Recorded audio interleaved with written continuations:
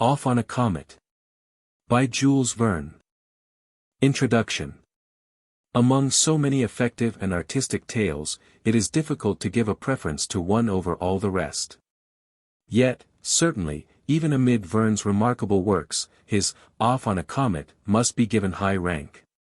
Perhaps this story will be remembered when even Round the World in 80 Days and Michael Strogoff have been obliterated by centuries of time. At least, of the many books since written upon the same theme as Verne's, no one has yet succeeded in equaling or even approaching it. In one way, Off on a Comet shows a marked contrast to Verne's earlier books. Not only does it invade a region more remote than even the Trip to the Moon, but the author here abandons his usual scrupulously scientific attitude. In order that he may escort us through the depths of immeasurable space, show us what astronomy really knows of conditions there and upon the other planets, Verne asks us to accept a situation frankly impossible. The Earth and a comet are brought twice into collision without mankind in general, or even our astronomers, becoming conscious of the fact. Moreover, several people from widely scattered places are carried off by the comet and returned uninjured. Yet further, the comet snatches for the convenience of its travelers, both air and water. Little, useful tracts of earth are picked up and, as it were, turned over and clapped down right side up again upon the comet's surface. Even ships pass uninjured through this remarkable somersault. These events all belong frankly to the realm of fairyland. If the situation were reproduced in actuality, if ever a comet should come into collision with the Earth, we can conceive two scientifically possible results. If the comet were of such attenuation, such almost infinitesimal mass as some of these celestial wanderers seem to be, we can imagine our Earth self-protective and possibly unharmed. If, on the other hand, the comet had even 100th part of the size and solidity and weight which Verne confers upon his monster so as to give his travelers a home, in that case the collision would be unspeakably disastrous, especially to the unlucky individuals who occupied the exact point of contact.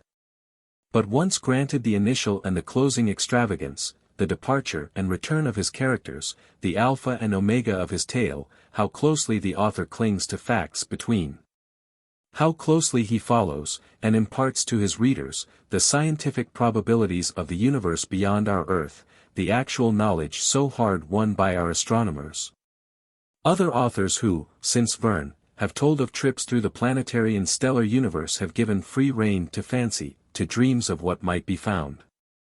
Verne has endeavored to impart only what is known to exist. In the same year with Off on a Comet, 1877, was published also the tale variously named and translated as The Black Indies, The Underground City, and The Child of the Cavern. This story, like Round the World in 80 Days, was first issued in feuilleton by the noted Paris newspaper, Le Temps. Its success did not equal that of its predecessor in this style. Some critics indeed have pointed to this work as marking the beginning of a decline in the author's power of awaking interest. Many of his best works were, however, still to follow. And, as regards imagination and the elements of mystery and awe, surely in the underground city, with its cavern world, its secret, undiscoverable, unrelenting foe, the Harfang, bird of evil omen, and the fire maidens, of the ruined castle. Surely with all these, imagination is anything but lacking. From the realistic side, the work is painstaking and exact as all the author's works. The sketches of mines and miners, their courage and their dangers, their lives and their hopes, are carefully studied. So also is the emotional aspect of the deeps underground, the blackness, the endless wandering passages, the silence, and the awe. How do you find this book? Any thoughts about the book or the author? Any suggestion for improvement?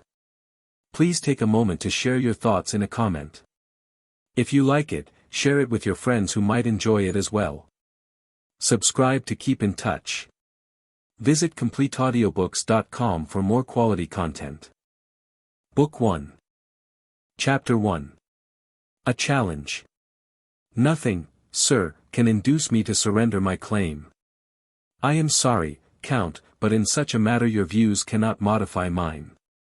But allow me to point out that my seniority unquestionably gives me a prior right. Mere seniority, I assert, in an affair of this kind, cannot possibly entitle you to any prior claim whatever. Then, Captain, no alternative is left but for me to compel you to yield at the sword's point. As you please, Count. But neither sword or pistol can force me to forego my pretensions. Here is my card. And mine. This rapid altercation was thus brought to an end by the formal interchange of the names of the disputants. On one of the cards was inscribed, Captain Hector Servadac. Staff Officer, Mostaganem. On the other was the title, Count Wassily Timoshev. On board the schooner, Dobryna. It did not take long to arrange that seconds should be appointed, who would meet in Mostaganem at 2 o'clock that day. And the captain and the count were on the point of parting from each other, with a salute of punctilious courtesy, when Timoshev, as if struck by a sudden thought, said abruptly, Perhaps it would be better, Captain, not to allow the real cause of this to transpire. Far better, replied Servadac, it is undesirable in every way for any names to be mentioned. In that case, however, continued the Count, it will be necessary to assign an ostensible pretext of some kind. Shall we allege a musical dispute? A contention in which I feel bound to defend Wagner, while you are the zealous champion of Rossini? I am quite content, answered Servadac, with a smile, and with another low bow they parted. The scene, as here depicted, took place upon the extremity of a little cape on the Algerian coast, between Mostaganem and Tence, about 2 miles from the mouth of the Shelif. The headland rose more than 60 feet above the sea level, and the azure waters of the Mediterranean, as they softly kissed the strand, were tinged with the reddish hue of the feriferous rocks that formed its base. It was the 31st of December. The noontide sun, which usually illuminated the various projections of the coast with a dazzling brightness, was hidden by a dense mass of cloud, and the fog, which for some unaccountable cause had hung for the last 2 months over nearly every region in the world, causing serious interruption to traffic between continent and continent, spread its dreary veil across land and sea. After taking leave of the staff officer, Count Wassily Timoshev wended his way down to a small creek, and took his seat in the stern of a light 4-oar that had been awaiting his return. This was immediately pushed off from shore, and was soon alongside a pleasure yacht, that was lying not many cable lengths away. At a sign from Servadac, an orderly, who had been standing at a respectful distance, led forward a magnificent Arabian horse. The captain vaulted into the saddle, and followed by his attendant, well mounted as himself, started off towards Mostaganem. It was 12:30 when the 2 riders crossed the bridge that had been recently erected over the Shelif, and a quarter of an hour later their steeds, flecked with foam, dashed through the Mascara gate, which was one of 5 entrances opened in the embattled wall that encircled the town. At that date, Mostaganem contained about 15,000 inhabitants, 3,000 of whom were French. Besides being one of the principal district towns of the province of Oran, it was also a military station. Mostaganem rejoiced in a well-sheltered harbor, which enabled her to utilize all the rich products of the Mina and the lower Shelif. It was the existence of so good a harbor amidst the exposed cliffs of this coast that had induced the owner of the Dobryna to winter in these parts, and for 2 months the Russian standard had been seen floating from her yard, whilst on her masthead was hoisted the pennant of the French Yacht Club, with the distinctive letters M. C. W. T., the initials of Count Timoshev. Having entered the town, Captain Servadac made his way towards Matmore, the military quarter, and was not long in finding 2 friends on whom he might rely, a major of the 2nd Fusiliers, and a captain of the 8th Artillery. The 2 officers listened gravely enough to Servadac's request that they would act as his seconds in an affair of honor, but could not resist a smile on hearing that the dispute between him and the Count had originated in a musical discussion. Surely, they suggested, the matter might be easily arranged, a few slight concessions on either side, and all might be amicably adjusted. But no representations on their part were of any avail. Hector Servadac was inflexible. No concession is possible, he replied, resolutely. Rossini has been deeply injured, and I cannot suffer the injury to be unavenged. Wagner is a fool. I shall keep my word. I am quite firm. Be it so, then, replied one of the officers. And after all, you know, a sword cut need not be a very serious affair. Certainly not, rejoined Servadac, and especially in my case, when I have not the slightest intention of being wounded at all. Incredulous as they naturally were as to the assigned cause of the quarrel, Servadac's friends had no alternative but to accept his explanation, and without farther parley they started for the staff office, where, at 2 o'clock precisely, they were to meet the seconds of Count Timoshev. 2 hours later they had returned. All the preliminaries had been arranged. The Count, who like many Russians abroad was an aide-de-camp of the Tsar, had of course proposed swords as the most appropriate weapons, and the duel was to take place on the following morning, the 1st of January, at 9 o'clock. Upon the cliff at a spot about 1.5 miles from the mouth of the Shelif. With the assurance that they would not fail to keep their appointment with military punctuality, the two officers cordially wrung their friend's hand and retired to the Zulma Café for a game at piquet. Captain Servadac at once retraced his steps and left the town. For the last fortnight Servadac had not been occupying his proper lodgings in the military quarters. Having been appointed to make a local levy, he had been living in a gourbi, or native hut, on the Mostaganem coast, between 4 and 5 miles from the Shelif. His orderly was his sole companion, and by any other man than the captain the enforced exile would have been esteemed little short of a severe penance. On his way to the gourbi, his mental occupation was a very laborious effort to put together what he was pleased to call a rondo, upon a model of versification all but obsolete. This rondo, it is unnecessary to conceal, was to be an ode addressed to a young widow by whom he had been captivated, and whom he was anxious to marry. And the tenor of his muse was intended to prove that when once a man has found an object in all respects worthy of his affections, he should love her, in all simplicity. Whether the aphorism were universally true was not very material to the gallant captain, whose sole ambition at present was to construct a roundelay of which this should be the prevailing sentiment. He indulged the fancy that he might succeed in producing a composition which would have a fine effect here in Algeria, where poetry in that form was all but unknown. I know well enough, he said repeatedly to himself, what I want to say. I want to tell her that I love her sincerely, and wish to marry her, but, confound it, the words won't rhyme. Plague on it. Does nothing rhyme with simplicity? Ah! I have it now. Lovers should, who are they be? Love in all simplicity. But what next? How am I to go on? I say, Ben Zoof, he called aloud to his orderly, who was trotting silently close in his rear, did you ever compose any poetry? No, Captain, answered the man promptly, I have never made any verses, but I have seen them made fast enough at a booth during the Fete of Montmartre. Can you remember them? Remember them. To be sure I can. This is the way they began. Come in. Come in. You'll not repent. The entrance money you have spent. The wondrous mirror in this place reveals your future sweetheart's face. Bosh, cried Servadac in disgust.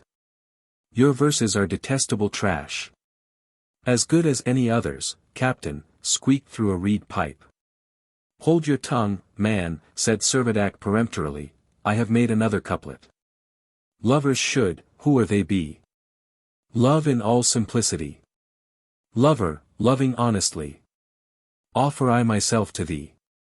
Beyond this, however, the captain's poetical genius was impotent to carry him. His farther efforts were unavailing, and when at 6 o'clock he reached the gourbi, the 4 lines still remained the limit of his composition. Chapter 2. Captain Servadac and his orderly. At the time of which I write, there might be seen in the registers of the Minister of War the following entry. Servadac, Hector, born at Asti. Trelady in the district of L'Espar, Department of the Gironde, July 19, 18.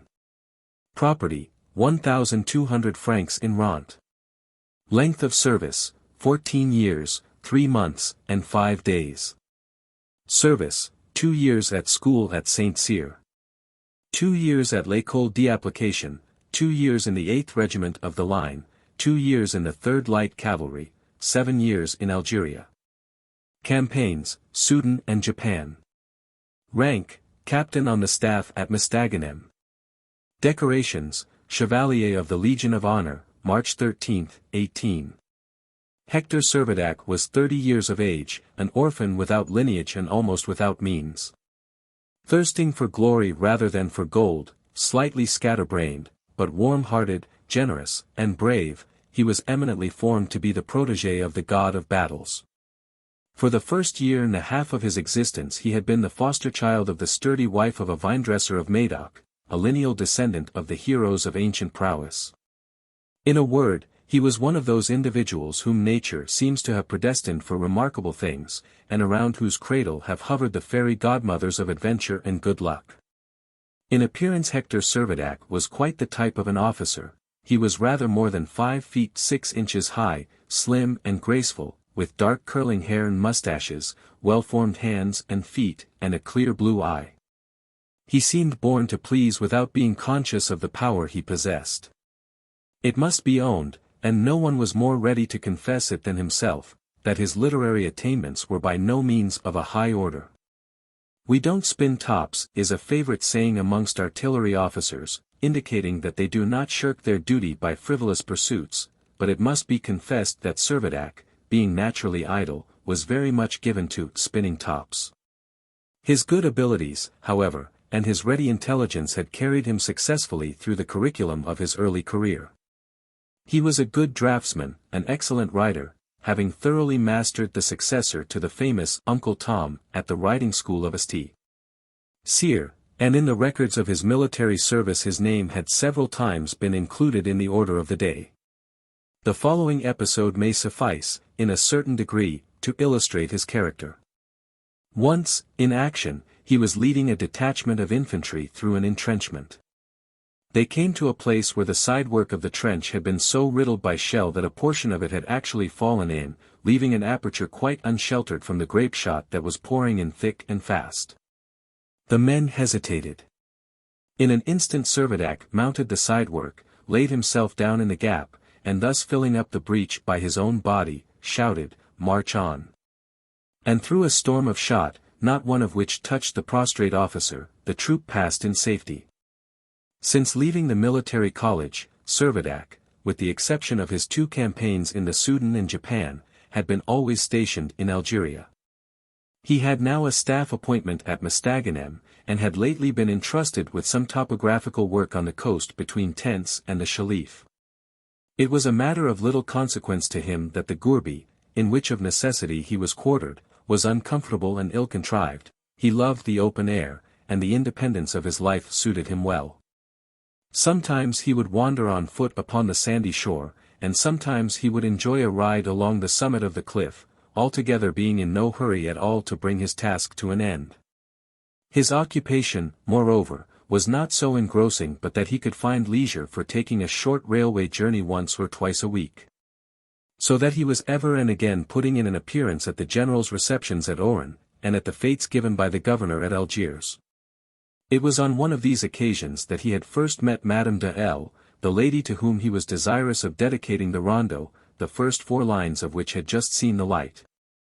She was a colonel's widow, young and handsome, very reserved, not to say haughty in her manner, and either indifferent or impervious to the admiration which she inspired.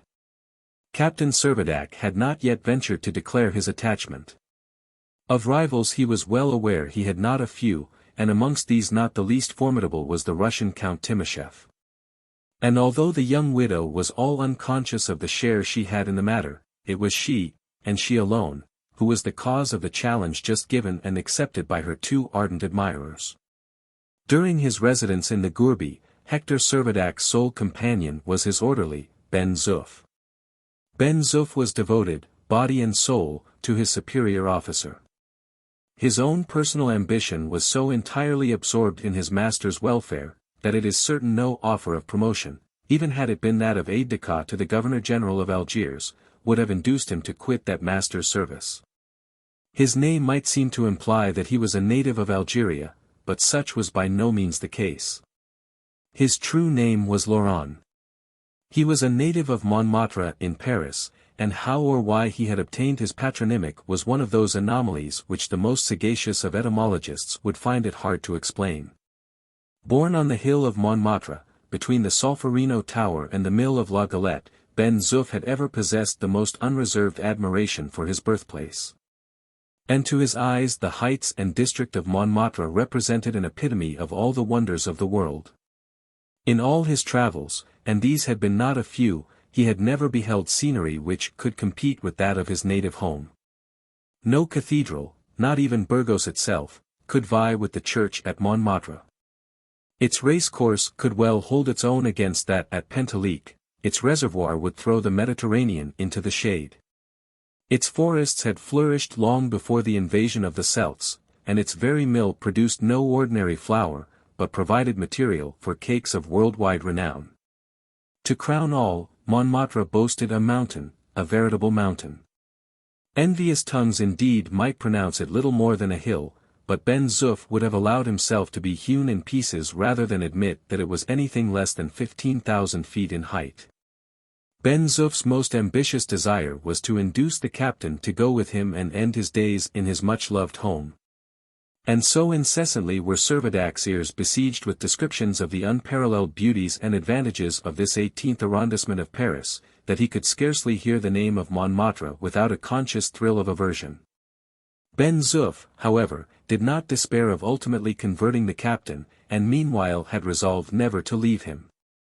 When a private in the 8th Cavalry, he had been on the point of quitting the army at 28 years of age, but unexpectedly he had been appointed orderly to Captain Servadac. Side by side they fought in 2 campaigns. Servadac had saved Ben Zoof's life in Japan, Ben Zoof had rendered his master a like service in the Soudan. The bond of union thus effected could never be severed. And although Ben Zoof's achievements had fairly earned him the right of retirement, he firmly declined all honors or any pension that might part him from his superior officer. 2 stout arms, an iron constitution, a powerful frame, and an indomitable courage were all loyally devoted to his master's service, and fairly entitled him to his soi-disant designation of the Rampart of Montmartre. Unlike his master, he made no pretension to any gift of poetic power, but his inexhaustible memory made him a living encyclopedia, and for his stock of anecdotes and troopers' tales he was matchless. Thoroughly appreciating his servant's good qualities, Captain Servadac endured with imperturbable good humor those idiosyncrasies, which in a less faithful follower would have been intolerable. And from time to time he would drop a word of sympathy that served to deepen his subordinate's devotion. On one occasion, when Ben Zoof had mounted his hobby horse, and was indulging in high-flown praises about his beloved 18th arrondissement, the captain had remarked gravely, "Do you know, Ben Zoof, that Montmartre only requires a matter of some 13,000 feet to make it as high as Mont Blanc?" Ben Zoof's eyes glistened with delight, and from that moment Hector Servadac and Montmartre held equal places in his affection. Chapter 3. Interrupted Effusions. Composed of mud and loose stones, and covered with a thatch of turf and straw, known to the natives by the name of Driss, the Gourbi, though a grade better than the tents of the nomad Arabs, was yet far inferior to any habitation built of brick or stone. It adjoined an old stone hostelry, previously occupied by a detachment of engineers, and which now afforded shelter for Ben Zoof and the 2 horses. It still contained a considerable number of tools, such as mattocks, shovels, and pickaxes. Uncomfortable as was their temporary abode, Servadac and his attendant made no complaints, neither of them was dainty in the matter either of board or lodging. After dinner, leaving his orderly to stow away the remains of the repast in what he was pleased to term the cupboard of his stomach, Captain Servadac turned out into the open air to smoke his pipe upon the edge of the cliff. The shades of night were drawing on. An hour previously, veiled in heavy clouds, the sun had sunk below the horizon that bounded the plain beyond the Shalif. The sky presented a most singular appearance. Towards the north, although the darkness rendered it impossible to see beyond a quarter of a mile, the upper strata of the atmosphere were suffused with a rosy glare. No well-defined fringe of light, nor arch of luminous rays, betokened a display of aurora borealis, even had such a phenomenon been possible in these latitudes. And the most experienced meteorologist would have been puzzled to explain the cause of this striking illumination on this 31st of December, the last evening of the passing year. But Captain Servadac was no meteorologist, and it is to be doubted whether, since leaving school, he had ever opened his course of cosmography. Besides, he had other thoughts to occupy his mind. The prospects of the morrow offered serious matter for consideration. The captain was actuated by no personal animosity against the Count, though rivals, the two men regarded each other with sincere respect. They had simply reached a crisis in which one of them was de trop, which of them, fate must decide. At 8 o'clock, Captain Servadac re-entered the gourbi, the single apartment of which contained his bed, a small writing table, and some trunks that served instead of cupboards. The orderly performed his culinary operations in the adjoining building, which he also used as a bedroom, and where, extended on what he called his good oak mattress, he would sleep soundly as a dormouse for 12 hours at a stretch. Ben Zoof had not yet received his orders to retire, and ensconcing himself in a corner of the gourbi, he endeavored to doze, a task which the unusual agitation of his master rendered somewhat difficult. Captain Servadac was evidently in no hurry to betake himself to rest, but seating himself at his table, with a pair of compasses and a sheet of tracing paper, he began to draw, with red and blue crayons, a variety of colored lines, which could hardly be supposed to have much connection with a topographical survey. In truth, his character of staff officer was now entirely absorbed in that of Gascon poet. Whether he imagined that the compasses would bestow upon his verses the measure of a mathematical accuracy, or whether he fancied that the parti-colored lines would lend variety to his rhythm, it is impossible to determine. Be that as it may, he was devoting all his energies to the compilation of his rondo, and supremely difficult he found the task. "Hang it," he ejaculated, "whatever induced me to choose this metre? It is as hard to find rhymes as to rally fugitive in a battle. But, by all the powers, it shan't be said that a French officer cannot cope with a piece of poetry. One battalion has fought, now for the rest." Perseverance had its reward. Presently two lines, one red, the other blue, appeared upon the paper, and the captain murmured, "Words, mere words, cannot avail, telling true heart's tender tale." "What on earth ails my master?" muttered Ben Zoof. "For the last hour he has been as fidgety as a bird returning after its winter migration." Servadac suddenly started from his seat, and as he paced the room with all the frenzy of poetic inspiration, read out, "Empty words cannot convey all a lover's heart would say." "Well, to be sure, he is at his everlasting verses again," said Ben Zoof to himself, as he roused himself in his corner. Impossible to sleep in such a noise, and he gave vent to a loud groan. "How now, Ben Zoof?" said the captain sharply. "What ails you?" "Nothing, sir, only the nightmare." "Curse the fellow, he has quite interrupted me," ejaculated the captain. "Ben Zoof," he called aloud. "Here, sir," was the prompt reply. And in an instant the orderly was upon his feet, standing in a military attitude, one hand to his forehead, the other closely pressed to his trouser seam. "Stay where you are. Don't move an inch," shouted Servadac. "I have just thought of the end of my rondo." And in a voice of inspiration, accompanying his words with dramatic gestures, Servadac began to declaim. "Listen, lady, to my vows. Oh, consent to be my spouse. Constant ever I will be. Constant." No closing lines were uttered. All at once, with unutterable violence, the captain and his orderly were dashed, face downwards, to the ground. Chapter 4. A Convulsion of Nature. Whence came it that at that very moment the horizon underwent so strange and sudden a modification, that the eye of the most practised mariner could not distinguish between sea and sky? Whence came it that the billows raged and rose to a height hitherto unregistered in the records of science? Whence came it that the elements united in one deafening crash? That the earth groaned as though the whole framework of the globe were ruptured, that the waters roared from their innermost depths, that the air shrieked with all the fury of a cyclone? Whence came it that a radiance, intenser than the effulgence of the northern lights, overspread the firmament, and momentarily dimmed the splendor of the brightest stars. Whence came it that the Mediterranean, one instant emptied of its waters, was the next flooded with a foaming surge? Whence came it that in the space of a few seconds the moon's disk reached a magnitude as though it were but a tenth part of its ordinary distance from the earth? Whence came it that a new blazing spheroid, hitherto unknown to astronomy, now appeared suddenly in the firmament, though it were but to lose itself immediately behind masses of accumulated cloud? What phenomenon was this that had produced a cataclysm so tremendous in effect upon earth, sky, and sea? Was it possible that a single human being could have survived the convulsion? And if so, could he explain its mystery? Chapter 5. A Mysterious Sea. Violent as the commotion had been, that portion of the Algerian coast which is bounded on the north by the Mediterranean, and on the west by the right bank of the Shelif, appeared to have suffered little change. It is true that indentations were perceptible in the fertile plain, and the surface of the sea was ruffled with an agitation that was quite unusual. But the rugged outline of the cliff was the same as heretofore, and the aspect of the entire scene appeared unaltered. The stone hostelry, with the exception of some deep clefts in its walls, had sustained little injury.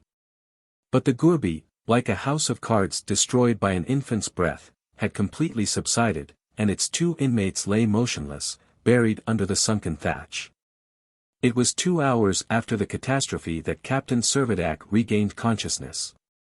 He had some trouble to collect his thoughts, and the first sounds that escaped his lips were the concluding words of the rondo which had been so ruthlessly interrupted. "Constant ever I will be. Constant."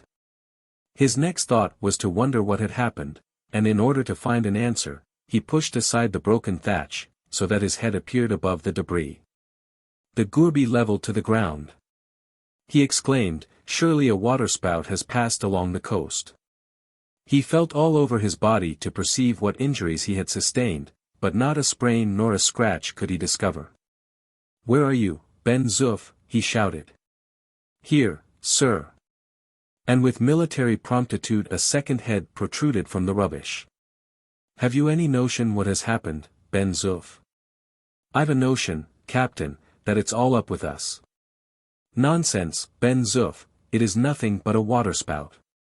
"Very good, sir," was the philosophical reply, immediately followed by the query, "Any bones broken, sir?" "None whatever," said the captain.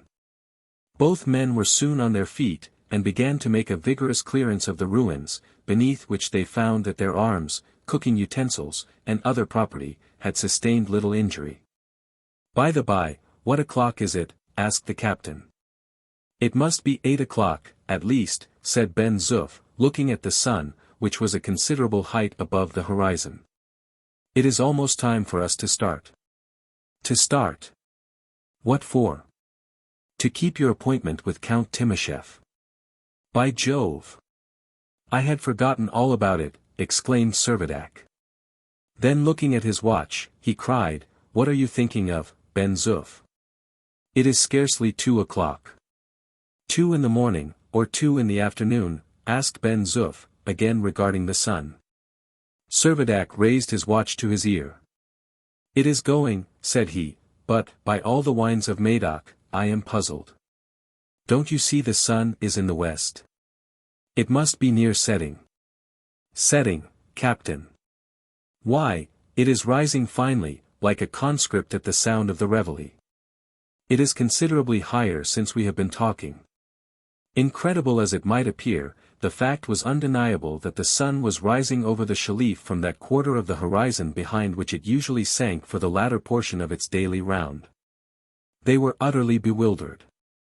Some mysterious phenomenon must not only have altered the position of the sun in the sidereal system, but must even have brought about an important modification of the Earth's rotation on her axis. Captain Servadac consoled himself with the prospect of reading an explanation of the mystery in next week's newspapers, and turned his attention to what was to him of more immediate importance. "Come, let us be off," said he to his orderly. "Though heaven and earth be topsy-turvy, I must be at my post this morning." "To do Count Timosheff the honor of running him through the body," added Ben Zoof. If Servadac and his orderly had been less preoccupied, they would have noticed that a variety of other physical changes besides the apparent alteration in the movement of the sun had been evolved during the atmospheric disturbances of that New Year's night. As they descended the steep footpath leading from the cliff towards the Shalif, they were unconscious that their respiration became forced and rapid, like that of a mountaineer when he has reached an altitude where the air has become less charged with oxygen. They were also unconscious that their voices were thin and feeble. Either they must themselves have become rather deaf, or it was evident that the air had become less capable of transmitting sound. The weather, which on the previous evening had been very foggy, had entirely changed. The sky had assumed a singular tint, and was soon covered with lowering clouds that completely hid the sun. There were, indeed, all the signs of a coming storm, but the vapor, on account of the insufficient condensation, failed to fall. The sea appeared quite deserted, a most unusual circumstance along this coast, and not a sail nor a trail of smoke broke the grey monotony of water and sky. The limits of the horizon, too, had become much circumscribed. On land, as well as on sea, the remote distance had completely disappeared, and it seemed as though the globe had assumed a more decided convexity.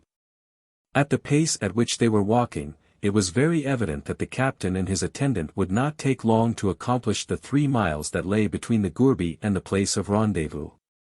They did not exchange a word, but each was conscious of an unusual buoyancy, which appeared to lift up their bodies and give as it were, wings to their feet.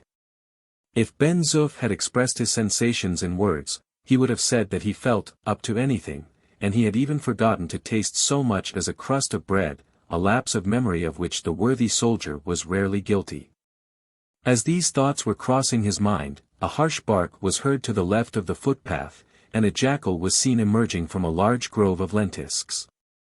Regarding the 2 wayfarers with manifest uneasiness, the beast took up its position at the foot of a rock, more than 30 feet in height. It belonged to an African species distinguished by a black spotted skin, and a black line down the front of the legs. At night time, when they scour the country in herds, the creatures are somewhat formidable, but singly they are no more dangerous than a dog. Though by no means afraid of them, Ben Zoof had a particular aversion to jackals, perhaps because they had no place among the fauna of his beloved Montmartre. He accordingly began to make threatening gestures, when, to the unmitigated astonishment of himself and the captain, the animal darted forward, and in one single bound gained the summit of the rock. "Good heavens!" cried Ben Zoof, "that leap must have been 30 feet at least." "True enough," replied the captain, "I never saw such a jump." Meantime the jackal had seated itself upon its haunches, and was staring at the 2 men with an air of impudent defiance. This was too much for Ben Zoof's forbearance, and stooping down he caught up a huge stone, when to his surprise, he found that it was no heavier than a piece of petrified sponge. "Confound the brute!" he exclaimed, "I might as well throw a piece of bread at him. What accounts for its being as light as this?" Nothing daunted, however, he hurled the stone into the air. It missed its aim. But the jackal, deeming it on the whole prudent to decamp, disappeared across the trees and hedges with a series of bounds, which could only be likened to those that might be made by an India-rubber kangaroo. Ben Zoof was sure that his own powers of propelling must equal those of a howitzer, for his stone, after a lengthened flight through the air, fell to the ground full 500 paces the other side of the rock. The orderly was now some yards ahead of his master, and had reached a ditch full of water, and about 10 feet wide. With the intention of clearing it, he made a spring, when a loud cry burst from Servadac. "Ben Zoof, you idiot! What are you about? You will break your back." And well might he be alarmed, for Ben Zoof had sprung to a height of 40 feet into the air. Fearful of the consequences that would attend the descent of his servant to terra firma, Servadac bounded forwards, to be on the other side of the ditch in time to break his fall. But the muscular effort that he made carried him in his turn to an altitude of 30 feet, in his ascent he passed Ben Zoof, who had already commenced his downward course. And then, obedient to the laws of gravitation, he descended with increasing rapidity, and alighted upon the earth without experiencing a shock greater than if he had merely made a bound of 4 or 5 feet high. Ben Zoof burst into a roar of laughter. "Bravo," he said, "we should make a good pair of clowns." But the captain was inclined to take a more serious view of the matter. For a few seconds he stood lost in thought, then said solemnly, "Ben Zoof, I must be dreaming. Pinch me hard, I must be either asleep or mad." "It is very certain that something has happened to us," said Ben Zoof. "I have occasionally dreamed that I was a swallow flying over the Montmartre, but I never experienced anything of this kind before. It must be peculiar to the coast of Algeria." Servadac was stupefied. He felt instinctively that he was not dreaming, and yet was powerless to solve the mystery. He was not, however, the man to puzzle himself for long over any insoluble problem. "Come what may," he presently exclaimed, "we will make up our minds for the future to be surprised at nothing." "Right, Captain," replied Ben Zoof, "and, first of all, let us settle our little score with Count Timascheff." Beyond the ditch lay a small piece of meadow land, about an acre in extent. A soft and delicious herbage carpeted the soil, whilst trees formed a charming framework to the whole. No spot could have been chosen more suitable for the meeting between the two adversaries. Servadac cast a hasty glance round. No one was in sight. "We are the first on the field," he said. "Not so sure of that, sir," said Ben Zoof. "What do you mean?" asked Servadac, looking at his watch, which he had set as nearly as possible by the sun before leaving the gourbi. "It is not 9 o'clock yet." "Look up there, sir. I am much mistaken if that is not the sun." And as Ben Zoof spoke, he pointed directly overhead to where a faint white disk was dimly visible through the haze of clouds.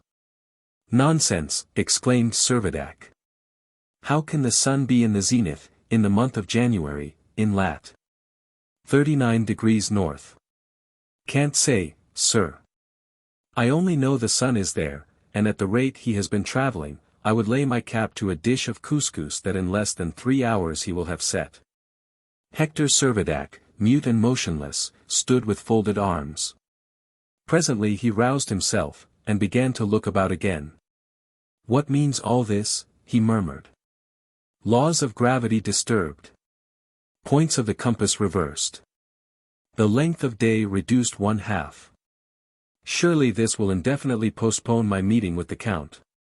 Something has happened, Ben Zoof and I cannot both be mad." The orderly, meantime, surveyed his master with the greatest equanimity. No phenomenon, however extraordinary, would have drawn from him a single exclamation of surprise. "Do you see anyone, Ben Zoof?" asked the captain, at last. "No one, sir, the Count has evidently been and gone." "But supposing that to be the case," persisted the captain, "my seconds would have waited, and not seeing me, would have come on towards the gourbi. I can only conclude that they have been unable to get here. And as for Count Timascheff—" Without finishing his sentence, Captain Servadac, thinking it just probable that the Count, as on the previous evening, might come by water, walked to the ridge of rock that overhung the shore, in order to ascertain if the Dobryna were anywhere in sight. But the sea was deserted, and for the first time the captain noticed that, although the wind was calm, the waters were unusually agitated, and seethed and foamed as though they were boiling. It was very certain that the yacht would have found a difficulty in holding her own in such a swell. Another thing that now struck Servadac was the extraordinary contraction of the horizon. Under ordinary circumstances, his elevated position would have allowed him a radius of vision at least 25 miles in length. But the terrestrial sphere seemed, in the course of the last few hours, to have become considerably reduced in volume, and he could now see for a distance of only 6 miles in every direction. Meantime, with the agility of a monkey, Ben Zoof had clambered to the top of a eucalyptus, and from his lofty perch was surveying the country to the south, as well as towards both Tents and Mestaganem. On descending, he informed the captain that the plain was deserted. "We will make our way to the river, and get over into Mestaganem," said the captain. The Shalif was not more than 1.5 miles from the meadow, but no time was to be lost if the two men were to reach the town before nightfall. Though still hidden by heavy clouds, the sun was evidently declining fast. And what was equally inexplicable, it was not following the oblique curve that in these latitudes and at this time of year might be expected, but was sinking perpendicularly on to the horizon. As he went along, Captain Servadac pondered deeply. Perchance some unheard-of phenomenon had modified the rotary motion of the globe, or perhaps the Algerian coast had been transported beyond the equator into the southern hemisphere. Yet the earth, with the exception of the alteration in its convexity, in this part of Africa at least, seemed to have undergone no change of any very great importance. As far as the eye could reach, the shore was, as it had ever been, a succession of cliffs, beach, and arid rocks, tinged with a red ferruginous hue. To the south, if south, in this inverted order of things, it might still be called, the face of the country also appeared unaltered, and some leagues away, the peaks of the Merdea mountains still retained their accustomed outline. Presently a rift in the clouds gave passage to an oblique ray of light that clearly proved that the sun was setting in the east. "Well, I am curious to know what they think of all this at Mostaganem," said the captain. "I wonder, too, what the Minister of War will say when he receives a telegram informing him that his African colony has become, not morally, but physically disorganized. That the cardinal points are at variance with ordinary rules, and that the sun in the month of January is shining down vertically upon our heads." Ben Zoof, whose ideas of discipline were extremely rigid, at once suggested that the colony should be put under the surveillance of the police, that the cardinal points should be placed under restraint, and that the sun should be shot for breach of discipline. Meantime, they were both advancing with the utmost speed. The decompression of the atmosphere made the specific gravity of their bodies extraordinarily light, and they ran like hares and leaped like chamois. Leaving the devious windings of the footpath, they went as a crow would fly across the country. Hedges, trees, and streams were cleared at a bound, and under these conditions Ben Zoof felt that he could have overstepped Montmartre at a single stride. The earth seemed as elastic as the springboard of an acrobat. They scarcely touched it with their feet, and their only fear was lest the height to which they were propelled would consume the time which they were saving by their short cut across the fields. It was not long before their wild career brought them to the right bank of the Shelif. Here they were compelled to stop, for not only had the bridge completely disappeared, but the river itself no longer existed. Of the left bank there was not the slightest trace, and the right bank, which on the previous evening had bounded the yellow stream, as it murmured peacefully along the fertile plain, had now become the shore of a tumultuous ocean. Its azure waters extending westwards far as the eye could reach, and annihilating the tract of country which had hitherto formed the district of Mostaganem. The shore coincided exactly with what had been the right bank of the Shelif, and in a slightly curved line ran north and south, whilst the adjacent groves and meadows all retained their previous positions. But the river bank had become the shore of an unknown sea. Eager to throw some light upon the mystery, Servadac hurriedly made his way through the oleander bushes that overhung the shore, took up some water in the hollow of his hand, and carried it to his lips. "Salt as brine," he exclaimed, as soon as he had tasted it. "The sea has undoubtedly swallowed up all the western part of Algeria." "It will not last long, sir," said Ben Zoof. "It is, probably, only a severe flood." The captain shook his head. "Worse than that, I fear, Ben Zoof," he replied with emotion. "It is a catastrophe that may have very serious consequences. What can have become of all my friends and fellow officers?" Ben Zoof was silent. Rarely had he seen his master so much agitated, and though himself inclined to receive these phenomena with philosophic indifference, his notions of military duty caused his countenance to reflect the captain's expression of amazement. But there was little time for Servadac to examine the changes which a few hours had wrought. The sun had already reached the eastern horizon, and just as though it were crossing the ecliptic under the tropics, it sank like a cannon ball into the sea. Without any warning, day gave place to night, and earth, sea, and sky were immediately wrapped in profound obscurity. Chapter 6.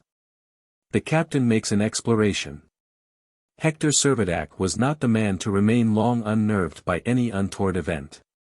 It was part of his character to discover the why and the wherefore of everything that came under his observation, and he would have faced a cannonball the more unflinchingly from understanding the dynamic force by which it was propelled.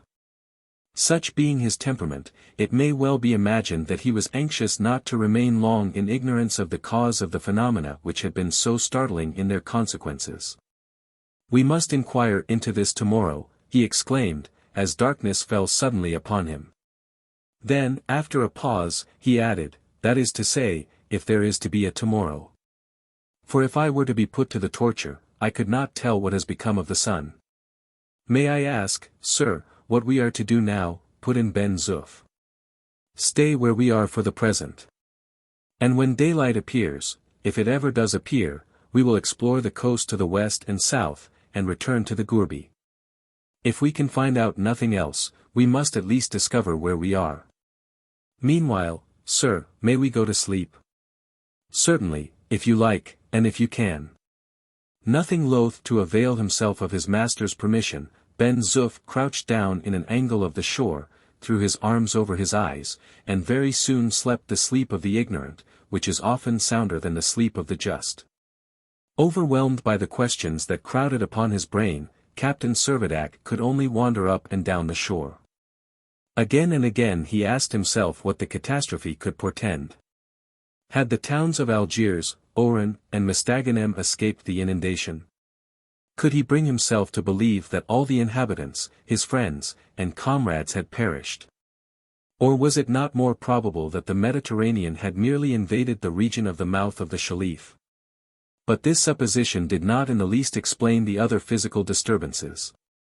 Another hypothesis that presented itself to his mind was that the African coast might have been suddenly transported to the equatorial zone.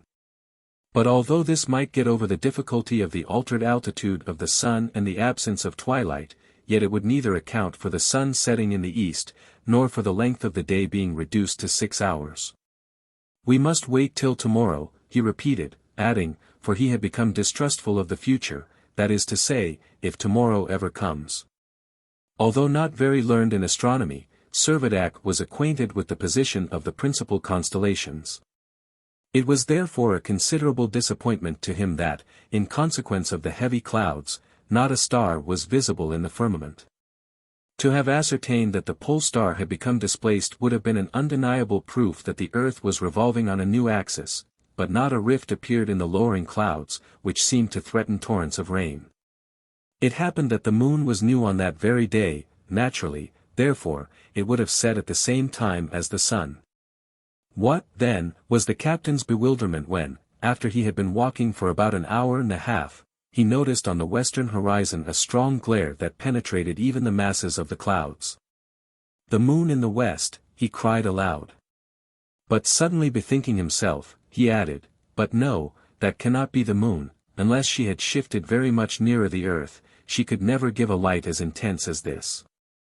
As he spoke the screen of vapor was illuminated to such a degree that the whole country was as it were bathed in twilight. "What can this be?" soliloquized the captain.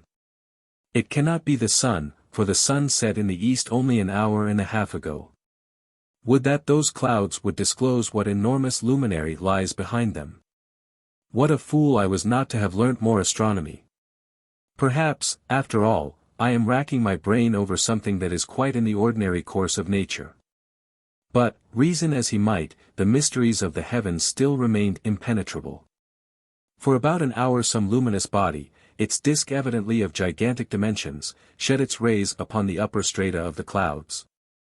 Then, marvelous to relate, instead of obeying the ordinary laws of celestial mechanism, and descending upon the opposite horizon, it seemed to retreat farther off, grew dimmer, and vanished.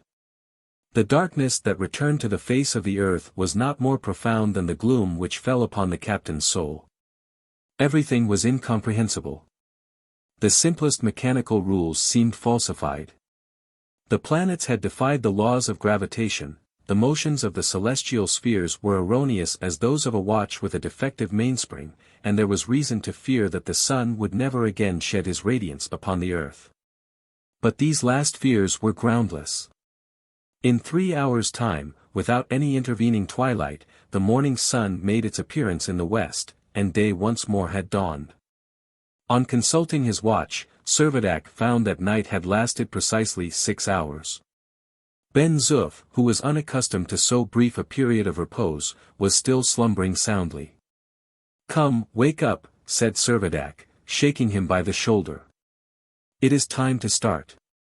"Time to start?" exclaimed Ben Zoof, rubbing his eyes. "I feel as if I had only just gone to sleep." "You have slept all night, at any rate," replied the captain. "It has only been for 6 hours, but you must make it enough." "Enough it shall be, sir," was the submissive rejoinder. "And now," continued Servadac, "we will take the shortest way back to the gourbi, and see what our horses think about it all." "They will think that they ought to be groomed," said the orderly. "Very good, you may groom them and saddle them as quickly as you like. I want to know what has become of the rest of Algeria. If we cannot get round by the south to Mostaganem, we must go eastwards to Tents." And forthwith they started. Beginning to feel hungry, they had no hesitation in gathering figs, dates, and oranges from the plantations that formed a continuous rich and luxuriant orchard along their path. The district was quite deserted, and they had no reason to fear any legal penalty. In an hour and a half they reached the gourbi. Everything was just as they had left it, and it was evident that no one had visited the place during their absence. All was desolate as the shore they had quitted. The preparations for the expedition were brief and simple. Ben Zoof saddled the horses and filled his pouch with biscuits and game. Water, he felt certain, could be obtained in abundance from the numerous affluents of the Shelif, which, although they had now become tributaries of the Mediterranean, still meandered through the plain. Captain Servadac mounted his horse Zephyr, and Ben Zoof simultaneously got astride his mare Galette, named after the mill of Montmartre. They galloped off in the direction of the Shelif, and were not long in discovering that the diminution in the pressure of the atmosphere had precisely the same effect upon their horses as it had had upon themselves. Their muscular strength seemed 5 times as great as hitherto, their hoofs scarcely touched the ground, and they seemed transformed from ordinary quadrupeds into veritable hippogriffs. Happily, Servadac and his orderly were fearless riders. They made no attempt to curb their steeds, but even urged them to still greater exertions. 20 minutes sufficed to carry them over the 4 or 5 miles that intervened between the gourbi and the mouth of the Shelif. Then, slackening their speed, they proceeded at a more leisurely pace to the southeast, along what had once been the right bank of the river, but which, although it still retained its former characteristics, was now the boundary of a sea, which extending farther than the limits of the horizon, must have swallowed up at least a large portion of the province of Oran. Captain Servadac knew the country well, he had at one time been engaged upon a trigonometrical survey of the district, and consequently had an accurate knowledge of its topography. His idea now was to draw up a report of his investigations. To whom that report should be delivered was a problem he had yet to solve.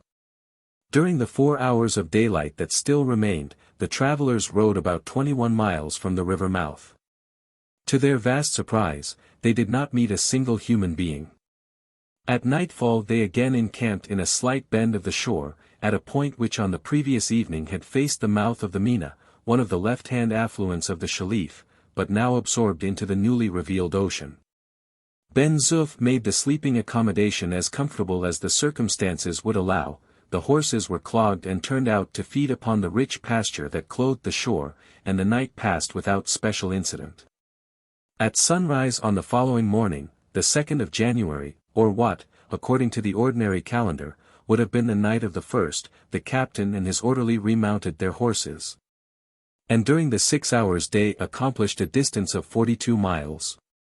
The right bank of the river still continued to be the margin of the land, and only in one spot had its integrity been impaired. This was about 12 miles from the Mina, and on the site of the annex or suburb of Circummitu. Here a large portion of the bank had been swept away, and the hamlet, with its 800 inhabitants, had no doubt been swallowed up by the encroaching waters. It seemed, therefore, more than probable that a similar fate had overtaken the larger towns beyond the Shelif.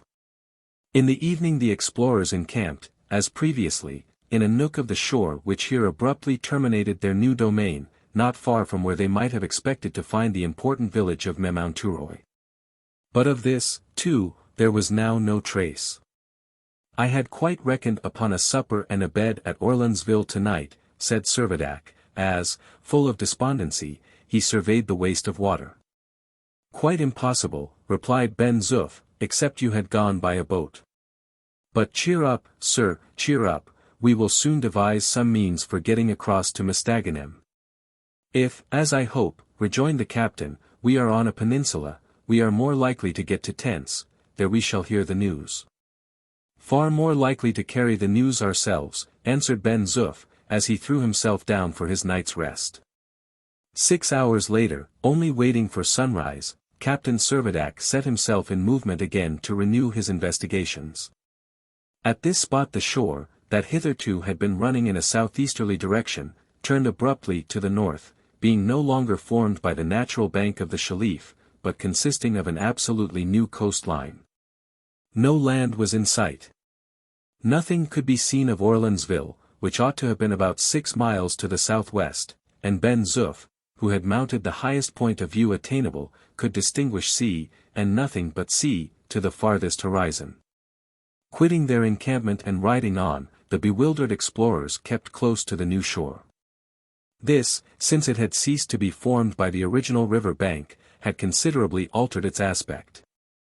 Frequent landslips occurred, and in many places deep chasms rifted the ground.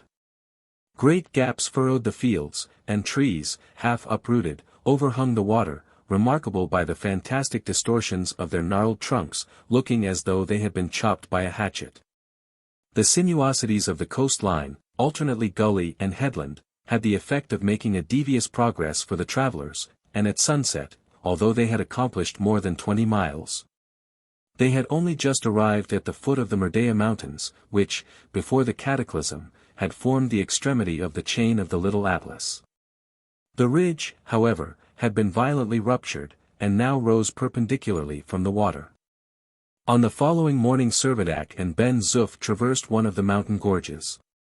And next, in order to make a more thorough acquaintance with the limits and condition of the section of Algerian territory of which they seemed to be left as the sole occupants, they dismounted and proceeded on foot to the summit of one of the highest peaks. From this elevation they ascertained that from the base of the Merdea to the Mediterranean, a distance of about 18 miles, a new coastline had come into existence. No land was visible in any direction. No isthmus existed to form a connecting link with the territory of Tents, which had entirely disappeared. The result was that Captain Servadac was driven to the irresistible conclusion that the tract of land which he had been surveying was not, as he had at first imagined, a peninsula, it was actually an island. Strictly speaking, this island was quadrilateral, but the sides were so irregular that it was much more nearly a triangle. The comparison of the sides exhibiting these proportions, the section of the right bank of the Shelif, 72 miles. The southern boundary from the Shelif to the chain of the Little Atlas, 21 miles, from the Little Atlas to the Mediterranean, 18 miles. And 60 miles of the shore of the Mediterranean itself, making in all an entire circumference of about 171 miles. "What does it all mean?" exclaimed the captain, every hour growing more and more bewildered. "The will of Providence, and we must submit," replied Ben Zoof, calm and undisturbed. With this reflection, the two men silently descended the mountain and remounted their horses. Before evening they had reached the Mediterranean. On their road they failed to discern a vestige of the little town of Montenot, like Tents, of which not so much as a ruined cottage was visible on the horizon. It seemed to be annihilated. On the following day, the 6th of January, the two men made a forced march along the coast of the Mediterranean, which they found less altered than the captain had at first supposed. But 4 villages had entirely disappeared, and the headlands, unable to resist the shock of the convulsion, had been detached from the mainland. The circuit of the island had been now completed, and the explorers, after a period of 60 hours, found themselves once more beside the ruins of their gourbi. 5 days, or what, according to the established order of things, would have been 2 days and a half, had been occupied in tracing the boundaries of their new domain.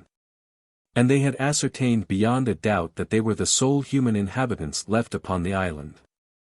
"Well, sir, here you are," Governor-General of Algeria," exclaimed Ben Zoof, as they reached the gourbi. "With not a soul to govern," gloomily rejoined the captain. "How so? Do you not reckon me?" "Pshaw! Ben Zoof, what are you? What am I?" "Why, I am the population." The captain deigned no reply, but, muttering some expressions of regret for the fruitless trouble he had taken about his rondo, betook himself to rest. Chapter 7. Ben Zoof watches in vain. In a few minutes the Governor-General and his population were asleep. The gourbi being in ruins, they were obliged to put up with the best accommodation they could find in the adjacent erection. It must be owned that the captain's slumbers were by no means sound. He was agitated by the consciousness that he had hitherto been unable to account for his strange experiences by any reasonable theory. Though far from being advanced in the knowledge of natural philosophy, he had been instructed, to a certain degree, in its elementary principles, and, by an effort of memory, he managed to recall some general laws which he had almost forgotten. He could understand that an altered inclination of the Earth's axis with regard to the ecliptic would introduce a change of position in the cardinal points, and bring about a displacement of the sea. But the hypothesis entirely failed to account either for the shortening of the days, or for the diminution in the pressure of the atmosphere. He felt that his judgment was utterly baffled. His only remaining hope was that the chain of marvels was not yet complete, and that something farther might throw some light upon the mystery. Ben Zoof's first care on the following morning was to provide a good breakfast. To use his own phrase, he was as hungry as the whole population of 3 million Algerians, of whom he was the representative, and he must have enough to eat. The catastrophe which had overwhelmed the country had left a dozen eggs uninjured, and upon these, with a good dish of his famous couscous, he hoped that he and his master might have a sufficiently substantial meal. The stove was ready for use, the copper skillet was as bright as hands could make it, and the beads of condensed steam upon the surface of a large stone alcarazza gave evidence that it was supplied with water. Ben Zoof at once lighted a fire, singing all the time, according to his wont, a snatch of an old military refrain. Ever on the lookout for fresh phenomena, Captain Servadac watched the preparations with a curious eye. It struck him that perhaps the air, in its strangely modified condition, would fail to supply sufficient oxygen, and that the stove, in consequence, might not fulfill its function. But no. The fire was lighted just as usual, and fanned into vigor by Ben Zoof applying his mouth in lieu of bellows, and a bright flame started up from the midst of the twigs and coal. The skillet was duly set upon the stove, and Ben Zoof was prepared to wait a while for the water to boil. Taking up the eggs, he was surprised to notice that they hardly weighed more than they would if they had been mere shells. But he was still more surprised when he saw that before the water had been 2 minutes over the fire it was at full boil. "By Jingo," he exclaimed, "a precious hot fire." Servadac reflected. "It cannot be that the fire is hotter," he said, "the peculiarity must be in the water." And taking down a centigrade thermometer, which hung upon the wall, he plunged it into the skillet. Instead of 100 degrees, the instrument registered only 66 degrees. "Take my advice, Ben Zoof," he said, "leave your eggs in the saucepan a good quarter of an hour. Boil them hard." "That will never do," objected the orderly. "You will not find them hard, my good fellow. Trust me, we shall be able to dip our sippets into the yolks easily enough." The captain was quite right in his conjecture, that this new phenomenon was caused by a diminution in the pressure of the atmosphere. Water boiling at a temperature of 66 degrees was itself an evidence that the column of air above the Earth's surface had become reduced by 1/3 of its altitude. The identical phenomenon would have occurred at the summit of a mountain 35,000 feet high. And had Servadac been in possession of a barometer, he would have immediately discovered the fact that only now for the first time, as the result of experiment, revealed itself to him, a fact, moreover, which accounted for the compression of the blood vessels which both he and Ben Zoof had experienced, as well as for the attenuation of their voices and their accelerated breathing. And yet, he argued with himself, if our encampment has been projected to so great an elevation, how is it that the sea remains at its proper level? Once again Hector Servadac, though capable of tracing consequences, felt himself totally at a loss to comprehend their cause, hence his agitation and bewilderment. After their prolonged immersion in the boiling water, the eggs were found to be only just sufficiently cooked, the couscous was very much in the same condition. And Ben Zoof came to the conclusion that in future he must be careful to commence his culinary operations an hour earlier. He was rejoiced at last to help his master, who, in spite of his perplexed preoccupation, seemed to have a very fair appetite for breakfast. "Well, Captain," said Ben Zoof presently, such being his ordinary way of opening conversation. "Well, Ben Zoof," was the captain's invariable response to his servant's formula. "What are we to do now, sir? We can only for the present wait patiently where we are. We are encamped upon an island, and therefore we can only be rescued by sea." "But do you suppose that any of our friends are still alive?" asked Ben Zoof. "Oh, I think we must indulge the hope that this catastrophe has not extended far. We must trust that it has limited its mischief to some small portion of the Algerian coast, and that our friends are all alive and well. No doubt the Governor-General will be anxious to investigate the full extent of the damage, and will send a vessel from Algiers to explore. It is not likely that we shall be forgotten. What, then, you have to do, Ben Zoof, is to keep a sharp lookout, and to be ready, in case a vessel should appear, to make signals at once." "But if no vessel should appear," sighed the orderly. "Then we must build a boat, and go in search of those who do not come in search of us." "Very good. But what sort of a sailor are you?" "Everyone can be a sailor when he must," said Servadac calmly. Ben Zoof said no more. For several succeeding days he scanned the horizon unintermittently with his telescope. His watching was in vain. No ship appeared upon the desert sea. "By the name of a Kabyle," he broke out impatiently, "His Excellency is grossly negligent." Although the days and nights had become reduced from 24 hours to 12, Captain Servadac would not accept the new condition of things, but resolved to adhere to the computations of the old calendar. Notwithstanding, therefore, that the sun had risen and set 12 times since the commencement of the new year, he persisted in calling the following day the 6th of January. His watch enabled him to keep an accurate account of the passing hours. In the course of his life, Ben Zoof had read a few books. After pondering one day, he said, "It seems to me, Captain, that you have turned into Robinson Crusoe, and that I am your man Friday. I hope I have not become a Negro." "No," replied the captain. "Your complexion isn't the fairest in the world, but you are not black yet." "Well, I had much sooner be a white Friday than a black one," rejoined Ben Zoof. Still no ship appeared. And Captain Servadac, after the example of all previous Crusoes, began to consider it advisable to investigate the resources of his domain. The new territory of which he had become the monarch he named Gourbi Island. It had a superficial area of about 900 square miles. Bullocks, cows, goats, and sheep existed in considerable numbers, and as there seemed already to be an abundance of game, it was hardly likely that a future supply would fail them. The condition of the cereals was such as to promise a fine ingathering of wheat, maize, and rice. So that for the governor and his population, with their 2 horses, not only was there ample provision, but even if other human inhabitants besides themselves should yet be discovered, there was not the remotest prospect of any of them perishing by starvation. From the 6th to the 13th of January the rain came down in torrents, and, what was quite an unusual occurrence at this season of the year, several heavy storms broke over the island. In spite, however, of the continual downfall, the heavens still remained veiled in cloud. Servadac, moreover, did not fail to observe that for the season the temperature was unusually high. And, as a matter still more surprising, that it kept steadily increasing, as though the earth were gradually and continuously approximating to the sun.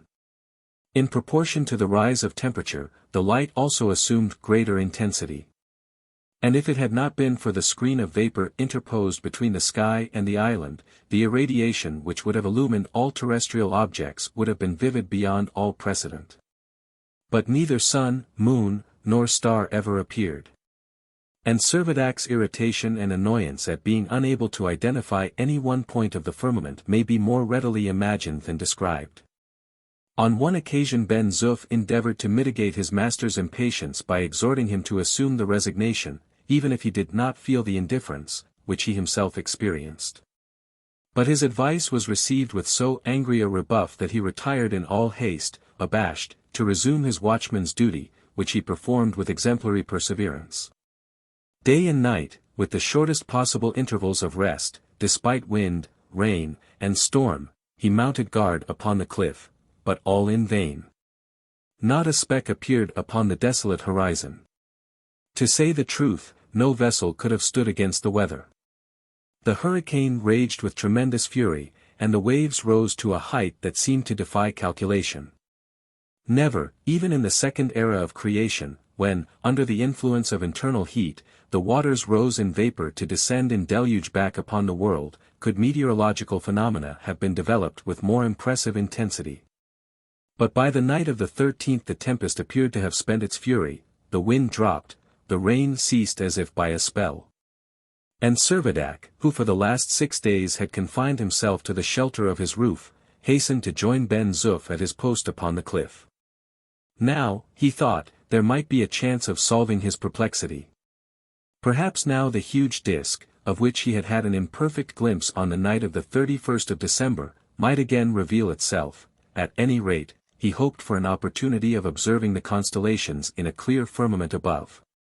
The night was magnificent. Not a cloud dimmed the luster of the stars, which spangled the heavens in surpassing brilliancy, and several nebulae which hitherto no astronomer had been able to discern without the aid of a telescope were clearly visible to the naked eye.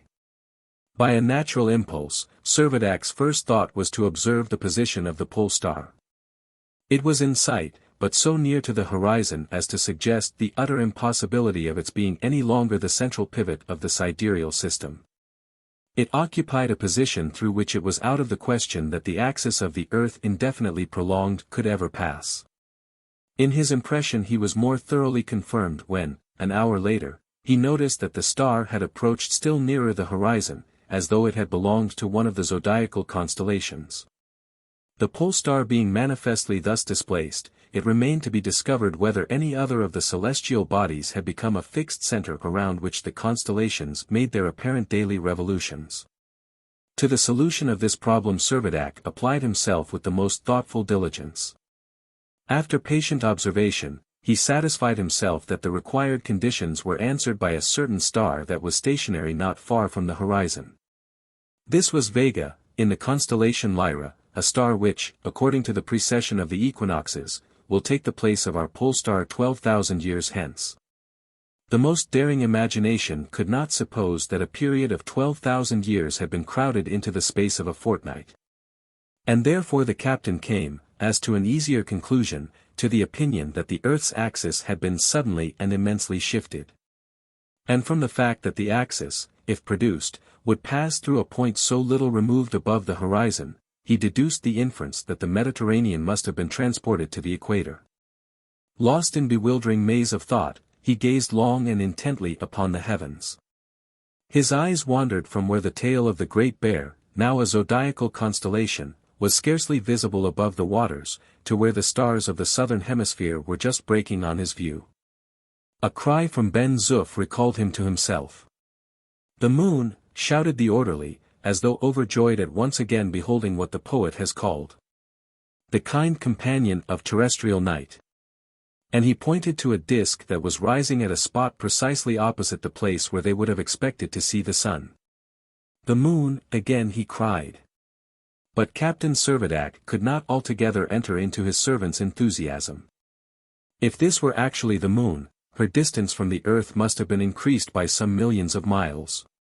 He was rather disposed to suspect that it was not the Earth's satellite at all, but some planet with its apparent magnitude greatly enlarged by its approximation to the Earth. Taking up the powerful field glass which he was accustomed to use in his surveying operations, he proceeded to investigate more carefully the luminous orb.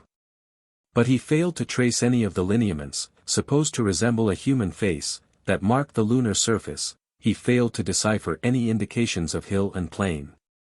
Nor could he make out the aureole of light which emanates from what astronomers have designated Mount Tycho. "It is not the moon," he said slowly. "Not the moon?" cried Ben Zoof. "Why not?" "It is not the moon," again affirmed the captain.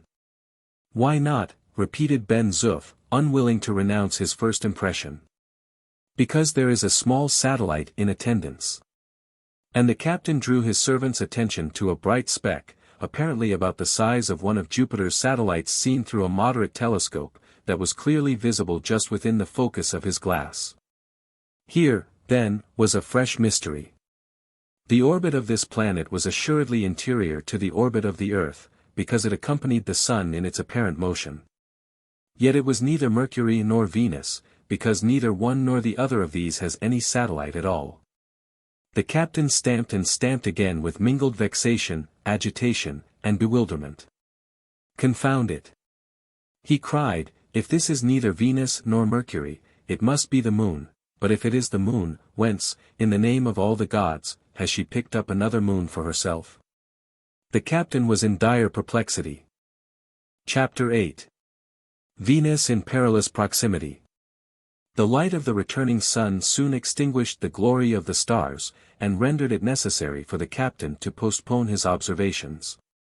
He had sought in vain for further trace of the huge disk that had so excited his wonder on the first, and it seemed most probable that, in its irregular orbit, it had been carried beyond the range of vision. The weather was still superb. The wind, after veering to the west, had sunk to a perfect calm. Pursuing its inverted course, the sun rose and set with undeviating regularity. And the days and nights were still divided into periods of precisely 6 hours each, a sure proof that the sun remained close to the new equator which manifestly passed through Gourbi Island.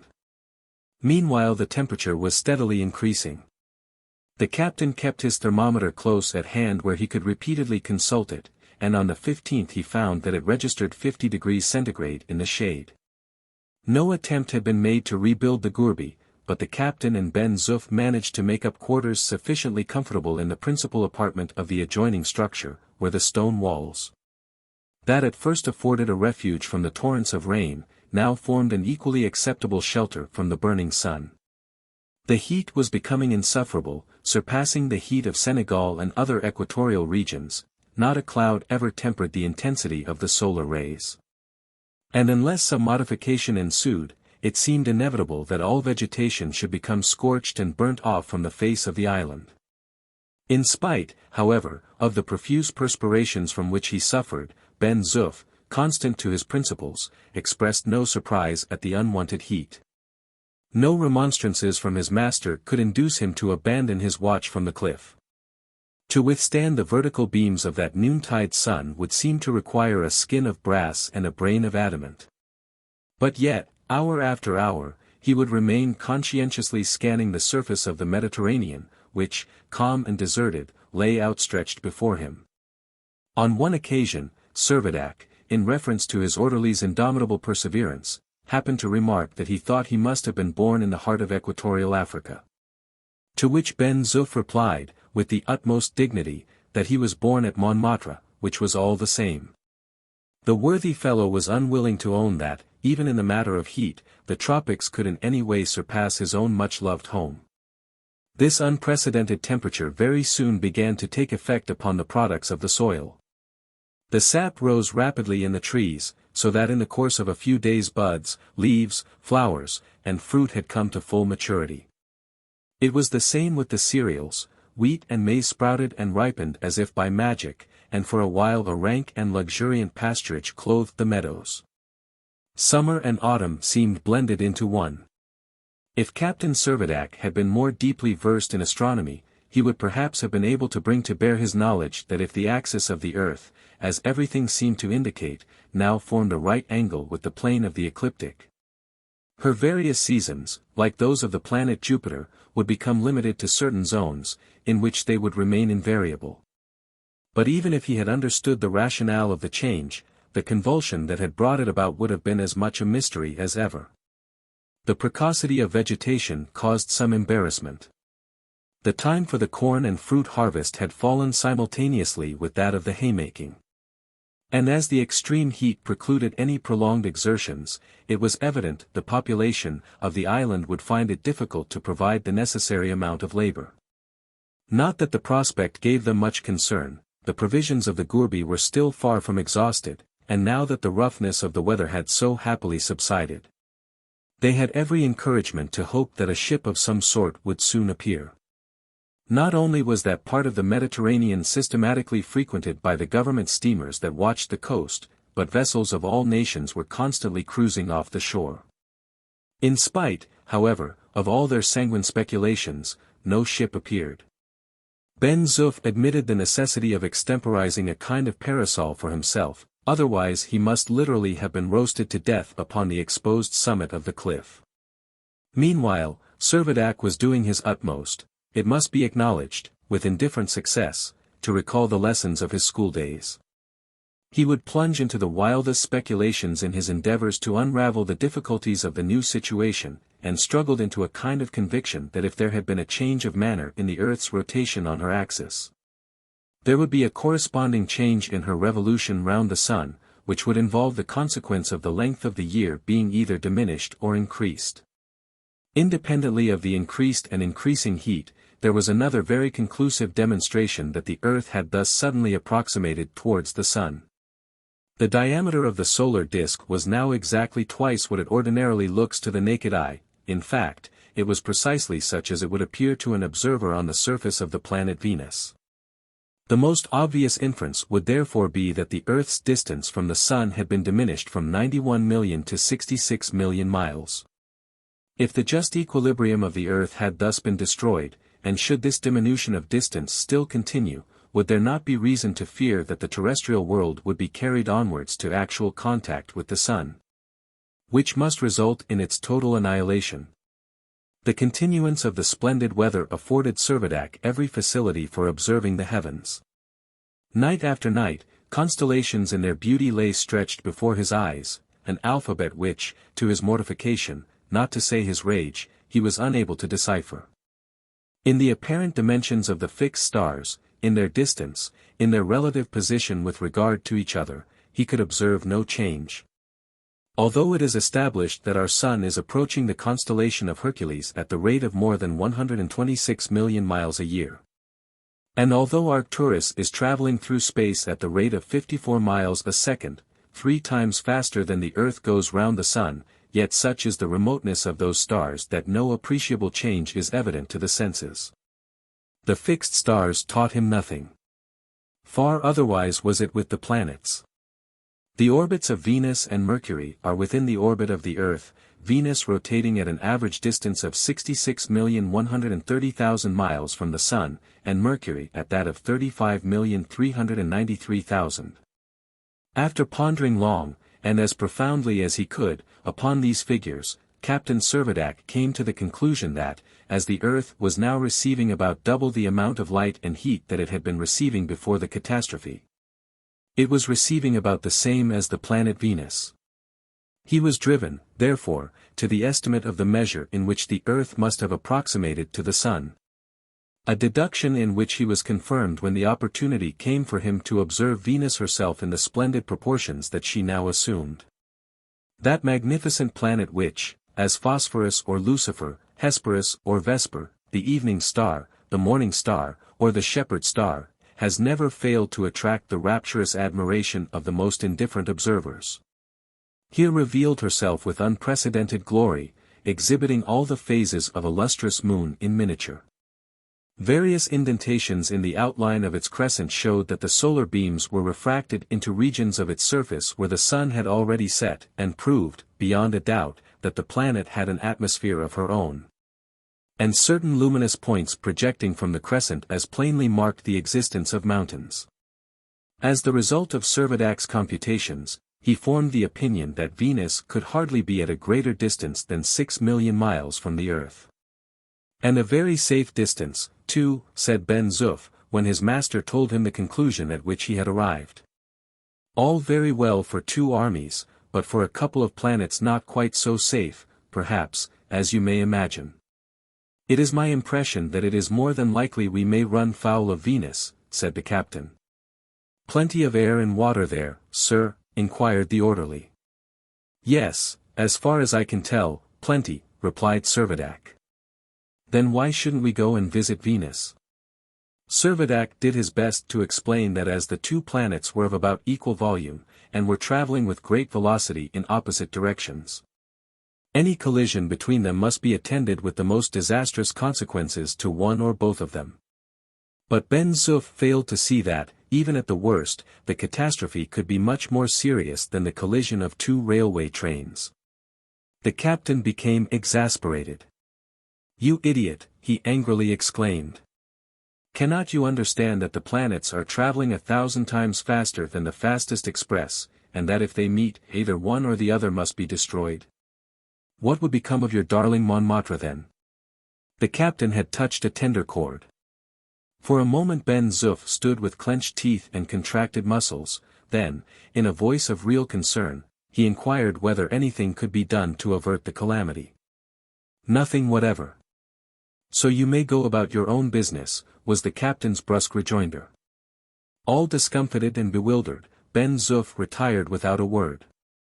During the ensuing days the distance between the two planets continued to decrease, and it became more and more obvious that the Earth, on her new orbit, was about to cross the orbit of Venus.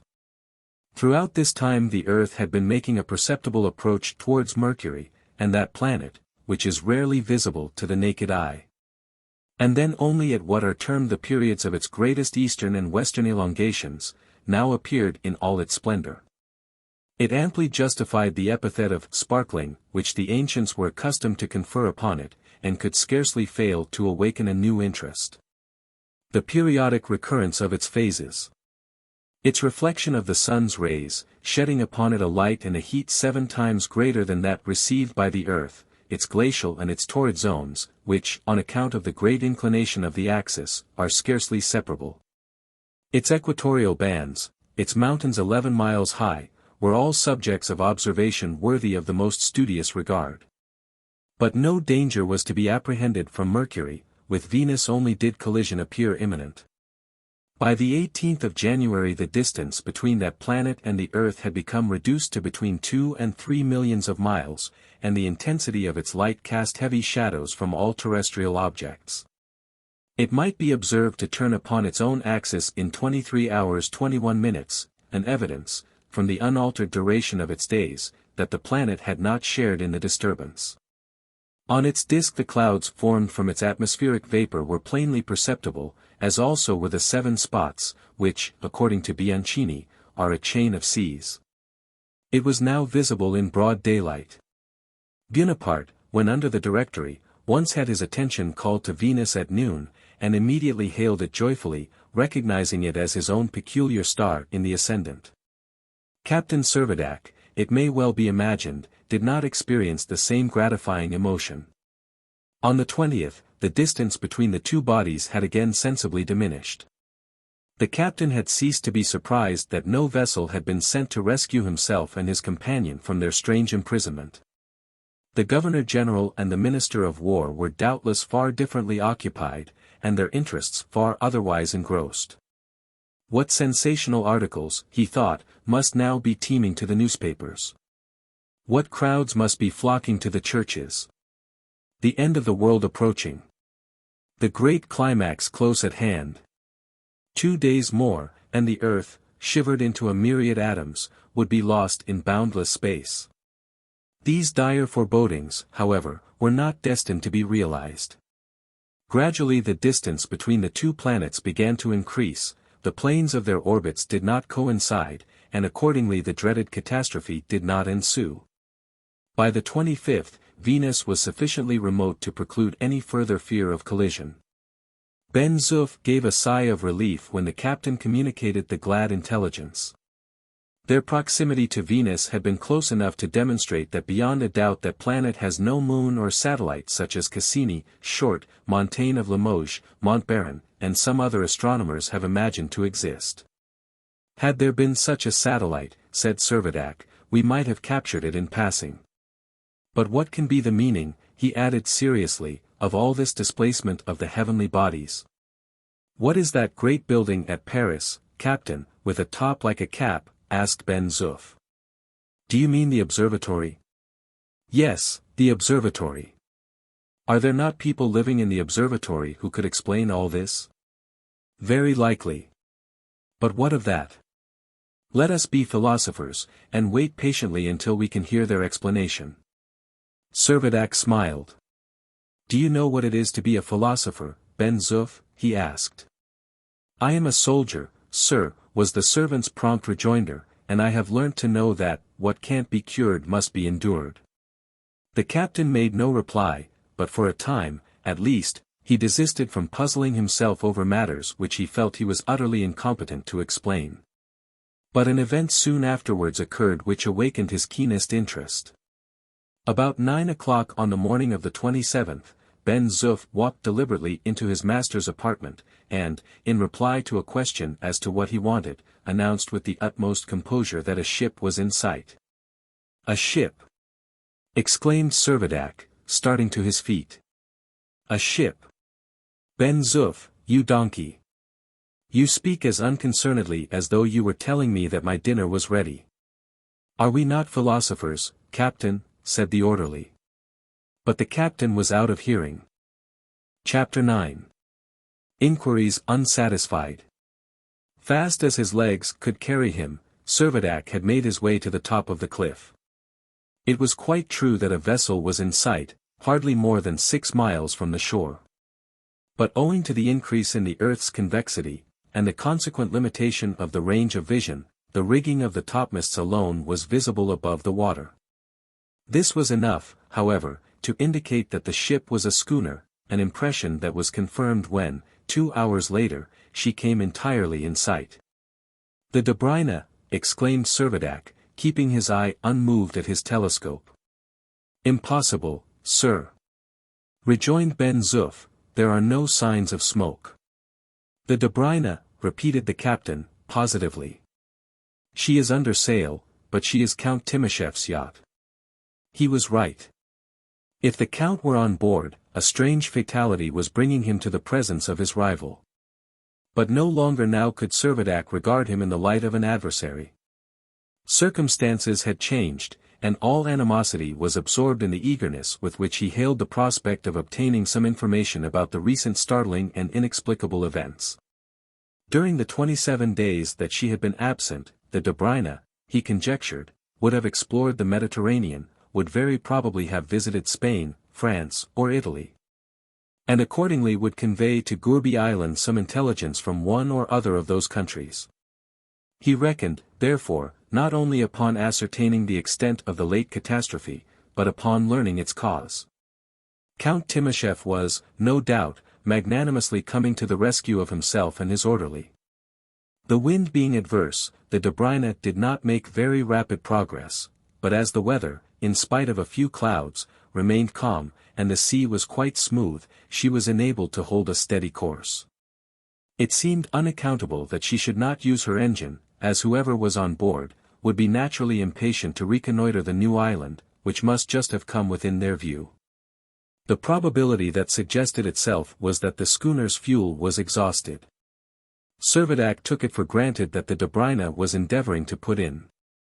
It occurred to him, however, that the Count, on discovering an island where he had expected to find the mainland of Africa, would not unlikely be at a loss for a place of anchorage. The yacht was evidently making her way in the direction of the former mouth of the Shelif, and the captain was struck with the idea that he would do well to investigate whether there was any suitable mooring towards which he might signal her. Zephyr and Galette were soon saddled, and in 20 minutes had carried their riders to the western extremity of the island, where they both dismounted and began to explore the coast. They were not long in ascertaining that on the farther side of the point there was a small well-sheltered creek of sufficient depth to accommodate a vessel of moderate tonnage. A narrow channel formed a passage through the ridge of rocks that protected it from the open sea, and which, even in the roughest weather, would ensure the calmness of its waters. Whilst examining the rocky shore, the captain observed, to his great surprise, long and well-defined rows of seaweed, which undoubtedly betokened that there had been a very considerable ebb and flow of the waters, a thing unknown in the Mediterranean, where there is scarcely any perceptible tide. What, however, seemed most remarkable, was the manifest evidence that ever since the highest flood, which was caused, in all probability, by the proximity of the body of which the huge disk had been so conspicuous on the night of the 31st of December, the phenomenon had been gradually lessening, and in fact was now reduced to the normal limits which had characterized it before the convulsion. Without doing more than note the circumstance, Servadac turned his entire attention to the Dobryna, which, now little more than a mile from shore, could not fail to see and understand his signals. Slightly changing her course, she first struck her mainsail, and, in order to facilitate the movements of her helmsman, soon carried nothing but her two topsails, brigantine and jib.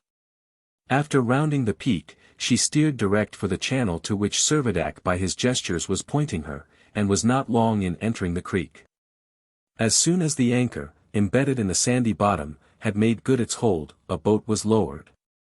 In a few minutes more Count Timascheff had landed on the island. Captain Servadac hastened towards him. "First of all, Count," he exclaimed impetuously, "before we speak one other word, tell me what has happened." The Count, whose imperturbable composure presented a singular contrast to the French officer's enthusiastic vivacity, made a stiff bow, and in his Russian accent replied, "First of all, permit me to express my surprise at seeing you here. I left you on a continent, and here I have the honor of finding you on an island. I assure you, Count, I have never left the place.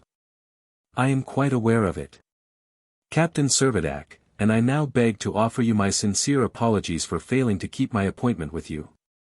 "Never mind, now," interposed the captain, "we will talk of that by and by.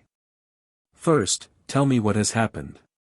"The very question I was about to put to you, Captain Servadac.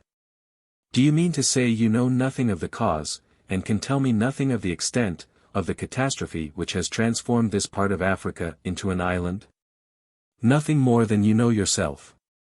"But surely, Count Timascheff, you can inform me whether upon the northern shore of the Mediterranean."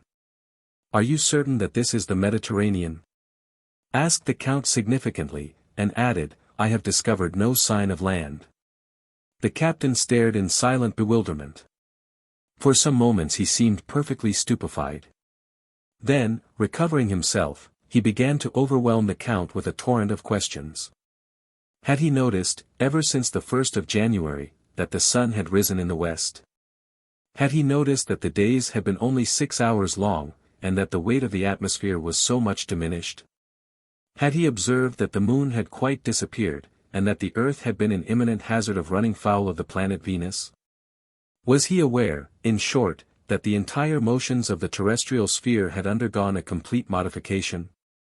To all these inquiries, the Count responded in the affirmative. He was acquainted with everything that had transpired, but, to Servadac's increasing astonishment, he could throw no light upon the cause of any of the phenomena. "On the night of the 31st of December, he said, I was proceeding by sea to our appointed place of meeting, when my yacht was suddenly caught on the crest of an enormous wave, and carried to a height which it is beyond my power to estimate. Some mysterious force seemed to have brought about a convulsion of the elements. Our engine was damaged, nay disabled, and we drifted entirely at the mercy of the terrible hurricane that raged during the succeeding days. That the Dobryna escaped at all is little less than a miracle, and I can only attribute her safety to the fact that she occupied the center of the vast cyclone, and consequently did not experience much change of position." He paused, and added, "Your island is the first land we have seen. Then let us put out to sea at once and ascertain the extent of the disaster," cried the captain, eagerly. "You will take me on board, Count, will you not? My yacht is at your service, sir, even should you require to make a tour round the world." "A tour round the Mediterranean will suffice for the present, I think," said the captain, smiling. The Count shook his head. "I am not sure," said he, "but what the tour of the Mediterranean will prove to be the tour of the world." Servadac made no reply, but for a time remained silent and absorbed in thought. After the silence was broken, they consulted as to what course was best to pursue. And the plan they proposed was, in the first place, to discover how much of the African coast still remained, and to carry on the tidings of their own experiences to Algiers. Or, in the event of the southern shore having actually disappeared, they would make their way northwards and put themselves in communication with the population on the river banks of Europe. Before starting, it was indispensable that the engine of the Dobryna should be repaired. To sail under canvas only would in contrary winds and rough seas be both tedious and difficult. The stock of coal on board was adequate for 2 months' consumption, but as it would at the expiration of that time be exhausted, it was obviously the part of prudence to employ it in reaching a port where fuel could be replenished. The damage sustained by the engine proved to be not very serious, and in 3 days after her arrival the Dobryna was again ready to put to sea. Servadac employed the interval in making the Count acquainted with all he knew about his small domain. They made an entire circuit of the island, and both agreed that it must be beyond the limits of that circumscribed territory that they must seek an explanation of what had so strangely transpired. It was on the last day of January that the repairs of the schooner were completed. A slight diminution in the excessively high temperature which had prevailed for the last few weeks, was the only apparent change in the general order of things. But whether this was to be attributed to any alteration in the Earth's orbit was a question which would still require several days to decide. The weather remained fine, and although a few clouds had accumulated, and might have caused a trifling fall of the barometer, they were not sufficiently threatening to delay the departure of the Dobryna. Doubts now arose, and some discussion followed, whether or not it was desirable for Ben Zoof to accompany his master. There were various reasons why he should be left behind, not the least important being that the schooner had no accommodation for horses, and the orderly would have found it hard to part with Zephyr, and much more with his own favorite Galette. Besides, it was advisable that there should be some one left to receive any strangers that might possibly arrive, as well as to keep an eye upon the herds of cattle which, in the dubious prospect before them, might prove to be the sole resource of the survivors of the catastrophe.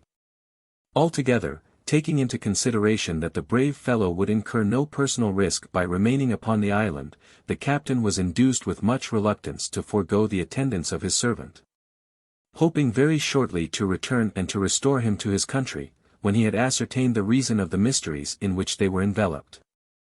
On the 31st, then, Ben Zoof was invested with governor's powers, and took an affecting leave of his master, begging him, if chance should carry him near Montmartre, to ascertain whether the beloved mountain had been left unmoved. Farewells over, the Dobryna was carefully steered through the creek, and was soon upon the open sea. Chapter 10. A Search for Algeria.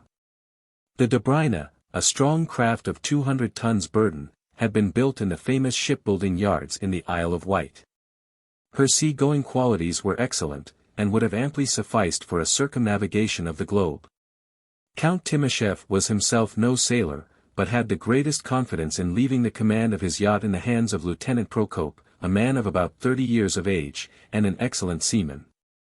Born on the Count's estates, the son of a serf who had been emancipated long before the famous edict of the Emperor Alexander, Procope was sincerely attached, by a tie of gratitude as well as of duty and affection, to his patron's service. After an apprenticeship on a merchant ship he had entered the Imperial Navy, and had already reached the rank of lieutenant when the Count appointed him to the charge of his own private yacht, in which he was accustomed to spend by far the greater part of his time, throughout the winter generally cruising in the Mediterranean, whilst in the summer he visited more northern waters. The ship could not have been in better hands. The lieutenant was well informed in many matters outside the pale of his profession, and his attainments were alike creditable to himself and to the liberal friend who had given him his education. He had an excellent crew, consisting of Tigalu the engineer, for sailors named Nigok, Tolstoy, Etkef, and Panofka, and Mochel the cook.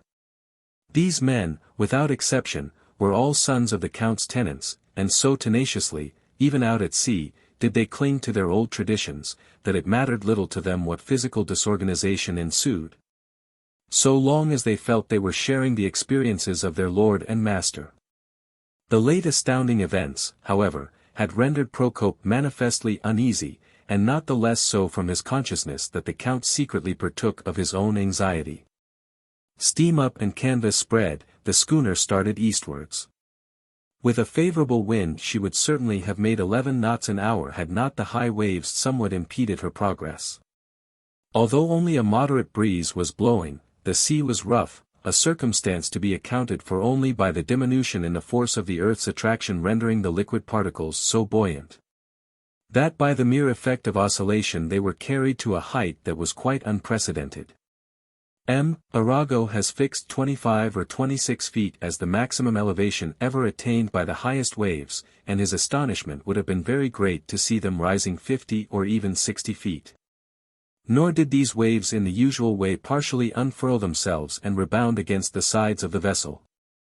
They might rather be described as long undulations carrying the schooner, its weight diminished from the same cause as that of the water, alternately to such heights and depths, that if Captain Servadac had been subject to seasickness he must have found himself in sorry plight. As the pitching, however, was the result of a long uniform swell, the yacht did not labor much harder than she would against the ordinary short strong waves of the Mediterranean. The main inconvenience that was experienced was the diminution in her proper rate of speed. For a few miles she followed the line hitherto presumably occupied by the coast of Algeria, but no land appeared to the south. The changed positions of the planets rendered them of no avail for purposes of nautical observation, nor could Lieutenant Procope calculate his latitude and longitude by the altitude of the sun, as his reckonings would be useless when applied to charts that had been constructed for the old order of things. But nevertheless, by means of the log, which gave him the rate of progress, and by the compass which indicated the direction in which they were sailing, he was able to form an estimate of his position that was sufficiently free from error for his immediate need. Happily the recent phenomena had no effect upon the compass.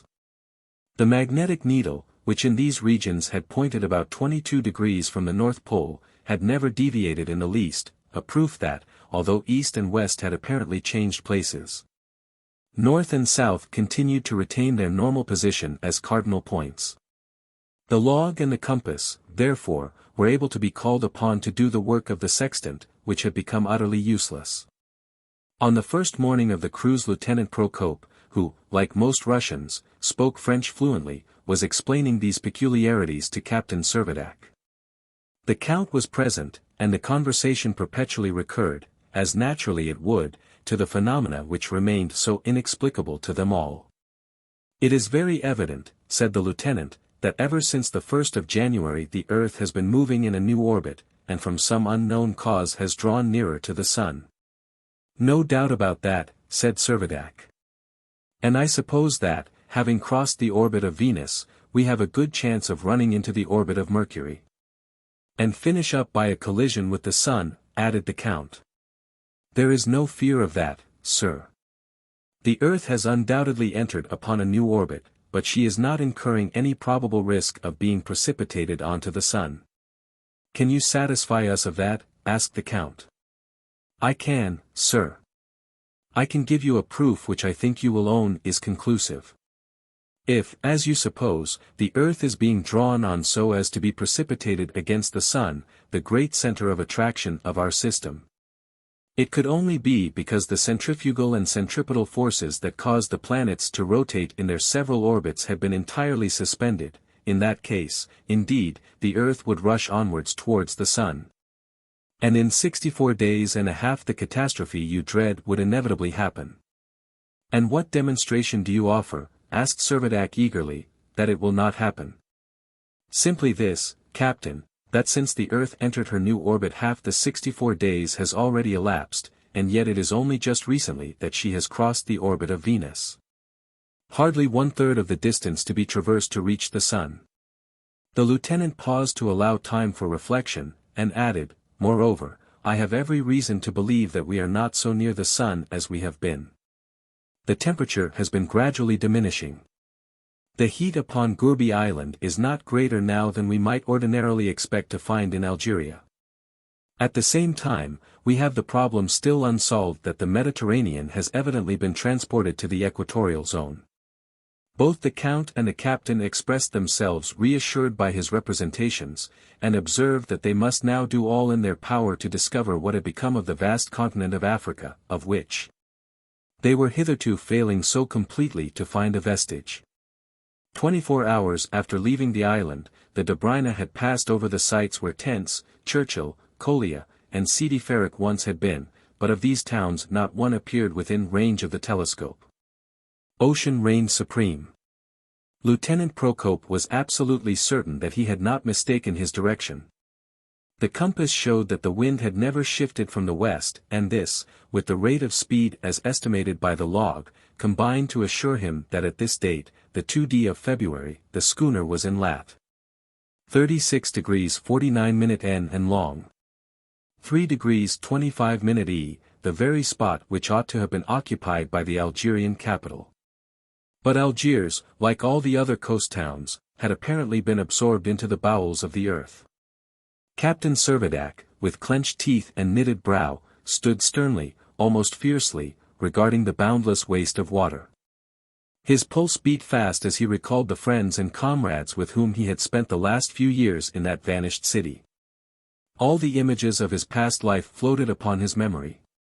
His thoughts sped away to his native France, only to return again to wonder whether the depths of ocean would reveal any traces of the Algerian metropolis.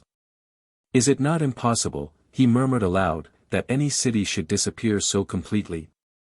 Would not the loftiest eminences of the city at least be visible? Surely some portion of the Kasbah must still rise above the waves." The imperial fort, too, was built upon an elevation of 750 feet. It is incredible that it should be so totally submerged. Unless some vestiges of these are found, I shall begin to suspect that the whole of Africa has been swallowed in some vast abyss. Another circumstance was most remarkable. Not a material object of any kind was to be noticed floating on the surface of the water. Not one branch of a tree had been seen drifting by, nor one spar belonging to one of the numerous vessels that a month previously had been moored in the magnificent bay which stretched 12 miles across from Cape Matafuz to Point Pexade. Perhaps the depths might disclose what the surface failed to reveal, and Count Timascheff, anxious that Servadac should have every facility afforded him for solving his doubts, called for the sounding line. Forthwith, the lead was greased and lowered. To the surprise of all, and especially of Lieutenant Procope, the line indicated a bottom at a nearly uniform depth of from 4 to 5 fathoms. And although the sounding was persevered with continuously for more than 2 hours over a considerable area, the differences of level were insignificant. Not corresponding in any degree to what would be expected over the site of a city that had been terraced like the seats of an amphitheater. Astounding as it seemed, what alternative was left but to suppose that the Algerian capital had been completely leveled by the flood? The sea bottom was composed of neither rock, mud, sand, nor shells. The sounding lead brought up nothing but a kind of metallic dust, which glittered with a strange iridescence, and the nature of which it was impossible to determine. As it was totally unlike what had ever been known to be raised from the bed of the Mediterranean. "You must see, Lieutenant, I should think, that we are not so near the coast of Algeria as you imagined." The lieutenant shook his head. After pondering a while, he said, "If we were farther away I should expect to find a depth of 200 or 300 fathoms instead of 5 fathoms. 5 fathoms. I confess I am puzzled." For the next 36 hours, until the 4th of February, the sea was examined and explored with the most unflagging perseverance. Its depth remained invariable, still 4, or at most 5, fathoms. And although its bottom was assiduously dredged, it was only to prove it barren of marine production of any type. The yacht made its way to lat. 36 degrees, and by reference to the charts it was tolerably certain that she was cruising over the site of the Sahel, the ridge that had separated the rich plain of the Mitidja from the sea, and of which the highest peak, Mount Bougeria, had reached an altitude of 1,200 feet. But even this peak, which might have been expected to emerge like an islet above the surface of the sea, was nowhere to be traced. Nothing was to be done but to put about, and return in disappointment towards the north. Thus the Dobryna regained the waters of the Mediterranean without discovering a trace of the missing province of Algeria. Chapter 11. An Island Tomb. No longer, then, could there be any doubt as to the annihilation of a considerable portion of the colony. Not merely had there been a submersion of the land, but the impression was more and more confirmed that the very bowels of the earth must have yawned and closed again upon a large territory. Of the rocky substratum of the province it became more evident than ever that not a trace remained, and a new soil of unknown formation had certainly taken the place of the old sandy sea bottom. As it altogether transcended the powers of those on board to elucidate the origin of this catastrophe, it was felt to be incumbent on them at least to ascertain its extent. After a long and somewhat wavering discussion, it was at length decided that the schooner should take advantage of the favorable wind and weather, and proceed at first towards the east. Thus following the outline of what had formerly represented the coast of Africa, until that coast had been lost in boundless sea. Not a vestige of it all remained, from Cape Matafuz to Tunis it had all gone, as though it had never been. The maritime town of Delis, built like Algiers, amphitheatre-wise, had totally disappeared, the highest points were quite invisible. Not a trace on the horizon was left of the Jurjra chain, the topmost point of which was known to have an altitude of more than 7,000 feet. Unsparing of her fuel, the Dobryna made her way at full steam towards Cape Blanc. Neither Cape Negro nor Cape Surat was to be seen. The town of Bizerta, once charming in its oriental beauty, had vanished utterly. Its marabouts, or temple tombs, shaded by magnificent palms that fringed the gulf, which by reason of its narrow mouth had the semblance of a lake, all had disappeared, giving place to a vast waste of sea, the transparent waves of which, as still demonstrated by the sounding line, had ever the same uniform and arid bottom. In the course of the day the schooner rounded the point where, 5 weeks previously, Cape Blanc had been so conspicuous an object, and she was now stemming the waters of what once had been the Bay of Tunis. But bay there was none, and the town from which it had derived its name, with the arsenal, the Goletta, and the 2 peaks of Bucernian, had all vanished from the view. Cape Bon, too, the most northern promontory of Africa and the point of the continent nearest to the island of Sicily, had been included in the general devastation. Before the occurrence of the recent prodigy, the bottom of the Mediterranean just at this point had formed a sudden ridge across the Straits of Libya. The sides of the ridge had shelved to so great an extent that, while the depth of water on the summit had been little more than 11 fathoms, that on either hand of the elevation was little short of 100 fathoms. A formation such as this plainly indicated that at some remote epoch Cape Bon had been connected with Cape Farina, the extremity of Sicily, in the same manner as Ceuta has doubtless been connected with Gibraltar. Lieutenant Procope was too well acquainted with the Mediterranean to be unaware of this peculiarity, and would not lose the opportunity of ascertaining whether the submarine ridge still existed, or whether the sea bottom between Sicily and Africa had undergone any modification. Both Timosheff and Servadac were much interested in watching the operations. At a sign from the lieutenant, a sailor who was stationed at the foot of the foreshrouds dropped the sounding lead into the water, and in reply to Procope's inquiries, reported 5 fathoms and a flat bottom. The next aim was to determine the amount of depression on either side of the ridge, and for this purpose the Dobryna was shifted for a distance of half a mile both to the right and left, and the soundings taken at each station. 5 fathoms and a flat bottom, was the unvaried announcement after each operation. Not only, therefore, was it evident that the submerged chain between Cape Bon and Cape Farina no longer existed, but it was equally clear that the convulsion had caused a general leveling of the sea bottom, and that the soil, degenerated, as it has been said, into a metallic dust of unrecognized composition, bore no trace of the sponges, sea anemones, starfish, sea nettles, hydrophytes, and shells with which the submarine rocks of the Mediterranean had hitherto been prodigally clothed.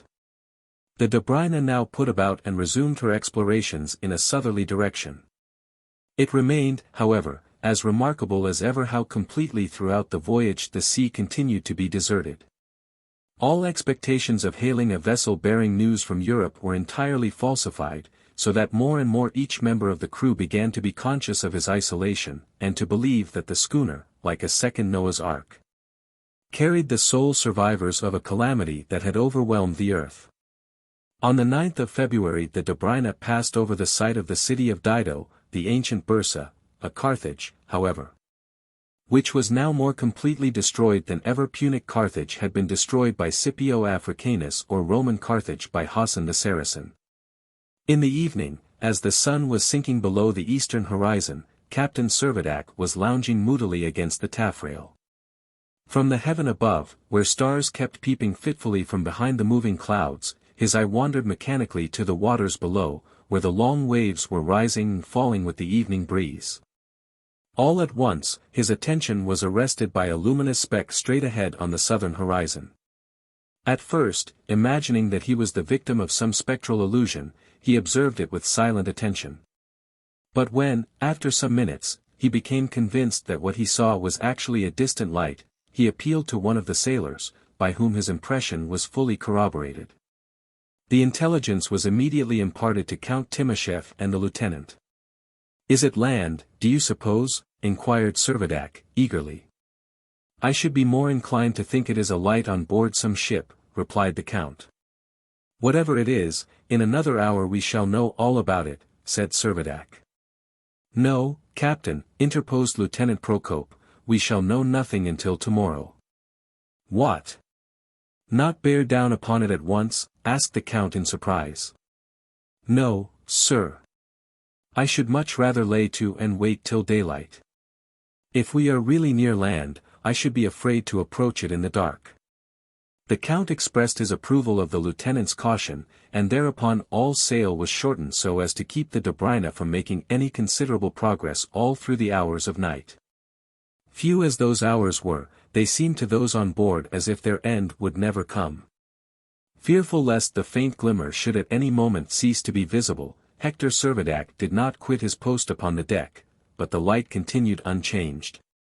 It shone with about the same degree of luster as a star of the second magnitude, and from the fact of its remaining stationary, Procope became more and more convinced that it was on land and did not belong to a passing vessel. At sunrise every telescope was pointed with keenest interest towards the center of attraction. The light, of course, had ceased to be visible, but in the direction where it had been seen, and at a distance of about 10 miles, there was the distinct outline of a solitary island of very small extent. Rather, as the count observed, it had the appearance of being the projecting summit of a mountain all but submerged. Whatever it was agreed that its true character must be ascertained, not only to gratify their own curiosity, but for the benefit of all future navigators. The schooner accordingly was steered directly towards it, and in less than an hour had cast anchor within a few cables' lengths of the shore. The little island proved to be nothing more than an arid rock rising abruptly about 40 feet above the water. It had no outlying reefs, a circumstance that seemed to suggest the probability that in the recent convulsion it had sunk gradually, until it had reached its present position of equilibrium. Without removing his eye from his telescope, Servadac exclaimed, "There is a habitation on the place, I can see an erection of some kind quite distinctly. Who can tell whether we shall not come across a human being?" Lieutenant Procope looked doubtful. The island had all the appearance of being deserted, nor did a cannon shot fired from the schooner have the effect of bringing any resident to the shore. Nevertheless, it was undeniable that there was a stone building situated on the top of the rock, and that this building had much the character of an Arabian mosque. The boat was lowered and manned by the 4 sailors. Servadac, Timascheff and Procope were quickly rowed ashore, and lost no time in commencing their ascent of the steep acclivity. Upon reaching the summit, they found their progress arrested by a kind of wall, or rampart of singular construction, its materials consisting mainly of vases, fragments of columns, carved bas-reliefs, statues, and portions of broken stele. All piled promiscuously together without any pretense to artistic arrangement. They made their way into the enclosure, and finding an open door, they passed through and soon came to a second door, also open, which admitted them to the interior of the mosque, consisting of a single chamber, the walls of which were ornamented in the Arabian style by sculptures of indifferent execution. In the center was a tomb of the very simplest kind, and above the tomb was suspended a large silver lamp with a capacious reservoir of oil, in which floated a long lighted wick, the flame of which was evidently the light that had attracted Servadac's attention on the previous night. Must there not have been a custodian of the shrine, they mutually asked, but if such there had ever been, he must, they concluded, either have fled or have perished on that eventful night. Not a soul was there in charge, and the sole living occupants were a flock of wild cormorants which, startled at the entrance of the intruders, rose on wing, and took a rapid flight towards the south. An old French prayer book was lying on the corner of the tomb, the volume was open, and the page exposed to view was that which contained the office for the celebration of the 25th of August. A sudden revelation dashed across Servadac's mind. The solemn isolation of the island tomb, the open breviary, the ritual of the ancient anniversary, all combined to apprise him of the sanctity of the spot upon which he stood. The tomb of St. Louis! He exclaimed, and his companions involuntarily followed his example, and made a reverential obeisance to the venerated monument. It was, in truth, the very spot on which tradition asserts that the canonized monarch came to die, a spot to which for 6 centuries and more his countrymen had paid the homage of a pious regard. The lamp that had been kindled at the memorial shrine of a saint was now in all probability the only beacon that threw a light across the waters of the Mediterranean, and even this ere long must itself expire. There was nothing more to explore. The three together quitted the mosque, and descended the rock to the shore, whence their boat reconveyed them to the schooner, which was soon again on her southward voyage, and it was not long before the tomb of St. Louis, the only spot that had survived the mysterious shock, was lost to view. Chapter 12. At the mercy of the winds. As the affrighted cormorants had winged their flight towards the south, there sprang up a sanguine hope on board the schooner that land might be discovered in that direction. Thither, accordingly, it was determined to proceed, and in a few hours after quitting the island of the tomb, the Dobryna was traversing the shallow waters that now covered the peninsula of Dakhul, which had separated the Bay of Tunis from the Gulf of Hammamet. For 2 days she continued an undeviating course, and after a futile search for the coast of Tunis, reached the latitude of 34 degrees. Here, on the 11th of February, there suddenly arose the cry of land. And in the extreme horizon, right ahead, where land had never been before, it was true enough that a shore was distinctly to be seen. What could it be? It could not be the coast of Tripoli. For not only would that low-lying shore be quite invisible at such a distance, but it was certain, moreover, that it lay 2 degrees at least still further south.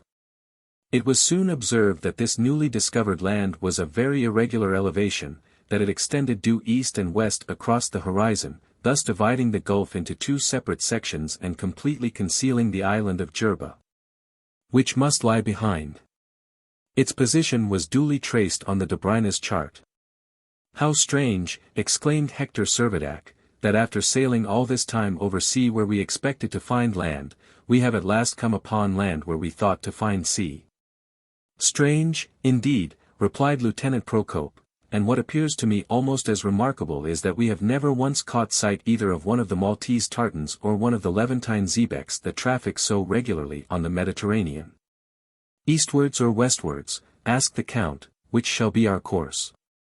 "All farther progress to the south is checked." "Westwards, by all means," replied Servadac quickly. "I am longing to know whether anything of Algeria is left beyond the Shalif. Besides, as we pass Gourbi Island we might take Ben Zoof on board, and then make away for Gibraltar, where we should be sure to learn something, at least, of European news." With his usual air of stately courtesy, Count Timascheff begged the captain to consider the yacht at his own disposal, and desired him to give the lieutenant instructions accordingly.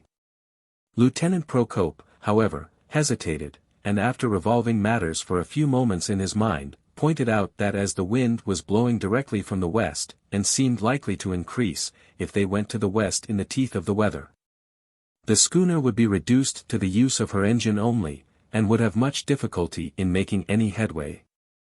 On the other hand, by taking an eastward course, not only would they have the advantage of the wind, but, under steam and canvas, might hope in a few days to be off the coast of Egypt. And from Alexandria or some other port they would have the same opportunity of getting tidings from Europe as they would at Gibraltar. Intensely anxious as he was to revisit the province of Oran, and eager, too, to satisfy himself of the welfare of his faithful Ben Zoof, Servadac could not but own the reasonableness of the lieutenant's objections, and yielded to the proposal that the eastward course should be adopted. The wind gave signs only too threatening of the breeze rising to a gale, but, fortunately, the waves did not culminate in breakers, but rather in a long swell which ran in the same direction as the vessel. During the last fortnight the high temperature had been gradually diminishing, until it now reached an average of 20 degrees Cent, or 68 degrees FAHR, and sometimes descended as low as 15 degrees.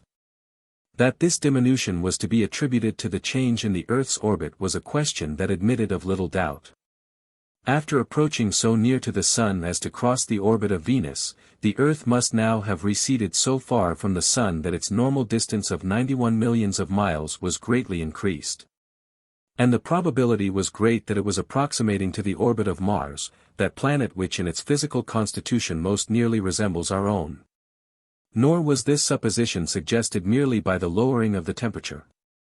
It was strongly corroborated by the reduction of the apparent diameter of the Sun's disk to the precise dimensions which it would assume to an observer actually stationed on the surface of Mars. The necessary inference that seemed to follow from these phenomena was that the Earth had been projected into a new orbit, which had the form of a very elongated ellipse. Very slight, however, in comparison was the regard which these astronomical wonders attracted on board the Dobryna. All interest there was too much absorbed in terrestrial matters, and in ascertaining what changes had taken place in the configuration of the Earth itself, to permit much attention to be paid to its erratic movements through space. The schooner kept bravely on her way, but well out to sea, at a distance of 2 miles from land. There was good need of this precaution, for so precipitous was the shore that a vessel driven upon it must inevitably have gone to pieces. It did not offer a single harbor of refuge, but, smooth and perpendicular as the walls of a fortress, it rose to a height of 200, and occasionally of 300 feet. The waves dashed violently against its base. Upon the general substratum rested a massive conglomerate, the crystallizations of which rose like a forest of gigantic pyramids and obelisks. But what struck the explorers more than anything was the appearance of singular newness that pervaded the whole of the region. It all seemed so recent in its formation that the atmosphere had had no opportunity of producing its wonted effect in softening the hardness of its lines, in rounding the sharpness of its angles, or in modifying the color of its surface. Its outline was clearly marked against the sky, and its substance, smooth and polished as though fresh from a founder's mold, glittered with the metallic brilliancy that is characteristic of Porites. It seemed impossible to come to any other conclusion but that the land before them, continent or island, had been upheaved by subterranean forces above the surface of the sea. And that it was mainly composed of the same metallic element as had characterized the dust so frequently uplifted from the bottom. The extreme nakedness of the entire tract was likewise very extraordinary. Elsewhere, in various quarters of the globe, there may be sterile rocks, but there are none so adamant as to be altogether unfurrowed by the filaments engendered in the moist residuum of the condensed vapor. Elsewhere there may be barren steeps, but none so rigid as not to afford some hold to vegetation, however low and elementary may be its type, but here all was bare, and blank, and desolate, not a symptom of vitality was visible. Such being the condition of the adjacent land, it could hardly be a matter of surprise that all the seabirds, the albatross, the gull, the seamew, sought continual refuge on the schooner. Day and night they perched fearlessly upon the yards, the report of a gun failing to dislodge them, and when food of any sort was thrown upon the deck, they would dart down and fight with eager voracity for the prize. Their extreme avidity was recognized as a proof that any land where they could obtain a sustenance must be far remote. Onwards thus for several days the Dobryna followed the contour of the inhospitable coast, of which the features would occasionally change, sometimes for 2 or 3 miles assuming the form of a simple arris. Sharply defined as though cut by a chisel, when suddenly the prismatic lamellae soaring in rugged confusion would again recur. But all along there was the same absence of beach or tract of sand to mark its base, neither were there any of those shoals of rock that are ordinarily found in shallow water. At rare intervals there were some narrow fissures, but not a creek available for a ship to enter to replenish its supply of water, and the wide roadsteads were unprotected and exposed to well-nigh every point of the compass. But after sailing 240 miles, the progress of the Dobryna was suddenly arrested. Lieutenant Procope, who had sedulously inserted the outline of the newly revealed shore upon the maps, announced that it had ceased to run east and west, and had taken a turn due north, thus forming a barrier to their continuing their previous direction. It was, of course, impossible to conjecture how far this barrier extended. It coincided pretty nearly with the 14th meridian of east longitude. And if it reached, as probably it did, beyond Sicily to Italy, it was certain that the vast basin of the Mediterranean, which had washed the shores alike of Europe, Asia, and Africa, must have been reduced to about half its original area. It was resolved to proceed upon the same plan as heretofore, following the boundary of the land at a safe distance. Accordingly, the head of the Dobryna was pointed north, making straight, as it was presumed, for the south of Europe. 100 miles, or somewhat over, in that direction, and it was to be anticipated she would come in sight of Malta, if only that ancient island, the heritage in succession of Phoenicians, Carthaginians, Sicilians, Romans, Vandals, Greeks, Arabians, and the Knights of Rhodes, should still be undestroyed. But Malta, too, was gone, and when, upon the 14th, the sounding line was dropped upon its site, it was only with the same result so oftentimes obtained before. The devastation is not limited to Africa, observed the Count. Assuredly not, assented the lieutenant, adding, and I confess I am almost in despair whether we shall ever ascertain its limits. To what quarter of Europe, if Europe still exists, do you propose that I should now direct your course?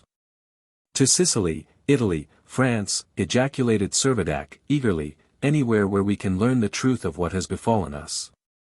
How if we are the sole survivors, said the Count, gravely. Hector Servadac was silent.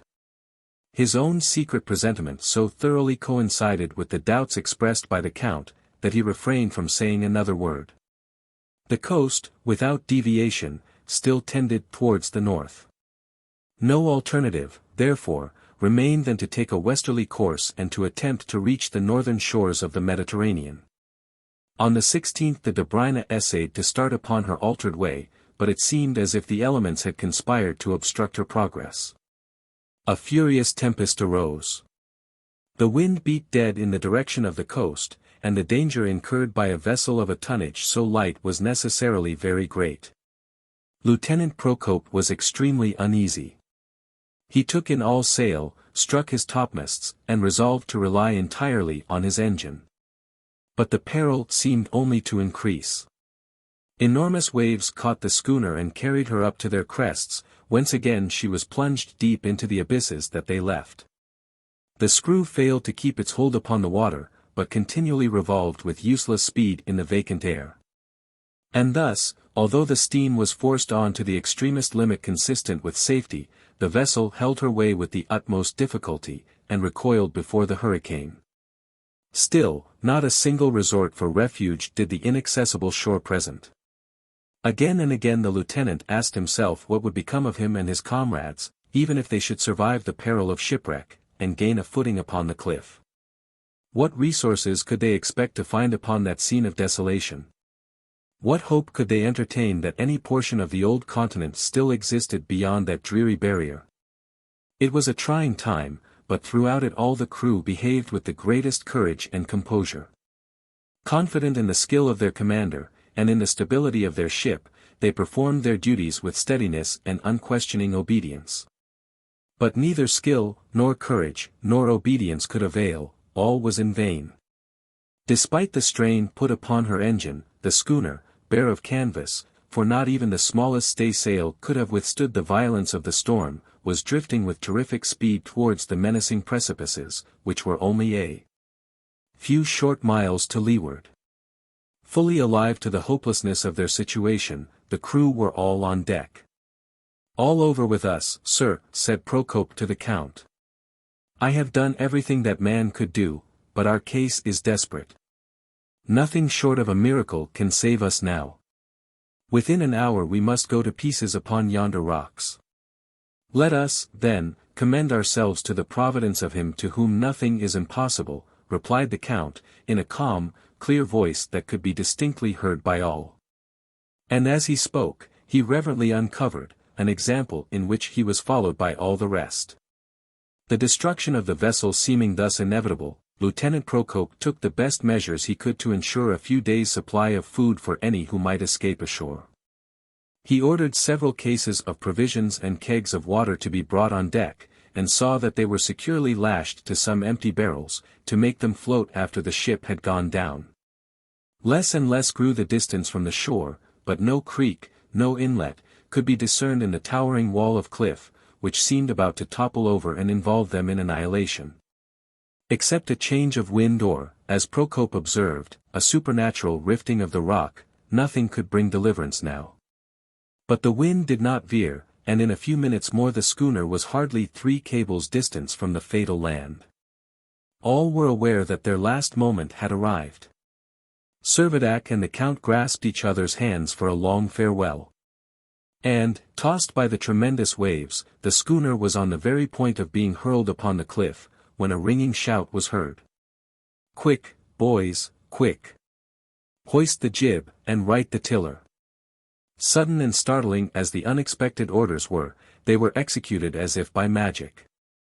The lieutenant, who had shouted from the bow, rushed astern and took the helm, and before anyone had time to speculate upon the object of his maneuvers, he shouted again, "Look out!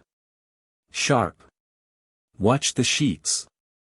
An involuntary cry broke forth from all on board. But it was no cry of terror.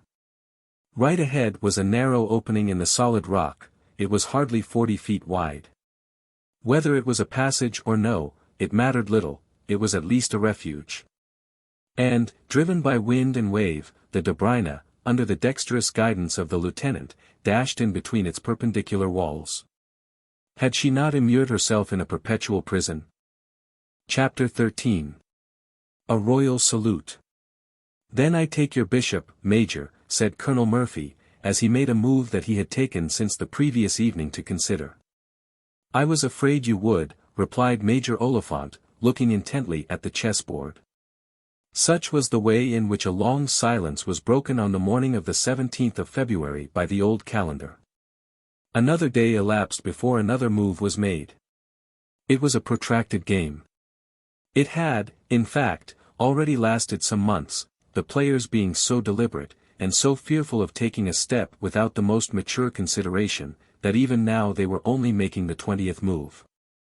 Both of them, moreover, were rigid disciples of the renowned Philidor, who pronounces that to play the pawns well is the soul of chess, and, accordingly, not one pawn had been sacrificed without a most vigorous defense. The men who were thus beguiling their leisure were 2 officers in the British Army, Colonel Heneage Finch Murphy and Major Sir John Temple Oliphant. Remarkably similar in personal appearance, they were hardly less so in personal character.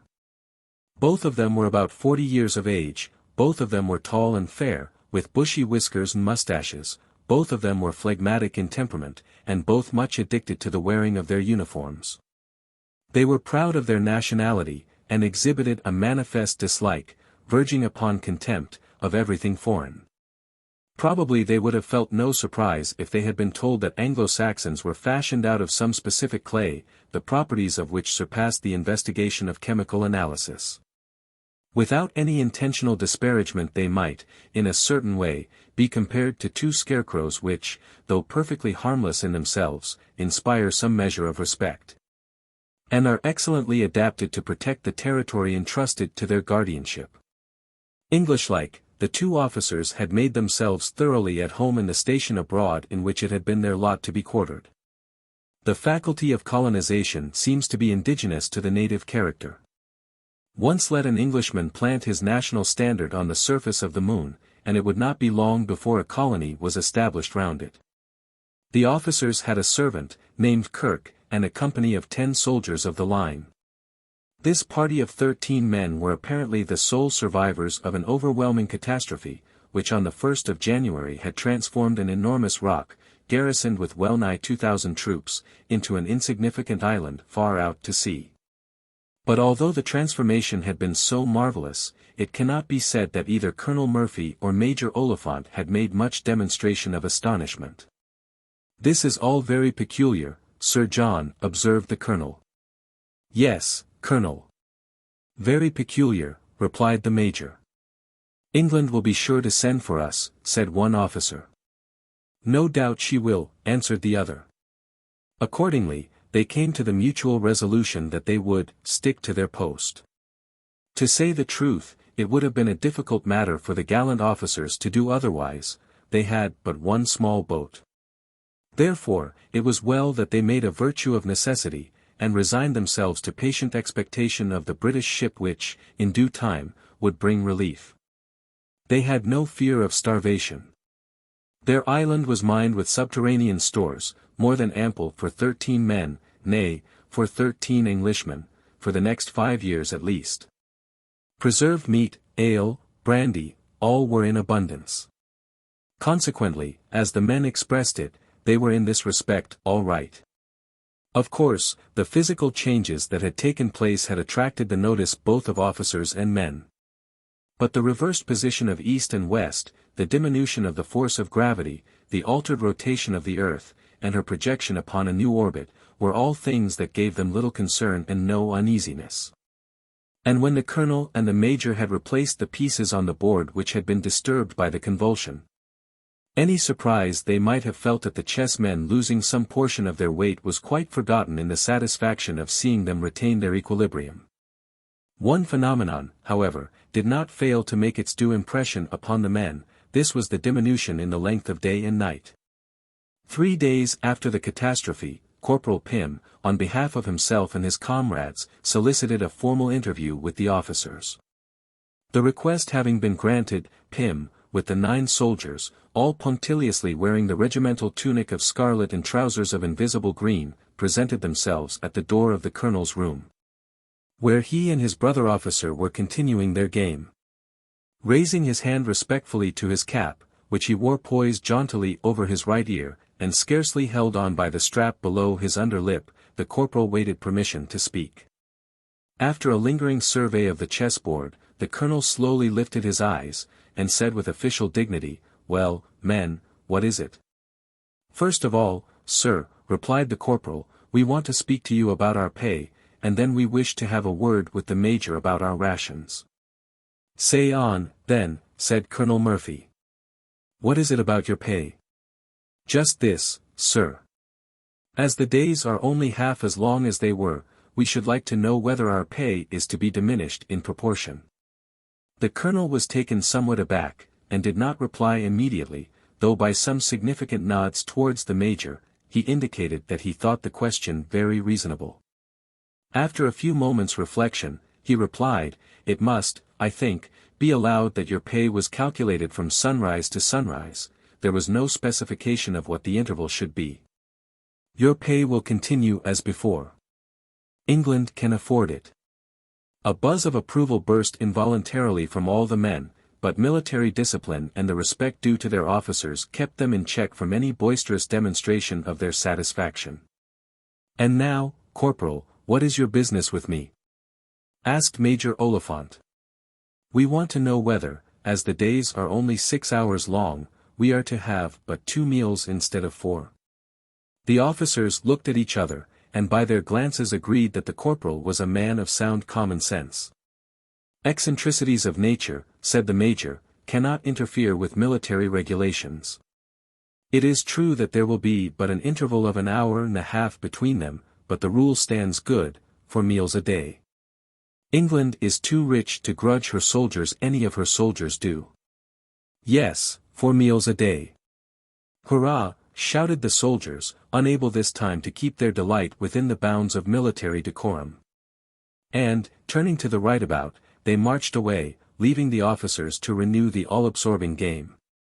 However confident everyone upon the island might profess to be that succor would be sent them from their native land, for Britain never abandons any of her sons, it could not be disguised that that succor was somewhat tardy in making its appearance.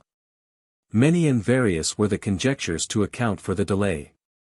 Perhaps England was engrossed with domestic matters, or perhaps she was absorbed in diplomatic difficulties.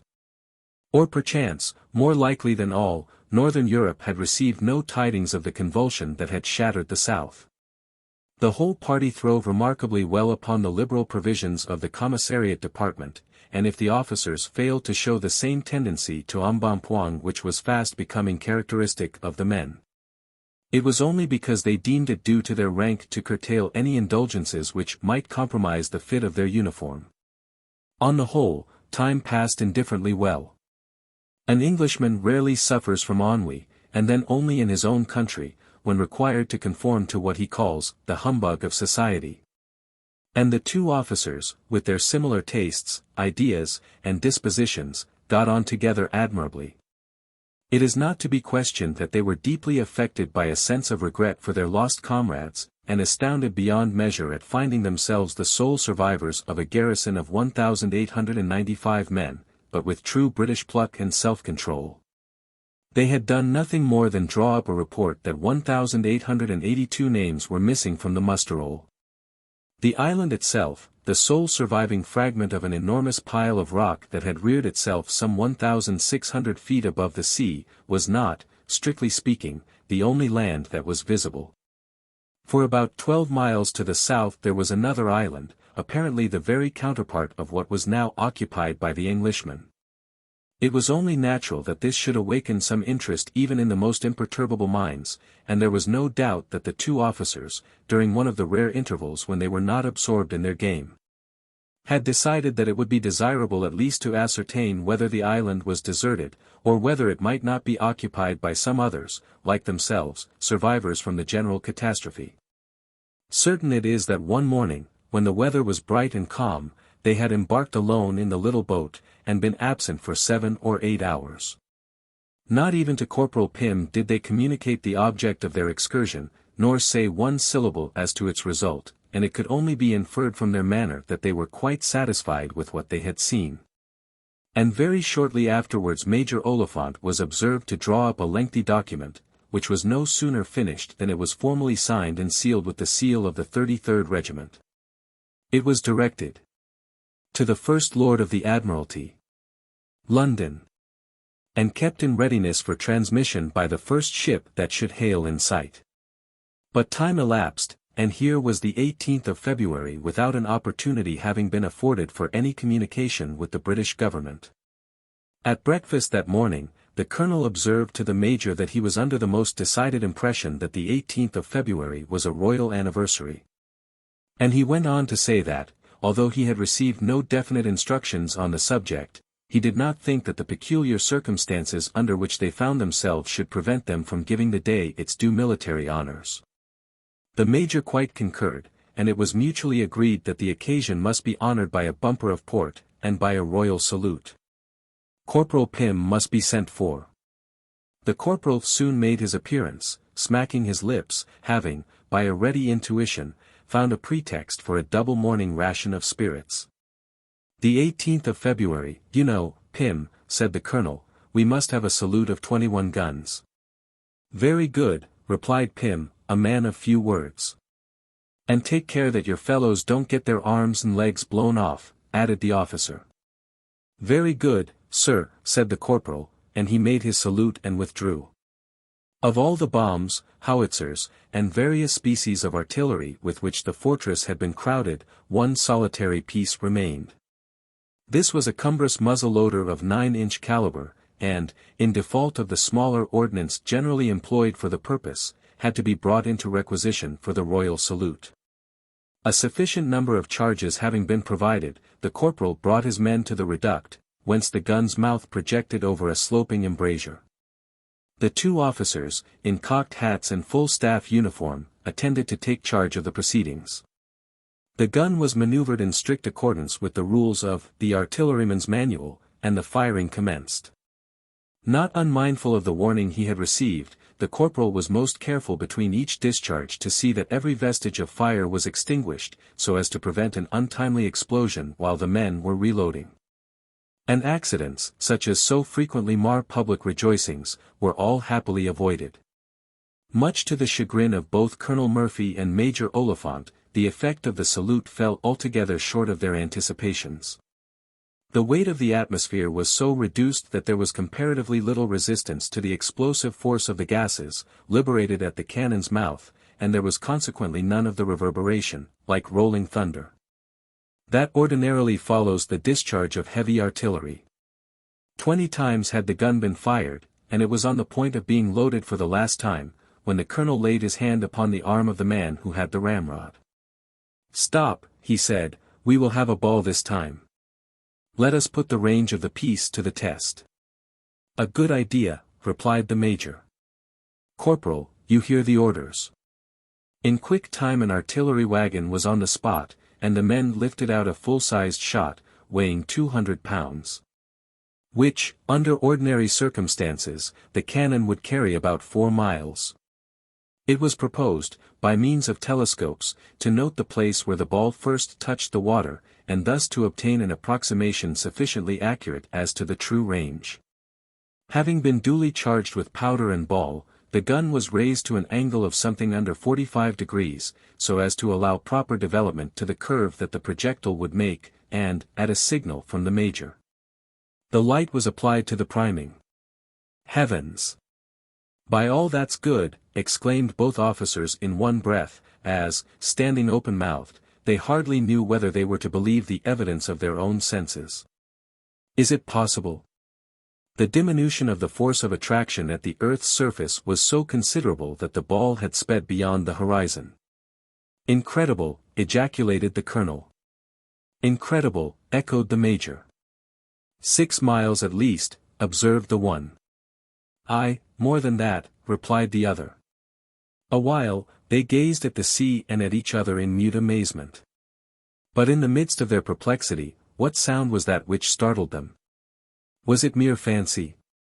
Was it the reverberation of the cannon still booming in their ears? Or was it not truly the report of another and a distant gun in answer to their own?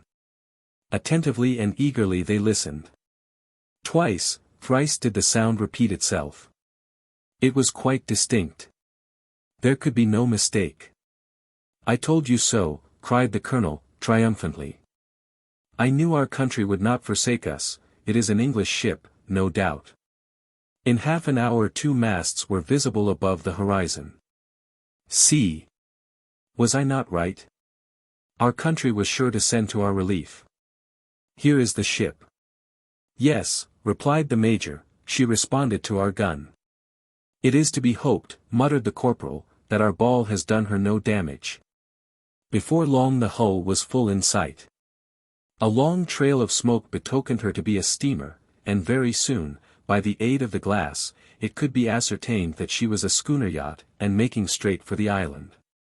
A flag at her masthead fluttered in the breeze, and towards this the 2 officers, with the keenest attention, respectively adjusted their focus.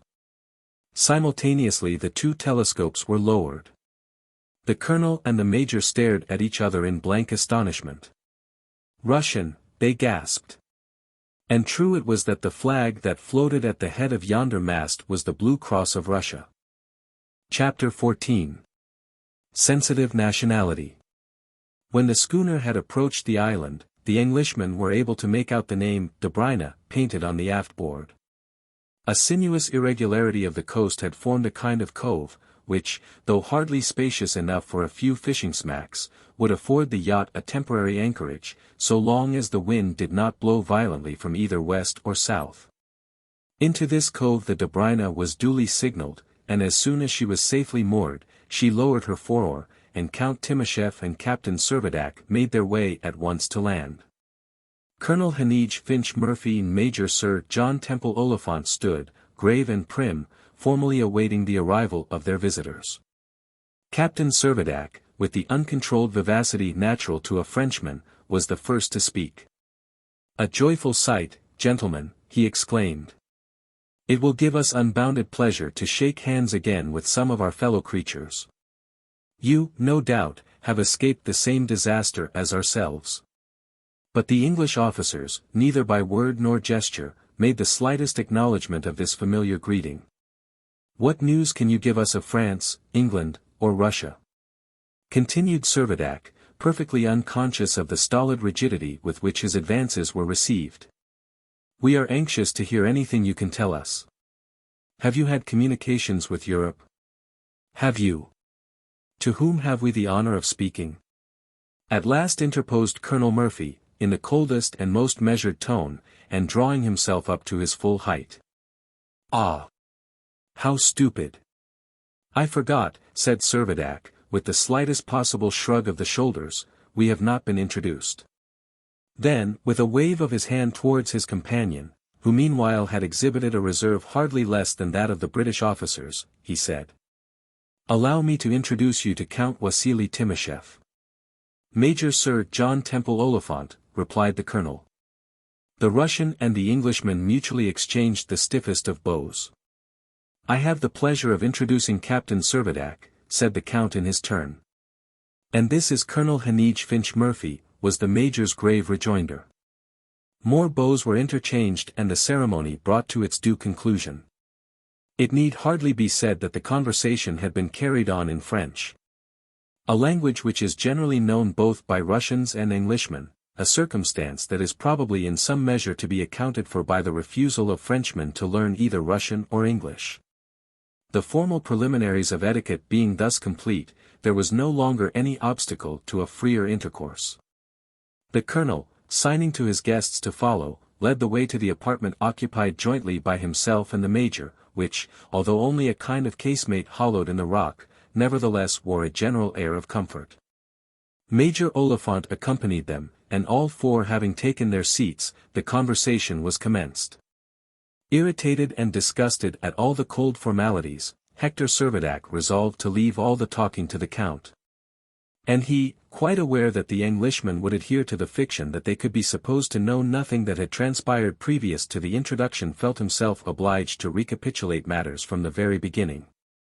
"You must be aware, gentlemen," began the count, "that a most singular catastrophe occurred on the 1st of January last. Its cause, its limits we have utterly failed to discover, but from the appearance of the island on which we find you here, you have evidently experienced its devastating consequences." The Englishman, in silence, bowed assent. "Captain Servadac, who accompanies me," continued the count, "has been most severely tried by the disaster. Engaged as he was in an important mission as a staff officer in Algeria. A French colony, I believe," interposed Major Oliphant, half shutting his eyes with an expression of supreme indifference. Servadac was on the point of making some cutting retort, but Count Timoshev, without allowing the interruption to be noticed, calmly continued his narrative. "It was near the mouth of the Shelif that a portion of Africa, on that eventful night, was transformed into an island which alone survived. The rest of the vast continent disappeared as completely as if it had never been." The announcement seemed by no means startling to the phlegmatic colonel. "Indeed," was all he said. "And where were you?" asked Major Oliphant. "I was out at sea, cruising in my yacht, hard by, and I look upon it as a miracle, and nothing less, that I and my crew escaped with our lives." "I congratulate you on your luck," replied the major. The count resumed, "It was about a month after the great disruption that I was sailing, my engine having sustained some damage in the shock, along the Algerian coast, and had the pleasure of meeting with my previous acquaintance, Captain Servadac, who was resident upon the island with his orderly, Ben Zoof." "Ben who?" inquired the major. "Zoof." "Ben Zoof," ejaculated Servadac, who could scarcely shout loud enough to relieve his pent-up feelings. Ignoring this ebullition of the captain's spleen, the count went on to say, Captain Servadac was naturally most anxious to get what news he could. Accordingly, he left his servant on the island in charge of his horses, and came on board the Dobryna with me. We were quite at a loss to know where we should steer, but decided to direct our course to what previously had been the east, in order that we might, if possible, discover the colony of Algeria, but of Algeria not a trace remained.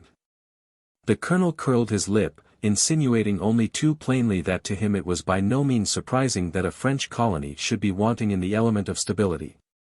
Servadac observed the supercilious look, and half rose to his feet, but, smothering his resentment, took his seat again without speaking. "The devastation, gentlemen," said the count, who persistently refused to recognize the Frenchman's irritation, "everywhere was terrible and complete. Not only was Algeria lost, but there was no trace of Tunis, except one solitary rock, which was crowned by an ancient tomb of one of the kings of France. Louis IX, I presume, observed the colonel. St. Louis, blurted out Servadac, savagely. Colonel Murphy slightly smiled. Proof against all interruption, Count Timoshev, as if he had not heard it, went on without pausing. He related how the schooner had pushed her way onwards to the south, and had reached the Gulf of Cabes, and how she had ascertained for certain that the Sahara Sea had no longer an existence. The smile of disdain again crossed the colonel's face. He could not conceal his opinion that such a destiny for the work of a Frenchman could be no matter of surprise.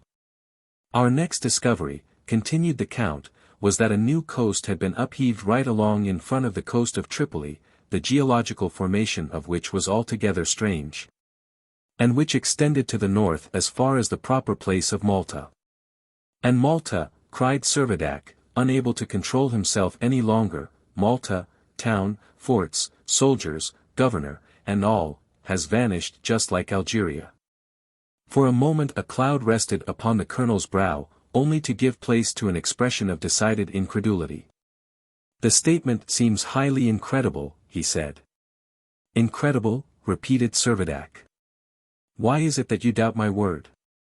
The captain's rising wrath did not prevent the colonel from replying coolly, because Malta belongs to England. I can't help that, answered Servadac, sharply, it has gone just as utterly as if it had belonged to China. Colonel Murphy turned deliberately away from Servadac, and appealed to the Count. Do you not think you may have made some error, Count, in reckoning the bearings of your yacht? No, Colonel, I am quite certain of my reckonings. And not only can I testify that Malta has disappeared, but I can affirm that a large section of the Mediterranean has been closed in by a new continent. After the most anxious investigation, we could discover only one narrow opening in all the coast, and it is by following that little channel that we have made our way hither. England, I fear, has suffered grievously by the late catastrophe. Not only has Malta been entirely lost, but of the Ionian Islands that were under England's protection, there seems to be but little left. Aye, you may depend upon it, said Servadac, breaking in upon the conversation petulantly, your Grand Resident Lord High Commissioner has not much to congratulate himself about in the condition of Corfu. The Englishmen were mystified. Corfu, did you say? Asked Major Oliphant.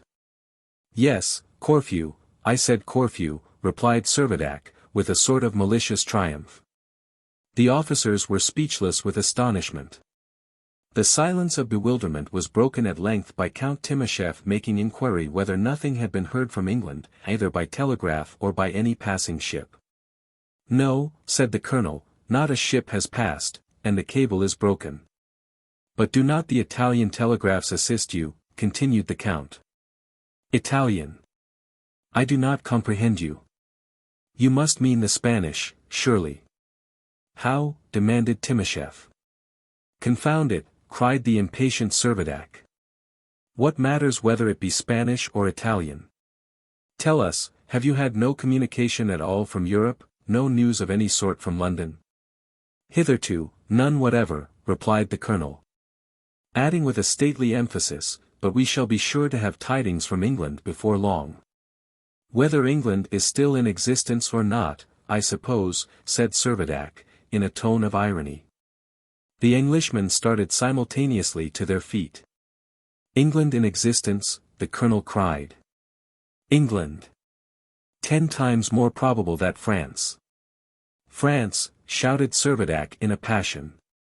France is not an island that can be submerged, France is an integral portion of a solid continent. France, at least, is safe.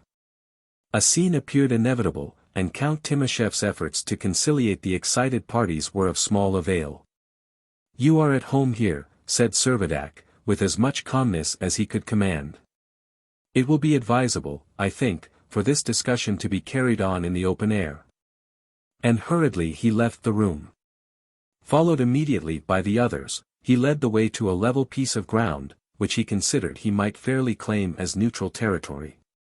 Now, gentlemen, he began haughtily, permit me to represent that, in spite of any loss France may have sustained in the fate of Algeria, France is ready to answer any provocation that affects her honor. Here I am the representative of my country, and here, on neutral ground. Neutral ground, objected Colonel Murphy, I beg your pardon. This, Captain Servadac, is English territory. Do you not see the English flag? And, as he spoke, he pointed with national pride to the British standard floating over the top of the island. Pshaw, cried Servadac, with a contemptuous sneer, that flag, you know, has been hoisted but a few short weeks. That flag has floated where it is for ages, asserted the colonel. An imposture, shouted Servadac, as he stamped with rage. Recovering his composure in a degree, he continued, can you suppose that I am not aware that this island on which we find you is what remains of the Ionian Representative Republic, over which you English exercised the right of protection, but have no claim of government? The colonel and the major looked at each other in amazement. Although Count Timascheff secretly sympathized with Servadac, he had carefully refrained from taking part in the dispute. But he was on the point of interfering, when the colonel, in a greatly subdued tone, begged to be allowed to speak. I begin to apprehend, he said, that you must be laboring under some strange mistake. There is no room for questioning that the territory here is England's by right of conquest, ceded to England by the Treaty of Utrecht. 3 times, indeed, in 1727, 1779, and 1792, France and Spain have disputed our title, but always to no purpose. You are, I assure you, at the present moment, as much on English soil as if you were in London, in the middle of Trafalgar Square. It was now the turn of the captain and the count to look surprised. Are we not, then, in Corfu? They asked. You are at Gibraltar, replied the colonel. Gibraltar. The word fell like a thunderclap upon their ears. Gibraltar. The western extremity of the Mediterranean. Why, had they not been sailing persistently to the east? Could they be wrong in imagining that they had reached the Ionian Islands? What new mystery was this? Count Timascheff was about to proceed with a more rigorous investigation, when the attention of all was arrested by a loud outcry. Turning round, they saw that the crew of the Dobryna was in hot dispute with the English soldiers. A general altercation had arisen from a disagreement between the sailor Panofka and Corporal Pym. It had transpired that the cannonball fired in experiment from the island had not only damaged one of the spars of the schooner, but had broken Panofka's pipe, and, moreover, had just grazed his nose, which, for a Russian's, was unusually long. The discussion over this mishap led to mutual recriminations, till the sailors had almost come to blows with the garrison. Servadac was just in the mood to take Panofka's part, which drew from Major Oliphant the remark that England could not be held responsible for any accidental injury done by her cannon, and if the Russian's long nose came in the way of the ball, the Russian must submit to the mischance. This was too much for Count Timascheff, and having poured out a torrent of angry invective against the English officers, he ordered his crew to embark immediately. We shall meet again, said Servadac, as they pushed off from shore. Whenever you please, was the cool reply. The geographical mystery haunted the minds of both the count and the captain, and they felt they could never rest till they had ascertained what had become of their respective countries. They were glad to be on board again, that they might resume their voyage of investigation, and in 2 hours were out of sight of the sole remaining fragment of Gibraltar.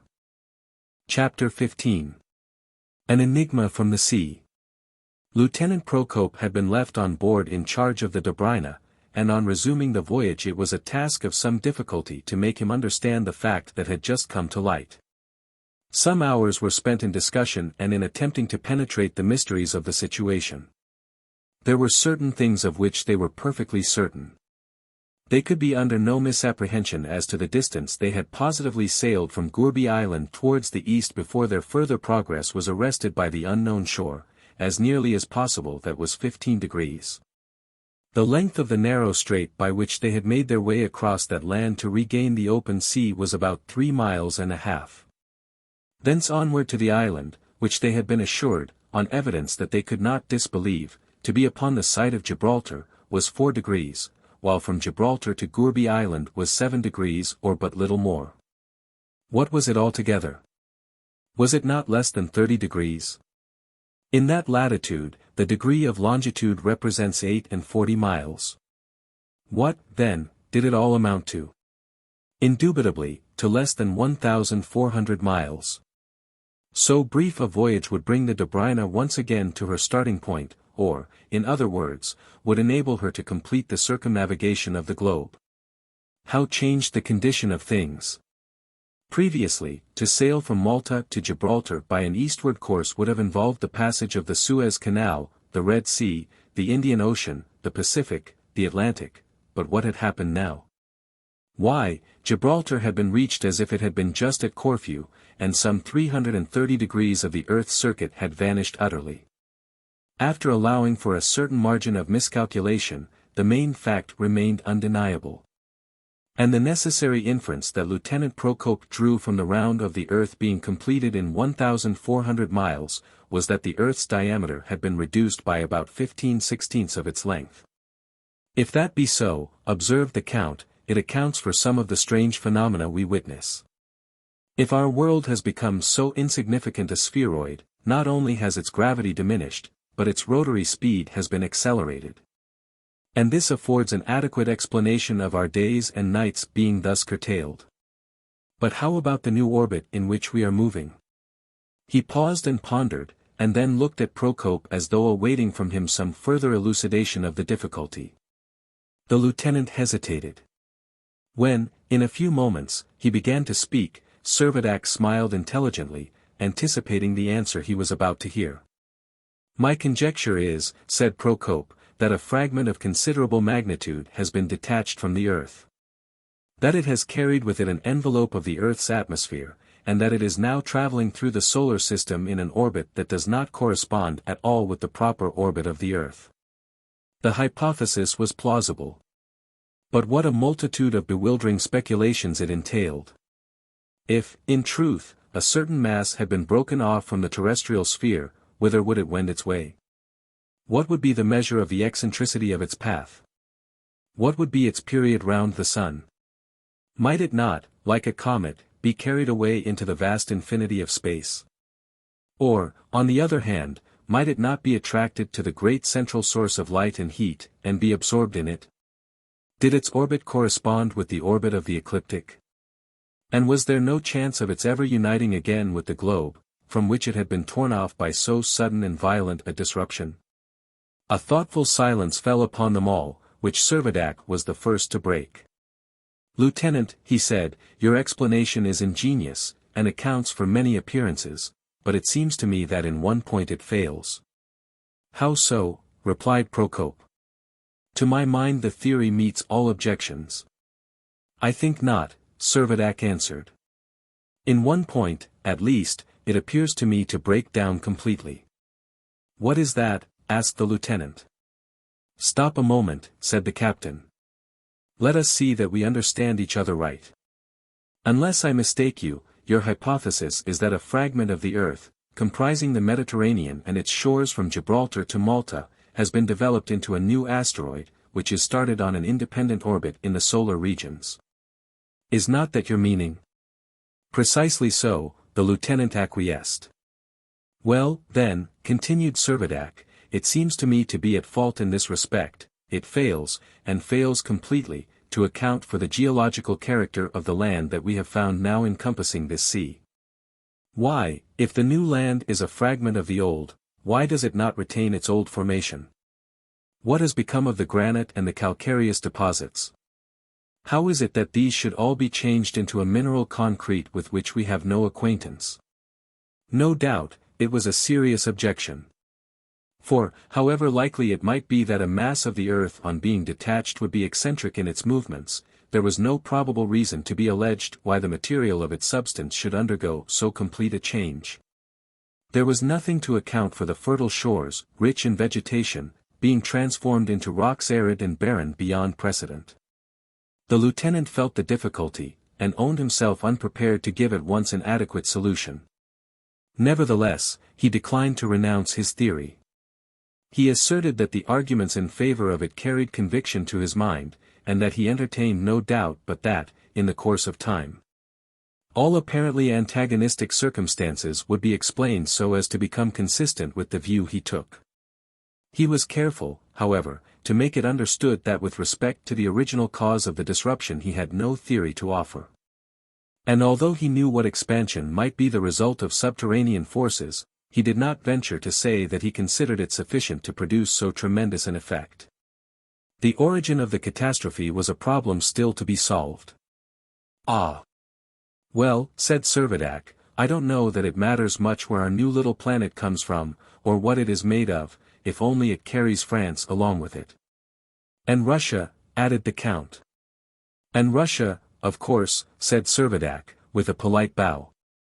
There was, however, not much room for this sanguine expectation, for if a new asteroid had thus been brought into existence, it must be a sphere of extremely limited dimensions. And there could be little chance that it embraced more than the merest fraction of either France or Russia. As to England, the total cessation of all telegraphic communication between her shores and Gibraltar was a virtual proof that England was beyond its compass. And what was the true measurement of the new little world? At Gourbi Island the days and nights were of equal length, and this seemed to indicate that it was situated on the equator. Hence the distance by which the two poles stood apart would be half what had been reckoned would be the distance completed by the Dobryna in her circuit.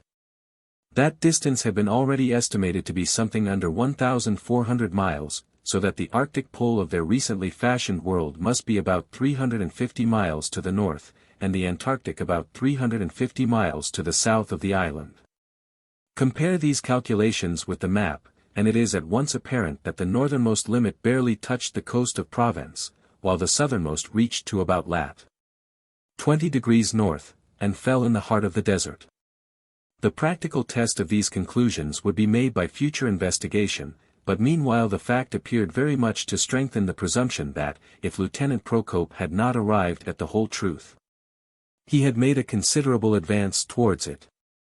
The weather, ever since the storm that had driven the Dobryna into the creek, had been magnificent.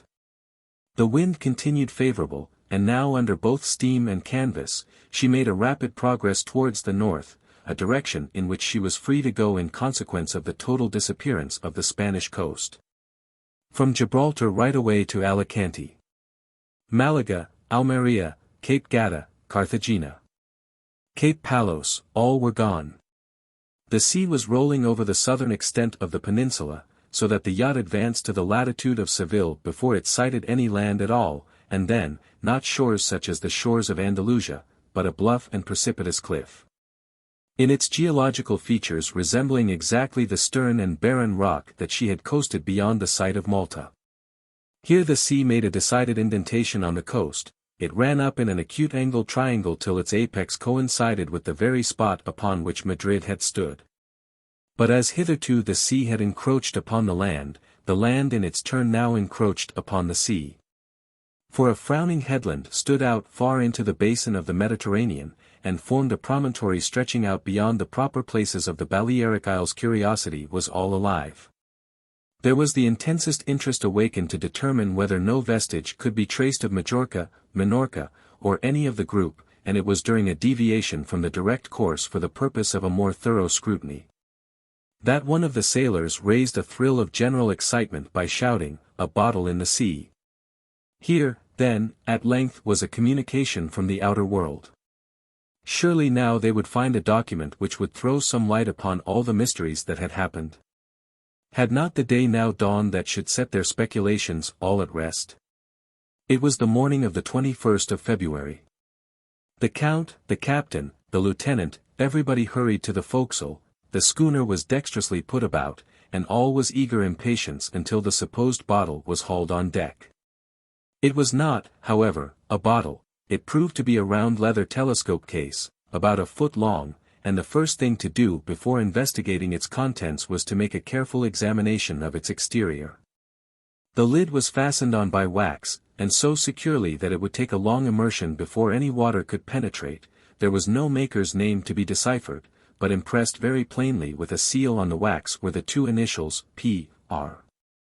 When the scrutiny of the outside was finished, the wax was removed and the cover opened, and the lieutenant drew out a slip of ruled paper, evidently torn from a common notebook.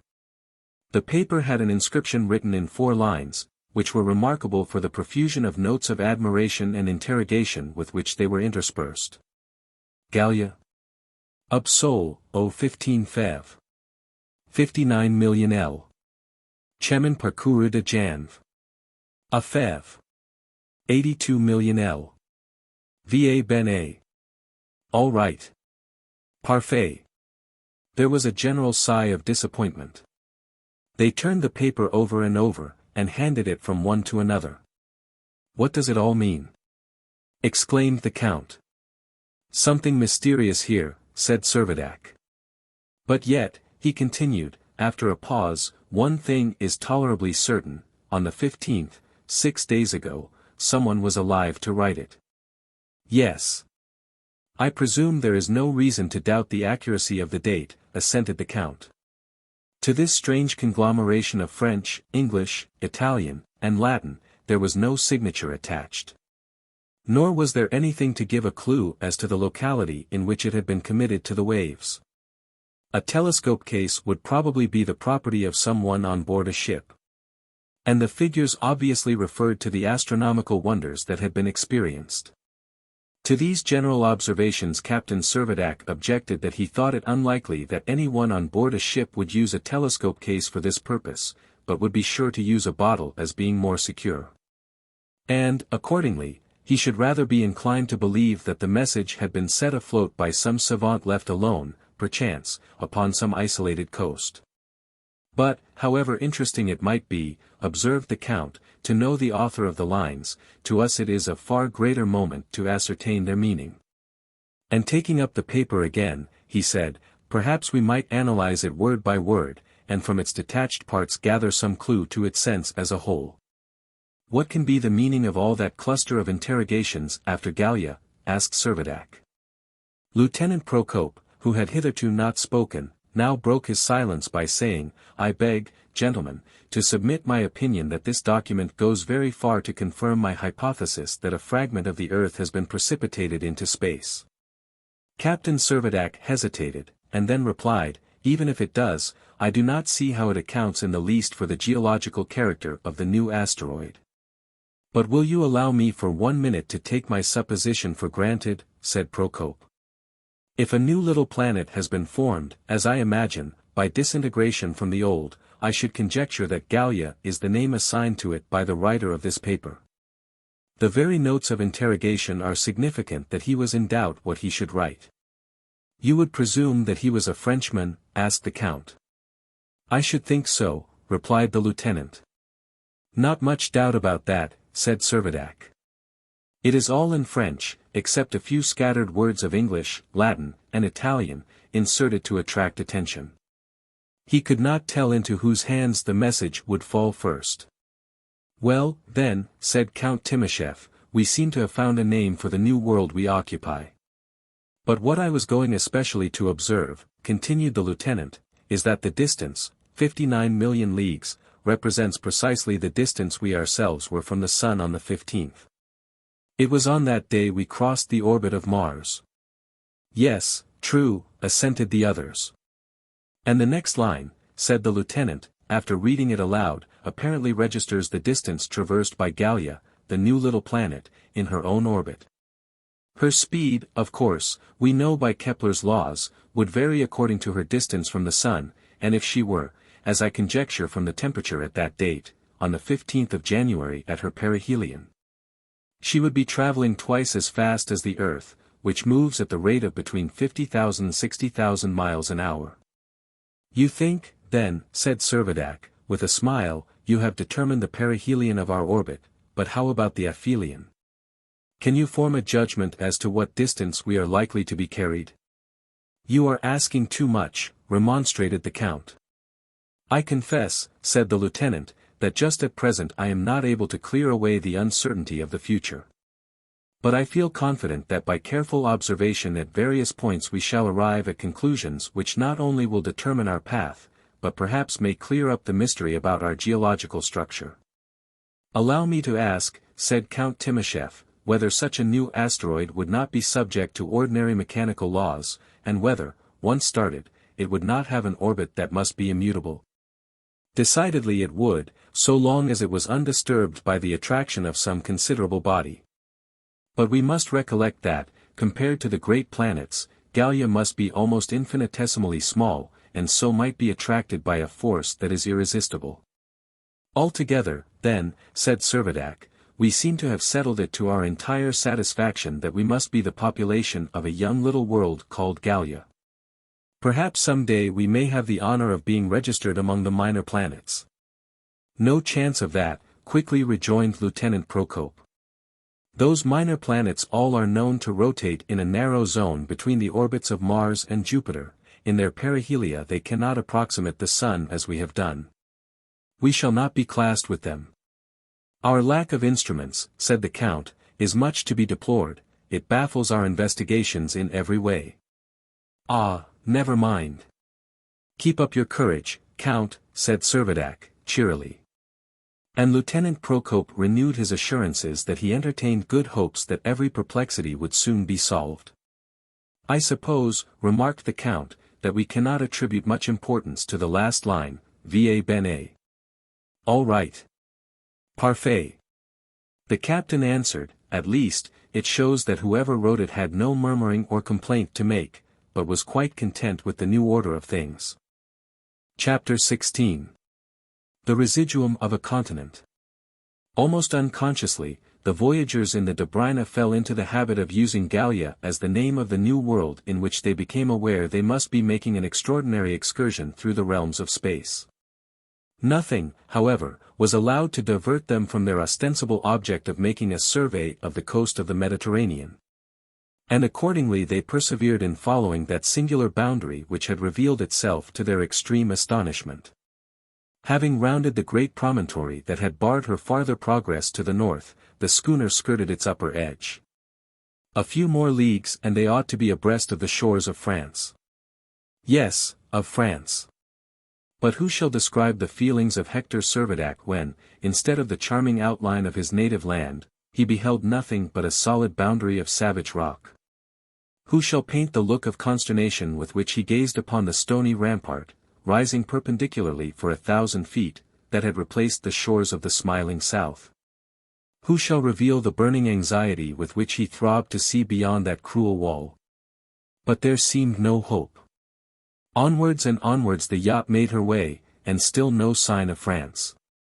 It might have been supposed that Servadac's previous experiences would have prepared him for the discovery that the catastrophe which had overwhelmed other sites had brought destruction to his own country as well.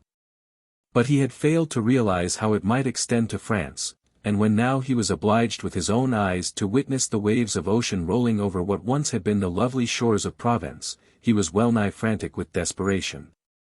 Am I to believe that Gourbi Island, that little shred of Algeria, constitutes all that is left of our glorious France?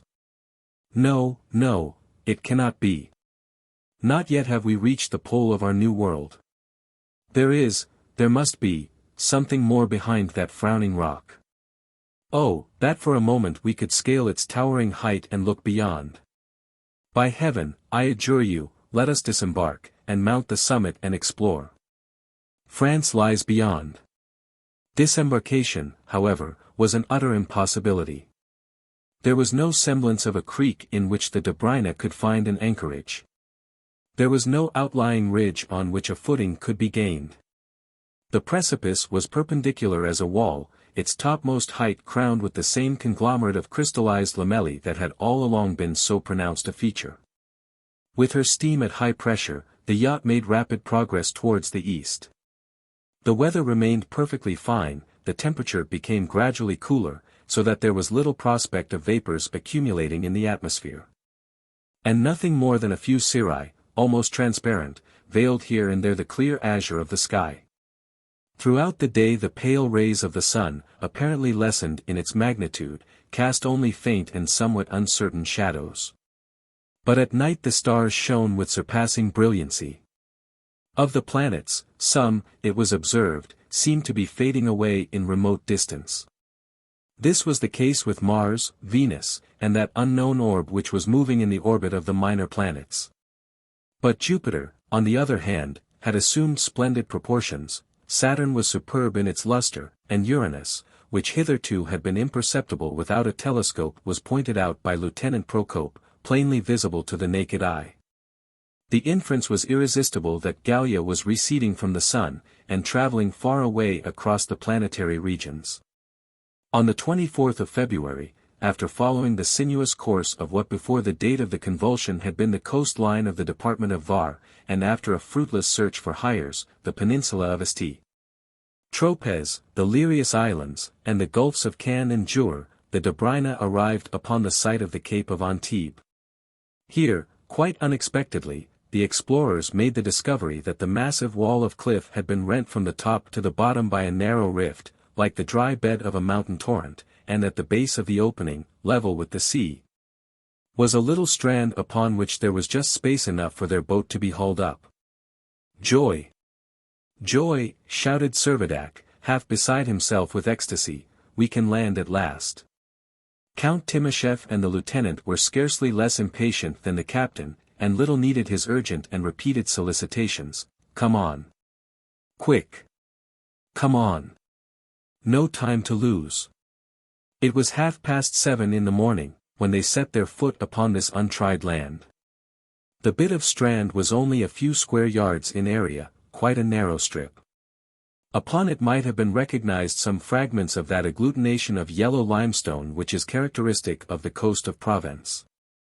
But the whole party was far too eager to wait and examine these remnants of the ancient shore. They hurried on to scale the heights.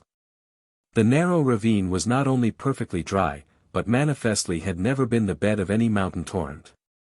The rocks that rested at the bottom, just as those which formed its sides, were of the same lamellous formation as the entire coast, and had not hitherto been subject to the disaggregation which the lapse of time never fails to work.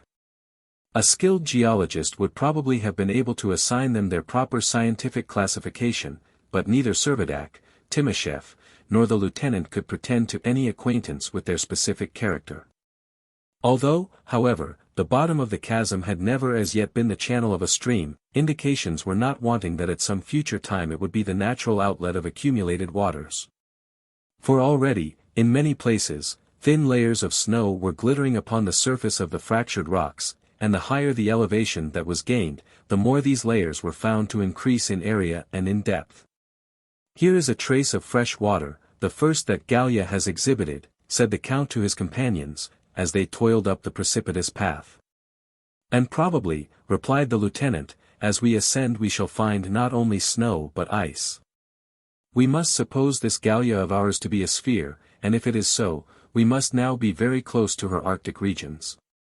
It is true that her axis is not so much inclined as to prolong day and night as at the poles of the earth, but the rays of the sun must reach us here only very obliquely, and the cold, in all likelihood, will be intense."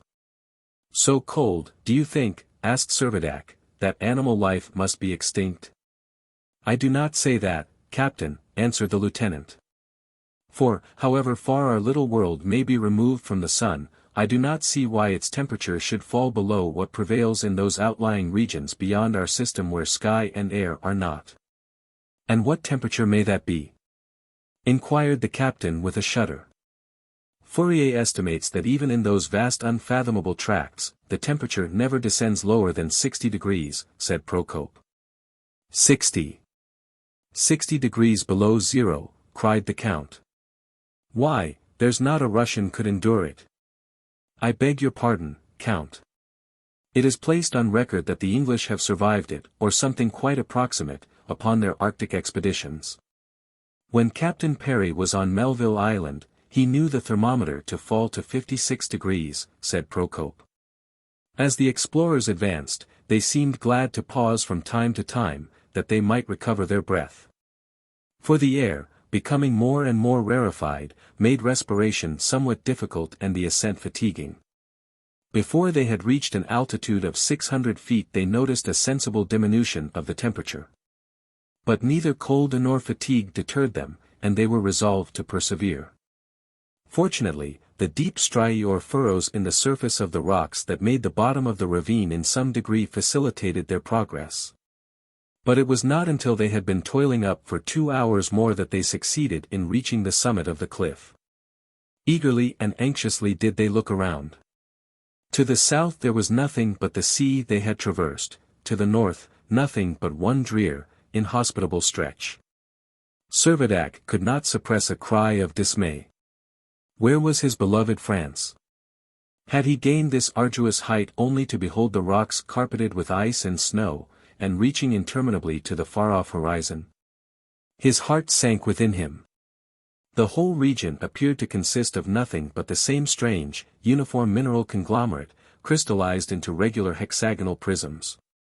But whatever was its geological character, it was only too evident that it had entirely replaced the former soil, so that not a vestige of the old continent of Europe could be discerned.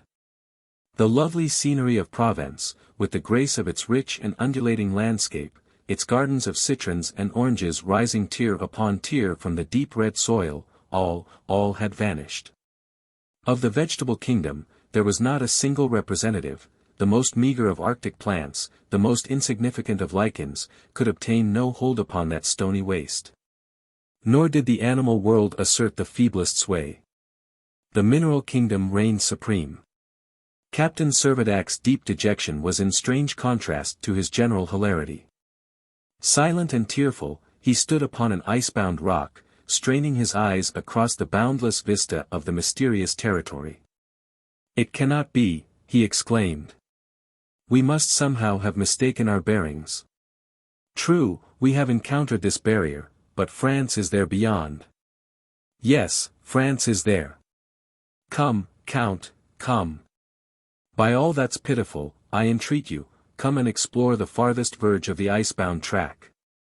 He pushed onwards along the rugged surface of the rock, but had not proceeded far before he came to a sudden pause. His foot had come in contact with something hard beneath the snow, and, stooping down, he picked up a little block of stony substance, which the first glance revealed to be of a geological character altogether alien to the universal rocks around. It proved to be a fragment of discolored marble, on which several letters were inscribed, of which the only part at all decipherable was the syllable ville. Villa. He cried out, in his excitement dropping the marble, which was broken into atoms by the fall. What else could this fragment be but the sole surviving remnant of some sumptuous mansion that once had stood on this unrivaled site? Was it not the residue of some edifice that had crowned the luxuriant headland of Antibes, overlooking Nice, and commanding the gorgeous panorama that embraced the maritime Alps and reached beyond Monaco and Mentone to the Italian height of Bordighera? And did it not give in its sad and too convincing testimony that Antibes itself had been involved in the great destruction? Servadac gazed upon the shattered marble, pensive and disheartened. Count Timascheff laid his hand kindly on the captain's shoulder, and said, "My friend, do you not remember the motto of the old Hope family?" He shook his head mournfully. "Orb fracto, spes Eloisa," continued the count, "though the world be shattered, hope is unimpaired." Servadac smiled faintly, and replied that he felt rather compelled to take up the despairing cry of Dante, "All hope abandon, ye who enter here." "Nay, not so," answered the count, "for the present at least, let our maxim be nil desperandum." Chapter 17. A Second Enigma. Upon re-embarking, the bewildered explorers began to discuss the question whether it would not now be desirable to make their way back to Gourbi Island, which was apparently the only spot in their new world from which they could hope to derive their future sustenance. Captain Servadac tried to console himself with the reflection that Gourbi Island was, after all, a fragment of a French colony, and as such almost like a bit of his dear France. And the plan of returning thither was on the point of being adopted, when Lieutenant Procope remarked that they ought to remember that they had not hitherto made an entire circuit of the new shores of the sea on which they were sailing. "We have," he said, "neither investigated the northern shore from the site of Cape Antibes to the strait that brought us to Gibraltar, nor have we followed the southern shore that stretches from the strait to the Gulf of Cabes. It is the old coast, and not the new, that we have been tracing. As yet, we cannot say positively that there is no outlet to the south. As yet, we cannot assert that no oasis of the African desert has escaped the catastrophe. Perhaps, even here in the north, we may find that Italy and Sicily and the larger islands of the Mediterranean may still maintain their existence. "I entirely concur with you," said Count Timascheff. "I quite think we ought to make our survey of the confines of this new basin as complete as possible before we withdraw." Servadac, although he acknowledged the justness of these observations, could not help pleading that the explorations might be deferred until after a visit had been paid to Gourbi Island. "Depend upon it, Captain, you are mistaken," replied the lieutenant. "The right thing to do is to use the Dobryna while she is available." "Available? What do you mean?" asked the Count, somewhat taken by surprise. "I mean," said Procope, "that the farther this Gallia of ours recedes from the sun, the lower the temperature will fall. It is likely enough, I think, that before long the sea will be frozen over, and navigation will be impossible. Already you have learned something of the difficulties of traversing a field of ice, and I am sure, therefore, you will acquiesce in my wish to continue our explorations while the water is still open." "No doubt you are right, Lieutenant," said the Count. "We will continue our search while we can for some remaining fragment of Europe.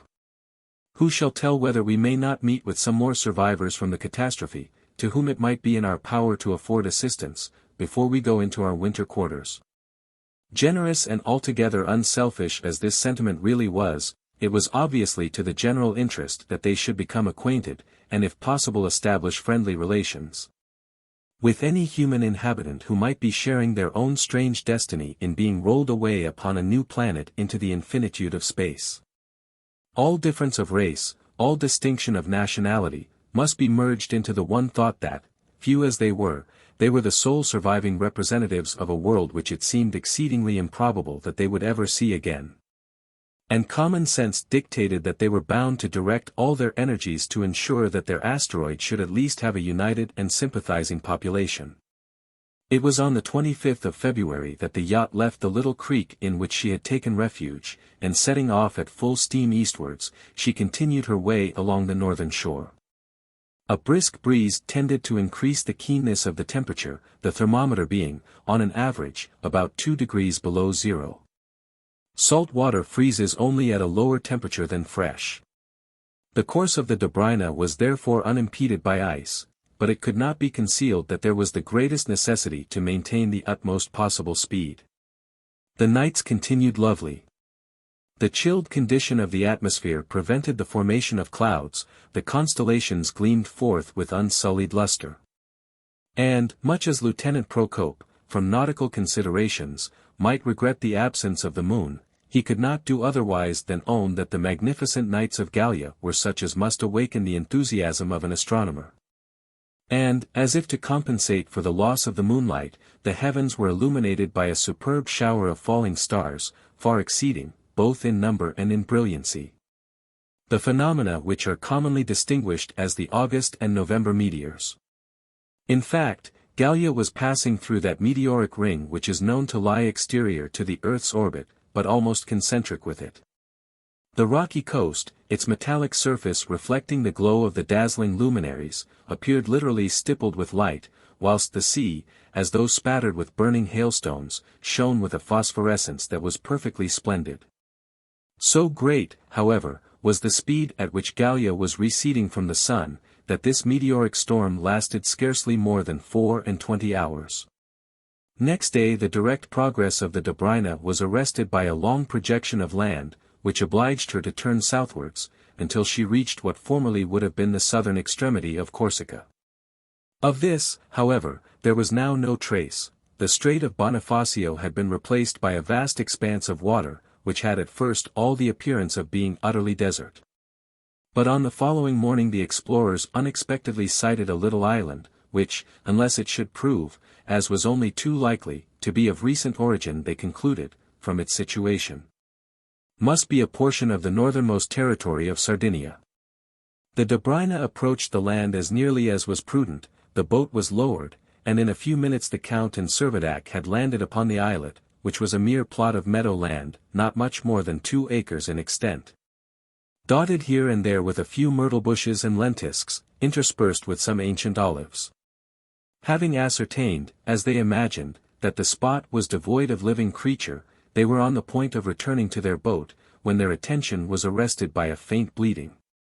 And immediately afterwards a solitary she-goat came bounding towards the shore.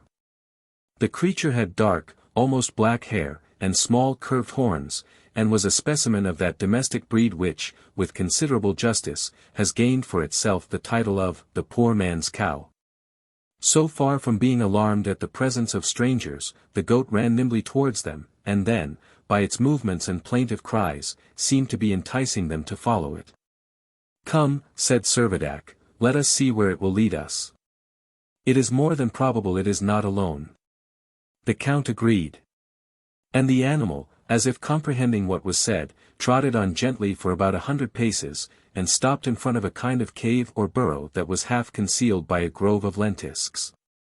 Here a little girl, 7 or 8 years of age, with rich brown hair and lustrous dark eyes, beautiful as one of Murillo's angels, was peeping shyly through the branches.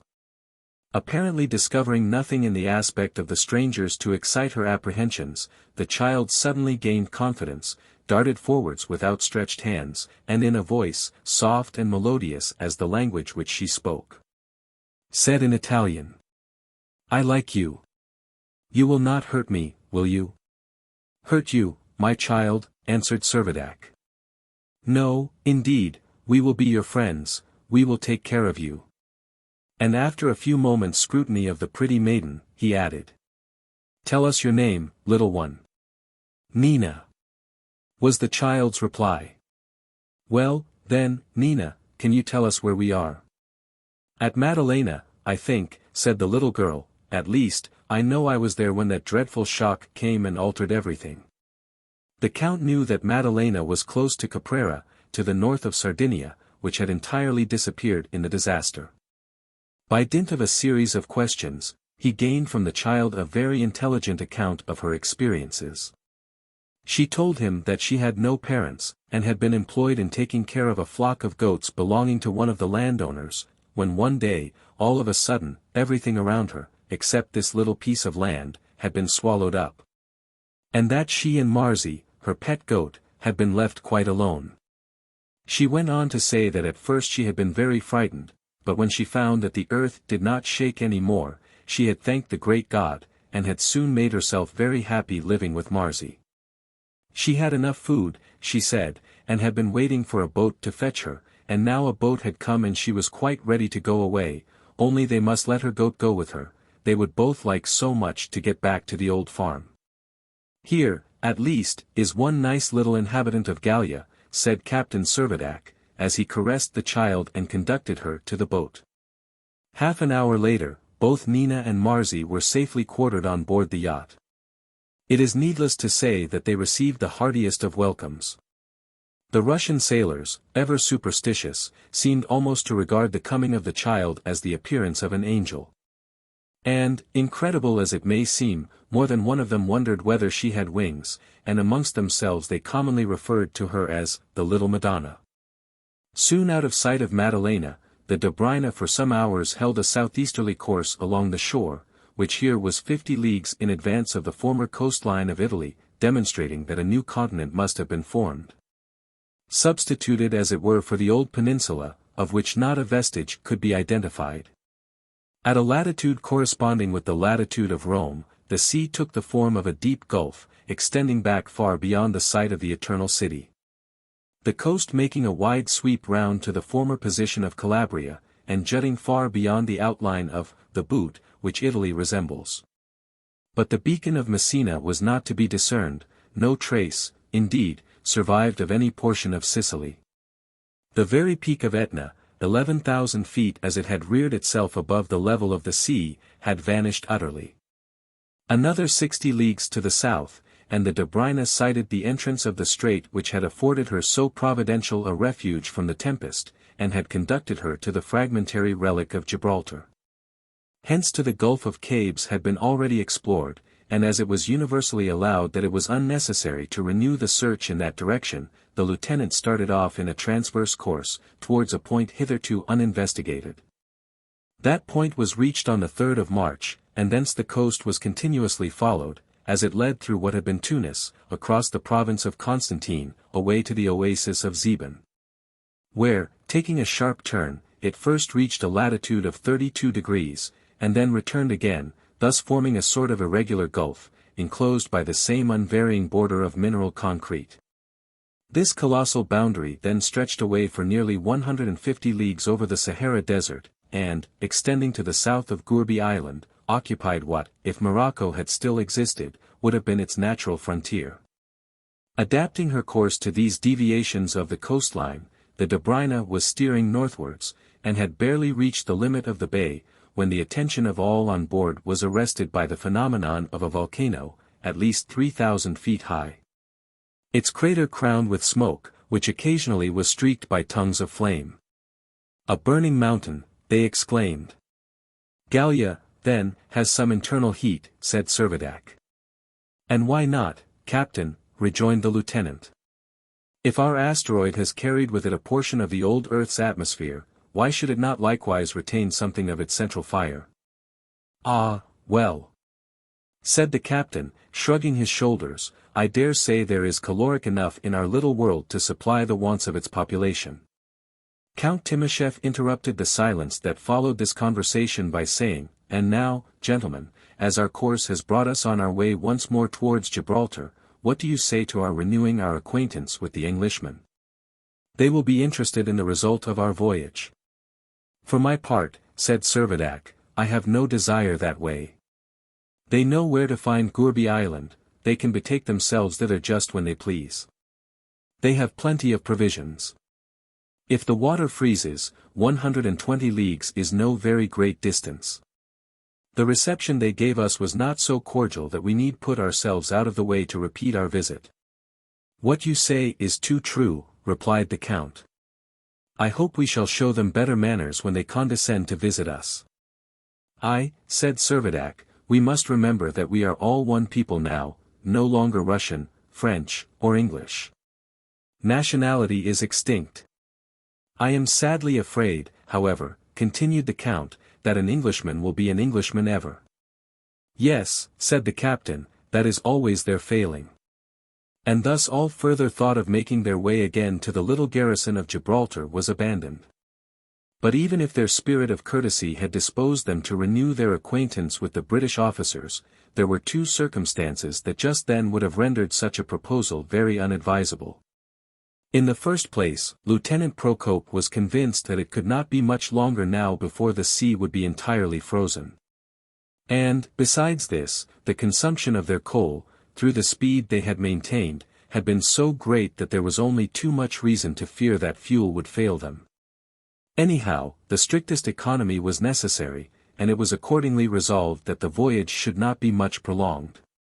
Beyond the volcanic peak, moreover, the waters seemed to expand into a boundless ocean, and it might be a thing full of risk to be frozen up while the yacht was so inadequately provisioned.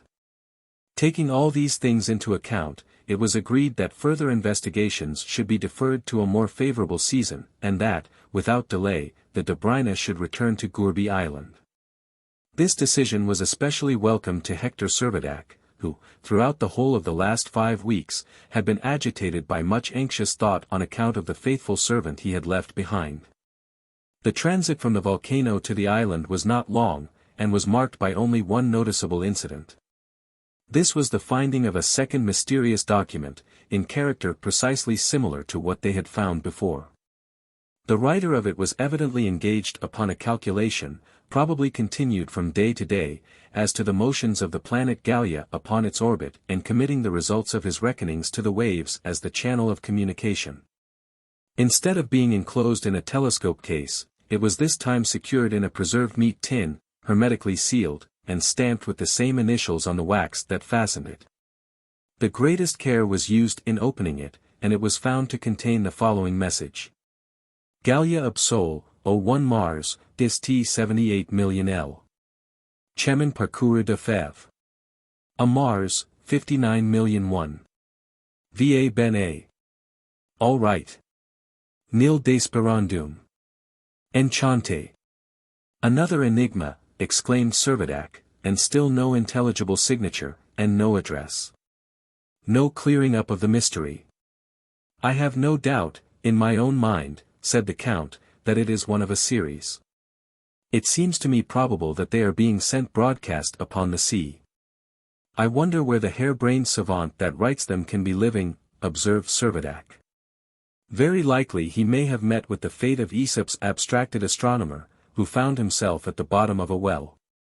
Aye, but where is that well? Demanded the captain. This was a question which the count was incapable of settling. And they could only speculate afresh as to whether the author of the riddles was dwelling upon some solitary island, or, like themselves, was navigating the waters of the new Mediterranean. But they could detect nothing to guide them to a definite decision. After thoughtfully regarding the document for some time, Lieutenant Procope proceeded to observe that he believed the paper might be considered as genuine, and accordingly, taking its statements as reliable. He deduced two important conclusions. First, that whereas, in the month of January, the distance traveled by the planet, hypothetically called Gallia, had been recorded as 82 million leagues, the distance traveled in February was only 59,000 leagues, a difference of 23 million leagues in 1 month. Secondly, that the distance of the planet from the Sun, which on the 15th of February had been 59 million leagues, was on the 1st of March 78 million leagues, an increase of 19 million leagues in a fortnight. Thus, in proportion as Gallia receded from the Sun, so did the rate of speed diminish by which she traveled along her orbit, facts to be observed in perfect conformity with the known laws of celestial mechanism. And your inference? Asked the Count. My inference, replied the lieutenant, is a confirmation of my surmise that we are following an orbit decidedly elliptical, although we have not yet the material to determine its eccentricity. As the writer adheres to the appellation of Gallia, do you not think, asked the Count, that we might call these new waters the Gallian Sea? There can be no reason to the contrary, Count, replied the lieutenant. And as such I will insert it upon my new chart. Our friend, said Servadac, seems to be more and more gratified with the condition of things. Not only has he adopted our motto, nil desperandum, but see how enthusiastically he has wound up with his enchante. The conversation dropped. A few hours later the man on watch announced that Gourbi Island was in sight. Chapter 18. An unexpected population. The Dobryna was now back again at the island. Her cruise had lasted from the 31st of January to the 5th of March, a period of 35 days, for it was leap year, corresponding to 70 days as accomplished by the new little world.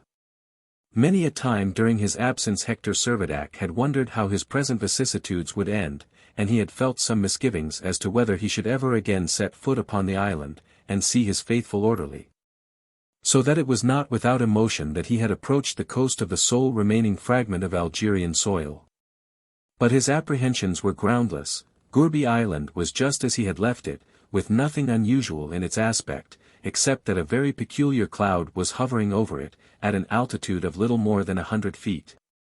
As the yacht approached the shore, this cloud appeared to rise and fall as if acted upon by some invisible agency, and the captain, after watching it carefully, perceived that it was not an accumulation of vapors at all, but a dense mass of birds packed as closely together as a swarm of herrings, and uttering deafening and discordant cries, amidst which from time to time the noise of the report of a gun could be plainly distinguished. The Dobryna signalized her arrival by firing her cannon, and dropped anchor in the little port of the Shalif. Almost within a minute Ben Zoof was seen running, gun in hand, towards the shore. He cleared the last ridge of rocks at a single bound, and then suddenly halted. For a few seconds he stood motionless, his eyes fixed, as if obeying the instructions of a drill sergeant, on a point some 15 yards distant, his whole attitude indicating submission and respect. But the sight of the captain, who was landing, was too much for his equanimity, and darting forward, he seized his master's hand and covered it with kisses. Instead, however, of uttering any expressions of welcome or rejoicing at the captain's return, Ben Zoof broke out into the most vehement ejaculations. Thieves, captain! Beastly thieves! Bedouins! Pirates! Devils! Why, Ben Zoof, what's the matter? Said Servadac soothingly. They are thieves. Downright, desperate thieves. Those infernal birds. That's what's the matter. It is a good thing you have come. Here have I for a whole month been spending my powder and shot upon them, and the more I kill them, the worse they get, and yet, if I were to leave them alone, we should not have a grain of corn upon the island. It was soon evident that the orderly had only too much cause for alarm. The crops had ripened rapidly during the excessive heat of January, when the orbit of Gallia was being traversed at its perihelion, and were now exposed to the depredations of many thousands of birds. And although a goodly number of stacks attested the industry of Ben Zoof during the time of the Dobryna's voyage, it was only too apparent that the portion of the harvest that remained ungathered was liable to the most imminent risk of being utterly devoured. It was, perhaps, only natural that this clustered mass of birds, as representing the whole of the feathered tribe upon the surface of Gallia, should resort to Gourbi Island, of which the meadows seemed to be the only spot from which they could get sustenance at all. But as this sustenance would be obtained at the expense, and probably to the serious detriment, of the human population, it was absolutely necessary that every possible resistance should be made to the devastation that was threatened. Once satisfied that Servadac and his friends would cooperate with him in the raid upon the thieves, Ben Zoof became calm and content, and began to make various inquiries. "And what has become," he said, "of all our old comrades in Africa?" "As far as I can tell you," answered the captain, "they are all in Africa still, only Africa isn't by any means where we expected to find it." "And France?" "Montmartre," continued Ben Zoof eagerly. Here was the cry of the poor fellow's heart. As briefly as he could, Servadac endeavored to explain the true condition of things. He tried to communicate the fact that Paris, France, Europe, nay, the whole world was more than 80 millions of leagues away from Gourbi Island. As gently and cautiously as he could he expressed his fear that they might never see Europe, France, Paris, Montmartre again. "No, no, sir," protested Ben Zoof emphatically, "that is all nonsense. It is altogether out of the question to suppose that we are not to see Montmartre again." And the orderly shook his head resolutely, with the air of a man determined, in spite of argument, to adhere to his own opinion. "Very good, my brave fellow," replied Servadac, "hope on, hope while you may. The message has come to us over the sea, never despair, but one thing, nevertheless, is certain. We must forthwith commence arrangements for making this island our permanent home." Captain Servadac now led the way to the Gourbi, which, by his servants' exertions, had been entirely rebuilt. And here he did the honors of his modest establishment to his two guests, the Count and the Lieutenant, and gave a welcome, too, to little Nina, who had accompanied them on shore, and between whom and Ben Zoof the most friendly relations had already been established. The adjacent building continued in good preservation, and Captain Servadac's satisfaction was very great in finding the two horses, Zephyr and Galette, comfortably housed there and in good condition.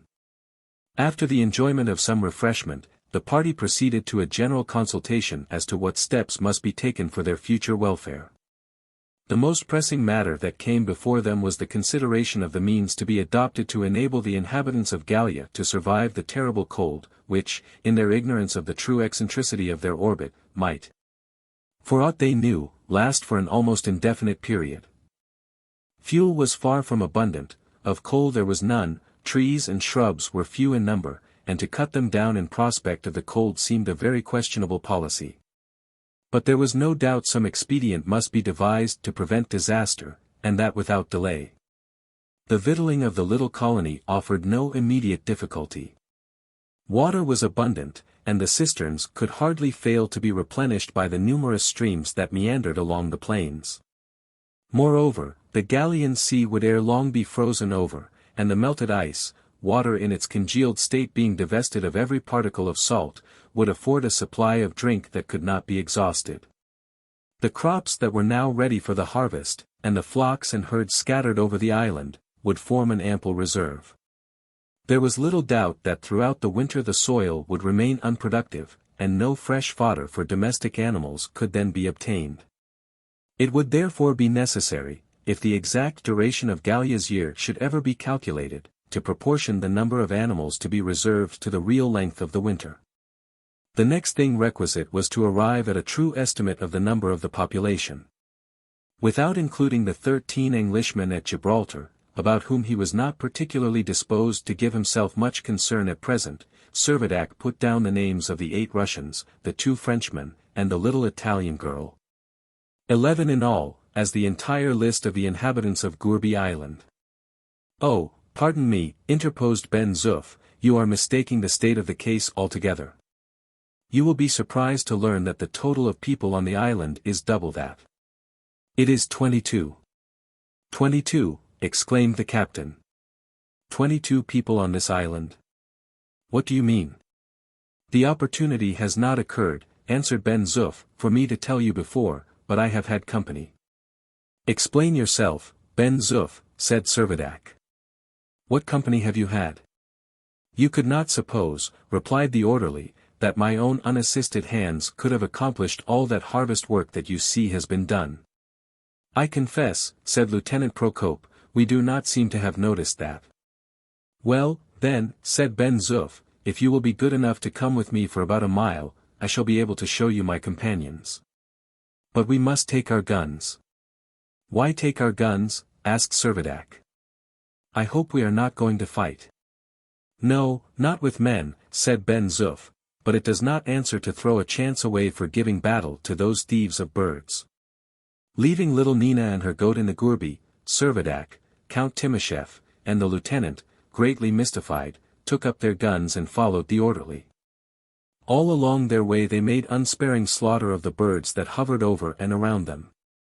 Nearly every species of the feathered tribe seemed to have its representative in that living cloud. There were wild ducks in thousands. Snipe, larks, rooks, and swallows, a countless variety of seabirds, widgeons, gulls, and seamews, beside a quantity of game, quails, partridges, and woodcocks. The sportsmen did their best, every shot told. And the depredators fell by dozens on either hand. Instead of following the northern shore of the island, Ben Zoof cut obliquely across the plain. Making their progress with the unwonted rapidity which was attributable to their specific lightness. Servadac and his companions soon found themselves near a grove of sycamores and eucalyptus massed in picturesque confusion at the base of a little hill. Here they halted. Ah! The vagabonds! The rascals! The thieves! Suddenly exclaimed Ben Zoof, stamping his foot with rage. How now? Are your friends the birds at their pranks again? Asked the captain. No, I don't mean the birds, I mean those lazy beggars that are shirking their work. Look here, look there. And as Ben Zoof spoke, he pointed to some scythes, and sickles, and other implements of husbandry that had been left upon the ground. What is it you mean? Asked Servadac, getting somewhat impatient. Hush, hush. Listen, was all Ben Zoof's reply, and he raised his finger as if in warning. Listening attentively, Servadac and his associates could distinctly recognize a human voice, accompanied by the notes of a guitar and by the measured click of castanets. Spaniards, said Servadac. No mistake about that, sir, replied Ben Zoof. A Spaniard would rattle his castanets at the cannon's mouth. But what is the meaning of it all? Asked the captain, more puzzled than before. Hark, said Ben Zoof, it is the old man's turn. And then a voice, at once gruff and harsh, was heard vociferating, my money. My money. When will you pay me my money? Pay me what you owe me, you miserable majos. Meanwhile the song continued. Tu sandunga y cigarro. Y una cana de Jerez. Mi gemelgo y un trabuco. Que mas gloria pueda haver. Servadac's knowledge of Gascon enabled him partially to comprehend the rollicking tenor of the Spanish patriotic air, but his attention was again arrested by the voice of the old man growling savagely, pay me you shall. Yes, by the God of Abraham, you shall pay me. A Jew, exclaimed Servadac. I, sir, a German Jew, said Ben Zoof. The party was on the point of entering the thicket, when a singular spectacle made them pause. A group of Spaniards had just begun dancing their national fandango, and the extraordinary lightness which had become the physical property of every object in the new planet made the dancers bound to a height of 30 feet or more into the air, considerably above the tops of the trees. What followed was irresistibly comic. For sturdy Majos had dragged along with them an old man incapable of resistance, and compelled him, nolens volens, to join in the dance. And as they all kept appearing and disappearing above the bank of foliage, their grotesque attitudes, combined with the pitiable countenance of their helpless victim, could not do otherwise than recall most forcibly the story of Sancho Panza tossed in a blanket by the merry drapers of Segovia. Servadac, the Count, Procope, and Ben Zoof now proceeded to make their way through the thicket until they came to a little glade, where two men were stretched idly on the grass, one of them playing the guitar, and the other a pair of castanets. Both were exploding with laughter, as they urged the performers to greater and yet greater exertions in the dance. At the sight of strangers they paused in their music, and simultaneously the dancers, with their victim, alighted gently on the sward. Breathless and half exhausted as was the Jew, he rushed with an effort toward Servadac, and exclaimed in French, marked by a strong Teutonic accent, "Oh, my Lord Governor, help me, help! These rascals defraud me of my rights, they rob me. But, in the name of the God of Israel, I ask you to see justice done." The captain glanced inquiringly towards Ben Zoof, and the orderly, by a significant nod, made his master understand that he was to play the part that was implied by the title. He took the cue, and promptly ordered the Jew to hold his tongue at once. The man bowed his head in servile submission, and folded his hands upon his breast. Servadac surveyed him leisurely. He was a man of about 50, but from his appearance might well have been taken for at least 10 years older. Small and skinny, with eyes bright and cunning, a hooked nose, a short yellow beard, unkempt hair, huge feet, and long bony hands, he presented all the typical characteristics of the German Jew, the heartless, wily usurer, the hardened miser and skinflint. As iron is attracted by the magnet, so was this Shylock attracted by the sight of gold, nor would he have hesitated to draw the life-blood of his creditors, if by such means he could secure his claims. His name was Isaac Hakkabut, and he was a native of Cologne.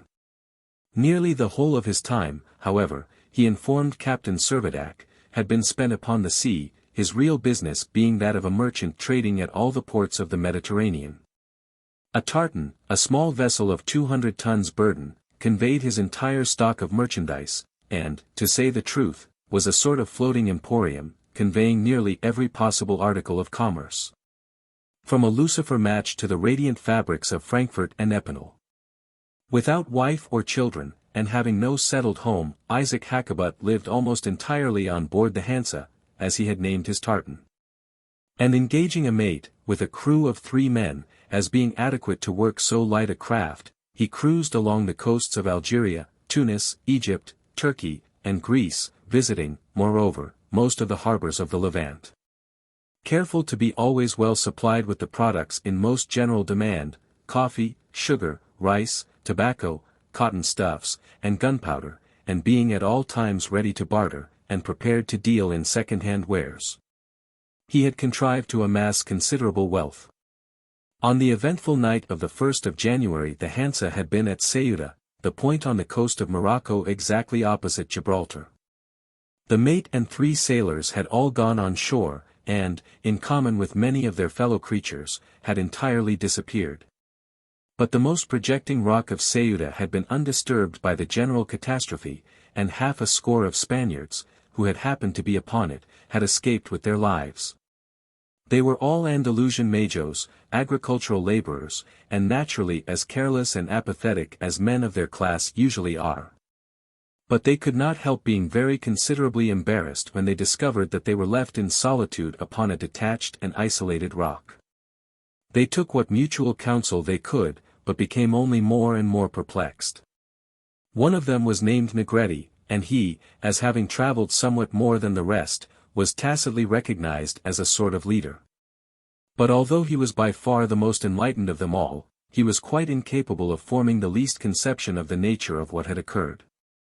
The one thing upon which they could not fail to be conscious was that they had no prospect of obtaining provisions, and consequently their first business was to devise a scheme for getting away from their present abode. The Hansa was lying offshore. The Spaniards would not have had the slightest hesitation in summarily taking possession of her, but their utter ignorance of seamanship made them reluctantly come to the conclusion that the more prudent policy was to make terms with the owner. And now came a singular part of the story. Negretti and his companions had meanwhile received a visit from 2 English officers from Gibraltar. What passed between them the Jew did not know. He only knew that, immediately after the conclusion of the interview, Negretti came to him and ordered him to set sail at once for the nearest point of Morocco. The Jew, afraid to disobey, but with his eye ever upon the main chance, stipulated that at the end of their voyage the Spaniards should pay for their passage, terms to which, as they would to any other, they did not demur. Knowing that they had not the slightest intention of giving him a single real. The Hansa had weighed anchor on the 3rd of February.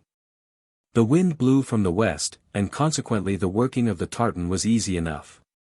The unpracticed sailors had only to hoist their sails and, though they were quite unconscious of the fact, the breeze carried them to the only spot upon the little world they occupied which could afford them a refuge. Thus it fell out that one morning Ben Zoof, from his lookout on Gourbi Island, saw a ship, not the Dobryna, appear upon the horizon, and make quietly down towards what had formerly been the right bank of the Shelif. Such was Ben Zoof's version of what had occurred, as he had gathered it from the newcomers. He wound up his recital by remarking that the cargo of the Hansa would be of immense service to them. He expected, indeed, that Isaac Hakkabut would be difficult to manage, but considered there could be no harm in appropriating the goods for the common welfare, since there could be no opportunity now for selling them. Ben Zoof added, and as to the difficulties between the Jew and his passengers, I told him that the Governor-General was absent on a tour of inspection, and that he would see everything equitably settled.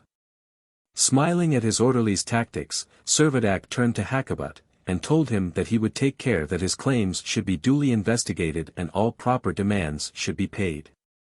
The man appeared satisfied, and, for the time at least, desisted from his complaints and importunities. When the Jew had retired, Count Timoshev asked, "But how in the world can you ever make those fellows pay anything?" "They have lots of money," said Ben Zoof. "Not likely," replied the Count. "When did you ever know Spaniards like them to have lots of money?" "But I have seen it myself," said Ben Zoof, "and it is English money." "English money," echoed Servadac, and his mind again reverted to the excursion made by the Colonel and the Major from Gibraltar, about which they had been so reticent. "We must inquire more about this," he said. Then, addressing Count Timoshev, he added, "Altogether, I think the countries of Europe are fairly represented by the population of Gallia." "True, Captain," answered the Count. "We have only a fragment of a world, but it contains natives of France, Russia, Italy, Spain, and England. Even Germany may be said to have a representative in the person of this miserable Jew." "And even in him," said Servadac, "perhaps we shall not find so indifferent a representative as we at present imagine." Chapter 19. Gallia's Governor-General. The Spaniards who had arrived on board the Hansa consisted of 9 men and a lad of 12 years of age, named Pablo. They all received Captain Servadac, whom Ben Zoof introduced as the Governor-General, with due respect, and returned quickly to their separate tasks. The captain and his friends, followed at some distance by the eager Jew, soon left the glade and directed their steps towards the coast where the Hansa was moored. As they went they discussed their situation. As far as they had ascertained, except Gourbi Island, the sole surviving fragments of the Old World were 4 small islands, the bit of Gibraltar occupied by the Englishmen, Ceuta, which had just been left by the Spaniards, Madalena, where they had picked up the little Italian girl, and the site of the tomb of St. Louis on the coast of Tunis. Around these there was stretched out the full extent of the Gallian Sea, which apparently comprised about 1/2 of the Mediterranean, the whole being encompassed by a barrier like a framework of precipitous cliffs. Of an origin and a substance alike unknown. Of all these spots only 2 were known to be inhabited, Gibraltar, where the 13 Englishmen were amply provisioned for some years to come, and their own Gourbi Island. Here there was a population of 22, who would all have to subsist upon the natural products of the soil. It was indeed not to be forgotten that, perchance, upon some remote and undiscovered isle there might be the solitary writer of the mysterious papers which they had found, and if so, that would raise the census of their new asteroid to an aggregate of 36.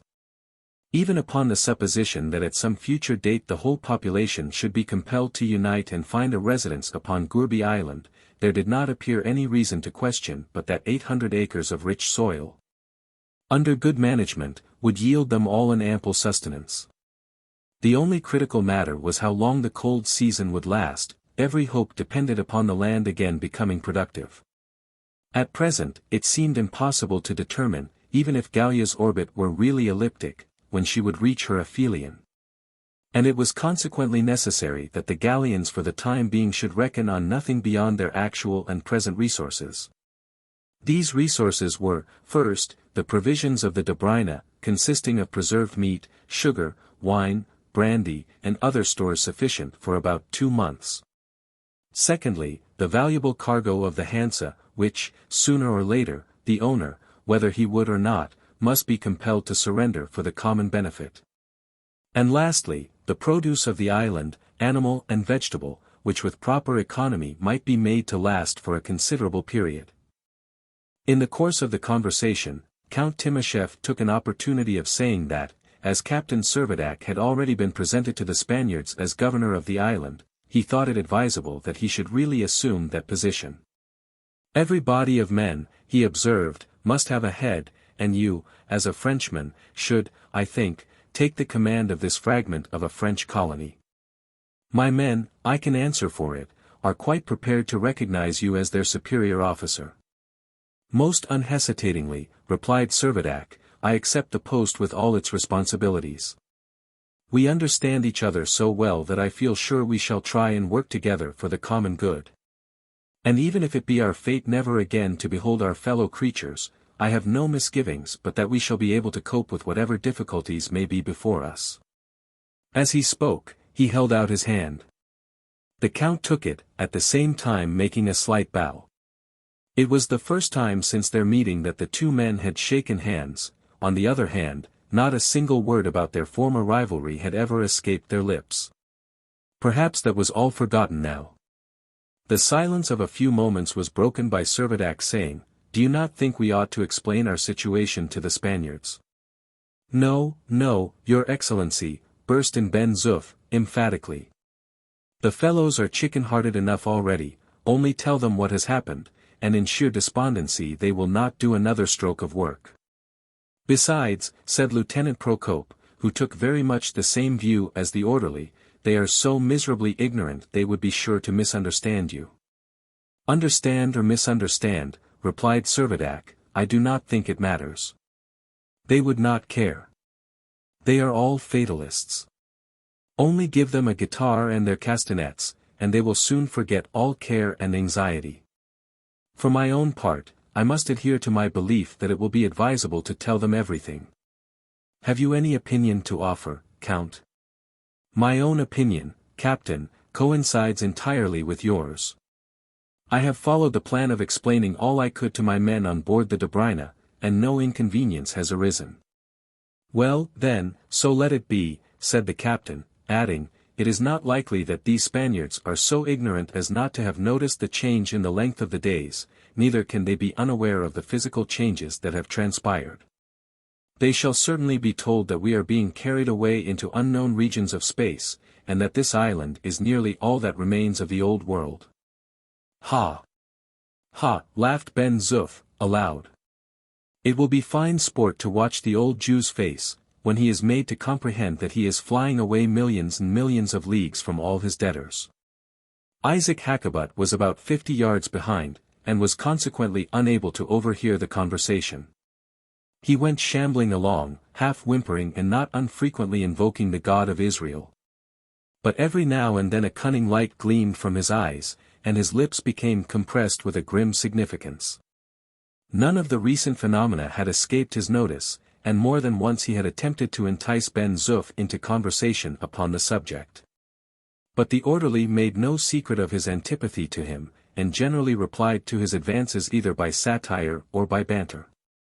He told him that he had everything to gain under the new system of nights and days, for, instead of living the Jew's ordinary life of a century, he would reach to the age of 2 centuries. And he congratulated him upon the circumstance of things having become so light, because it would prevent him feeling the burden of his years. At another time he would declare that, to an old usurer like him, it could not matter in the least what had become of the moon, as he could not possibly have advanced any money upon her. And when Isaac, undaunted by his jeers, persevered in besetting him with questions, he tried to silence him by saying, "Only wait till the Governor-General comes, he is a shrewd fellow, and will tell you all about it." "But will he protect my property?" poor Isaac would ask tremulously. "To be sure he will. He would confiscate it all rather than that you should be robbed of it." With this job's comfort the Jew had been obliged to content himself as best he could, and to await the promised arrival of the governor. When Servadac and his companions reached the shore, they found that the Hansa had anchored in an exposed bay, protected but barely by a few projecting rocks. And in such a position that a gale rising from the west would inevitably drive her on to the land, where she must be dashed in pieces. It would be the height of folly to leave her in her present moorings. Without loss of time she must be brought round to the mouth of the Shelif, in immediate proximity to the Russian yacht. The consciousness that his tartan was the subject of discussion made the Jew give way to such vehement ejaculations of anxiety, that Servadac turned round and peremptorily ordered him to desist from his clamor. Leaving the old man under the surveillance of the Count and Ben Zoof, the captain and the lieutenant stepped into a small boat and were soon alongside the floating emporium. A very short inspection sufficed to make them aware that both the tartan and her cargo were in a perfect state of preservation. In the hold were sugar loaves by hundreds, chests of tea, bags of coffee, hogsheads of tobacco, pipes of wine, casks of brandy, barrels of dried herrings, bales of cotton, clothing of every kind, shoes of all sizes, caps of various shape, tools, household utensils, china and earthenware, reams of paper, bottles of ink, boxes of lucifer matches, blocks of salt, bags of pepper and spices, a stock of huge Dutch cheeses, and a collection of almanacs and miscellaneous literature. At a rough guess the value could not be much under £5,000 sterling. A new cargo had been taken in only a few days before the catastrophe, and it had been Isaac Hakkabut's intention to cruise from Ceuta to Tripoli, calling wherever he had reason to believe there was likely to be a market for any of his commodities. "A fine haul, Lieutenant," said the captain. "Yes, indeed," said the lieutenant, "but what if the owner refuses to part with it?" No fear," replied the captain. "As soon as ever the old rascal finds that there are no more Arabs or Algerians for him to fleece, he will be ready enough to transact a little business with us. We will pay him by bills of acceptance on some of his old friends in the old world." "But why should he want any payment?" inquired the lieutenant. "Under the circumstances, he must know that you have a right to make a requisition of his goods." No, quickly rejoined Servadac, "we will not do that. Just because the fellow is a German we shall not be justified in treating him in German fashion. We will transact our business in a business way. Only let him once realize that he is on a new globe, with no prospect of getting back to the old one, and he will be ready enough to come to terms with us." "Perhaps you are right," replied the lieutenant, "I hope you are.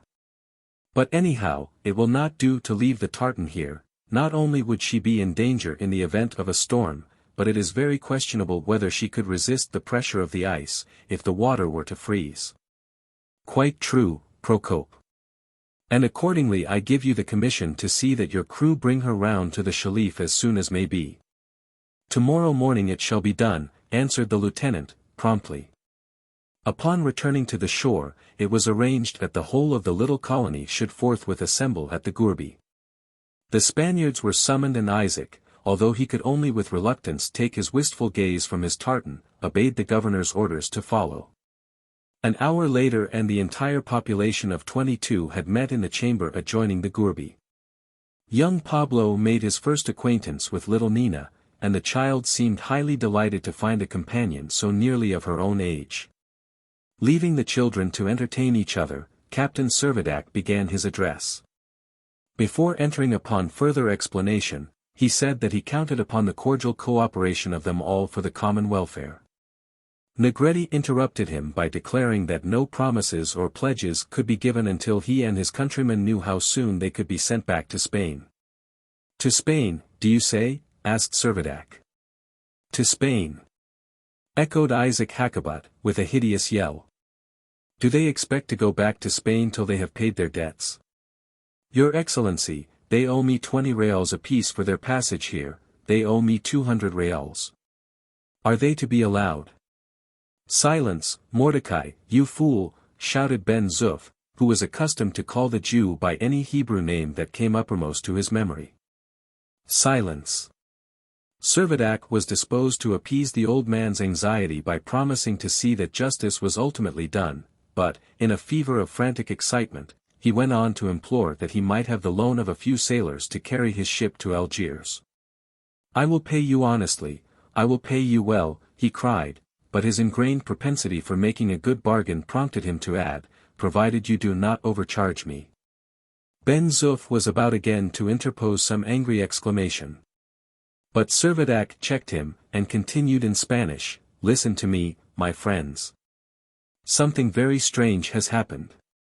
A most wonderful event has cut us off from Spain, from France, from Italy, from every country of Europe. In fact, we have left the old world entirely. Of the whole earth, nothing remains except this island on which you are now taking refuge. The old globe is far, far away. Our present abode is but an insignificant fragment that is left. I dare not tell you that there is any chance of your ever again seeing your country or your homes." He paused. The Spaniards evidently had no conception of his meaning. Negretti begged him to tell them all again.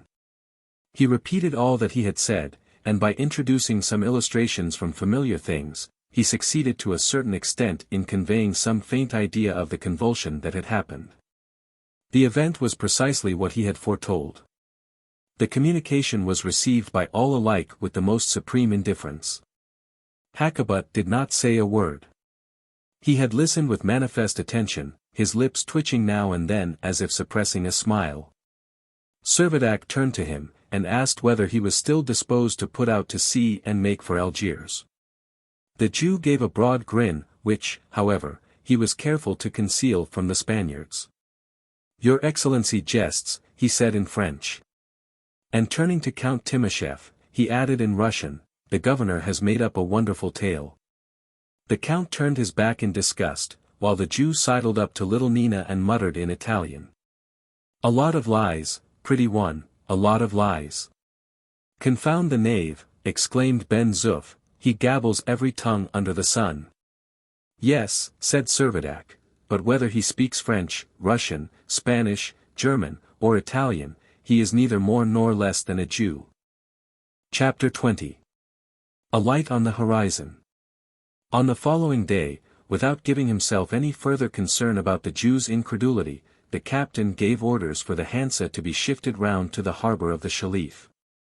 Hakkabut raised no objection, not only because he was aware that the move ensured the immediate safety of his tartan, but because he was secretly entertaining the hope that he might entice away 2 or 3 of the Dobryna's crew and make his escape to Algiers or some other port. Operations now commenced for preparing proper winter quarters. Spaniards and Russians alike joined heartily in the work, the diminution of atmospheric pressure and of the force of attraction contributing such an increase to their muscular force as materially facilitated all their labors. The first business was to accommodate the building adjacent to the gourbi to the wants of the little colony. Here for the present the Spaniards were lodged, the Russians retaining their berths upon the yacht, while the Jew was permitted to pass his nights upon the Hansa. This arrangement, however, could be only temporary. The time could not be far distant when ship's sides and ordinary walls would fail to give an adequate protection from the severity of the cold that must be expected. The stock of fuel was too limited to keep up a permanent supply of heat in their present quarters, and consequently they must be driven to seek some other refuge, the internal temperature of which would at least be bearable. The plan that seemed to commend itself most to their consideration was, that they should dig out for themselves some subterraneous pit similar to silos, such as are used as receptacles for grain. They presumed that when the surface of Gallia should be covered by a thick layer of ice, which is a bad conductor of heat, a sufficient amount of warmth for animal vitality might still be retained in excavations of this kind. After a long consultation they failed to devise any better expedient, and were forced to resign themselves to this species of troglodyte existence. In one respect they congratulated themselves that they should be better off than many of the whalers in the polar seas, for as it is impossible to get below the surface of a frozen ocean, these adventurers have to seek refuge in huts of wood and snow erected on their ships, which at best can give but slight protection from extreme cold. But here, with a solid subsoil, the Gallians might hope to dig down 100 feet or so and secure for themselves a shelter that would enable them to brave the hardest severity of climate. The order, then, was at once given. The work was commenced. A stock of shovels, mattocks, and pickaxes was brought from the gourbi, and with Ben Zoof as overseer, both Spanish majos and Russian sailors set to work with a will.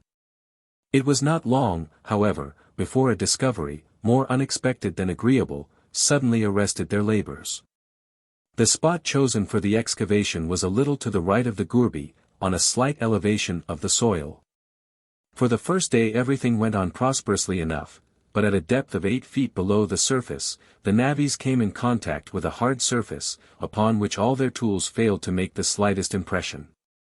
Servadac and the Count were at once apprised of the fact, and had little difficulty in recognizing the substance that had revealed itself as the very same which composed the shores as well as the subsoil of the Gallian Sea. It evidently formed the universal substructure of the new asteroid. Means for hollowing it failed them utterly. Harder and more resisting than granite, it could not be blasted by ordinary powder, dynamite alone could suffice to rend it. The disappointment was very great. Unless some means of protection were speedily devised, death seemed to be staring them in the face. Were the figures in the mysterious documents correct? If so, Gallia must now be 100 millions of leagues from the Sun, nearly 3 times the distance of the Earth at the remotest section of her orbit. The intensity of the solar light and heat, too, was very seriously diminishing. Although Gourbi Island, being on the equator of an orb which had its axis always perpendicular to the plane in which it revolved, enjoyed a position that gave it a permanent summer. But no advantage of this kind could compensate for the remoteness of the Sun. The temperature fell steadily. Already, to the discomfiture of the little Italian girl, nurtured in sunshine, ice was beginning to form in the crevices of the rocks, and manifestly the time was impending when the sea itself would freeze. Some shelter must be found before the temperature should fall to 60 degrees below zero. Otherwise death was inevitable. Hitherto, for the last few days, the thermometer had been registering an average of about 6 degrees below zero, and it had become matter of experience that the stove, although replenished with all the wood that was available, was altogether inadequate to effect any sensible mitigation of the severity of the cold. Nor could any amount of fuel be enough. It was certain that ere long the very mercury and spirit in the thermometers would be congealed. Some other resort must assuredly be soon found, or they must perish. That was clear. The idea of betaking themselves to the Dobryna and Hansa could not for a moment be seriously entertained. Not only did the structure of the vessels make them utterly insufficient to give substantial shelter, but they were totally unfitted to be trusted as to their stability when exposed to the enormous pressure of the accumulated ice. Neither Servadac, nor the Count, nor Lieutenant Procope were men to be easily disheartened, but it could not be concealed that they felt themselves in circumstances by which they were equally harassed and perplexed. The sole expedient that their united counsel could suggest was to obtain a refuge below ground, and that was denied them by the strange and impenetrable substratum of the soil. Yet hour by hour the sun's disk was lessening in its dimensions, and although at midday some faint radiance and glow were to be distinguished, during the night the painfulness of the cold was becoming almost intolerable. Mounted upon Zephyr and Galette, the captain and the Count scoured the island in search of some available retreat. Scarcely a yard of ground was left unexplored, the horses clearing every obstacle as if they were, like Pegasus, furnished with wings. But all in vain. Soundings were made again and again, but invariably with the same result. The rock, hard as adamant, never failed to reveal itself within a few feet of the surface of the ground. The excavation of any silo being thus manifestly hopeless, there seemed nothing to be done except to try and render the buildings alongside the gourbi impervious to frost. To contribute to the supply of fuel, orders were given to collect every scrap of wood, dry or green, that the island produced, and this involved the necessity of felling the numerous trees that were scattered over the plain. But toil as they might at the accumulation of firewood, Captain Servadac and his companions could not resist the conviction that the consumption of a very short period would exhaust the total stock. And what would happen then?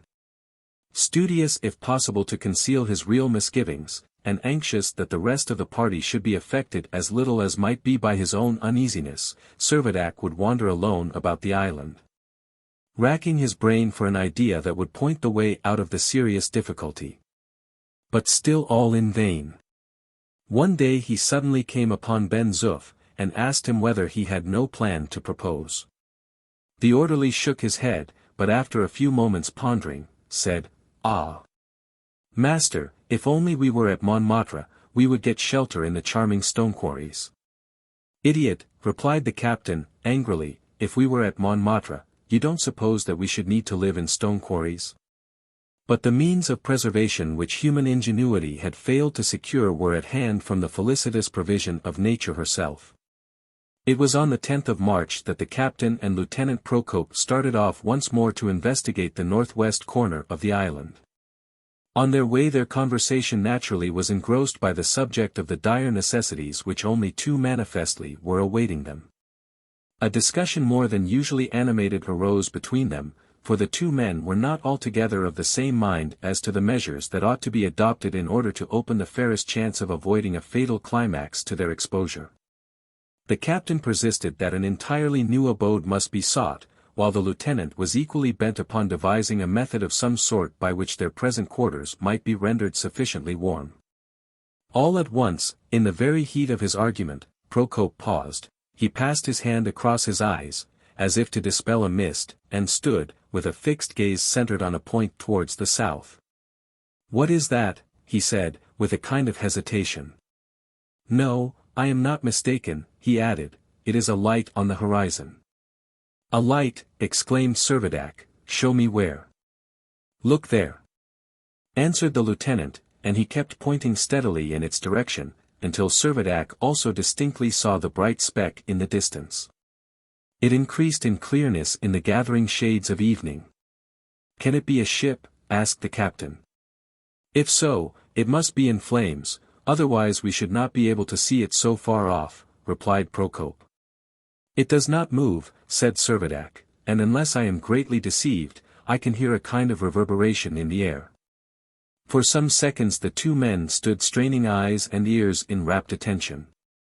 Suddenly an idea struck Servadac's mind. "The volcano," he cried, "may it not be the volcano that we saw, whilst we were on board the Dobryna?" The lieutenant agreed that it was very probable. "Heaven be praised," ejaculated the captain, and he went on in the tones of a keen excitement, "nature has provided us with our winter quarters. The stream of burning lava that is flowing there is the gift of a bounteous providence, it will provide us all the warmth we need. No time to lose. Tomorrow, my dear Procope, tomorrow we will explore it all. No doubt the life, the heat we want is reserved for us in the heart and bowels of our own Gallia." Whilst the captain was indulging in his expressions of enthusiasm, Procope was endeavoring to collect his thoughts. Distinctly he remembered the long promontory which had barred the Dobryna's progress while coasting the southern confines of the sea, and which had obliged her to ascend northwards as far as the former latitude of Oran. He remembered also that at the extremity of the promontory there was a rocky headland crowned with smoke. And now he was convinced that he was right in identifying the position, and in believing that the smoke had given place to an eruption of flame. When Servadac gave him a chance of speaking, he said, "The more I consider it, Captain, the more I am satisfied that your conjecture is correct. Beyond a doubt, what we see is the volcano, and tomorrow we will not fail to visit it. On returning to the Gourbi, they communicated their discovery to Count Timoshev only, deeming any further publication of it to be premature. The Count at once placed his yacht at their disposal, and expressed his intention of accompanying them. "The yacht, I think," said Procope, "had better remain where she is. The weather is beautifully calm, and the steam launch will answer our purpose better.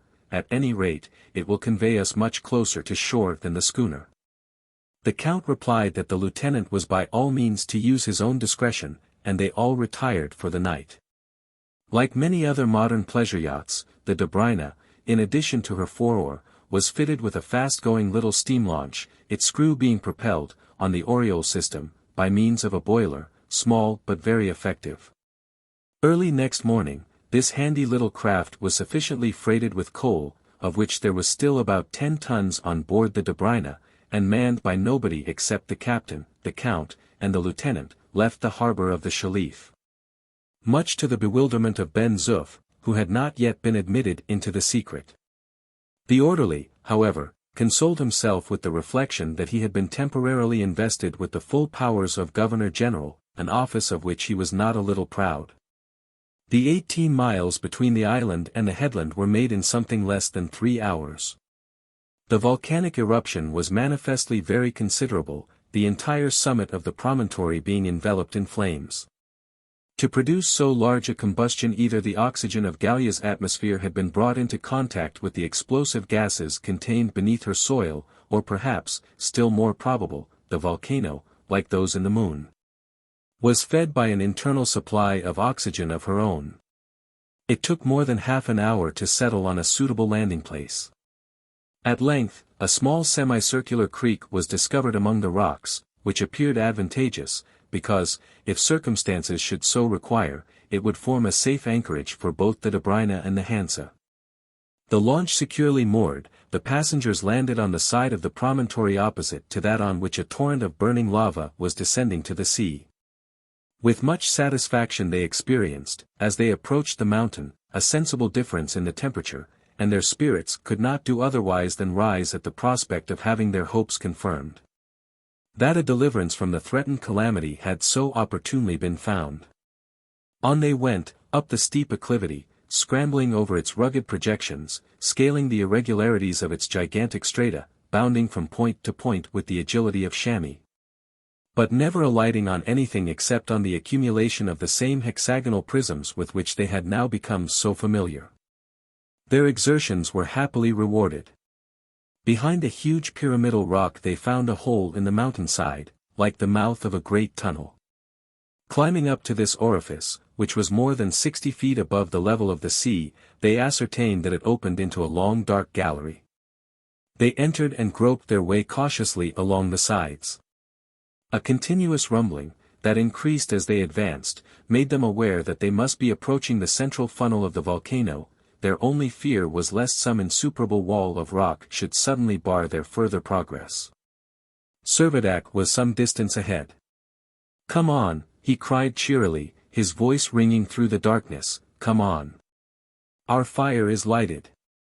No stint of fuel. Nature provides that. Let us make haste and warm ourselves." Inspired by his confidence, the Count and the lieutenant advanced bravely along the unseen and winding path. The temperature was now at least 15 degrees above zero, and the walls of the gallery were beginning to feel quite warm to the touch, an indication, not to be overlooked, that the substance of which the rock was composed was metallic in its nature, and capable of conducting heat. "Follow me," shouted Servadac again, "we shall soon find a regular stove." Onwards they made their way, until at last a sharp turn brought them into a sudden flood of light. The tunnel had opened into a vast cavern, and the gloom was exchanged for an illumination that was perfectly dazzling. Although the temperature was high, it was not in any way intolerable. One glance was sufficient to satisfy the explorers that the grateful light and heat of this huge excavation were to be attributed to a torrent of lava that was rolling downwards to the sea, completely subtending the aperture of the cave. Not inaptly might the scene be compared to the celebrated Grotto of the Winds at the rear of the central fall of Niagara, only with the exception that here, instead of a curtain of rushing water, It was a curtain of roaring flame that hung before the cavern's mouth. "Heaven be praised," cried Servadac, with glad emotion, "here is all that we hoped for, and more besides." Chapter 21. Winter Quarters. The habitation that had now revealed itself, well lighted and thoroughly warm, was indeed marvelous. Not only would it afford ample accommodation for Hector Servadac and his subjects, as Ben Zoof delighted to call them, but it would provide shelter for the 2 horses, and for a considerable number of domestic animals. This enormous cavern was neither more or less than the common junction of nearly 20 tunnels, similar to that which had been traversed by the explorers, forming ramifications in the solid rock, and the pores, as it were, by which the internal heat exuded from the heart of the mountain. Here, as long as the volcano retained its activity, every living creature on the new asteroid might brave the most rigorous of climates. And as Count Timascheff justly remarked, since it was the only burning mountain they had sighted, it was most probably the sole outlet for Gallia's subterranean fires, and consequently the eruption might continue unchanged for ages to come. But not a day, not an hour, was to be lost now. The steam launch returned to Gourbi Island, and preparations were forthwith taken in hand for conveying man and beast, corn and fodder, across to the volcanic headland. Loud and hearty were the acclamations of the little colony, especially of the Spaniards, and great was the relief of Nina, when Servadac announced to them the discovery of their future domicile. And with requickened energies they labored hard at packing, anxious to reach their genial winter quarters without delay. For 3 successive days the Dobryna, laden to her very gunwale, made a transit to and fro. Ben Zoof was left upon the island to superintend the stowage of the freight, whilst Servadac found abundant occupation in overlooking its disposal within the recesses of the mountain. First of all, the large store of corn and fodder, the produce of the recent harvest, was landed and deposited in one of the vaults. Then, on the 15th, about 50 head of live cattle, bullocks, cows, sheep, and pigs, were conveyed to their rocky stalls.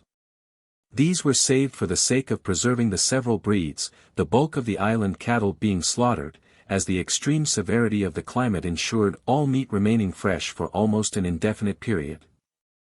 The winter which they were expecting would probably be of unprecedented length. It was quite likely that it would exceed the 6 months' duration by which many Arctic explorers have been tried. But the population of Gallia had no anxiety in the matter of provisions. Their stock was far more than adequate, while as for drink, as long as they were satisfied with pure water, a frozen sea would afford them an inexhaustible reservoir. The need for haste in forwarding their preparations became more and more manifest. The sea threatened to be unnavigable very soon, as ice was already forming which the noonday sun was unable to melt. And if haste were necessary, so also were care, ingenuity, and forethought. It was indispensable that the space at their command should be properly utilized, and yet that the several portions of the store should all be readily accessible. On further investigation an unexpected number of galleries was discovered, so that, in fact, the interior of the mountain was like a vast beehive perforated with innumerable cells. And in compliment to the little Italian it was unanimously voted by the colony that their new home should be called Nina's Hive. The first care of Captain Servadac was to ascertain how he could make the best possible use of the heat which nature had provided for them so opportunely and with so lavish a hand. By opening fresh vents in the solid rock, which by the action of the heat was here capable of fissure, the stream of burning lava was diverted into several new channels, where it could be available for daily use.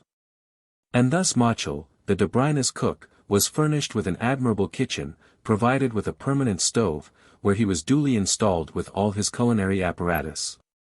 What a saving of expense it would be, exclaimed Ben Zoof, if every household could be furnished with its own private volcano. The large cavern at the general junction of the galleries was fitted up as a drawing room, and arranged with all the best furniture both of the Gourbi and of the cabin of the Dobryna. Hither was also brought the schooner's library, containing a good variety of French and Russian books. Lamps were suspended over the different tables. And the walls of the apartment were tapestried with the sails and adorned with the flags belonging to the yacht.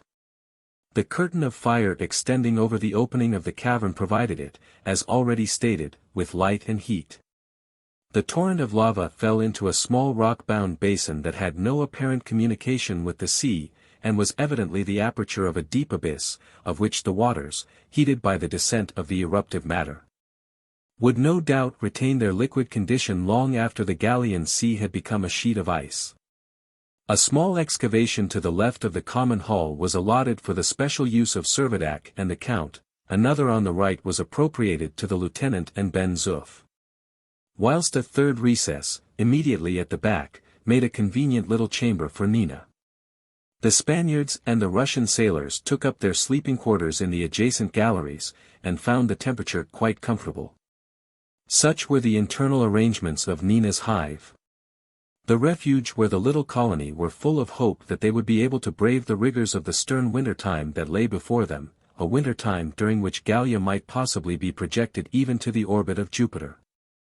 Where the temperature would not exceed 1/25 of the normal winter temperature of the Earth. The only discontented spirit was Isaac Hakkabut. Throughout all the preparations which roused even the Spaniards to activity, the Jew, still incredulous and deaf to every representation of the true state of things, insisted upon remaining in the creek at Gourbi Island.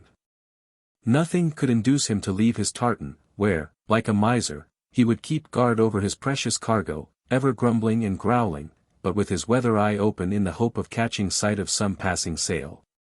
It must be owned that the whole party were far from sorry to be relieved of his presence. His uncomely figure and repulsive countenance was a perpetual bugbear. He had given out in plain terms that he did not intend to part with any of his property, except for current money, and Servadac, equally resolute, had strictly forbidden any purchases to be made, hoping to wear out the rascal's obstinacy. Hakkabut persistently refused to credit the real situation. He could not absolutely deny that some portions of the terrestrial globe had undergone a certain degree of modification, but nothing could bring him to believe that he was not, sooner or later, to resume his old line of business in the Mediterranean. With his wonted distrust of all with whom he came in contact, he regarded every argument that was urged upon him only as evidence of a plot that had been devised to deprive him of his goods. Repudiating, as he did utterly, the hypothesis that a fragment had become detached from the earth, he scanned the horizon for hours together with an old telescope, the case of which had been patched up till it looked like a rusty stovepipe, hoping to descry the passing trader with which he might effect some bartering upon advantageous terms.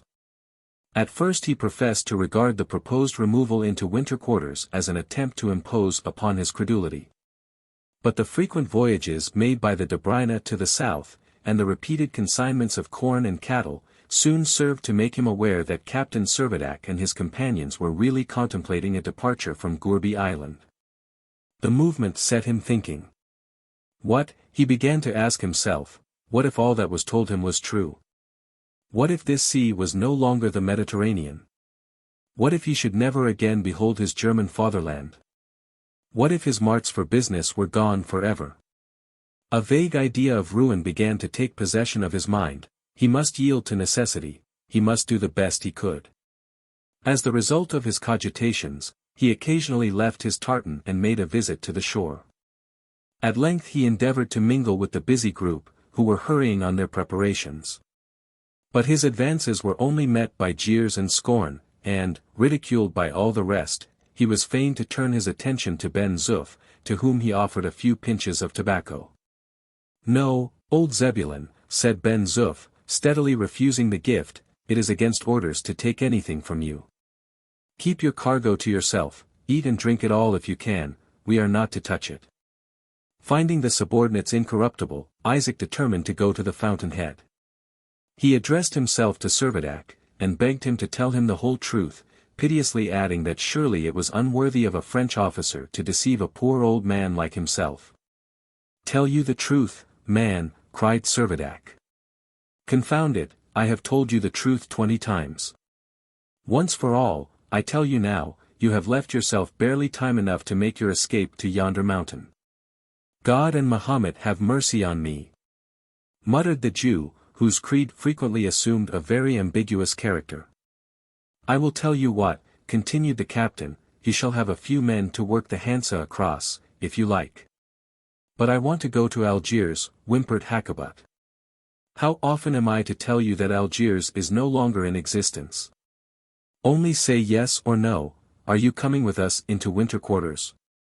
God of Israel! What is to become of all my property?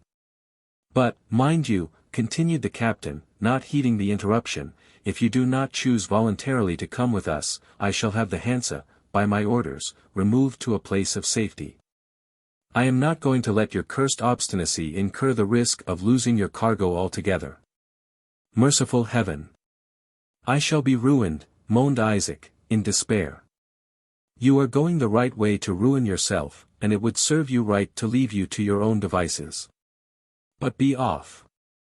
I have no more to say. And, turning contemptuously on his heel, Servadac left the old man vociferating bitterly, and with uplifted hands protesting vehemently against the rapacity of the Gentiles. By the 20th all preliminary arrangements were complete, and everything ready for a final departure from the island. The thermometer stood on an average at 8 degrees below zero, and the water in the cistern was completely frozen. It was determined, therefore, for the colony to embark on the following day, and take up their residence in Nina's Hive. A final consultation was held about the Hansa. Lieutenant Procope pronounced his decided conviction that it would be impossible for the tartan to resist the pressure of the ice in the harbor of the Shalif, and that there would be far more safety in the proximity of the volcano. It was agreed on all hands that the vessel must be shifted.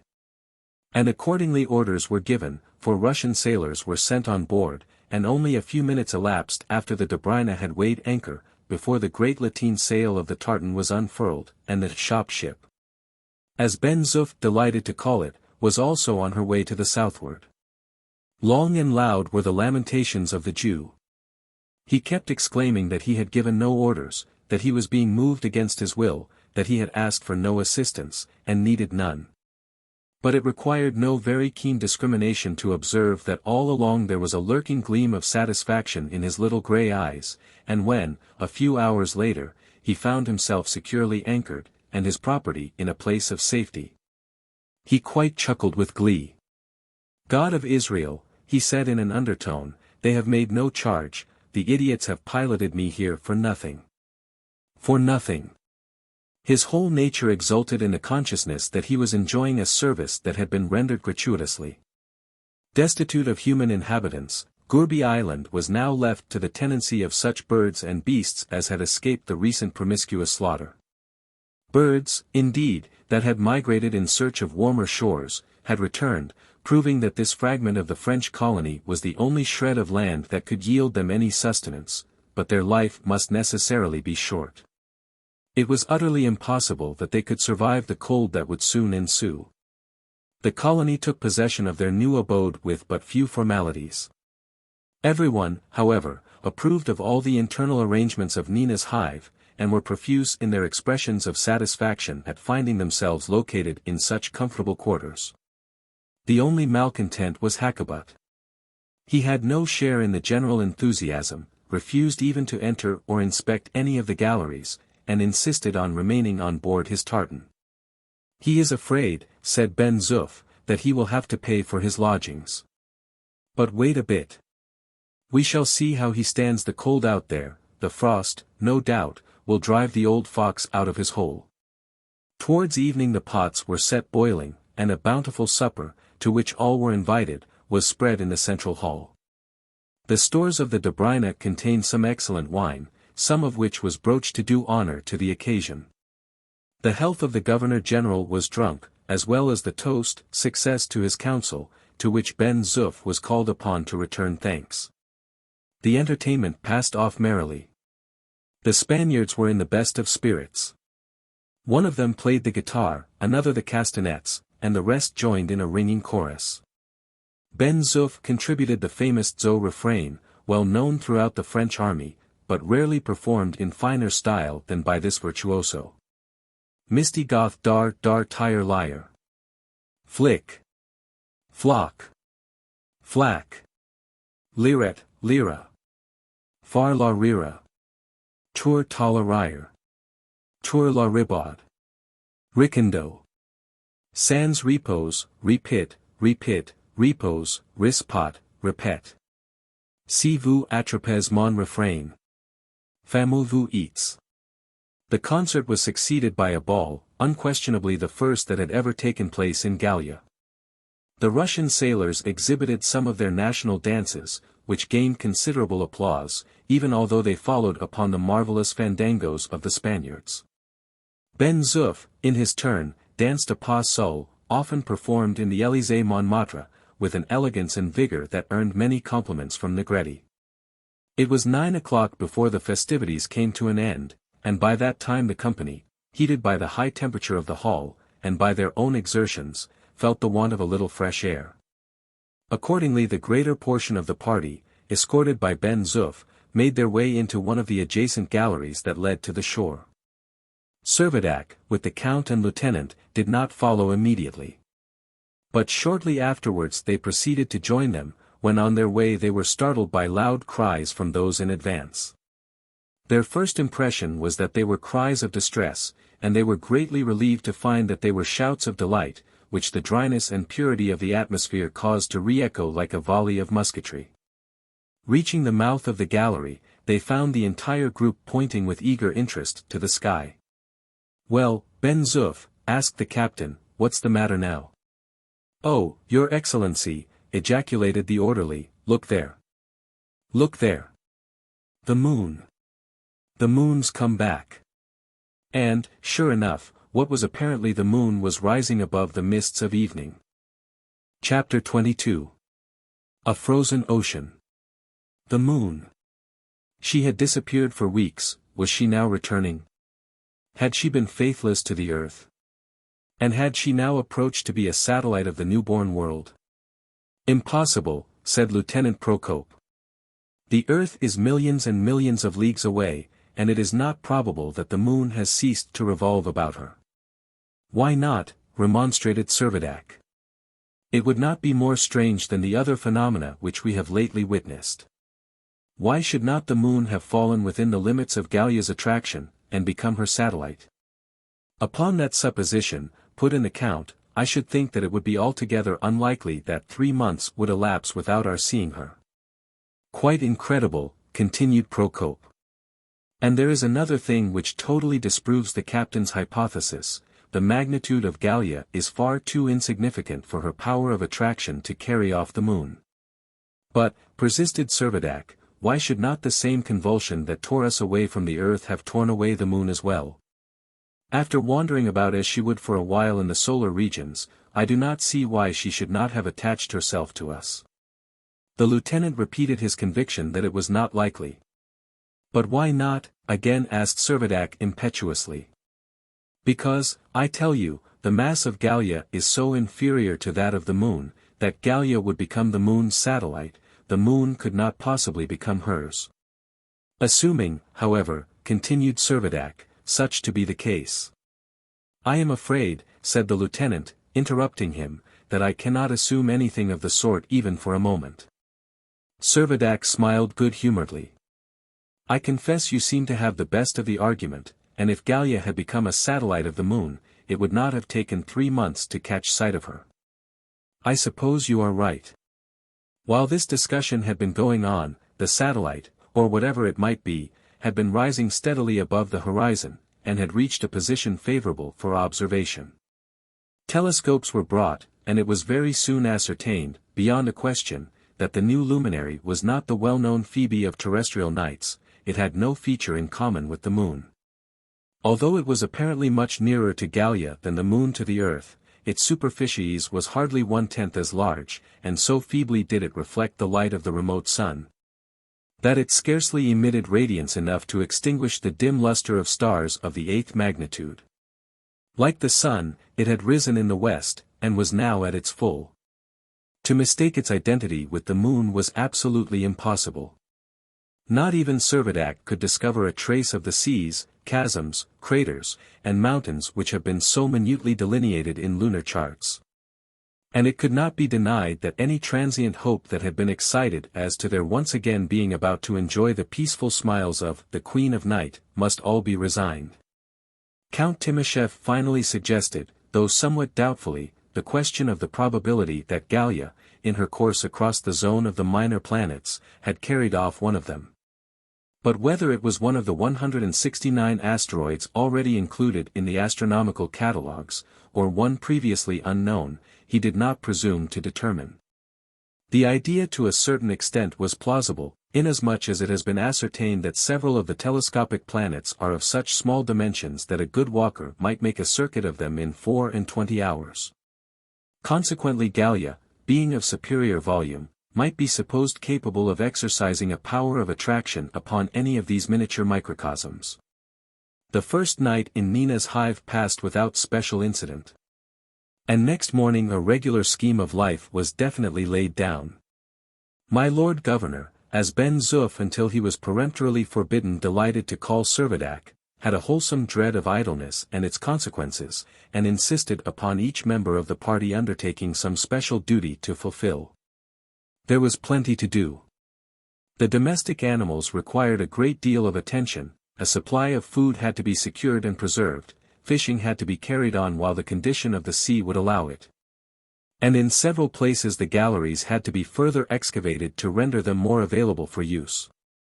Occupation, then, need never be wanting, and the daily round of labor could go on in orderly routine. A perfect concord ruled the little colony. The Russians and Spaniards amalgamated well, and both did their best to pick up various scraps of French, which was considered the official language of the place. Servadac himself undertook the tuition of Pablo and Nina, Ben Zoof being their companion in play hours, when he entertained them with enchanting stories in the best Parisian French, about a lovely city at the foot of a mountain, where he always promised one day to take them. The end of March came, but the cold was not intense to such a degree as to confine any of the party to the interior of their resort. Several excursions were made along the shore, and for a radius of 3 or 4 miles the adjacent district was carefully explored. Investigation, however, always ended in the same result. Turn their course in whatever direction they would, they found that the country retained everywhere its desert character, rocky, barren, and without a trace of vegetation. Here and there a slight layer of snow, or a thin coating of ice arising from atmospheric condensation indicated the existence of superficial moisture, but it would require a period indefinitely long, exceeding human reckoning, before that moisture could collect into a stream and roll downwards over the stony strata to the sea. It seemed at present out of their power to determine whether the land upon which they were so happily settled was an island or a continent. Until the cold was abated they feared to undertake any lengthened expedition to ascertain the actual extent of the strange concrete of metallic crystallization. By ascending one day to the summit of the volcano, Captain Servadac and the Count succeeded in getting a general idea of the aspect of the country. The mountain itself was an enormous block rising symmetrically to a height of nearly 3,000 feet above the level of the sea, in the form of a truncated cone, of which the topmost section was crowned by a wreath of smoke issuing continuously from the mouth of a narrow crater. Under the old condition of terrestrial things, the ascent of this steep acclivity would have been attended with much fatigue, but as the effect of the altered condition of the law of gravity, the travelers performed perpetual prodigies in the way of agility, and in little over an hour reached the edge of the crater, without more sense of exertion than if they had traversed a couple of miles on level ground. Gallia had its drawbacks, but it had some compensating advantages. Telescopes in hand, the explorers from the summit scanned the surrounding view. Their anticipations had already realized what they saw. Just as they expected, on the north, east, and west lay the Gallian Sea, smooth and motionless as a sheet of glass, the cold having, as it were, congealed the atmosphere so that there was not a breath of wind. Towards the south there seemed no limit to the land, and the volcano formed the apex of a triangle, of which the base was beyond the reach of vision. Viewed even from this height, whence distance would do much to soften the general asperity, the surface nevertheless seemed to be bristling with its myriads of hexagonal lamellae, and to present difficulties which, to an ordinary pedestrian, would be insurmountable. "Oh, for some wings, or else a balloon," cried Servadac, as he gazed around him. And then, looking down to the rock upon which they were standing, he added, we seem to have been transplanted to a soil strange enough in its chemical character to bewilder Thessalonians at a museum. And do you observe, Captain, asked the Count, how the convexity of our little world curtails our view? See, how circumscribed is the horizon. Servadac replied that he had noticed the same circumstance from the top of the cliffs of Gourbi Island. Yes, said the Count. It becomes more and more obvious that ours is a very tiny world, and that Gourbi Island is the sole productive spot upon its surface. We have had a short summer, and who knows whether we are not entering upon a winter that may last for years, perhaps for centuries.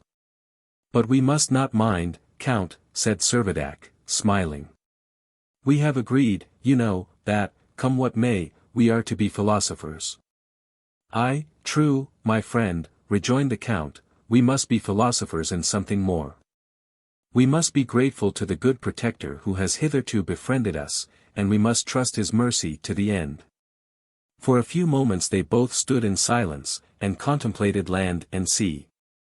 Then, having given a last glance over the dreary panorama, they prepared to wend their way down the mountain.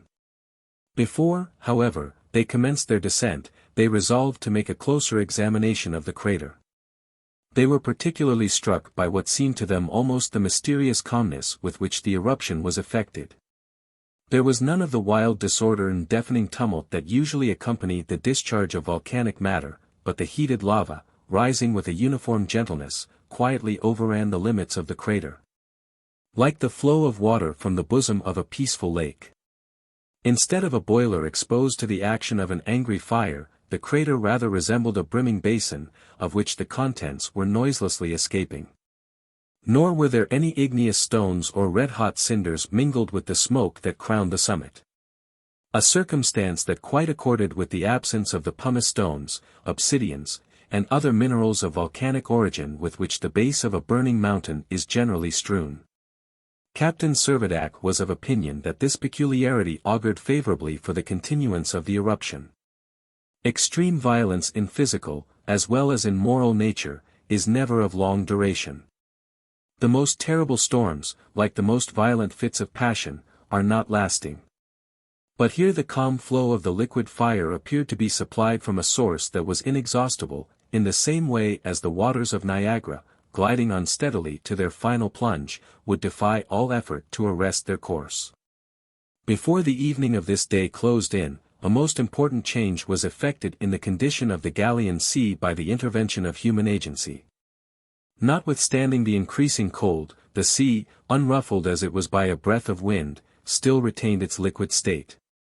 It is an established fact that water, under this condition of absolute stillness, will remain uncongealed at a temperature several degrees below zero, whilst experiment, at the same time, shows that a very slight shock will often be sufficient to convert it into solid ice. It had occurred to Servadac that if some communication could be opened with Gourbi Island, there would be a fine scope for hunting expeditions. Having this ultimate object in view, he assembled his little colony upon a projecting rock at the extremity of the promontory, and having called Nina and Pablo out to him in front, he said, "Now, Nina. Do you think you could throw something into the sea?" "I think I could," replied the child, "but I am sure that Pablo would throw it a great deal further than I can." "Never mind, you shall try first." Putting a fragment of ice into Nina's hand, he addressed himself to Pablo. "Look out, Pablo. You shall see what a nice little fairy Nina is. Throw, Nina, throw, as hard as you can." Nina balanced the piece of ice 2 or 3 times in her hand, and threw it forward with all her strength. A sudden thrill seemed to vibrate across the motionless waters to the distant horizon, and the Gallian Sea had become a solid sheet of ice. Chapter 23. A Carrier-Pigeon. When, 3 hours after sunset, on the 23d of March, the Gallian moon rose upon the western horizon, it was observed that she had entered upon her last quarter. She had taken only 4 days to pass from syzygy to quadrature, and it was consequently evident that she would be visible for little more than a week at a time, and that her lunation would be accomplished within 16 days. The lunar months, like the solar days, had been diminished by 1/2.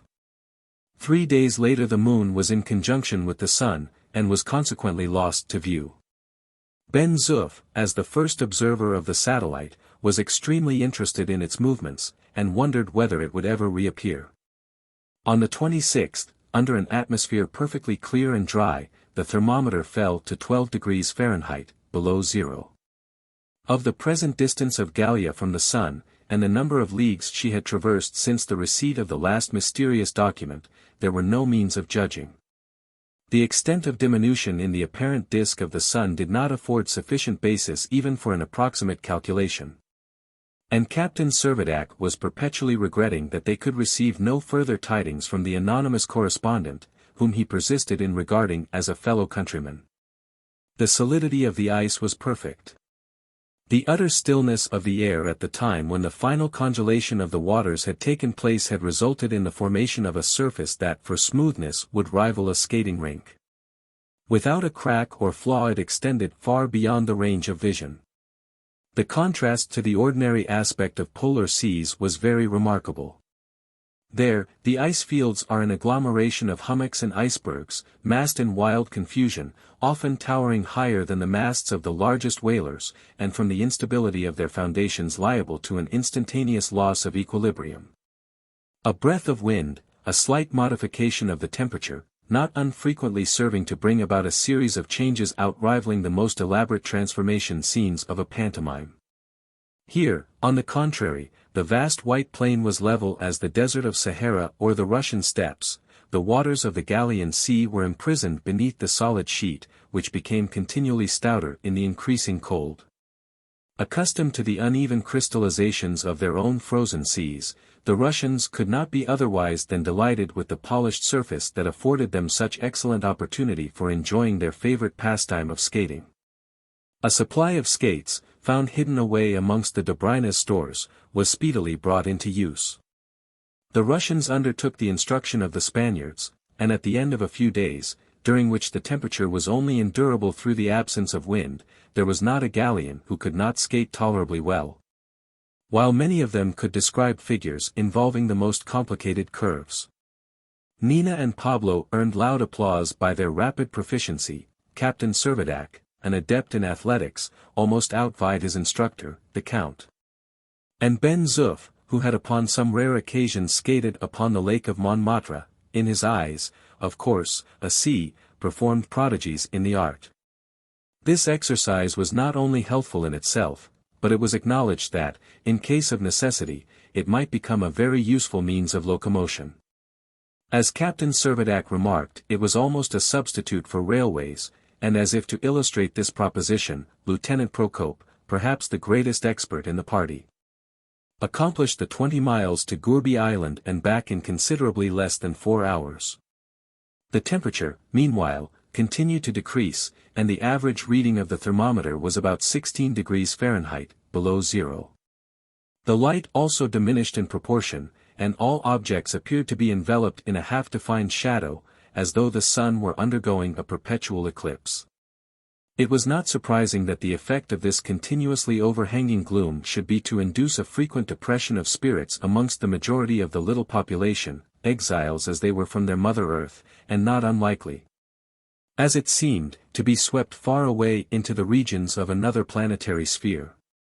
Probably Count Timoshev, Captain Servadac, and Lieutenant Procope were the only members of the community who could bring any scientific judgment to bear upon the uncertainty that was before them. But a general sense of the strangeness of their situation could not fail at times to weigh heavily upon the minds of all. Under these circumstances it was very necessary to counteract the tendency to despond by continual diversion. And the recreation of skating thus opportunely provided, seemed just the thing to arouse the flagging spirits, and to restore a wholesome excitement. With dogged obstinacy, Isaac Hakkabut refused to take any share either in the labors or the amusements of the colony. In spite of the cold, he had not been seen since the day of his arrival from Gourbi Island. Captain Servadac had strictly forbidden any communication with him, and the smoke that rose from the cabin chimney of the Hansa was the sole indication of the proprietor being still on board. There was nothing to prevent him, if he chose, from partaking gratuitously of the volcanic light and heat which were being enjoyed by all besides. But rather than abandon his close and personal oversight of his precious cargo, he preferred to sacrifice his own slender stock of fuel. Both the schooner and the tartan had been carefully moored in the way that seemed to promise best for withstanding the rigor of the winter. After seeing the vessels made secure in the frozen creek, Lieutenant Procope, following the example of many Arctic explorers, had the precaution to have the ice beveled away from the keels so that there should be no risk of the ship's sides being crushed by the increasing pressure. He hoped that they would follow any rise in the level of the ice field, and when the thaw should come, that they would easily regain their proper waterline. On his last visit to Gourbi Island, the lieutenant had ascertained that north, east, and west, far as the eye could reach, the Gallian Sea had become one uniform sheet of ice. One spot alone refused to freeze. This was the pool immediately below the central cavern, the receptacle for the stream of burning lava. It was entirely enclosed by rocks, and if ever a few icicles were formed there by the action of the cold, they were very soon melted by the fiery shower. Hissing and spluttering as the hot lava came in contact with it, the water was in a continual state of ebullition, and the fish that abounded in its depths defied the angler's craft. They were, as Ben Zoof remarked, too much boiled to bite. At the beginning of April the weather changed. The sky became overcast, but there was no rise in the temperature. Unlike the polar winters of the Earth, which ordinarily are affected by atmospheric influence, and liable to slight intermissions of their severity at various shiftings of the wind, Gallia's winter was caused by her immense distance from the source of all light and heat. And the cold was consequently destined to go on steadily increasing until it reached the limit ascertained by Fourier to be the normal temperature of the realms of space. With the overclouding of the heavens there arose a violent tempest, but although the wind raged with an almost inconceivable fury, it was unaccompanied by either snow or rain. Its effect upon the burning curtain that covered the aperture of the central hall was very remarkable. So far from there being any likelihood of the fire being extinguished by the vehemence of the current of air, the hurricane seemed rather to act as a ventilator, which fanned the flame into greater activity. And the utmost care was necessary to avoid being burnt by the fragments of lava that were drifted into the interior of the grotto. More than once the curtain itself was ripped entirely asunder, but only to close up again immediately after allowing a momentary draught of cold air to penetrate the hall in a way that was refreshing and rather advantageous than otherwise. On the 4th of April, after an absence of about 4 days, the new satellite, to Ben Zoof's great satisfaction, made its reappearance in a crescent form. A circumstance that seemed to justify the anticipation that henceforward it would continue to make a periodic revolution every fortnight. The crust of ice and snow was far too stout for the beaks of the strongest birds to penetrate, and accordingly large swarms had left the island, and, following the human population, had taken refuge on the volcanic promontory. Not that there the barren shore had anything in the way of nourishment to offer them, but their instinct impelled them to haunt now the very habitations which formerly they would have shunned. Scraps of food were thrown to them from the galleries. These were speedily devoured, but were altogether inadequate in quantity to meet the demand. At length, emboldened by hunger, several hundred birds ventured through the tunnel, and took up their quarters actually in Nina's hive. Congregating in the large hall, the half-famished creatures did not hesitate to snatch bread, meat, or food of any description from the hands of the residents as they sat at table. And soon became such an intolerable nuisance that it formed one of the daily diversions to hunt them down. But although they were vigorously attacked by stones and sticks, and even occasionally by shot, it was with some difficulty that their number could be sensibly reduced. By a systematic course of warfare the bulk of the birds were all expelled, with the exception of about 100, which began to build in the crevices of the rocks. These were left in quiet possession of their quarters, as not only was it deemed advisable to perpetuate the various breeds, but it was found that these birds acted as a kind of police, never failing either to chase away or to kill any others of their species who infringed upon what they appeared to regard as their own special privilege in intruding within the limits of their domain. On the 15th loud cries were suddenly heard issuing from the mouth of the principal gallery. "Help, help! I shall be killed!" Pablo in a moment recognized the voice as Nina's. Outrunning even Ben Zoof, he hurried to the assistance of his little playmate, and discovered that she was being attacked by half a dozen great seagulls. And only after receiving some severe blows from their beaks could he succeed by means of a stout cudgel in driving them away. "Tell me, Nina, what is this?" he asked as soon as the tumult had subsided. The child pointed to a bird which she was caressing tenderly in her bosom. "A pigeon!" exclaimed Ben Zoof, who had reached the scene of commotion, adding, "A carrier-pigeon. And by all the saints of Montmartre, there is a little bag attached to its neck." He took the bird, and rushing into the hall placed it in Servadac's hands. "Another message, no doubt," cried the captain, "from our unknown friend. Let us hope that this time he has given us his name and address." All crowded round, eager to hear the news. In the struggle with the gulls the bag had been partially torn open, but still contained the following dispatch. Gallia. Chemin parcouru du 1 mars au 1 avril, 39 million L. Distance du Soleil, 110 million L. Cap Nerina en passant. Vivres vont manquer et. The rest of the document had been so damaged by the beaks of the gulls that it was illegible. Servadac was wild with vexation. He felt more and more convinced that the writer was a Frenchman, and that the last line indicated that he was in distress from scarcity of food. The very thought of a fellow countryman in peril of starvation drove him well nigh to distraction. And it was in vain that search was made everywhere near the scene of conflict in hopes of finding the missing scrap that might bear a signature or address. Suddenly little Nina, who had again taken possession of the pigeon, and was hugging it to her breast, said, "Look here, Ben Zoof." And as she spoke she pointed to the left wing of the bird. The wing bore the faint impress of a postage stamp, and the one word, Formentera. Chapter 24. A Sledge-Ride. Formentera was at once recognized by Servadac and the Count as the name of one of the smallest of the Balearic Islands. It was more than probable that the unknown writer had then sent out the mysterious documents, and from the message just come to hand by the Carrier-Pigeon, it appeared all but certain that at the beginning of April, a fortnight back, he had still been there. In one important particular the present communication differed from those that had preceded it. It was written entirely in French, and exhibited none of the ecstatic exclamations in other languages that had been remarkable in the two former papers. The concluding line, with its intimation of failing provisions, amounted almost to an appeal for help. Captain Servadac briefly drew attention to these points, and concluded by saying, "My friends, we must, without delay, hasten to the assistance of this unfortunate man." "For my part," said the Count, "I am quite ready to accompany you. It is not unlikely that he is not alone in his distress." Lieutenant Procope expressed much surprise.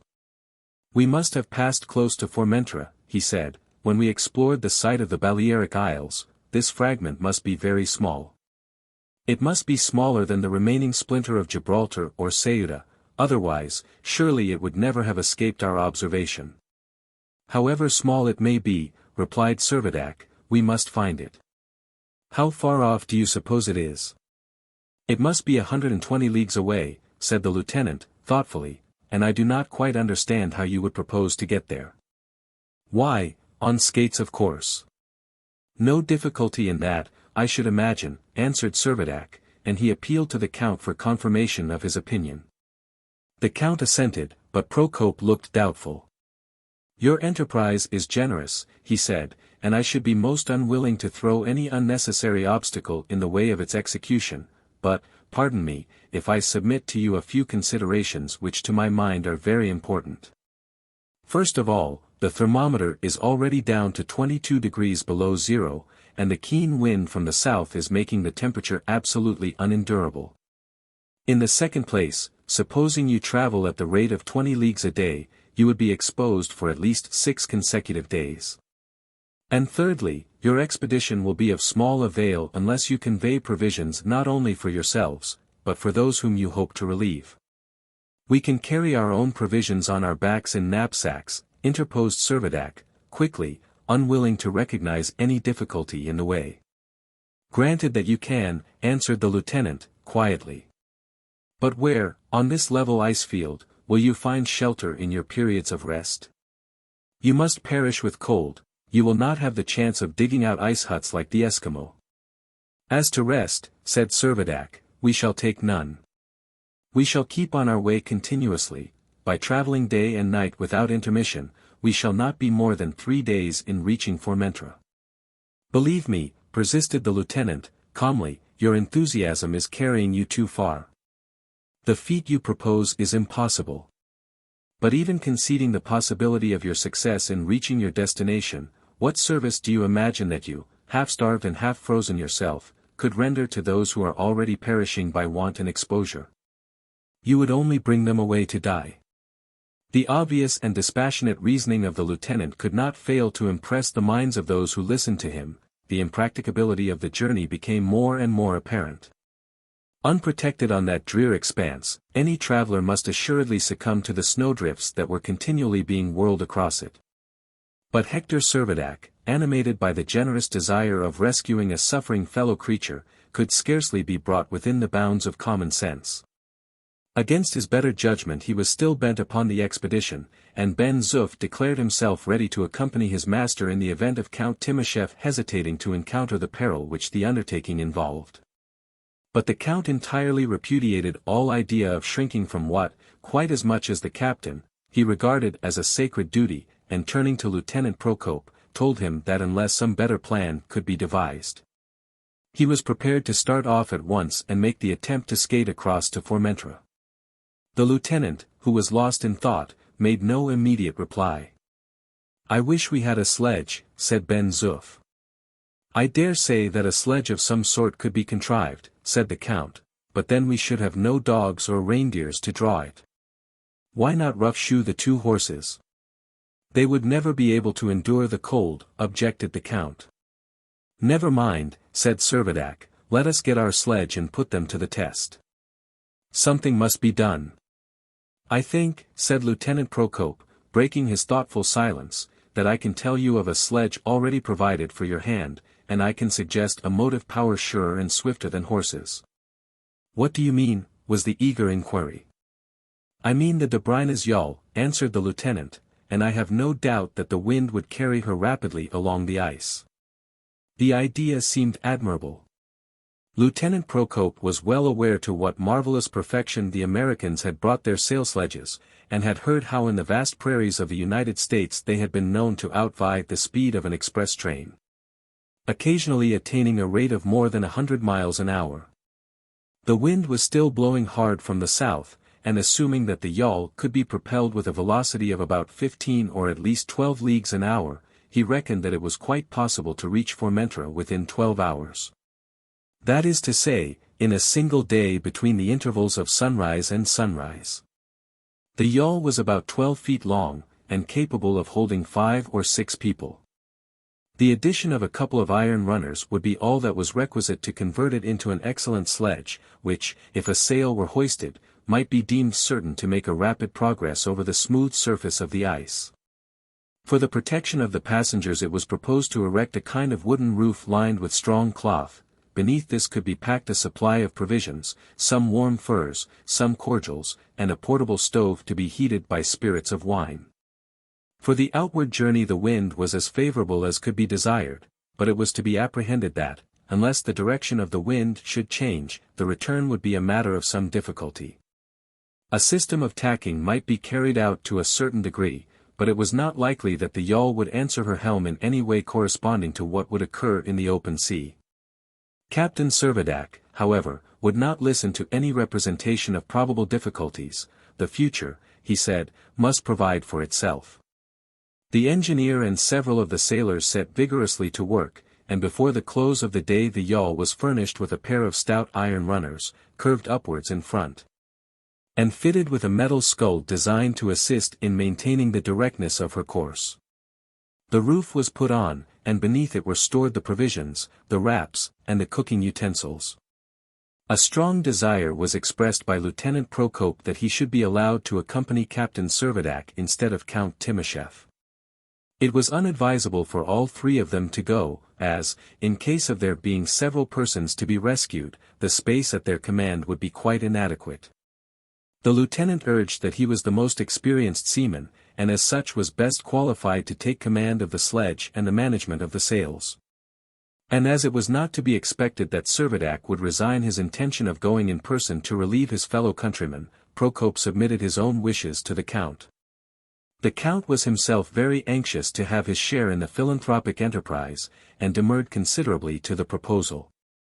He yielded, however, after a time, to Servadac's representations that in the event of the expedition proving disastrous, the little colony would need his services alike as governor and protector. And overcoming his reluctance to be left out of the perilous adventure, was prevailed upon to remain behind for the general good of the community at Nina's Hive. At sunrise on the following morning, the 16th of April, Captain Servadac and the lieutenant took their places in the yawl. The thermometer was more than 20 degrees below zero, and it was with deep emotion that their companions beheld them thus embarking upon the vast white plain. Ben Zoof's heart was too full for words. Count Timoshev could not forbear pressing his two brave friends to his bosom. The Spaniards and the Russian sailors crowded round for a farewell shake of the hand, and little Nina, her great eyes flooded with tears, held up her face for a parting kiss. The sad scene was not permitted to be long. The sail was quickly hoisted, and the sledge, just as if it had expanded a huge white wing, was in a little while carried far away beyond the horizon. Light and unimpeded, the yawl scudded on with incredible speed. 2 sails, a brigantine and a jib, were arranged to catch the wind to the greatest advantage, and the travelers estimated that their progress would be little under the rate of 12 leagues an hour. The motion of their novel vehicle was singularly gentle, the oscillation being less than that of an ordinary railway carriage, while the diminished force of gravity contributed to the swiftness. Except that the clouds of ice dust raised by the metal runners were an evidence that they had not actually left the level surface of the ice.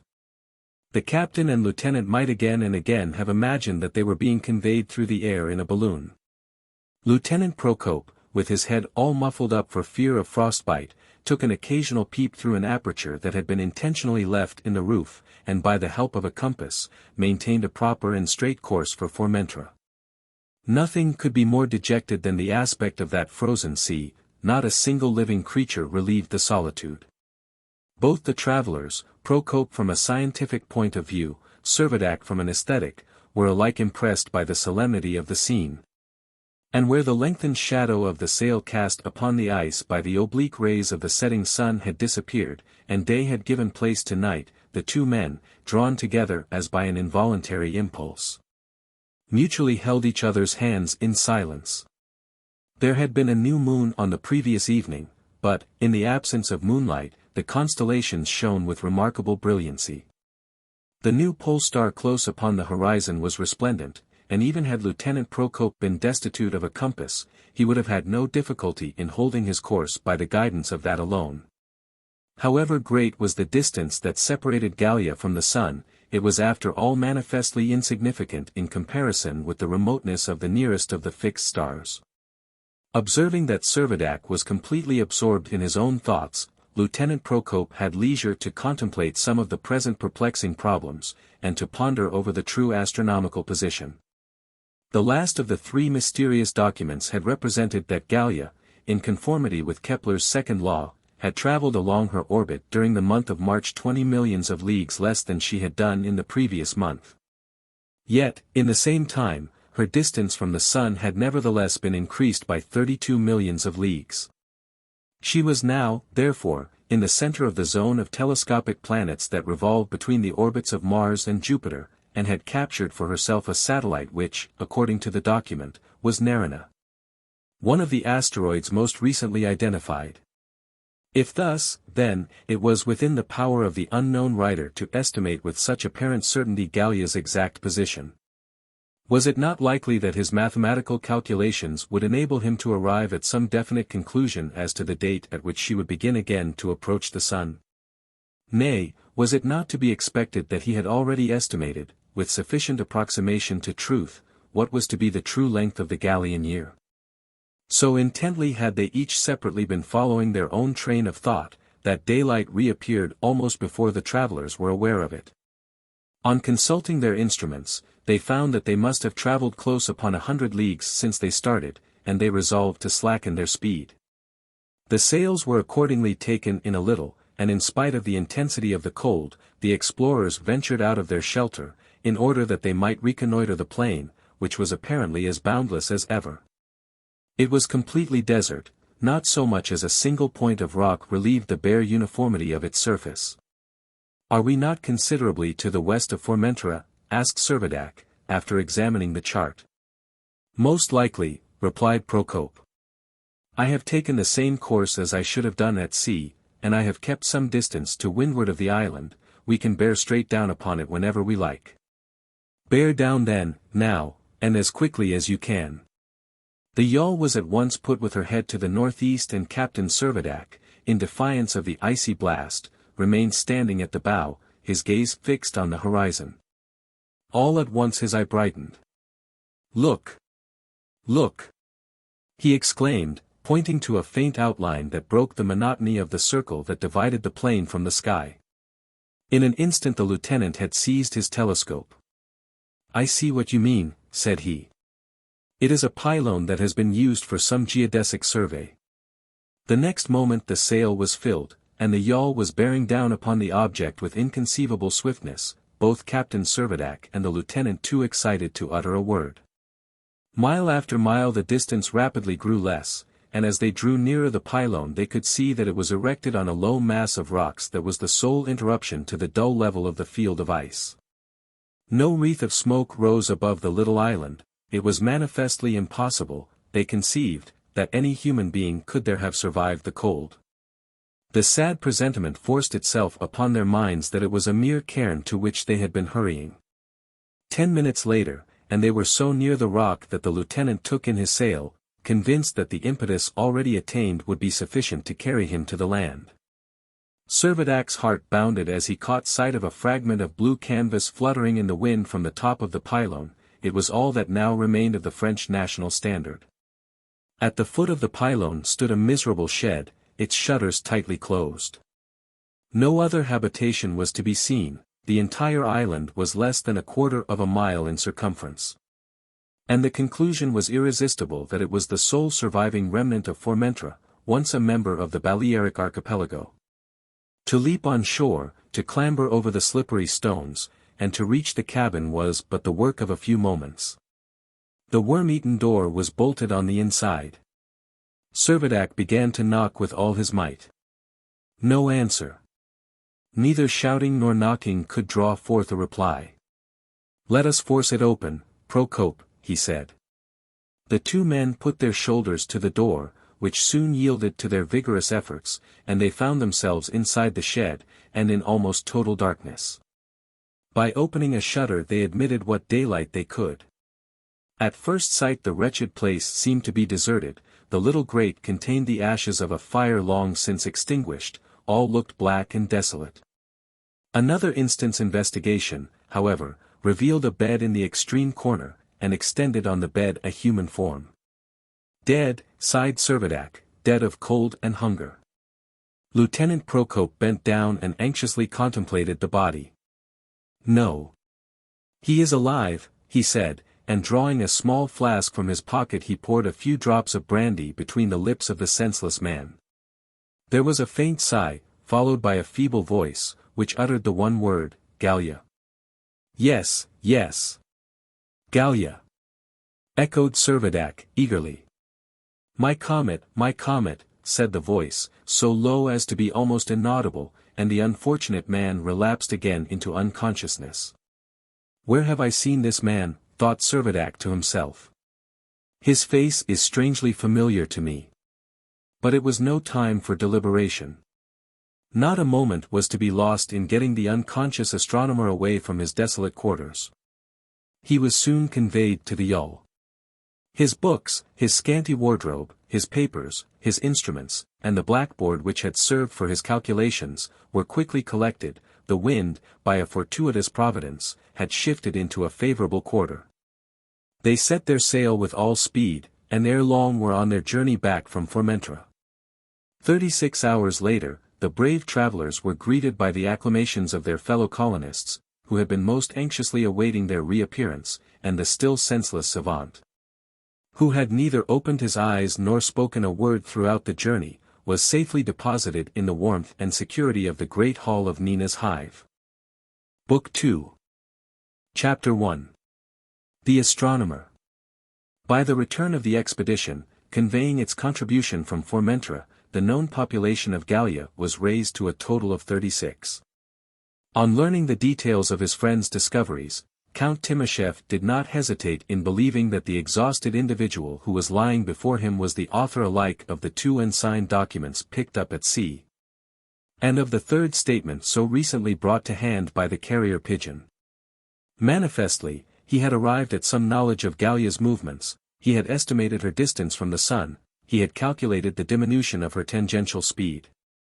But there was nothing to show that he had arrived at the conclusions which were of the most paramount interest to them all. Had he ascertained the true character of her orbit? Had he established any data from which it would be possible to reckon what time must elapse before she would again approach the earth? The only intelligible words which the astronomer had uttered had been, "My comet." To what could the exclamation refer? Was it to be conjectured that a fragment of the earth had been chipped off by the collision of a comet? And if so, was it implied that the name of the comet itself was Gallia, and were they mistaken in supposing that such was the name given by the savant to the little world that had been so suddenly launched into space? Again and again they discussed these questions, but no satisfactory answer could be found. The only man who was able to throw any light upon the subject was lying amongst them in an unconscious and half-dying condition. Apart from motives of humanity, motives of self-interest made it a matter of the deepest concern to restore animation to that senseless form. Ben Zoof, after making the encouraging remark that savants have as many lives as a cat, proceeded, with Negretti's assistance, to give the body such a vigorous rubbing as would have threatened serious injury to any ordinary mortal. Whilst they administered cordials and restoratives from the Dobrina's medical stores powerful enough, one might think, to rouse the very dead. Meanwhile the captain was racking his brain in his exertions to recall what were the circumstances of his previous acquaintance with the Frenchman upon whose features he was gazing. He only grew more and more convinced that he had once been familiar with them. Perhaps it was not altogether surprising that he had almost forgotten him. He had never seen him since the days of his youth, that time of life which, with a certain show of justice, has been termed the age of ingratitude. For, in point of fact, the astronomer was none other than Professor Palmyrin Rosette, Servadac's old science master at the Lycée Charlemagne. After completing his year of elementary studies, Hector Servadac had entered the school at St. Cyr, and from that time he and his former tutor had never met, so that naturally they would well-nigh pass from each other's recollection. One thing, however, on the other hand, might conduce to a mutual and permanent impression on their memories. During the year at the Lycée, young Servadac, never of a very studious turn of mind, had contrived, as the ringleader of a set of like caliber as himself, to lead the poor professor a life of perpetual torment. On the discovery of each delinquency he would fume and rage in a manner that was a source of unbounded delight to his audience. 2 years after Servadac left the Lycée, Professor Rosette had thrown up all educational employment in order that he might devote himself entirely to the study of astronomy. He endeavored to obtain a post at the observatory, but his ungenial character was so well known in scientific circles that he failed in his application. However, having some small private means, he determined on his own account to carry on his researches without any official salary. He had really considerable genius for the science that he had adopted. Besides discovering 3 of the latest of the telescopic planets, he had worked out the elements of the 325th comet in the catalogue. But his chief delight was to criticize the publications of other astronomers, and he was never better pleased than when he detected a flaw in their reckonings. When Ben Zoof and Negretti had extricated their patient from the envelope of furs in which he had been wrapped by Servadac and the lieutenant, they found themselves face to face with a shriveled little man, about 5 feet 2 inches high. With a round bald head, smooth and shiny as an ostrich's egg, no beard unless the unshorn growth of a week could be so described. and a long hooked nose that supported a huge pair of spectacles such as with many nearsighted people seems to have become a part of their individuality. His nervous system was remarkably developed, and his body might not inaptly be compared to one of the Ruhmkorff's bobbins of which the thread, several hundred yards in length, is permeated throughout by electric fluid. But whatever he was, his life, if possible, must be preserved. When he had been partially divested of his clothing, his heart was found to be still beating, though very feebly. Asserting that while there was life there was hope, Ben Zoof recommenced his friction with more vigor than ever. When the rubbing had been continued without a moment's intermission for the best part of half an hour, the astronomer heaved a faint sigh, which ere long was followed by another and another. He half opened his eyes, closed them again, then opened them completely, but without exhibiting any consciousness whatever of his situation. A few words seemed to escape his lips, but they were quite unintelligible. Presently he raised his right hand to his forehead as though instinctively feeling for something that was missing. Then, all of a sudden, his features became contracted, his face flushed with apparent irritation, and he exclaimed fretfully, "My spectacles, where are my spectacles?" In order to facilitate his operations, Ben Zoof had removed the spectacles in spite of the tenacity with which they seemed to adhere to the temples of his patient. But he now rapidly brought them back and readjusted them as best he could to what seemed to be their natural position on the aquiline nose. The professor heaved a long sigh of relief, and once more closed his eyes. Before long the astronomer roused himself a little more, and glanced inquiringly about him, but soon relapsed into his comatose condition. When next he opened his eyes, Captain Servadac happened to be bending down closely over him, examining his features with curious scrutiny. The old man darted an angry look at him through the spectacles, and said sharply, "Servadac, 500 lines tomorrow."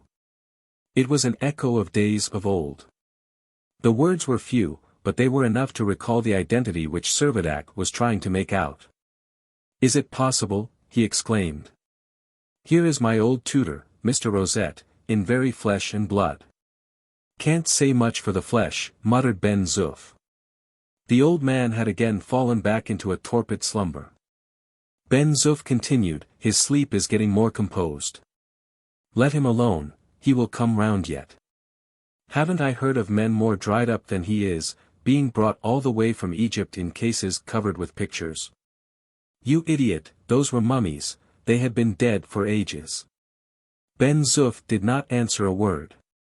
He went on preparing a warm bed, into which he managed to remove his patient, who soon fell into a calm and natural sleep. Too impatient to await the awakening of the astronomer and to hear what representations he had to make, Servadac, the Count, and the Lieutenant, constituting themselves what might be designated the Academy of Sciences of the colony, spent the whole of the remainder of the day in starting and discussing the wildest conjectures about their situation. The hypothesis, to which they had now accustomed themselves for so long, that a new asteroid had been formed by a fracture of the Earth's surface, seemed to fall to the ground when they found that Professor Palmyrin Rosette had associated the name of Gallia, not with their present home, but with what he called my comet. And that theory being abandoned, they were driven to make the most improbable speculations to replace it. Alluding to Rosette, Servadac took care to inform his companions that, although the professor was always eccentric, and at times very irascible, yet he was really exceedingly good-hearted, his bark was worse than his bite. And if suffered to take their course without observation, his outbreaks of ill temper seldom lasted long. "We will certainly do our best to get on with him," said the Count.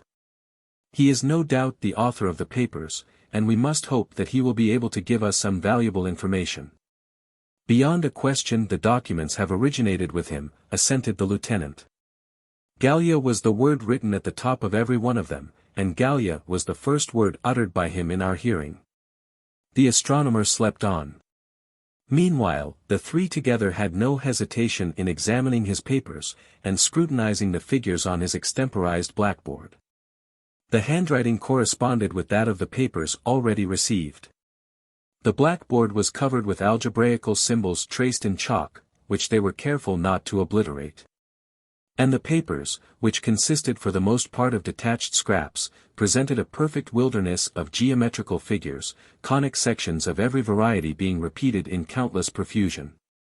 Lieutenant Procope pointed out that these curves evidently had reference to the orbits of comets, which are variously parabolic, hyperbolic, or elliptic.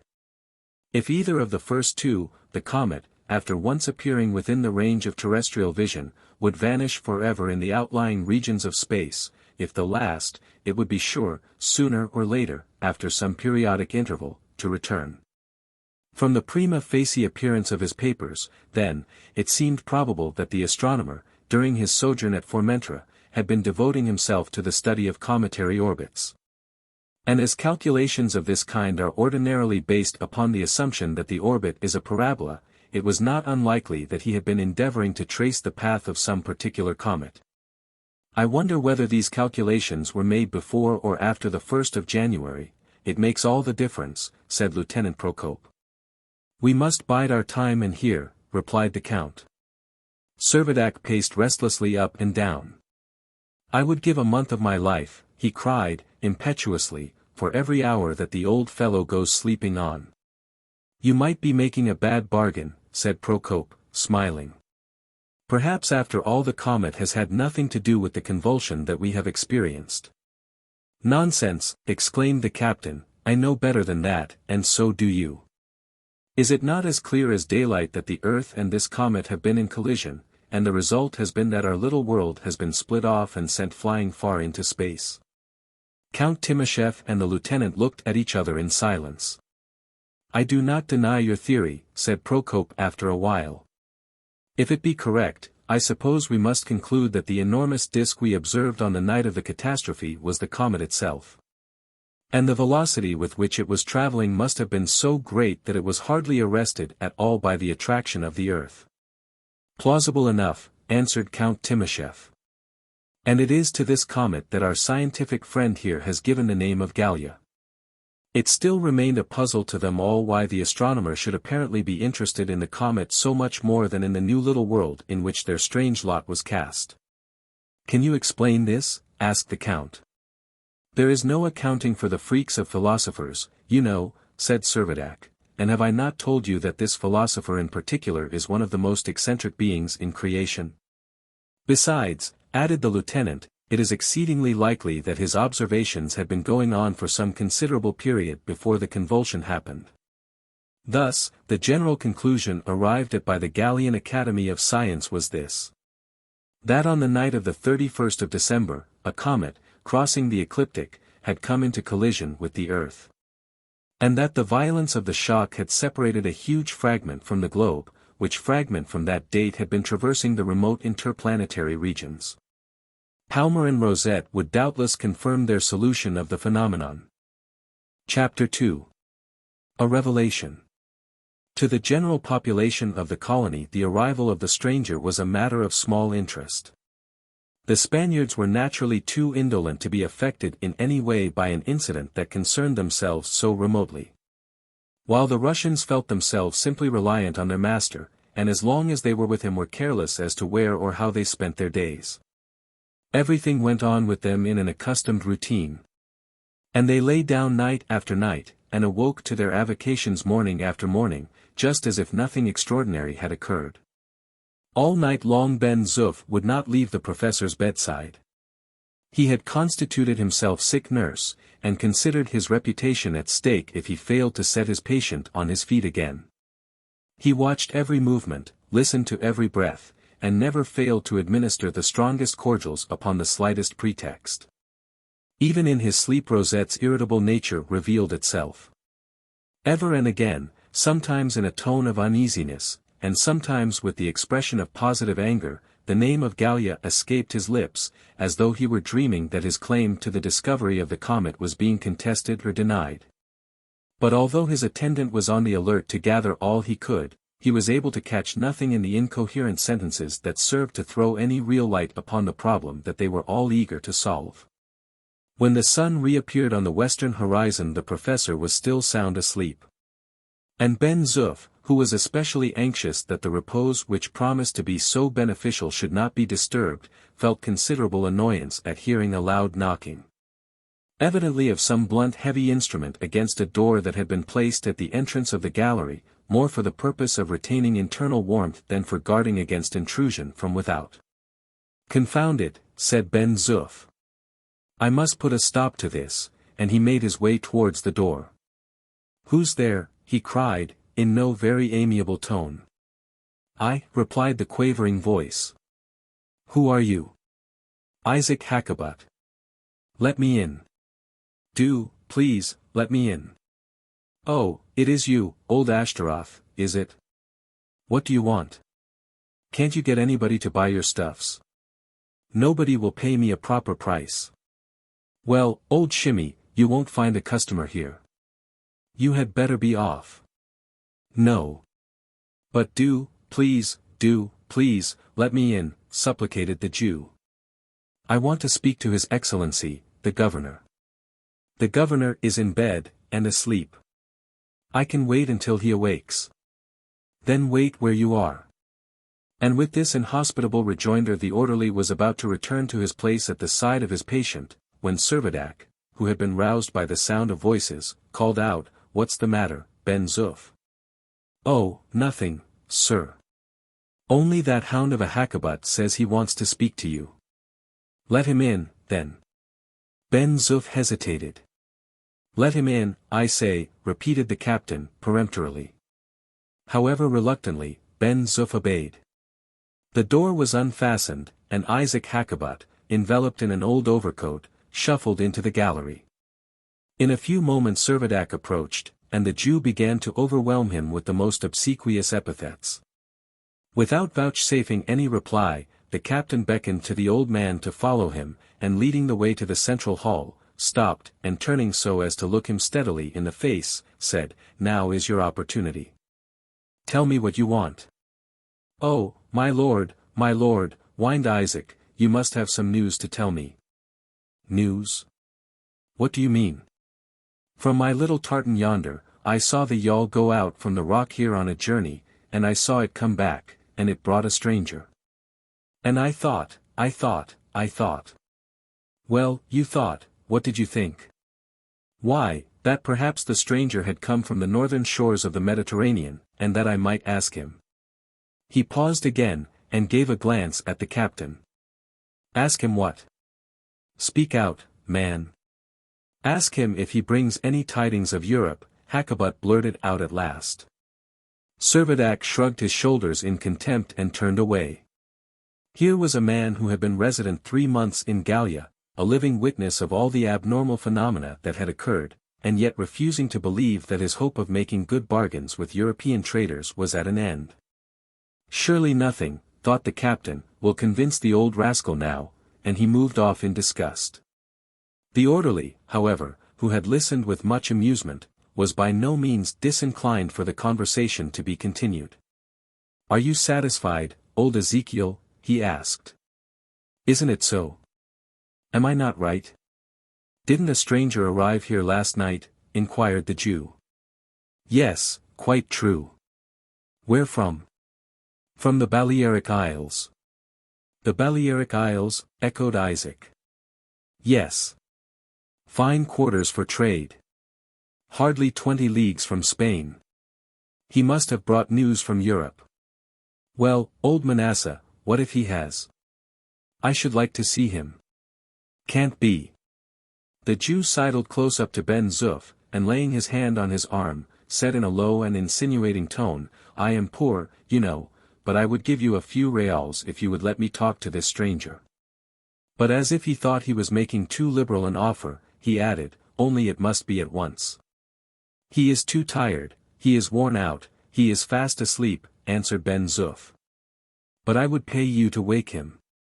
The captain had overheard the tenor of the conversation, and interposed sternly, "Hakkabut, if you make the least attempt to disturb our visitor, I shall have you turned outside that door immediately."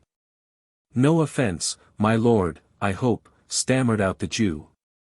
"I only meant—" "Silence," shouted Servadac. The old man hung his head, abashed. I will tell you what, said Servadac after a brief interval. I will give you leave to hear what this stranger has to tell as soon as he is able to tell us anything. At present we have not heard a word from his lips. The Jew looked perplexed. Yes, said Servadac. When we hear his story, you shall hear it too. And I hope it will be to your liking, old Ezekiel, added Ben Zoof in a voice of irony. They had none of them long to wait, for within a few minutes Rosette's peevish voice was heard calling, Joseph. Joseph. The professor did not open his eyes, and appeared to be slumbering on, but very shortly afterwards called out again, Joseph. Confound the fellow. Where is he? It was evident that he was half dreaming about a former servant now far away on the ancient globe. Where's my blackboard, Joseph? Quite safe, sir, answered Ben Zoof, quickly. Rosette unclosed his eyes and fixed them full upon the orderly's face. Are you Joseph? He asked. At your service, sir, replied Ben Zoof with imperturbable gravity. Then get me my coffee, and be quick about it. Ben Zoof left to go into the kitchen, and Servadac approached the professor in order to assist him in rising to a sitting posture. Do you recognize your quondam pupil, professor? He asked. Ah, yes, you are Servadac, replied Rosette. It is 12 years or more since I saw you. I hope you have improved. Quite a reformed character, sir, I assure you, said Servadac, smiling. Well, that's as it should be, that's right, said the astronomer with fussy importance. But let me have my coffee, he added impatiently, I cannot collect my thoughts without my coffee. Fortunately, Ben Zoof appeared with a great cup, hot and strong. After draining it with much apparent relish, the professor got out of bed, walked into the common hall, round which he glanced with a preoccupied air, and proceeded to seat himself in an armchair. The most comfortable which the cabin of the Dobryna had supplied. Then, in a voice full of satisfaction, and that involuntarily recalled the exclamations of delight that had wound up the two first of the mysterious documents that had been received, he burst out, Well, gentlemen, what do you think of Gallia? There was no time for anyone to make a reply before Isaac Hakkabut had darted forward. By the God! Who is that? Asked the startled professor, and he frowned, and made a gesture of repugnance. Regardless of the efforts that were made to silence him, the Jew continued, By the God of Abraham, I beseech you, give me some tidings of Europe. Europe, shouted the professor, springing from his seat as if he were electrified. What does the man want with Europe? I want to get there, screeched the Jew, and in spite of every exertion to get him away, he clung most tenaciously to the professor's chair, and again implored for news of Europe. Rosette made no immediate reply. After a moment or two's reflection, he turned to Servadac and asked him whether it was not the middle of April. It is the 20th, answered the captain. Then today, said the astronomer, speaking with the greatest deliberation, today we are just 3 millions of leagues away from Europe. The Jew was utterly crestfallen. You seem here, continued the professor, to be very ignorant of the state of things. How far we are ignorant, rejoined Servadac, I cannot tell. But I will tell you all that we do know, and all that we have surmised. And as briefly as he could, he related all that had happened since the memorable night of the 31st of December, how they had experienced the shock, how the Dobryna had made her voyage. How they had discovered nothing except the fragments of the old continent at Tunis, Sardinia, Gibraltar, and now at Formentera, how at intervals the 3 anonymous documents had been received. And, finally, how the settlement at Gourbi Island had been abandoned for their present quarters at Nina's Hive. The astronomer had hardly patience to hear him to the end. And what do you say is your surmise as to your present position? He asked. Our supposition, the captain replied, is this. We imagine that we are on a considerable fragment of the terrestrial globe that has been detached by collision with a planet to which you appear to have given the name of Gallia. Better than that, cried Rosette, starting to his feet with excitement. How? Why? What do you mean? Cried the voices of the listeners. You are correct to a certain degree, continued the professor. It is quite true that at 47 feet 35 inches, 6 inch after 2 o'clock on the morning of the 1st of January there was a collision, my comet grazed the Earth, and the bits of the Earth which you have named were carried clean away. They were all fairly bewildered. Where, then, cried Servadac eagerly, where are we? You are on my comet, on Gallia itself. And the professor gazed around him with a perfect air of triumph. Chapter 3. The Professor's Experiences. Yes, my comet, repeated the professor, and from time to time he knitted his brows, and looked around him with a defiant air, as though he could not get rid of the impression that someone was laying an unwarranted claim to its proprietorship, or that the individuals before him were intruders upon his own proper domain. But for a considerable while, Servadac, the count, and the lieutenant remained silent and sunk in thought. Here then, at last, was the unriddling of the enigma they had been so long endeavoring to solve. Both the hypotheses they had formed in succession had now to give way before the announcement of the real truth. The first supposition, that the rotatory axis of the Earth had been subject to some accidental modification, and the conjecture that replaced it, namely, that a certain portion of the terrestrial sphere had been splintered off and carried into space, had both now to yield to the representation that the Earth had been grazed by an unknown comet, which had caught up some scattered fragments from its surface, and was bearing them far away into sidereal regions. Unfolded lay the past and the present before them, but this only served to awaken a keener interest about the future. Could the professor throw any light upon that? They longed to inquire, but did not yet venture to ask him. Meanwhile Rosette assumed a pompous professional air, and appeared to be waiting for the entire party to be ceremoniously introduced to him. Nothing unwilling to humor the vanity of the eccentric little man, Servadac proceeded to go through the expected formalities. "Allow me to present to you my excellent friend, the Count Timascheff," he said. "You are very welcome," said Rosette, bowing to the Count with a smile of condescension. "Although I am not precisely a voluntary resident on your comet, Mr. Professor, I beg to acknowledge your courteous reception," gravely responded Timascheff. Servadac could not quite conceal his amusement at the Count's irony, but continued, "This is Lieutenant Procope, the officer in command of the Dobryna." The professor bowed again in frigid dignity. "His yacht has conveyed us right round Gallia," added the captain. "Round Gallia?" eagerly exclaimed the professor. "Yes, entirely round it," answered Servadac, and without allowing time for reply, proceeded, "and this is my orderly, Ben Zoof."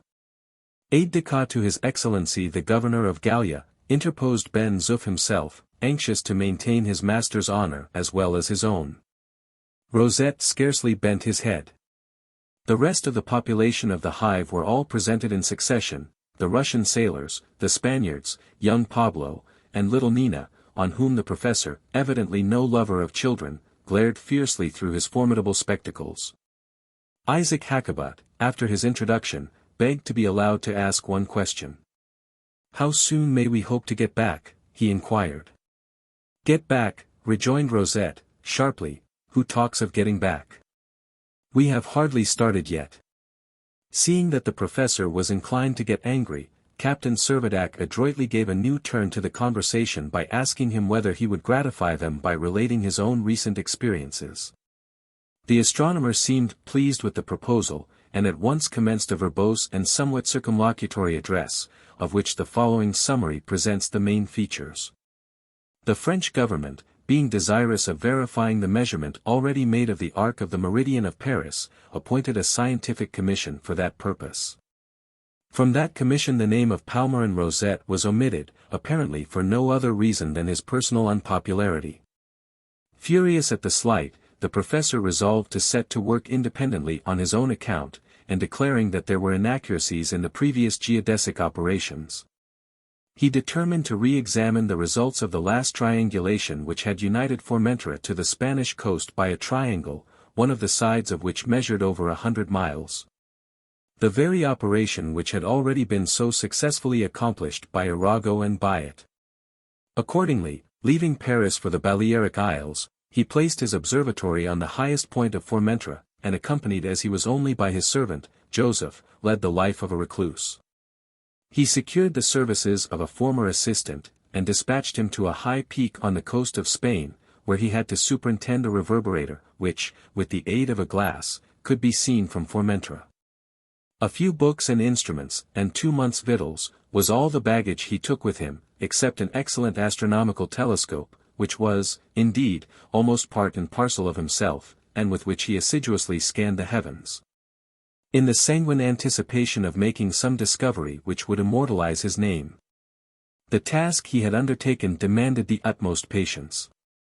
Night after night, in order to fix the apex of his triangle, he had to linger on the watch for the assistant signal light, but he did not forget that his predecessors, Arago and Bayet, had had to wait 61 days for a similar purpose.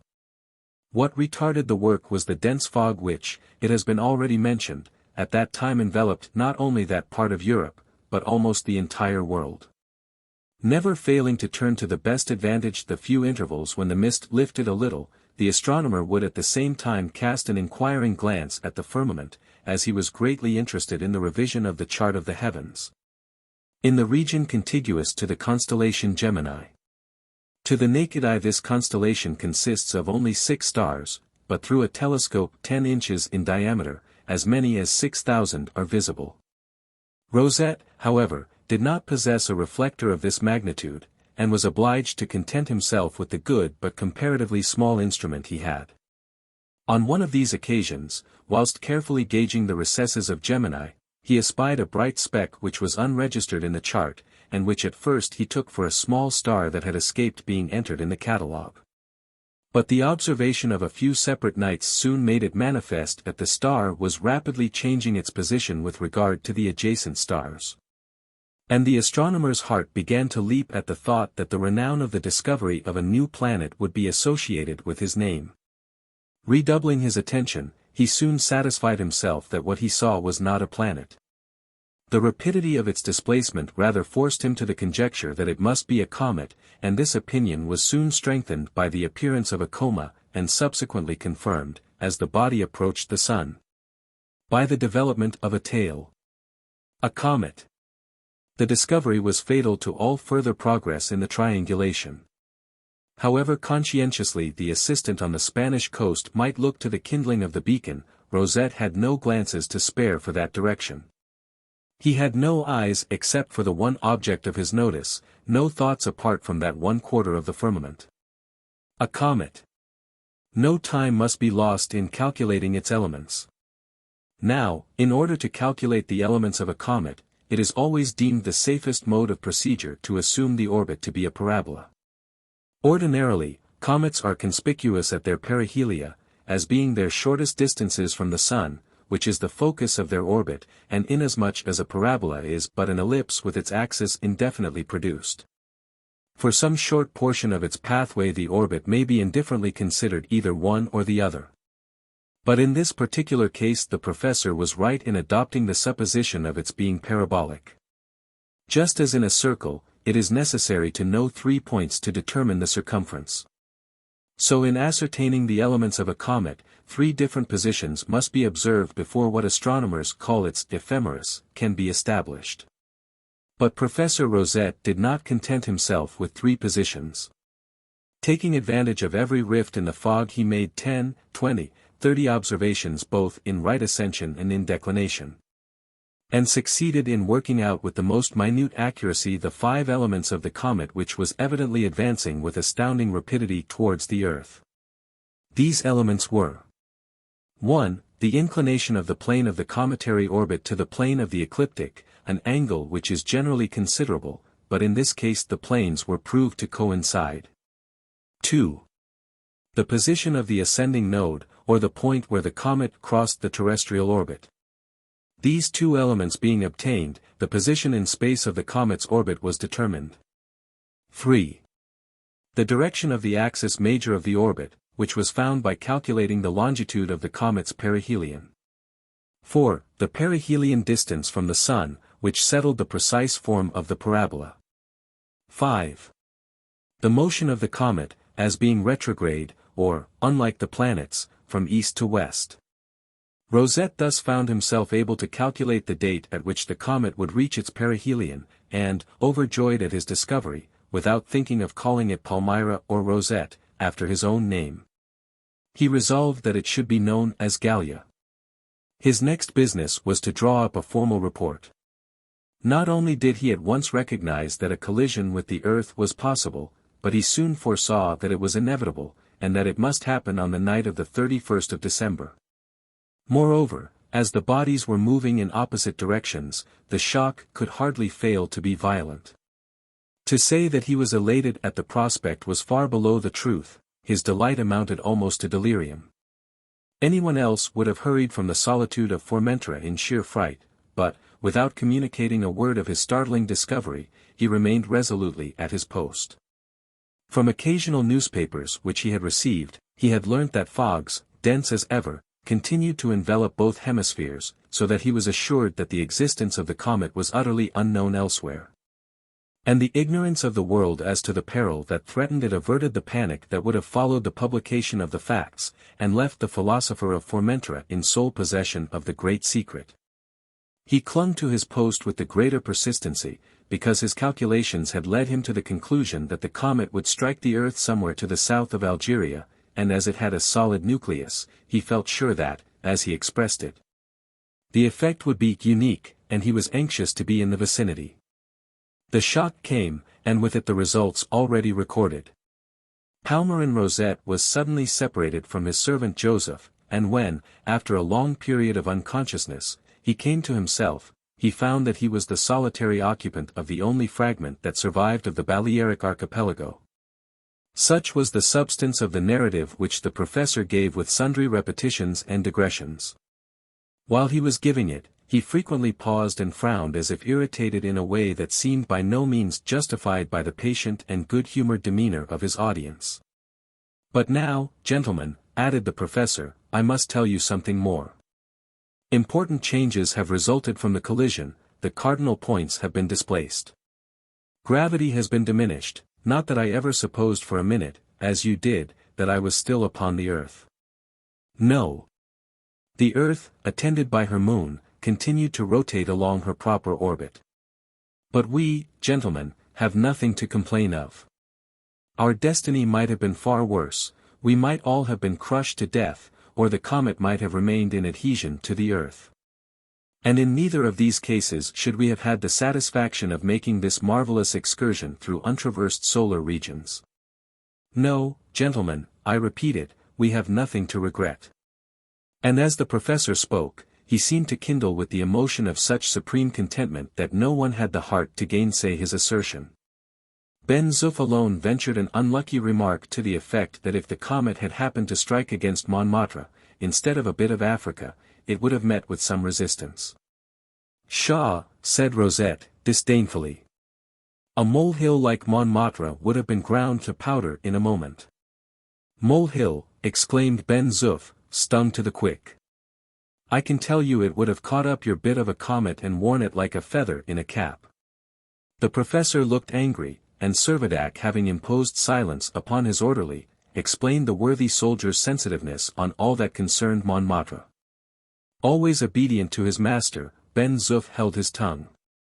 But he felt that he could never forgive the slight that had been cast upon his beloved home.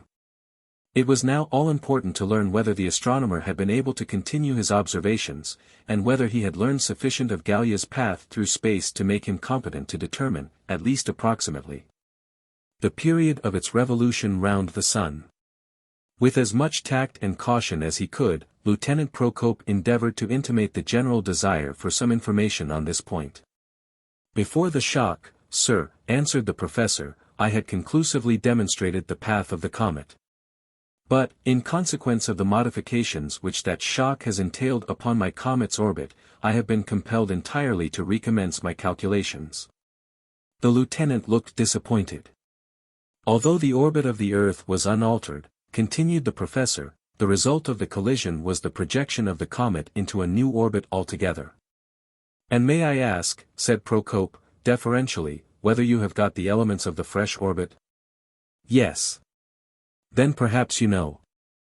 "I know this, sir, that at 47 minutes 35 6 seconds after 2 o'clock on the morning of the 1st of January last, Gallia, in passing its ascending node, came in contact with the Earth, that on the 10th of January it crossed the orbit of Venus, that it reached its perihelion on the 15th. That it recrossed the orbit of Venus, that on the 1st of February it passed its descending node, on the 13th crossed the orbit of Mars. Entered the zone of the telescopic planets on the 10th of March, and, attracting Nerina, carried it off as a satellite. Servadac interposed. We are already acquainted with well-nigh all these extraordinary facts. Many of them, moreover, we have learned from documents which we have picked up, and which, although unsigned, we cannot entertain a doubt have originated with you. Professor Rosette drew himself up proudly and said, "Of course, they originated with me. I sent them off by hundreds. From whom else could they come?" "From no one but yourself, certainly," rejoined the Count, with grave politeness. Hitherto the conversation had thrown no light upon the future movements of Gallia, and Rosette was disposed apparently to evade, or at least to postpone, the subject. When, therefore, Lieutenant Procope was about to press his inquiries in a more categorical form, Servadac, thinking it advisable not prematurely to press the little savant too far, interrupted him by asking the professor how he accounted for the Earth having suffered so little from such a formidable concussion. "I account for it in this way," answered Rosette. "The Earth was traveling at the rate of 28,000 leagues an hour, and Gallia at the rate of 57,000 leagues an hour. Therefore the result was the same as though a train rushing along at a speed of about 86,000 leagues an hour had suddenly encountered some obstacle. The nucleus of the comet, being excessively hard, has done exactly what a ball would do fired with that velocity close to a pane of glass. It has crossed the Earth without cracking it." "It is possible you may be right," said Servadac, thoughtfully. "Right. Of course I am right," replied the snappish professor. Soon, however, recovering his equanimity, he continued, "It is fortunate that the Earth was only touched obliquely. If the comet had impinged perpendicularly, it must have ploughed its way deep below the surface, and the disasters it might have caused are beyond reckoning. Perhaps," he added, with a smile, "even Montmartre might not have survived the calamity." "Sir," shouted Ben Zoof, quite unable to bear the unprovoked attack. "Quiet, Ben Zoof," said Servadac sternly. Fortunately for the sake of peace, Isaac Hakkabut, who at length was beginning to realize something of the true condition of things, came forward at this moment, and in a voice trembling with eagerness, implored the professor to tell him when they would all be back again upon the Earth. "Are you in a great hurry?" asked the professor coolly. The Jew was about to speak again, when Captain Servadac interposed. "Allow me to say that, in somewhat more scientific terms, I was about to ask you the same question. Did I not understand you to say that, as the consequence of the collision, the character of the comet's orbit has been changed?" "You did, sir." "Did you imply that the orbit has ceased to be a parabola?" "Just so." "Is it then an hyperbola? And are we to be carried on far and away into remote distance, and never, never to return?" "I did not say an hyperbola." "And is it not?" "It is not." "Then it must be an ellipse?" "Yes." "And does its plane coincide with the plane of the Earth?" "Yes." "Then it must be a periodic comet?" "It is." Servadac involuntarily raised a ringing shout of joy that echoed again along the gallery. "Yes," continued the professor, "Gallia is a periodic comet, and allowing for the perturbations to which it is liable from the attraction of Mars and Jupiter and Saturn, it will return to the Earth again in 2 years precisely." "You mean that in 2 years after the first shock, Gallia will meet the Earth at the same point as they met before," said Lieutenant Procope. "I am afraid so," said Rosette. "Why afraid?" "Because we are doing exceedingly well as we are." The professor stamped his foot upon the ground, by way of emphasis, and added, "If I had my will, Gallia should never return to the Earth again." Chapter 4. A revised calendar. All previous hypotheses, then, were now forgotten in the presence of the one great fact that Gallia was a comet and gravitating through remote solar regions. Captain Servadac became aware that the huge disk that had been looming through the clouds after the shock was the form of the retreating Earth, to the proximity of which the one high tide they had experienced was also to be attributed. As to the fulfillment of the professor's prediction of an ultimate return to the terrestrial sphere, that was a point on which it must be owned that the captain, after the first flush of his excitement was over, was not without many misgivings. The next day or two were spent in providing for the accommodation of the newcomer. Fortunately his desires were very moderate. He seemed to live among the stars, and as long as he was well provided with coffee, he cared little for luxuries, and paid little or no regard to the ingenuity with which all the internal arrangements of Nina's hive had been devised. Anxious to show all proper respect to his former tutor, Servadac proposed to leave the most comfortable apartment of the place at his disposal. But the professor resolutely declined to occupy it, saying that what he required was a small chamber, no matter how small, provided that it was elevated and secluded, which he could use as an observatory and where he might prosecute his studies without disturbance. A general search was instituted, and before long they were lucky enough to find, about 100 feet above the central grotto, a small recess or reduct hollowed, as it were, in the mountain side, which would exactly answer their purpose. It contained room enough for a bed, a table, an armchair, a chest of drawers, and, what was of still more consequence, for the indispensable telescope. One small stream of lava, an offshoot of the great torrent, sufficed to warm the apartment enough. In these retired quarters the astronomer took up his abode. It was on all hands acknowledged to be advisable to let him go on entirely in his own way. His meals were taken to him at stated intervals, he slept but little. Carried on his calculations by day, his observations by night, and very rarely made his appearance amongst the rest of the little community. The cold now became very intense, the thermometer registering 30 degrees Fahrenheit, below zero. The mercury, however, never exhibited any of those fluctuations that are ever and again to be observed in variable climates, but continued slowly and steadily to fall, and in all probability would continue to do so until it reached the normal temperature of the regions of outlying space. This steady sinking of the mercury was accompanied by a complete stillness of the atmosphere. The very air seemed to be congealed, no particle of it stirred, from zenith to horizon there was never a cloud. Neither were there any of the damp mists or dry fogs which so often extend over the polar regions of the earth. The sky was always clear, the sun shone by day and the stars by night without causing any perceptible difference in the temperature. These peculiar conditions rendered the cold endurable even in the open air.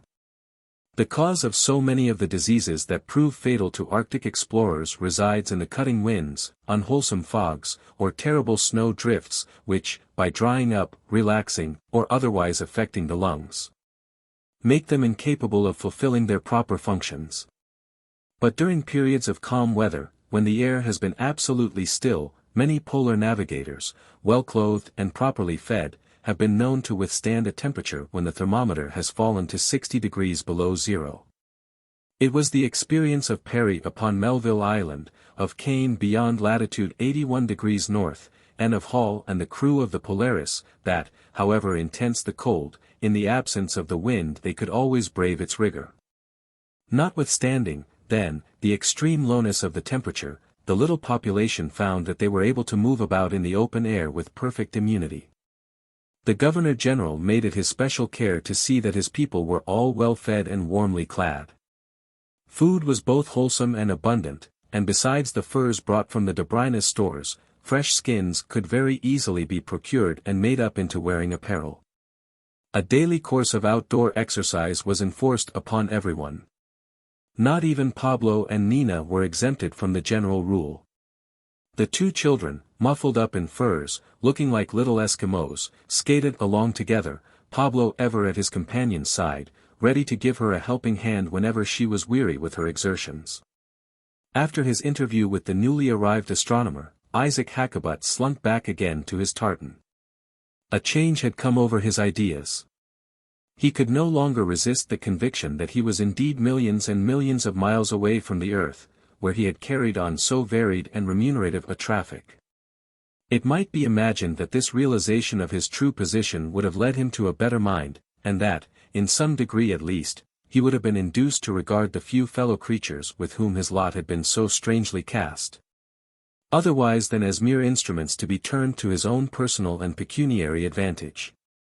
But no, the desire of gain was too thoroughly ingrained into his hard nature ever to be eradicated, and secure in his knowledge that he was under the protection of a French officer, who, except under the most urgent necessity, would not permit him to be molested in retaining his property, he determined to wait for some emergency to arise which should enable him to use his present situation for his own profit. On the one hand, the Jew took it into account that although the chances of returning to the earth might be remote, yet from what he had heard from the professor he could not believe that they were improbable.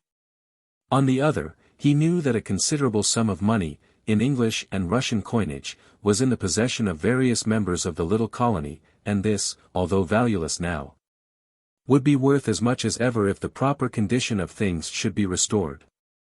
Accordingly, he set his heart on getting all the monetary wealth of Gallia into his possession, and to do this he must sell his goods. But he would not sell them yet. There might come a time when for many articles the supply would not be equal to the demand. That would be the time for him. By waiting he reckoned he should be able to transact some lucrative business. Such in his solitude were old Isaac's cogitations, whilst the universal population of Nina's hive were congratulating themselves upon being rid of his odious presence. As already stated in the message brought by the Carrier-Pigeon, the distance travelled by Gallia in April was 39 million leagues, and at the end of the month she was 110 million leagues from the Sun. A diagram representing the elliptical orbit of the planet, accompanied by an ephemeris made out in minute detail, had been drawn out by the professor. The curve was divided into 24 sections of unequal length, representing respectively the distance described in the 24 months of the Gallian year, the 12 former divisions, according to Kepler's law, gradually diminishing in length as they approached the point denoting the aphelion and increasing as they neared the perihelion. It was on the 12th of May that Rosette exhibited this result of his labors to Servadac, the Count, and the Lieutenant, who visited his apartment and naturally examined the drawing with the keenest interest. Gallia's path, extending beyond the orbit of Jupiter, lay clearly defined before their eyes, the progress along the orbit and the solar distances being inserted for each month separately.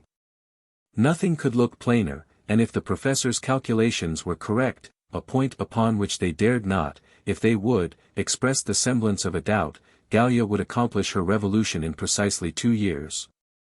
And would meet the Earth, which would in the same period of time have completed 2 annual revolutions, in the very same spot as before. What would be the consequences of a second collision they scarcely ventured to think. Without lifting his eye from the diagram, which he was still carefully scrutinizing, Servadac said, "I see that during the month of May, Gallia will only travel 30,400,000 leagues, and that this will leave her about 140,000. 000 leagues distant from the Sun." "Just so," replied the professor. "Then we have already passed the zone of the telescopic planets, have we not?" asked the Count. "Can you not use your eyes?" said the professor, testily. "If you will look you will see the zone marked clearly enough upon the map." Without noticing the interruption, Servadac continued his own remarks. "The comet then, I see, is to reach its aphelion on the 15th of January, exactly a 12-month after passing its perihelion." "A 12-month? Not a Gallian 12-month?" exclaimed Rosette. Servadac looked bewildered. Lieutenant Procope could not suppress a smile.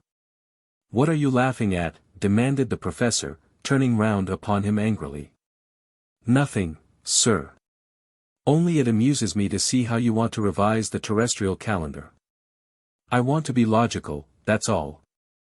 By all manner of means, my dear professor, let us be logical." "Well, then, listen to me," resumed the professor, stiffly.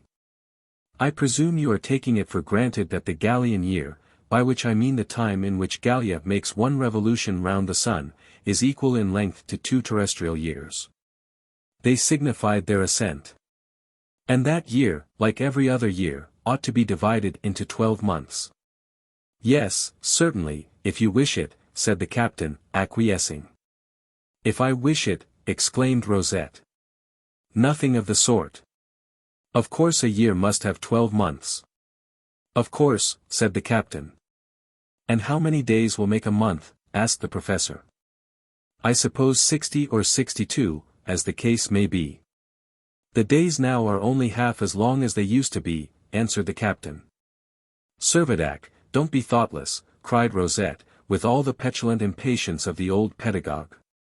If the days are only half as long as they were, 60 of them cannot make up a 12th part of Gallia's year, cannot be a month. I suppose not, replied the confused captain. Do you not see, then, continued the astronomer, that if a Gallian month is twice as long as a terrestrial month, and a Gallian day is only half as long as a terrestrial day, there must be 120 days in every month? No doubt you are right, Professor, said Count Timascheff, but do you not think that the use of a new calendar such as this would practically be very troublesome? Not at all. Not at all. I do not intend to use any other, was the professor's bluff reply. After pondering for a few moments, the captain spoke again. According, then, to this new calendar, it isn't the middle of May at all, it must now be some time in March. Yes, said the professor, today is the 26th of March. It is the 266th day of the Gallian year. It corresponds with the 133d day of the terrestrial year. You are quite correct, it is the 26th of March. Strange, muttered Servadac. And a month, a terrestrial month, 30 old days, 60 new days hence, it will be the 86th of March. Ha, ha, roared the captain, this is logic with a vengeance. The old professor had an undefined consciousness that his former pupil was laughing at him, and as it was growing late, he made an excuse that he had no more leisure. The visitors accordingly quitted the observatory.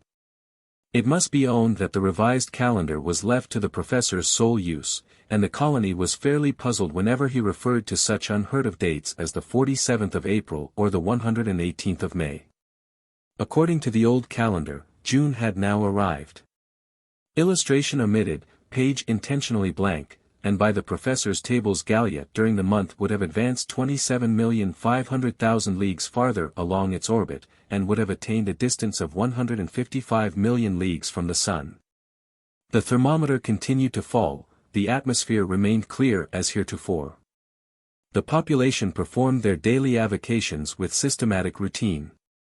And almost the only thing that broke the monotony of existence was an occasional visit from the blustering, nervous, little professor, when some sudden fancy induced him to throw aside his astronomical studies for a time, and pay a visit to the common hall. His arrival there was generally hailed as the precursor of a little season of excitement. Somehow or other the conversation would eventually work its way round to the topic of a future collision between the comet and the Earth. And in the same degree as this was a matter of sanguine anticipation to Captain Servadac and his friends, it was a matter of aversion to the astronomical enthusiast, who had no desire to quit his present quarters in a sphere which, being of his own discovery, he could hardly have cared for more if it had been of his own creation. The interview would often terminate in a scene of considerable animation. On the 27th of June, old calendar, the professor burst like a cannonball into the central hall, where they were all assembled, and without a word of salutation or of preface, accosted the lieutenant in the way in which in earlier days he had been accustomed to speak to an idle schoolboy. Now, Lieutenant. No evasions. No shufflings. Tell me, have you or have you not circumnavigated Gallia? The lieutenant drew himself up stiffly. Evasions. Shufflings. I am not accustomed, sir, he began in a tone evidencing no little resentment. But catching a hint from the count he subdued his voice, and simply said, we have. And may I ask, continued the professor, quite unaware of his previous discourtesy, whether, when you made your voyage, you took any account of distances? As approximately as I could, replied the lieutenant, I did what I could by log and compass. I was unable to take the altitude of sun or star. At what result did you arrive? What is the measurement of our equator? I estimate the total circumference of the equator to be about 1,400 miles. Ah, said the professor, more than half speaking to himself, a circumference of 1,400 miles would give a diameter of about 450 miles. That would be approximately about 1/16 of the diameter of the Earth. Raising his voice, he continued, "Gentlemen, in order to complete my account of my comet Gallia, I require to know its area, its mass, its volume, its density, its specific gravity." "Since we know the diameter," remarked the lieutenant, "there can be no difficulty in finding its surface and its volume." "And did I say there was any difficulty?" asked the professor, fiercely. "I have been able to reckon that ever since I was born." "Cock-a-doodle-doo," cried Ben Zoof, delighted at any opportunity of paying off his old grudge. The professor looked at him, but did not vouchsafe a word. Addressing the captain, he said, "Now, Servadac, take your paper and a pen, and find me the surface of Gallia." With more submission than when he was a schoolboy, the captain sat down and endeavored to recall the proper formula. The surface of a sphere. Multiply circumference by diameter. "Right," cried Rosette, "but it ought to be done by this time." "Circumference, 1,400, diameter, 450, area of surface, 630,000, read the captain. "True," replied Rosette, 630,000 square miles, just 292 times less than that of the Earth. "Pretty little comet." "Nice little comet," muttered Ben Zoof. The astronomer bit his lip, snorted, and cast at him a withering look, but did not take any further notice. "Now, Captain Servadac," said the professor, "take your pen again, and find me the volume of Gallia." The captain hesitated. "Quick, quick," cried the professor, impatiently, "surely you have not forgotten how to find the volume of a sphere. A moment's breathing time, please." "Breathing time, indeed. A mathematician should not want breathing time. Come, multiply the surface by the third of the radius.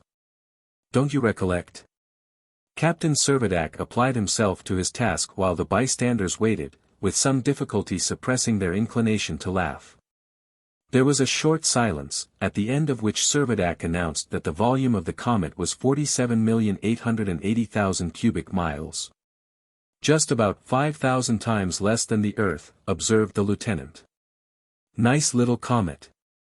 "Pretty little comet," said Ben Zoof. The professor scowled at him, and was manifestly annoyed at having the insignificant dimensions of his comet pointed out in so disparaging a manner. Lieutenant Procope further remarked that from the Earth he supposed it to be about as conspicuous as a star of the 7th magnitude, and would require a good telescope to see it. "Ha, ha," laughed the orderly, aloud, "charming little comet. So pretty, and so modest." "You rascal," roared the professor, and clenched his hand in passion, as if about to strike him. Ben Zoof laughed the more, and was on the point of repeating his satirical comments, when a stern order from the captain made him hold his tongue. The truth was that the professor was just as sensitive about his comet as the orderly was about Montmartre, and if the contention between the two had been allowed to go on unchecked, it is impossible to say what serious quarrel might not have arisen. When Professor Rosette's equanimity had been restored, he said, "Thus, then, gentlemen, the diameter, the surface, the volume of my comet are settled, but there is more to be done. I shall not be satisfied until, by actual measurement, I have determined its mass, its density, and the force of gravity at its surface." "A laborious problem," remarked Count Timascheff. "Laborious or not, it has to be accomplished. I am resolved to find out what my comet weighs." "Would it not be of some assistance, if we knew of what substance it is composed?" asked the lieutenant. "That is of no moment at all," replied the professor, "the problem is independent of it." "Then we await your orders," was the captain's reply. "You must understand, however," said Rosette, "that there are various preliminary calculations to be made. You will have to wait till they are finished." "As long as you please," said the count. "No hurry at all," observed the captain, who was not in the least impatient to continue his mathematical exercises. "Then, gentlemen," said the astronomer, "with your leave we will for this purpose make an appointment a few weeks hence. What do you say to the 62d of April?" Without noticing the general smile which the novel date provoked, the astronomer left the hall, and retired to his observatory. Chapter 5. Wanted, a Steelyard. Under the still diminishing influence of the sun's attraction, but without let or hindrance, Gallia continued its interplanetary course, accompanied by Nerina, its captured satellite, which performed its fortnightly revolutions with unvarying regularity. Meanwhile, the question beyond all others important was ever recurring to the minds of Servadac and his two companions: were the astronomer's calculations correct? And was there a sound foundation for his prediction that the comet would again touch the Earth? But whatever might be their doubts or anxieties, they were fain to keep all their misgivings to themselves. The professor was of a temper far too cross-grained for them to venture to ask him to revise or re-examine the results of his observations. The rest of the community by no means shared in their uneasiness. Negretti and his fellow countrymen yielded to their destiny with philosophical indifference. Happier and better provided for than they had ever been in their lives, it did not give them a passing thought, far less cause any serious concern, whether they were still circling round the sun, or whether they were being carried right away within the limits of another system. Utterly careless of the future, the Majos, light-hearted as ever, caroled out their favorite songs, just as if they had never quitted the shores of their native land. Happiest of all were Pablo and Nina. Racing through the galleries of the hive, clambering over the rocks upon the shore, one day skating far away across the frozen ocean, the next fishing in the lake that was kept liquid by the heat of the lava torrent. The two children led a life of perpetual enjoyment. Nor was their recreation allowed to interfere with their studies. Captain Servadac, who in common with the Count really liked them both, conceived that the responsibilities of a parent in some degree had devolved upon him, and took great care in superintending their daily lessons, which he succeeded in making hardly less pleasant than their sports. Indulged and loved by all, it was little wonder that young Pablo had no longing for the scorching plains of Andalusia, or that little Nina had lost all wish to return with her pet goat to the barren rocks of Sardinia. They had now a home in which they had nothing to desire. "Have you no father nor mother?" asked Pablo, one day. "No," she answered. "No more have I," said the boy. "I used to run along by the side of the diligences when I was in Spain." "I used to look after goats at Madalena," said Nina, "but it is much nicer here. I am so happy here.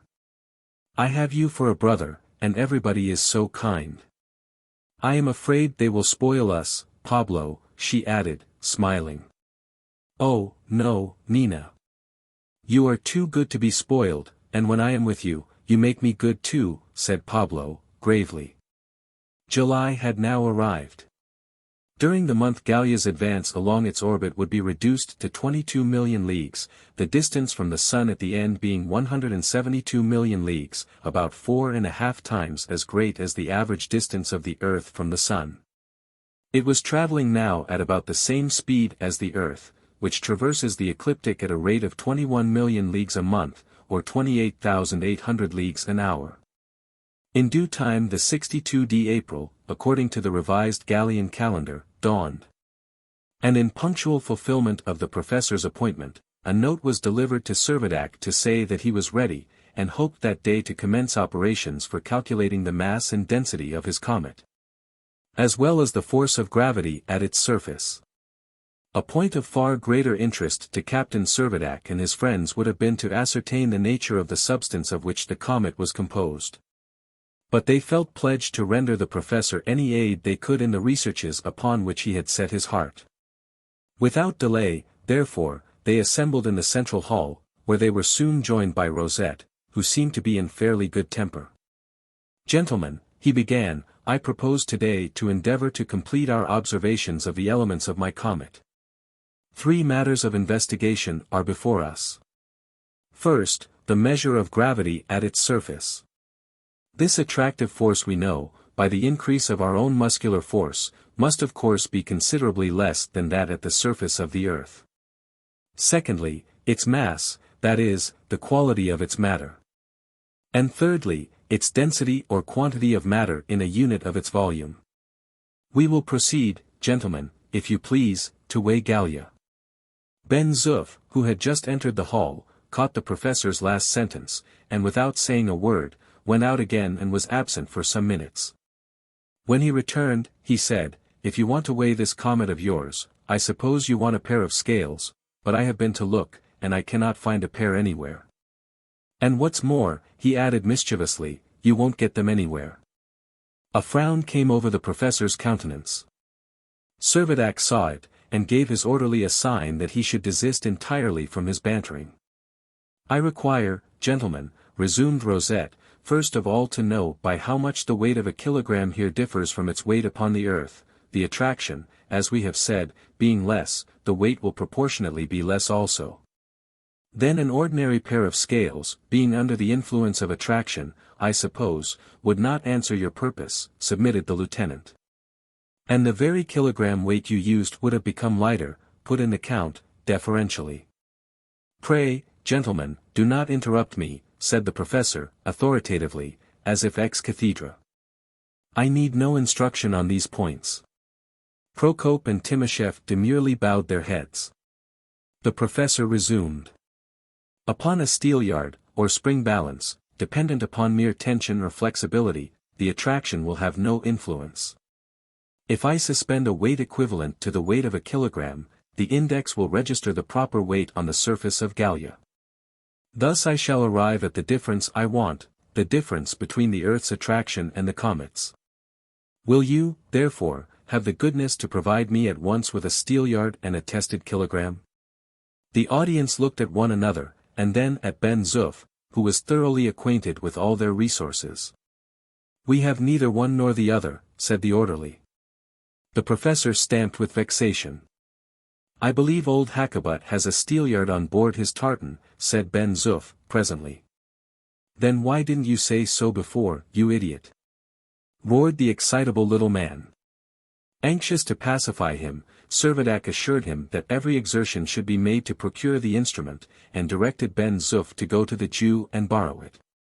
"No, stop a moment," he said, as Ben Zoof was moving away on his errand, "perhaps I had better go with you myself. The old Jew may make a difficulty about lending us any of his property." "Why should we not all go?" asked the Count. "We should see what kind of a life the misanthrope leads on board the Hansa." The proposal met with general approbation.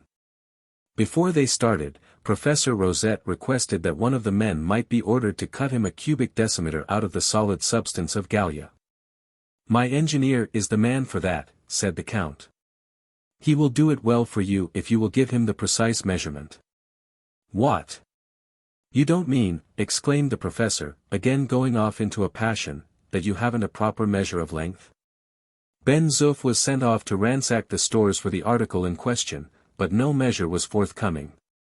"Most likely we shall find one on the tartan," said the orderly. "Then let us lose no time in trying," answered the professor, as he hustled with hasty strides into the gallery. The rest of the party followed, and were soon in the open air upon the rocks that overhung the shore. They descended to the level of the frozen water and made their way towards the little creek where the Dobryna and the Hansa lay firmly imprisoned in their icy bonds. The temperature was low beyond previous experience. But well muffled up in fur, they all endured it without much actual suffering. Their breath issued in vapor, which was at once congealed into little crystals upon their whiskers, beards, eyebrows, and eyelashes, until their faces, covered with countless snow-white prickles, were truly ludicrous. The little professor, most comical of all, resembled nothing so much as the cub of an Arctic bear.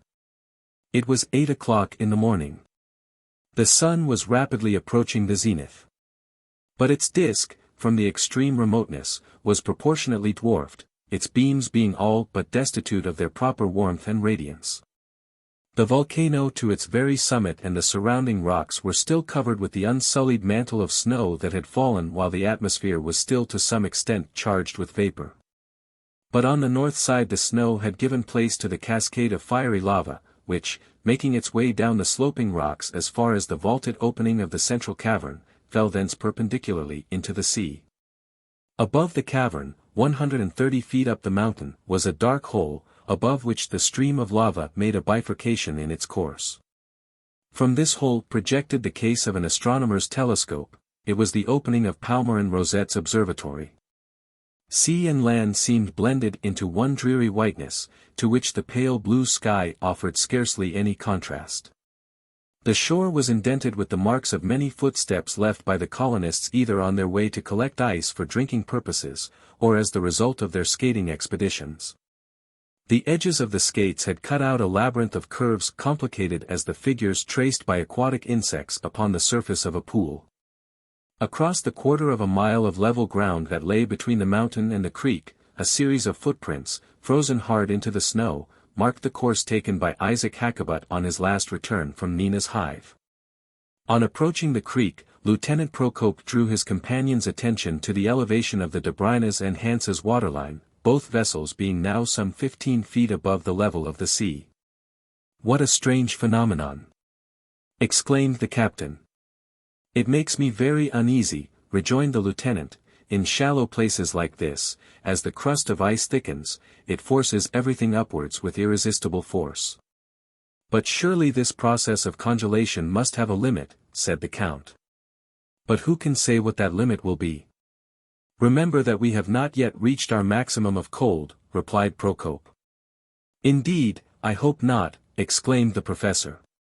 "Where would be the use of our traveling 200 million leagues from the sun, if we are only to experience the same temperature as we should find at the poles of the earth?"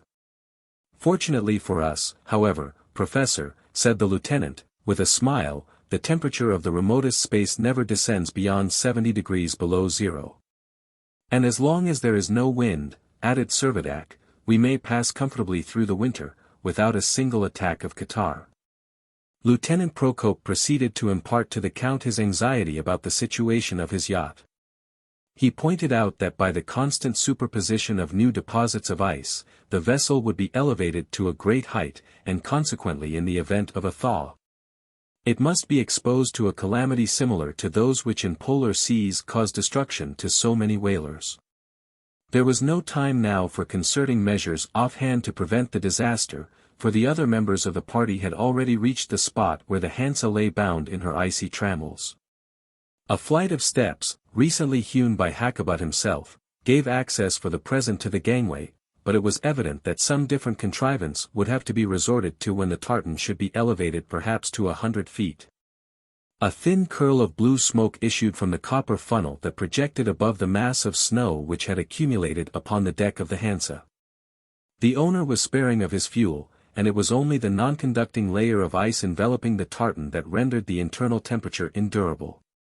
"Hi! Old Nebuchadnezzar, where are you?" shouted Ben Zoof, at the full strength of his lungs.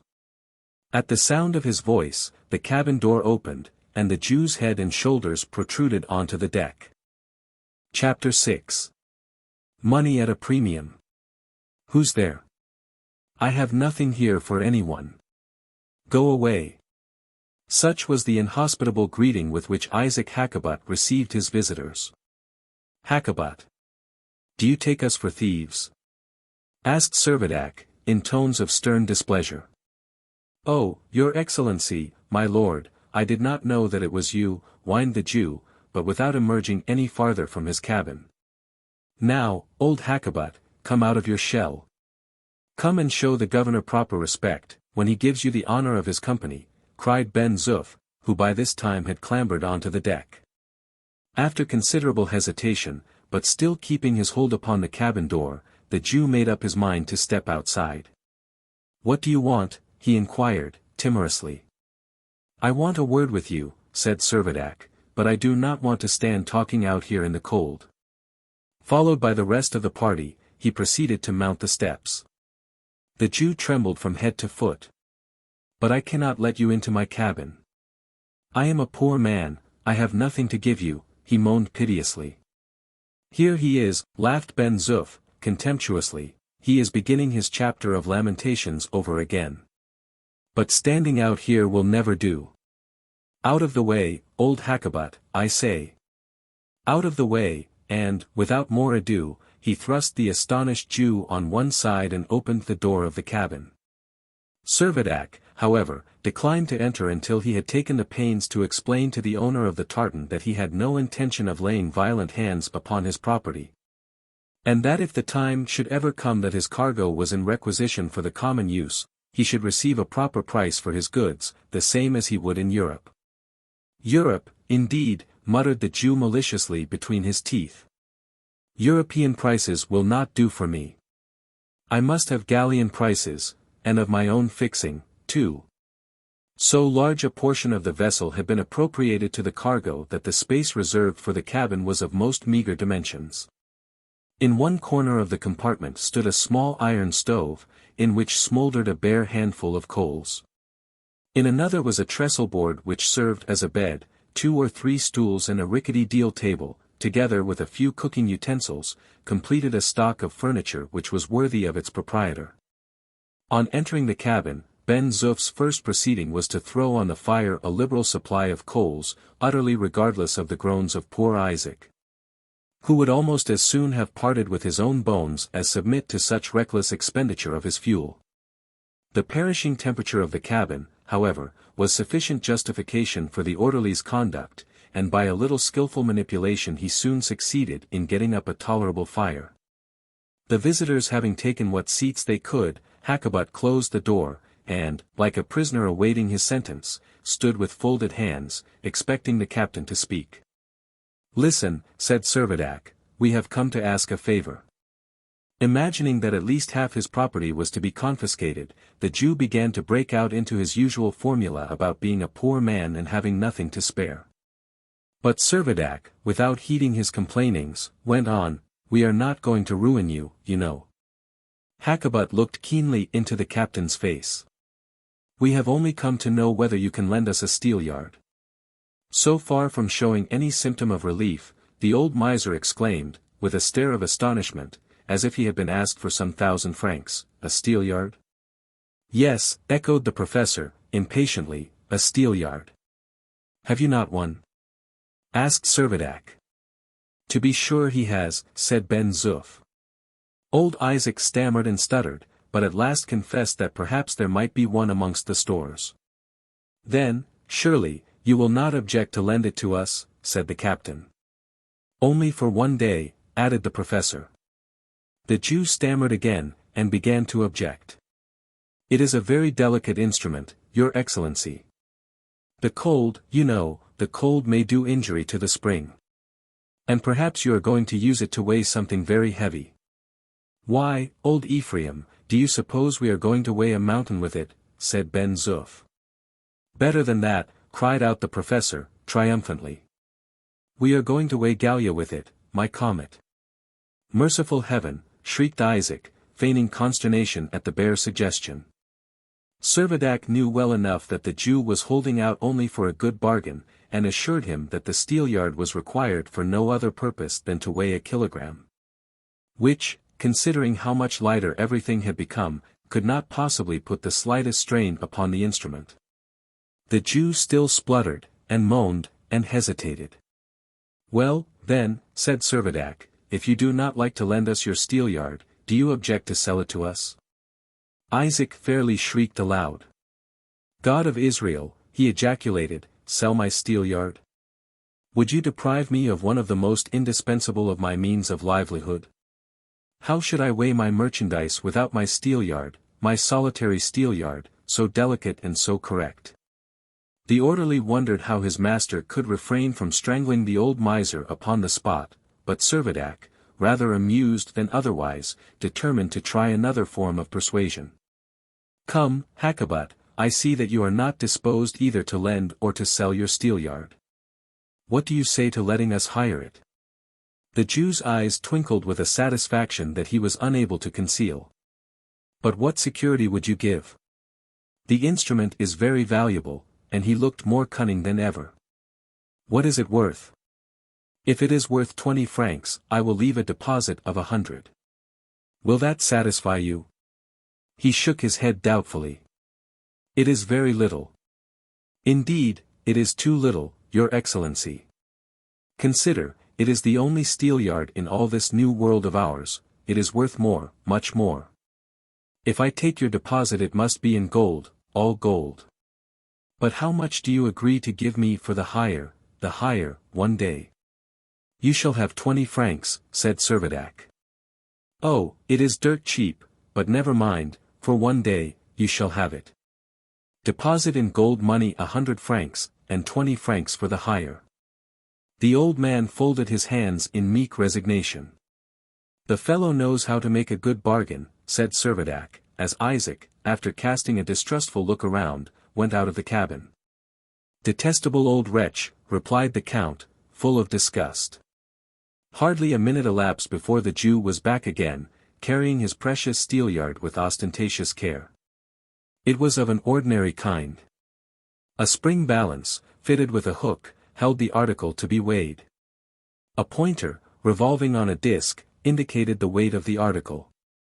Professor Rosette was manifestly right in asserting that such a machine would register results quite independently of any change in the force of attraction. On the Earth it would have registered a kilogram as a kilogram, here it recorded a different value altogether, as the result of the altered force of gravity. Gold coinage to the worth of 120 francs was handed over to the Jew, who clutched at the money with unmistakable eagerness. The steelyard was committed to the keeping of Ben Zoof, and the visitors prepared to quit the Hansa. All at once it occurred to the professor that the steelyard would be absolutely useless to him, unless he had the means for ascertaining the precise measurement of the unit of the soil of Gallia which he proposed to weigh. Something more you must lend me, he said, addressing the Jew. I must have a measure, and I must have a kilogram. I have neither of them, answered Isaac. I have neither. I am sorry, I am very sorry. And this time the old Jew spoke the truth. He would have been really glad to do another stroke or two of business upon terms as advantageous as the transaction he had just concluded. Palmyrin Rosette scratched his head in perplexity, glaring round upon his companions as if they were personally responsible for his annoyance.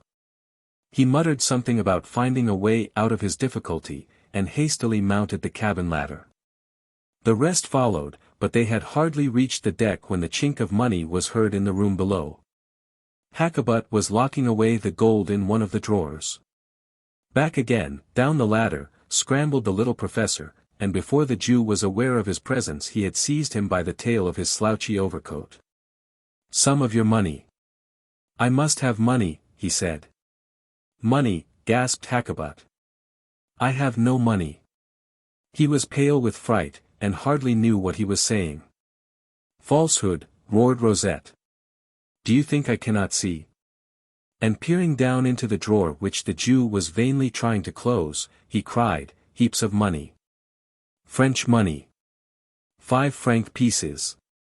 The very thing I want. I must have them. The captain and his friends, who had returned to the cabin, looked on with mingled amusement and bewilderment. They are mine, shrieked Hackabut. I will have them. Shouted the professor. You shall kill me first, bellowed the Jew. No, but I must, persisted the professor again. It was manifestly time for Servadac to interfere.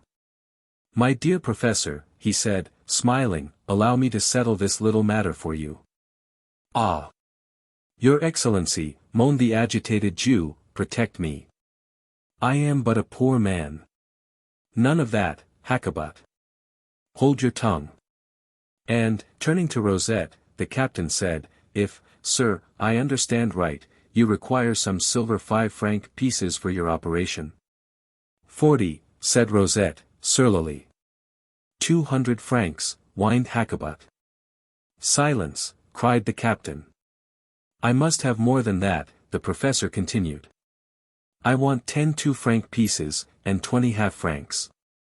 Let me see, said Servadac, how much is that in all? 230 francs, is it not? I dare say it is, answered the professor. Count, may I ask you, continued Servadac, to be security to the Jew for this loan to the professor? Loan, cried the Jew, do you mean only a loan? Silence, again shouted the captain. Count Timoshev, expressing his regret that his purse contained only paper money, begged to place it at Captain Servadac's disposal. No paper, no paper, exclaimed Isaac. Paper has no currency in Gallia. About as much as silver, coolly retorted the Count. I am a poor man, began the Jew. Now, Hackabut, stop these miserable lamentations of yours, once for all. Hand us over 230 francs in silver money, or we will proceed to help ourselves. Isaac began to yell with all his might, thieves! Thieves! In a moment Ben Zoof's hand was clasped tightly over his mouth. Stop that howling, Belshazzar. Let him alone, Ben Zoof. He will soon come to his senses, said Servadac, quietly. When the old Jew had again recovered himself, the captain addressed him.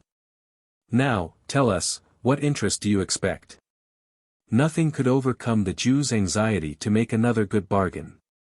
He began, money is scarce, very scarce, you know. No more of this, shouted Servadac. What interest, I say, what interest do you ask? Faltering and undecided still, the Jew went on. Very scarce, you know. 10 francs a day, I think, would not be unreasonable, considering. The Count had no patience to allow him to finish what he was about to say. He flung down notes to the value of several roubles. With a greediness that could not be concealed, Hackabut grasped them all. Paper, indeed, they were. But the cunning Israelite knew that they would in any case be security far beyond the value of his cash. He was making some 1800% interest, and accordingly chuckled within himself at his unexpected stroke of business. The professor pocketed his French coins with a satisfaction far more demonstrative. Gentlemen, he said, with these franc pieces I obtain the means of determining accurately both a meter and a kilogram. Chapter 7. Gallia weighed. A quarter of an hour later, the visitors to the Hansa had reassembled in the common hall of Nina's hive. Now, gentlemen, we can proceed, said the professor. May I request that this table may be cleared? Ben Zoof removed the various articles that were lying on the table, and the coins which had just been borrowed from the Jew were placed upon it in 3 piles, according to their value. The professor commenced. Since none of you gentlemen, at the time of the shock, took the precaution to save either a meter measure or a kilogram weight from the earth, and since both these articles are necessary for the calculation on which we are engaged, I have been obliged to devise means of my own to replace them. This exordium delivered, he paused and seemed to watch its effect upon his audience, who, however, were too well acquainted with the professor's temper to make any attempt to exonerate themselves from the rebuke of carelessness, and submitted silently to the implied reproach. I have taken pains, he continued, to satisfy myself that these coins are in proper condition for my purpose. I find them unworn and unchipped, indeed, they are almost new. They have been hoarded instead of circulated. Accordingly, they are fit to be utilized for my purpose of obtaining the precise length of a terrestrial meter. Ben Zoof looked on in perplexity, regarding the lecturer with much the same curiosity as he would have watched the performances of a traveling mountebank at a fair in Montmartre. But Servadac and his 2 friends had already divined the professor's meaning. They knew that French coinage is all decimal, the franc being the standard of which the other coins, whether gold, silver, or copper, are multiples or measures. They knew, too, that the caliber or diameter of each piece of money is rigorously determined by law, and that the diameters of the silver coins representing 5 francs, 2 francs, and 50 centimes measure 37, 27, and 18 millimeters respectively. And they accordingly guessed that Professor Rosette had conceived the plan of placing such a number of these coins in juxtaposition that the length of their united diameters should measure exactly the 1,000 millimeters that make up the terrestrial meter. The measurement thus obtained was by means of a pair of compasses divided accurately into 10 equal portions, or decimeters, each of course 3.93 inches long. A lath was then cut of this exact length and given to the engineer of the Dobryna, who was directed to cut out of the solid rock the cubic decimeter required by the professor. The next business was to obtain the precise weight of a kilogram. This was by no means a difficult matter. Not only the diameters, but also the weights, of the French coins are rigidly determined by law, and as the silver 5-franc pieces always weigh exactly 25 grams. The united weight of 40 of these coins is known to amount to 1 kilogram. "Oh," cried Ben Zoof, "to be able to do all this I see you must be rich as well as learned." With a good-natured laugh at the orderly's remark, the meeting adjourned for a few hours. By the appointed time the engineer had finished his task, and with all due care had prepared a cubic decimeter of the material of the comet. "Now, gentlemen," said Professor Rosette, "we are in a position to complete our calculation. We can now arrive at Gallia's attraction, density, and mass." Everyone gave him his complete attention. "Before I proceed," he resumed, "I must recall to your minds Newton's general law, that the attraction of two bodies is directly proportional to the product of their masses, and inversely proportional to the square of their distances." "Yes," said Servadac, "we remember that." "Well, then," continued the professor, "keep it in mind for a few minutes now. Look here. In this bag are 45-franc pieces, altogether they weigh exactly a kilogram. By which I mean that if we were on the earth, and I were to hang the bag on the hook of the Steelyard, the indicator on the dial would register 1 kilogram. This is clear enough, I suppose." As he spoke the professor designedly kept his eyes fixed upon Ben Zoof. He was avowedly following the example of Arago, who was accustomed always in lecturing to watch the countenance of the least intelligent of his audience, and when he felt that he had made his meaning clear to him, he concluded that he must have succeeded with all the rest. In this case, however, it was technical ignorance, rather than any lack of intelligence, that justified the selection of the orderly for this special attention. Satisfied with his scrutiny of Ben Zoof's face, the professor went on. "And now, gentlemen, we have to see what these coins weigh here upon Gallia." He suspended the money bag to the hook, the needle oscillated, and stopped. "Read it off," he said. The weight registered was 133 grams. "There, gentlemen, 133 grams. Less than 1/7 of a kilogram. You see, consequently, that the force of gravity here on Gallia is not 1/7 of what it is upon the earth." "Interesting!" cried Servadac, "most interesting. But let us go on and compute the mass." "No, Captain, the density first," said Rosette. "Certainly," said the lieutenant. "For, as we already know the volume, we can determine the mass as soon as we have ascertained the density." The professor took up the cube of rock. "You know what this is," he went on to say.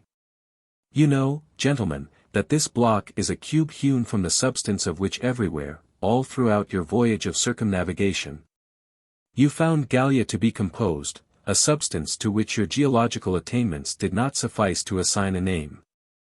Our curiosity will be gratified," said Servadac, "if you will enlighten our ignorance." But Rosette did not take the slightest notice of the interruption. "A substance it is which no doubt constitutes the sole material of the comet, extending from its surface to its innermost depths. The probability is that it would be so. Your experience confirms that probability. You have found no trace of any other substance.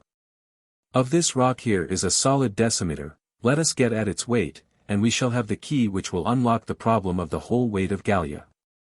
We have demonstrated that the force of attraction here is only 1/7 of what it is upon the earth, and shall consequently have to multiply the apparent weight of our cube by 7, in order to ascertain its proper weight.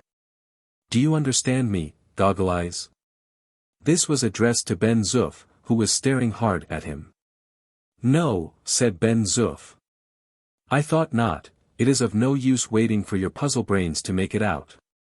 I must talk to those who can understand." The professor took the cube, and, on attaching it to the hook of the Steelyard, found that its apparent weight was 1 kilogram and 430 grams. "Here it is, gentlemen, 1 kilogram, 430 grams. Multiply that by 7, the product is, as nearly as possible, 10 kilograms.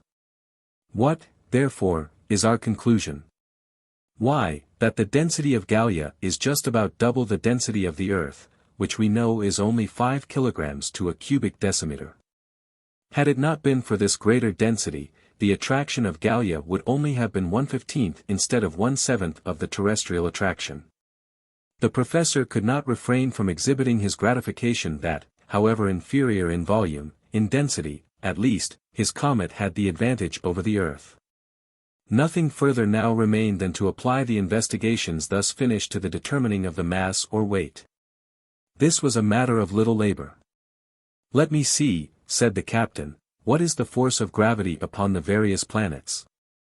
"You can't mean, Servadac, that you have forgotten that? But you always were a disappointing pupil." The captain could not help himself, he was forced to confess that his memory had failed him. "Well, then," said the professor, "I must remind you. Taking the attraction on the Earth as 1, that on Mercury is 1.15, on Venus it is 0.92, on Mars 0.5, and on Jupiter 2.45, on the Moon the attraction is 0.16, whilst on the surface of the Sun a terrestrial kilogram would weigh 28 kilograms. Therefore, if a man upon the surface of the Sun were to fall down, he would have considerable difficulty in getting up again. A cannon ball, too, would only fly a few yards," said Lieutenant Procope. "A jolly battlefield for cowards," exclaimed Ben Zoof. "Not so jolly, Ben Zoof, as you fancy," said his master, "the cowards would be too heavy to run away." Ben Zoof ventured the remark that, as the smallness of Gallia secured to its inhabitants such an increase of strength and agility, he was almost sorry that it had not been a little smaller still. "Though it could not anyhow have been very much smaller," he added, looking slyly at the professor. "Idiot!" exclaimed Rosette. "Your head is too light already, a puff of wind would blow it away." "I must take care of my head, then, and hold it on," replied the irrepressible orderly. Unable to get the last word, the professor was about to retire, when Servadac detained him. "Permit me to ask you one more question," he said. "Can you tell me what is the nature of the soil of Gallia?" "Yes, I can answer that. And in this matter I do not think your impertinent orderly will venture to put Montmartre into the comparison. This soil is of a substance not unknown upon the Earth. And speaking very slowly, the professor said, it contains 70% of tellurium and 30% of gold." Servadac uttered an exclamation of surprise. "And the sum of the specific gravities of these two substances is 10, precisely the number that represents Gallia's density." "A comet of gold," ejaculated the captain. "Yes. A realization of what the illustrious Maupertuis has already deemed probable," replied the astronomer. "If Gallia, then, should ever become attached to the Earth, might it not bring about an important revolution in all monetary affairs?" inquired the count. "No doubt about it," said Rosette, with manifest satisfaction. "It would supply the world with about 246,000 trillions of francs. It would make gold about as cheap as dirt, I suppose," said Servadac. The last observation, however, was entirely lost upon the professor, who had left the hall with an air almost majestic, and was already on his way to the observatory. "And what, I wonder, is the use of all these big figures?" said Ben Zoof to his master, when next day they were alone together. "That's just the charm of them, my good fellow," was the captain's cool reply, "that they are of no use whatever." Chapter 8. Jupiter somewhat close. Except as to the time the comet would take to revolve round the Sun, it must be confessed that all the professor's calculations had comparatively little interest for anyone but himself. And he was consequently left very much to pursue his studies in solitude. The following day was the 1st of August, or, according to Rosette, the 63rd of April. In the course of this month Gallia would travel 16,500,000 leagues, attaining at the end a distance of 197 million leagues from the Sun. This would leave 81 million leagues more to be traversed before reaching the aphelion of the 15th of January, after which it would begin once more to approach the Sun. But meanwhile, a marvelous world, never before so close within the range of human vision, was revealing itself. No wonder that Palmyrin Rosette cared so little to quit his observatory. For throughout those calm, clear Gallian nights, when the book of the firmament lay open before him, He could revel in a spectacle which no previous astronomer had ever been permitted to enjoy. The glorious orb that was becoming so conspicuous an object was none other than the planet Jupiter, the largest of all the bodies existing within the influence of solar attraction. During the 7 months that had elapsed since its collision with the Earth, the comet had been continuously approaching the planet, until the distance between them was scarcely more than 61 million leagues. And this would go on diminishing until the 15th of October. Under these circumstances, was it perfectly certain that no danger could accrue? Was not Gallia, when its pathway led it into such close proximity to this enormous planet, running a risk of being attracted within its influence? Might not that influence be altogether disastrous?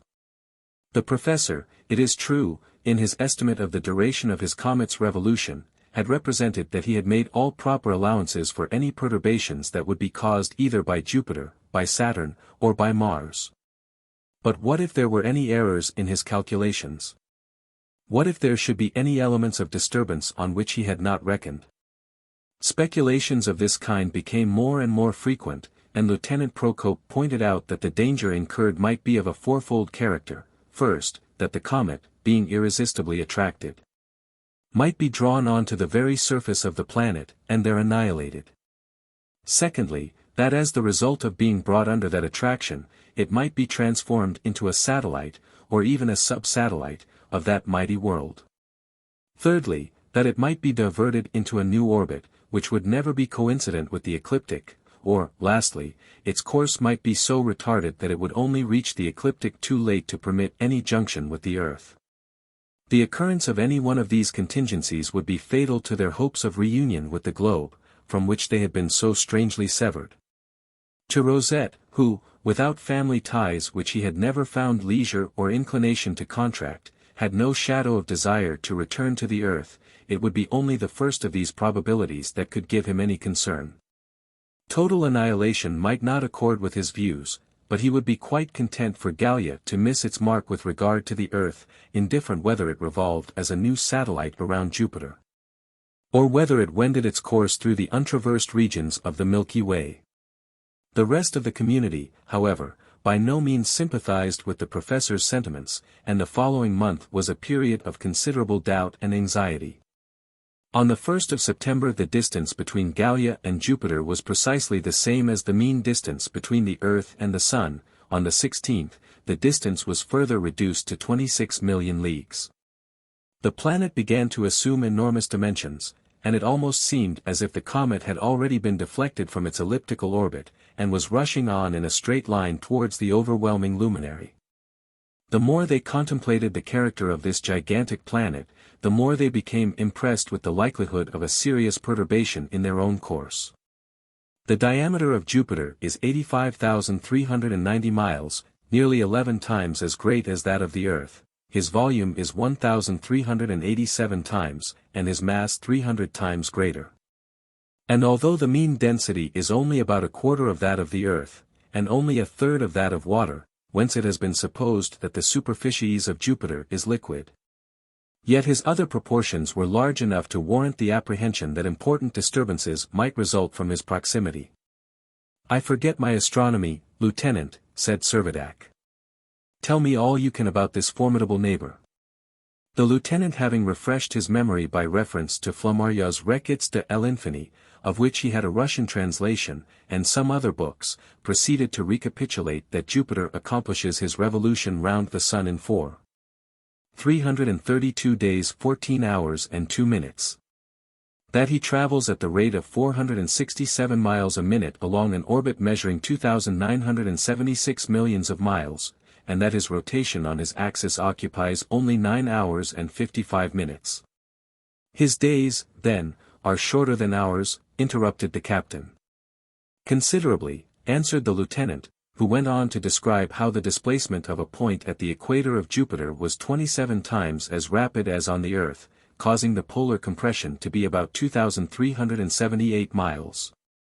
How the axis, being nearly perpendicular, caused the days and nights to be nearly of the same length, and the seasons to be invariable.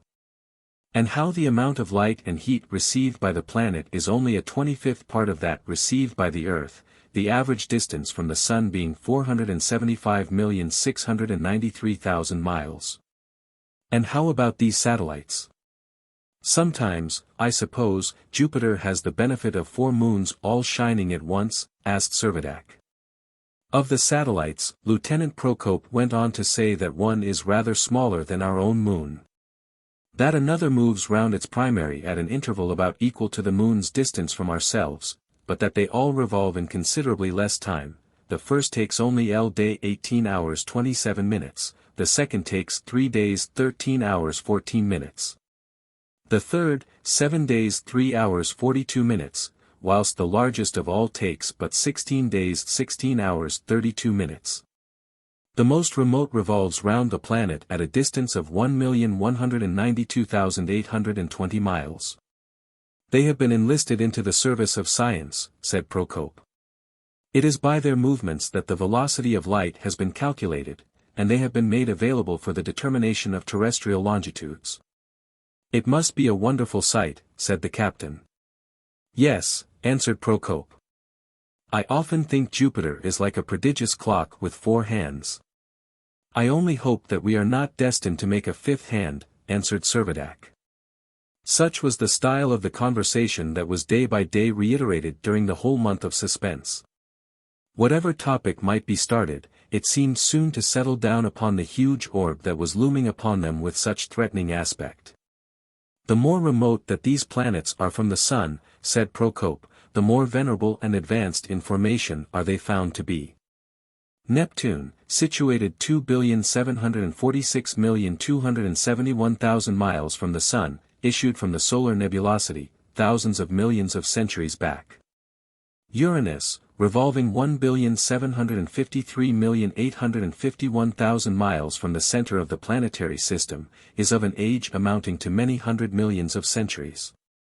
Jupiter, the colossal planet, gravitating at a distance of 475,693,000 miles, may be reckoned as 70 million centuries old. Mars has existed for 1 billion years at a distance of 139,212,000 miles. The Earth, 91,430,000 miles from the Sun, quitted his burning bosom 100 million years ago. Venus, revolving now 66,131,000 miles away, may be assigned the age of 50 million years at least. And Mercury, nearest of all, and youngest of all, has been revolving at a distance of 35,393,000 miles for the space of 10 million years, the same time as the Moon has been evolved from the Earth. Servadac listened attentively. He was at a loss what to say. And the only reply he made to the recital of this novel theory was to the effect that, if it were true, he would prefer being captured by Mercury than by Jupiter, for Mercury, being so much the younger, would probably prove the less imperative and self-willed master. It was on the 1st of September that the comet had crossed the orbit of Jupiter, and on the 1st of October the two bodies were calculated to be at their minimum separation. No direct shock, however, could be apprehended. The demonstration was sufficiently complete that the orbit of Gallia did not coincide with that of the planet, the orbit of Jupiter being inclined at an angle of 1 degree 19 minutes to the orbit of the Earth, with which that of Gallia was, no doubt, coincident. As the month of September verged towards its close, Jupiter began to wear an aspect that must have excited the admiration of the most ignorant or the most indifferent observer. Its salient points were illumined with novel and radiant tints, and the solar rays, reflected from its disk, glowed with a mingled softness and intensity upon Gallia, so that Nerina had to pale her beauty. Who could wonder that Rosette, enthusiast as he was, should be irremovable from his observatory? Who could expect otherwise than that, with the prospect before him of viewing the giant among planets, 10 times nearer than any mortal eye had ever done, he should have begrudged every moment that distracted his attention. Meanwhile, as Jupiter grew large, the Sun grew small. From its increased remoteness the diameter of the Sun's disk was diminished to 5 degrees 46 minutes. And what an increased interest began to be associated with the satellites. They were visible to the naked eye. Was it not a new record in the annals of science? Although it is acknowledged that they are not ordinarily visible on Earth without the aid of a somewhat powerful telescope, it has been asserted that a favored few, endued with extraordinary powers of vision, have been able to identify them with an unassisted eye. But here, at least, in Nina's hive were many rivals, for everyone could so far distinguish them one from the other as to describe them by their colors. The first was of a dull white shade, the second was blue, the third was white and brilliant. The fourth was orange, at times approaching to a red. It was further observed that Jupiter itself was almost void of scintillation. Rosette, in his absorbing interest for the glowing glories of the planet, seemed to be beguiled into comparative forgetfulness of the charms of his comet. But no astronomical enthusiasm of the professor could quite allay the general apprehension that some serious collision might be impending. Time passed on. There was nothing to justify apprehension. The question was continually being asked, what does the professor really think? Our friend the professor, said Servadac, is not likely to tell us very much. But we may feel pretty certain of one thing: he wouldn't keep us long in the dark, if he thought we were not going back to the earth again. The greatest satisfaction he could have would be to inform us that we had parted from the earth forever. I trust from my very soul, said the Count, that his prognostications are correct. The more I see of him, and the more I listen to him, replied Servadac, the more I become convinced that his calculations are based on a solid foundation, and will prove correct to the minutest particular. Ben Zoof here interrupted the conversation. I have something on my mind, he said. Something on your mind? Out with it, said the captain. That telescope, said the orderly. It strikes me that telescope which the old professor keeps pointed up at yonder big sun is bringing it down straight upon us. The captain laughed heartily. Laugh, captain, if you like. But I feel disposed to break the old telescope into atoms. Ben Zoof, said Servadac, his laughter exchanged for a look of stern displeasure, touch that telescope, and you shall swing for it. The orderly looked astonished. I am governor here, said Servadac. Ben Zoof knew what his master meant, and to him his master's wish was law. The interval between the comet and Jupiter was, by the 1st of October, reduced to 43 million miles. The belts all parallel to Jupiter's equator were very distinct in their markings. Those immediately north and south of the equator were of a dusky hue, those toward the poles were alternately dark and light. The intervening spaces of the planet's superficies, between edge and edge, being intensely bright. The belts themselves were occasionally broken by spots, which the records of astronomy describe as varying both in form and in extent.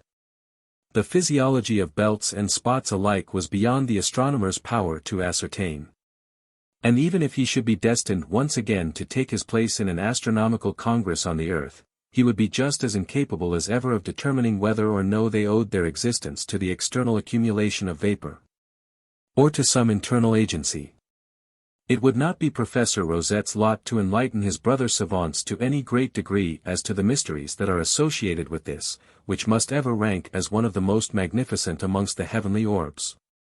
As the comet approached the critical point of its career, it cannot be denied that there was an unacknowledged consciousness of alarm. Mutually reserved, though ever courteous, the Count and the captain were secretly drawn together by the prospect of a common danger. And as their return to the earth appeared to them to become more and more dubious, they abandoned their views of narrow isolation, and tried to embrace the wider philosophy that acknowledges the credibility of a habitable universe. But no philosophy could be proof against the common instincts of their humanity. Their hearts, their hopes, were set upon their natural home. No speculation, no science, no experience, could induce them to give up their fond and sanguine anticipation that once again they were to come in contact with the earth. Only let us escape Jupiter, said Lieutenant Procope, repeatedly, and we are free from anxiety. But would not Saturn lie ahead? Asked Servadac and the Count in one breath. No, said Procope. The orbit of Saturn is remote, and does not come athwart our path. Jupiter is our sole hindrance. Of Jupiter we must say, as William Tell said, once through the ominous pass and all is well. The 15th of October came, the date of the nearest approximation of the comet to the planet. They were only 31 million miles apart. What would now transpire? Would Gallia be diverted from its proper way? Or would it hold the course that the astronomer had predicted? Early next morning the captain ventured to take the count and the lieutenant up to the observatory. The professor was in the worst of tempers. That was enough. It was enough, without a word, to indicate the course which events had taken. The comet was pursuing an unaltered way. The astronomer, correct in his prognostications, ought to have been the most proud and contented of philosophers. His pride and contentment were both overshadowed by the certainty that the career of his comet was destined to be so transient, and that it must inevitably once again come into collision with the earth. Chapter 9. Market Prices in Gallia. "All right," said Servadac, convinced by the professor's ill humor that the danger was past, "no doubt we are in for a 2 years' excursion, but 15 months more will take us back to the earth." "And we shall see Montmartre again," exclaimed Ben Zoof, in excited tones that betrayed his delight in the anticipation. To use a nautical expression, they had safely rounded the point, and they had to be congratulated on their successful navigation. For if, under the influence of Jupiter's attraction, the comet had been retarded for a single hour, in that hour the Earth would have already traveled 2,300,000 miles from the point where contact would ensue. And many centuries would elapse before such a coincidence would possibly again occur. On the 1st of November Gallia and Jupiter were 40 million miles apart. It was little more than 10 weeks to the 15th of January, when the comet would begin to reapproach the Sun. Though light and heat were now reduced to a 25th part of their terrestrial intensity, so that a perpetual twilight seemed to have settled over Gallia, yet the population felt cheered even by the little that was left. And buoyed up by the hope that they should ultimately regain their proper position with regard to the great luminary, of which the temperature has been estimated as not less than 5 million degrees. Of the anxiety endured during the last 2 months Isaac Hakkabut had known nothing. Since the day he had done his lucky stroke of business he had never left the tartan. And after Ben Zoof, on the following day, had returned the Steelyard and the borrowed cash, receiving back the paper rubles deposited, all communication between the Jew and Nina's hive had ceased. In the course of the few minutes' conversation which Ben Zoof had held with him, he had mentioned that he knew that the whole soil of Gallia was made of gold. But the old man, guessing that the orderly was only laughing at him as usual, paid no attention to the remark, and only meditated upon the means he could devise to get every bit of the money in the New World into his own possession. No one grieved over the life of solitude which Hakkabut persisted in leading. Ben Zoof giggled heartily, as he repeatedly observed, it was astonishing how they reconciled themselves to his absence. The time came, however, when various circumstances prompted him to think he must renew his intercourse with the inhabitants of the hive. Some of his goods were beginning to spoil, and he felt the necessity of turning them into money, if he would not be a loser. He hoped, moreover, that the scarcity of his commodities would secure very high prices. It happened, just about this same time, that Ben Zoof had been calling his master's attention to the fact that some of their most necessary provisions would soon be running short, and that their stock of coffee, sugar, and tobacco would want replenishing. Servadac's mind, of course, turned to the cargo on board the Hansa, and he resolved, according to his promise, to apply to the Jew and become a purchaser. Mutual interest and necessity thus conspired to draw Hakkabut and the captain together. Often and often had Isaac gloated in his solitude over the prospect of first selling a portion of his merchandise for all the gold and silver in the colony. His recent usurious transaction had whetted his appetite. He would next part with some more of his cargo for all the paper money they could give him, but still he should have goods left, and they would want these. Yes, they should have these, too, for promissory notes. Notes would hold good when they got back again to the earth. Bills from His Excellency the Governor would be good bills, anyhow there would be the sheriff. By the God of Israel! He would get good prices, and he would get fine interest. Although he did not know it, he was proposing to follow the practice of the Gauls of old, who advanced money on bills for payment in a future life. Hakkabut's future life, however, was not many months in advance of the present. Still Hakkabut hesitated to make the first advance, and it was accordingly with much satisfaction that he hailed Captain Servadac's appearance on board the Hansa. "Hakkabut," said the captain, plunging without further preface into business, "we want some coffee, some tobacco, and other things. I have come today to order them, to settle the price, and tomorrow Ben Zoof shall fetch the goods away." Merciful heavens, the Jew began to whine, but Servadac cut him short. "None of that miserable howling. Business. I am come to buy your goods. I shall pay for them." "Ah yes, your excellency," whispered the Jew, his voice trembling like a street beggar. "Don't impose on me. I am poor, I am nearly ruined already." "Cease your wretched whining," cried Servadac. "I have told you once, I shall pay for all I buy." "Ready money?" asked Hakkabut. "Yes, ready money." "What makes you ask?" said the captain, curious to hear what the Jew would say. "Well, you see, your excellency," stammered out the Jew, "to give credit to one wouldn't do, unless I gave credit to another. You are solvent, I mean honorable, and his lordship the count is honorable, but maybe. "Well," said Servadac, waiting, but inclined to kick the old rascal out of his sight. "I shouldn't like to give credit," he repeated. "I have not asked you for credit. I have told you, you shall have ready money." "Very good, your excellency. But how will you pay me?" "Pay you? Why, we shall pay you in gold and silver and copper, while our money lasts, and when that is gone we shall pay you in bank notes." "Oh, no paper," groaned out the Jew, relapsing into his accustomed whine. "Nonsense, man," cried Servadac. "No paper," reiterated Hakkabut. "Why not? Surely you can trust the banks of England, France, and Russia." "Ah no. I must have gold. Nothing so safe as gold." "Well then," said the captain, not wanting to lose his temper, "you shall have it your own way, we have plenty of gold for the present. We will leave the bank notes for by and by." The Jew's countenance brightened, and Servadac, repeating that he should come again the next day, was about to quit the vessel. "One moment, your excellency," said Hakkabut, sidling up with a hypocritical smile. "I suppose I am to fix my own prices. You will, of course, charge ordinary prices, proper market prices, European prices, I mean." "Merciful heavens," shrieked the old man, "you rob me of my rights, you defraud me of my privilege. The monopoly of the market belongs to me. It is the custom, it is my right, it is my privilege to fix my own prices." Servadac made him understand that he had no intention of swerving from his decision.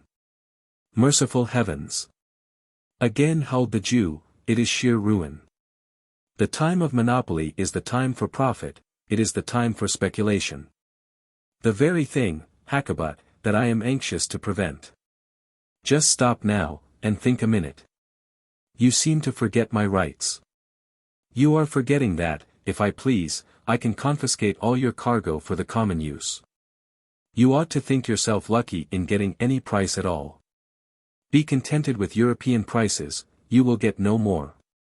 I am not going to waste my breath on you. I will come again tomorrow," and, without allowing Hakkabut time to renew his lamentations, Servadac went away. All the rest of the day the Jew was muttering bitter curses against the thieves of Gentiles in general, and the governor of Gallia in particular, who were robbing him of his just profits, by binding him down to a maximum price for his goods. Just as if it were a time of revolution in the state. But he would be even with them yet, he would have it all out of them, he would make European prices pay, after all. He had a plan, he knew how, and he chuckled to himself, and grinned maliciously. True to his word, the captain next morning arrived at the tartan. He was accompanied by Ben Zoof and 2 Russian sailors. "Good morning, old Eleazar. We have come to do our little bit of friendly business with you, you know," was Ben Zoof's greeting. "What do you want today?" asked the Jew. "Today we want coffee, and we want sugar, and we want tobacco. We must have 10 kilograms of each. Take care they are all good, all first rate. I am commissariat officer, and I am responsible. I thought you were the governor's aide-de-camp, said Hakkabut. So I am, on state occasions, but today, I tell you. I am superintendent of the commissariat department. Now, look sharp. Hakkabut hereupon descended into the hold of the tartan, and soon returned, carrying 10 packets of tobacco, each weighing 1 kilogram, and securely fastened by strips of paper, labeled with the French government stamp. 10 kilograms of tobacco at 12 francs a kilogram, 120 francs, said the Jew. Ben Zoof was on the point of laying down the money, when Servadac stopped him. Let us just see whether the weight is correct. Hakkabut pointed out that the weight was duly registered on every packet, and that the packets had never been unfastened. The captain, however, had his own special object in view, and would not be diverted. The Jew fetched his steelyard, and a packet of the tobacco was suspended to it. Merciful heavens, screamed Isaac. The index registered only 133 grams. You see, Hakkabut, I was right. I was perfectly justified in having your goods put to the test, said Servadac, quite seriously. But, Your Excellency, stammered out the bewildered man. You will, of course, make up the deficiency, the captain continued, not noticing the interruption. Oh, my lord, let me say, began Isaac again. Come, old Caiaphas, do you hear? You are to make up the deficiency, exclaimed Ben Zoof. Ah, yes, but... The unfortunate Israelite tried hard to speak, but his agitation prevented him. He understood well enough the cause of the phenomenon, but he was overpowered by the conviction that the cursed Gentiles wanted to cheat him. He deeply regretted that he had not a pair of common scales on board. Come, I say, old Jedediah, you are a long while making up what's short, said Ben Zoof, while the Jew was still stammering on. As soon as he recovered his power of articulation, Isaac began to pour out a medley of lamentations and petitions for mercy. The captain was inexorable. Very sorry, you know, Hakkabut. It is not my fault that the packet is short weight. But I cannot pay for a kilogram except I have a kilogram. Hakkabut pleaded for some consideration. A bargain is a bargain, said Servadac. You must complete your contract. And, moaning and groaning, the miserable man was driven to make up the full weight as registered by his own steelyard. He had to repeat the process with the sugar and coffee, for every kilogram he had to weigh 7. Ben Zoof and the Russians jeered him most unmercifully. I say, old Mordecai, wouldn't you rather give your goods away, than sell them at this rate? I would. I say, old Pilot, a monopoly isn't always a good thing, is it? I say, old Sepharvaim, what a flourishing trade you're driving. Meanwhile 70 kilograms of each of the articles required were weighed, and the Jew for each 70 had to take the price of 10. All along Captain Servadac had been acting only in jest. Aware that old Isaac was an utter hypocrite, he had no compunction in turning a business transaction with him into an occasion for a bit of fun. But the joke at an end, he took care that the Jew was properly paid all his legitimate due.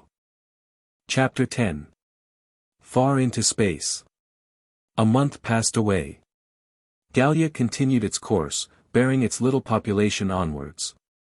So far removed from the ordinary influence of human passions that it might almost be said that its sole ostensible vice was represented by the greed and avarice of the miserable Jew.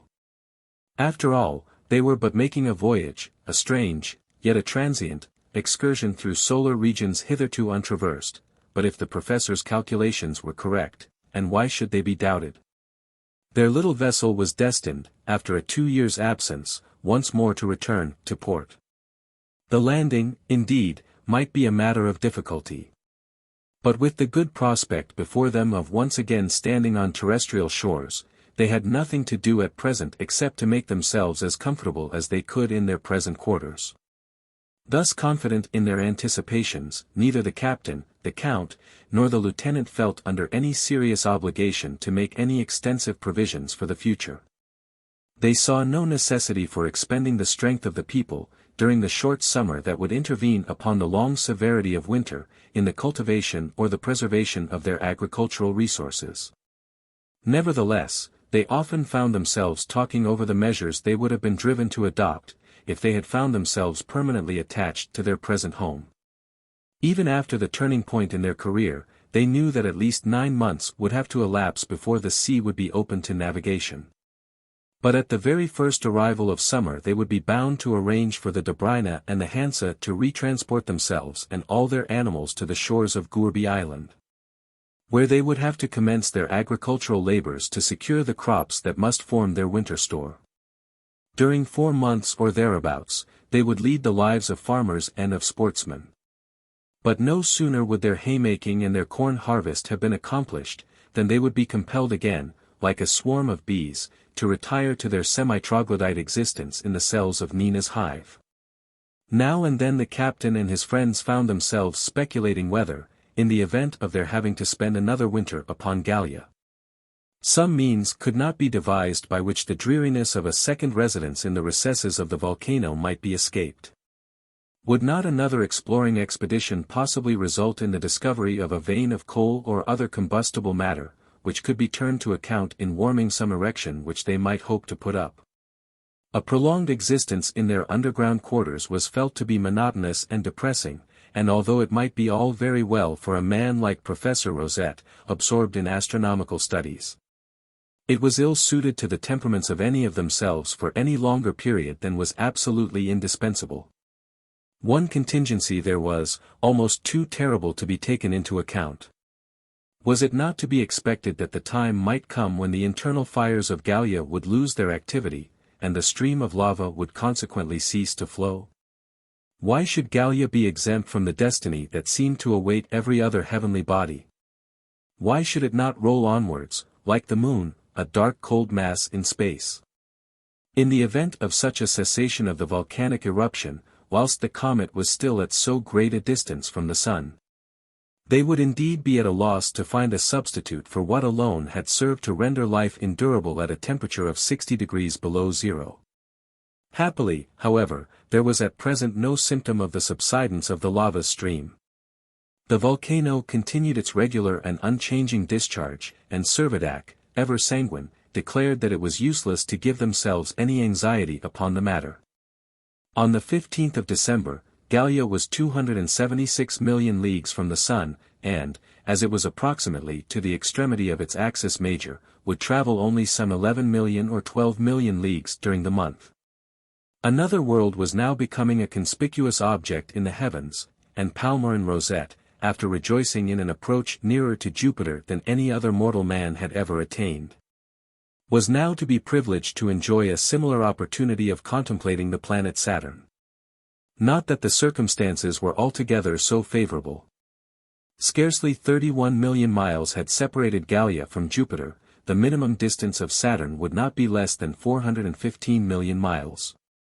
But even this distance, although too great to affect the comet's progress more than had been duly reckoned on, was considerably shorter than what had ever separated Saturn from the Earth.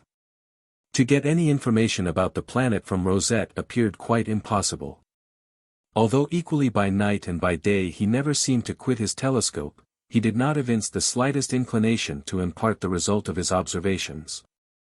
It was only from the few astronomical works that happened to be included in the Dobryna's library that any details could be gathered, but these were sufficient to give a large amount of interesting information. Ben Zoof, when he was made aware that the Earth would be invisible to the naked eye from the surface of Saturn, declared that he then, for his part, did not care to learn any more about such a planet.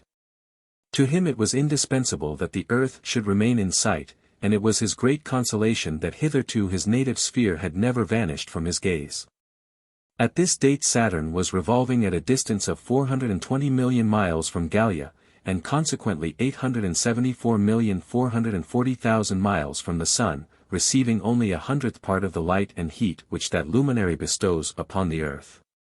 On consulting their books of reference, the colonists found that Saturn completes his revolution round the Sun in a period of 29 years and 167 days, traveling at the rate of more than 21,000 miles an hour along an orbit measuring 490 millions of miles in length. His circumference is about 220,000 miles, his superficie is 144,000 millions of square miles, his volume 143,846 millions of cubic miles. Saturn is 735 times larger than the Earth, consequently he is smaller than Jupiter. In mass he is only 90 times greater than the Earth, which gives him a density less than that of water. He revolves on his axis in 10 hours 29 minutes, causing his own year to consist of 86,630 days. And his seasons, on account of the great inclination of his axis to the plane of his orbit, are each of the length of 7 terrestrial years. Although the light received from the Sun is comparatively feeble, the nights upon Saturn must be splendid. 8 satellites, Mimas, Enceladus, Tethys, Dione, Rhea, Titan, Hyperion, and Japetus, accompany the planet. Mimas, the nearest to its primary, rotating on its axis in 22.5 hours, and revolving at a distance of only 120,800 miles, whilst Japetus, the most remote, occupies 79 days in its rotation, and revolves at a distance of 2,314,000 miles. Another most important contribution to the magnificence of the nights upon Saturn is the triple ring with which, as a brilliant setting, the planet is encompassed. To an observer at the equator, this ring, which has been estimated by Sir William Herschel as scarcely 100 miles in thickness, must have the appearance of a narrow band of light passing through the zenith 12,000 miles above his head.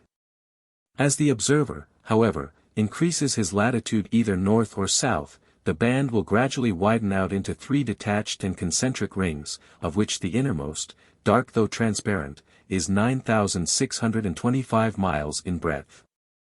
The intermediate one, which is brighter than the planet itself, being 17,605 miles broad, and the outer, of a dusky hue, being 8,660 miles broad. Such, they read, is the general outline of this strange appendage, which revolves in its own plane in 10 hours 32 minutes. Of what matter it is composed, and how it resists disintegration, is still an unsettled question. But it might almost seem that the designer of the universe, in permitting its existence, had been willing to impart to his intelligent creatures the manner in which celestial bodies are evolved. And that this remarkable ring system is a remnant of the nebula from which Saturn was himself developed, and which, from some unknown cause, has become solidified. If at any time it should disperse, it would either fall into fragments upon the surface of Saturn, or the fragments, mutually coalescing, would form additional satellites to circle round the planet in its path. To any observer stationed on the planet, between the extremes of lat. 45 degrees on either side of the equator, these wonderful rings would present various strange phenomena.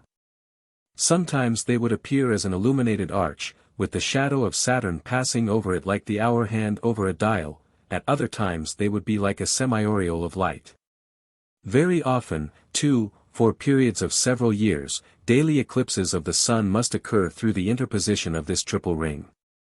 Truly, with the constant rising and setting of the satellites, some with bright disks at their full, others like silver crescents, in quadrature, as well as by the encircling rings. The aspect of the heavens from the surface of Saturn must be as impressive as it is gorgeous. Unable, indeed, the Gallians were to realize all the marvels of this strange world. After all, they were practically 1,000 times further off than the great astronomers have been able to approach by means of their giant telescopes. But they did not complain. Their little comet, they knew, was far safer where it was, far better out of the reach of an attraction which, by affecting their path, might have annihilated their best hopes. The distances of several of the brightest of the fixed stars have been estimated. Amongst others, Vega in the constellation Lyra is 100 millions of miles away, Sirius in Canis Major, 123 millions of millions. The Pole Star, 282 millions of millions, and Capella, 340 millions of miles, a figure represented by no less than 15 digits. The hard numerical statement of these enormous figures, however, fails altogether in any adequate way to convey a due impression of the magnitude of these distances. Astronomers, in their ingenuity, have endeavored to use some other basis, and have found the velocity of light to be convenient for their purpose. They have made their representation something in this way. Suppose, they say, an observer endowed with an infinite length of vision, suppose him stationed on the surface of Capella. Looking thence towards the earth, he would be a spectator of events that had happened 70 years previously. Transport him to a star 10 times distant, and he will be reviewing the terrestrial sphere of 720 years back. Carry him away further still, to a star so remote that it requires something less than 19 centuries for light to reach it, and he would be a witness of the birth and death of Christ. Convey him further again, and he shall be looking upon the dread desolation of the deluge. Take him away further yet, for space is infinite, and he shall be a spectator of the creation of the spheres. History is thus stereotyped in space. Nothing once accomplished can ever be effaced. Who can altogether be astonished that Palmyrin Rosette, with his burning thirst for astronomical research, should have been conscious of a longing for yet wider travel through the sidereal universe? With his comet now under the influence of one star, now of another, what various systems might he not have explored? What undreamed of marvels might not have revealed themselves before his gaze? The stars, fixed and immovable in name, are all of them in motion, and Gallia might have followed them in their untracked way. But Gallia had a narrow destiny. She was not to be allowed to wander away into the range of attraction of another center, nor to mingle with the star clusters, some of which have been entirely, others partially resolved. Nor was she to lose herself amongst the 5,000 nebulae which have resisted hitherto the grasp of the most powerful reflectors. No, Gallia was neither to pass beyond the limits of the solar system, nor to travel out of sight of the terrestrial sphere. Her orbit was circumscribed to little over 1,500 millions of miles, and, in comparison with the infinite space beyond, this was a mere nothing. Chapter 11. A Fete Day. The temperature continued to decrease. The mercurial thermometer, which freezes at 42 degrees below zero, was no longer of service, and the spirit thermometer of the Dobryna had been brought into use. This now registered 53 degrees below freezing point. In the creek, where the two vessels had been moored for the winter, the elevation of the ice, in anticipation of which Lieutenant Procope had taken the precautionary measure of beveling, was going on slowly but irresistibly. And the tartan was upheaved 50 feet above the level of the Gallian Sea, while the schooner, as being lighter, had been raised to a still greater altitude. So irresistible was this gradual process of elevation, so utterly defying all human power to arrest, that the lieutenant began to feel very anxious as to the safety of his yacht. With the exception of the engine and the masts, everything had been cleared out and conveyed to shore, but in the event of a thaw it appeared that nothing short of a miracle could prevent the hull from being dashed to pieces. And then all means of leaving the promontory would be gone. The Hansa, of course, would share a similar fate. In fact, it had already heeled over to such an extent as to render it quite dangerous for its obstinate owner, who, at the peril of his life, resolved that he would stay where he could watch over his all-precious cargo, though continually invoking curses on the ill fate of which he deemed himself the victim. There was, however, a stronger will than Isaac Hakkabut's. Although no one of all the community cared at all for the safety of the Jew, they cared very much for the security of his cargo, and when Servadac found that nothing would induce the old man to abandon his present quarters voluntarily, he very soon adopted measures of coercion that were far more effectual than any representations of personal danger. "Stop where you like, Hakkabut," said the captain to him, "but understand that I consider it my duty to make sure that your cargo is taken care of. I am going to have it carried across to land, at once." Neither groans, nor tears, nor protestations on the part of the Jew, were of the slightest avail. Forthwith, on the 20th of December, the removal of the goods commenced. Both Spaniards and Russians were all occupied for several days in the work of unloading the tartan. Well muffled up as they were in furs, they were able to endure the cold with impunity, making it their special care to avoid actual contact with any article made of metal, which, in the low state of the temperature, would inevitably have taken all the skin off their hands, as much as if it had been red-hot. The task, however, was brought to an end without accident of any kind. And when the stores of the Hansa were safely deposited in the galleries of the hive, Lieutenant Procope avowed that he really felt that his mind had been unburdened from a great anxiety. Captain Servadac gave old Isaac full permission to take up his residence amongst the rest of the community, promised him the entire control over his own property, and altogether showed him so much consideration that, but for his unbounded respect for his master, Ben Zoof would have liked to reprimand him for his courtesy to a man whom he so cordially despised. Although Hakkabut clamored most vehemently about his goods being carried off, against his will, in his heart he was more than satisfied to see his property transferred to a place of safety, and delighted, moreover, to know that the transport had been effected without a farthing of expense to himself. As soon, then, as he found the tartan empty, he was only too glad to accept the offer that had been made him, and very soon made his way over to the quarters in the gallery where his merchandise had been stored. Here he lived day and night. He supplied himself with what little food he required from his own stock of provisions, a small spirit lamp sufficing to perform all the operations of his meager cookery. Consequently all intercourse between himself and the rest of the inhabitants was entirely confined to business transactions, when occasion required that some purchase should be made from his stock of commodities. Meanwhile, all the silver and gold of the colony was gradually finding its way to a double-locked drawer, of which the Jew most carefully guarded the key. The 1st of January was drawing near, the anniversary of the shock which had resulted in the severance of 36 human beings from the society of their fellow-men. Hitherto, not one of them was missing. The unvarying calmness of the climate, notwithstanding the cold, had tended to maintain them in good health, and there seemed no reason to doubt that, when Gallia returned to the earth, the total of its little population would still be complete. The 1st of January, it is true, was not properly New Year's Day in Gallia, but Captain Servadac, nevertheless, was very anxious to have it observed as a holiday. "I do not think," he said to Count Timoshev and Lieutenant Procope, "that we ought to allow our people to lose their interest in the world to which we are all hoping to return. And how can we cement the bond that ought to unite us, better than by celebrating, in common with our fellow creatures upon earth, a day that awakens afresh the kindliest sentiments of all? Besides," he added, smiling, "I expect that Gallia, although invisible just at present to the naked eye, is being closely watched by the telescopes of our terrestrial friends.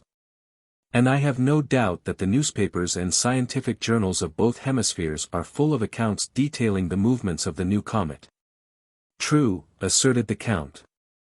"I can quite imagine that we are occasioning no small excitement in all the chief observatories." "Aye, more than that," said the lieutenant. "Our Gallia is certain to be far more than a mere object of scientific interest or curiosity. Why should we doubt that the elements of a comet which has once come into collision with the earth have by this time been accurately calculated?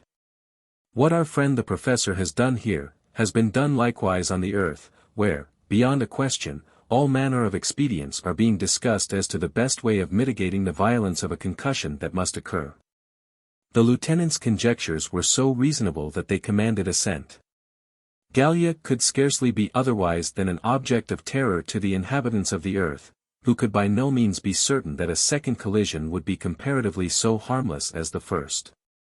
Even to the Gallians themselves, much as they looked forward to the event, the prospect was not unmixed with alarm, and they would rejoice in the invention of any device by which it was likely the impetus of the shock might be deadened. Christmas arrived, and was marked by appropriate religious observance by everyone in the community, with the exception of the Jew, who made a point of secluding himself more obstinately than ever in the gloomy recesses of his retreat. To Ben Zoof the last week of the year was full of bustle. The arrangements for the New Year fete were entrusted to him, and he was anxious, in spite of the resources of Gallia being so limited, to make the program for the great day as attractive as possible. It was a matter of debate that night whether the professor should be invited to join the party. It was scarcely likely that he would care to come, but, on the whole, it was felt to be advisable to ask him. At first Captain Servadac thought of going in person with the invitation. But, remembering Rosette's dislike to visitors, he altered his mind, and sent young Pablo up to the observatory with a formal note, requesting the pleasure of Professor Rosette's company at the New Year's fete. Pablo was soon back, bringing no answer except that the professor had told him that today was the 125th of June, and that tomorrow would be the 1st of July. Consequently, Servadac and the Count took it for granted that Palmyrin Rosette declined their invitation. An hour after sunrise on New Year's Day, Frenchmen, Russians, Spaniards, and little Nina, as the representative of Italy, sat down to a feast such as never before had been seen in Gallia. Ben Zoof and the Russian cook had quite surpassed themselves. The wines, part of the Dobrina's stores, were of excellent quality. Those of the vintages of France and Spain were drunk in toasting their respective countries, and even Russia was honored in a similar way by means of a few bottles of Kümmel. The company was more than contented, it was as jovial as Ben Zoof could desire. And the ringing cheers that followed the great toast of the day, a happy return to our Mother Earth, must fairly have startled the professor in the silence of his observatory. The déjeuner over, there still remained 3 hours of daylight.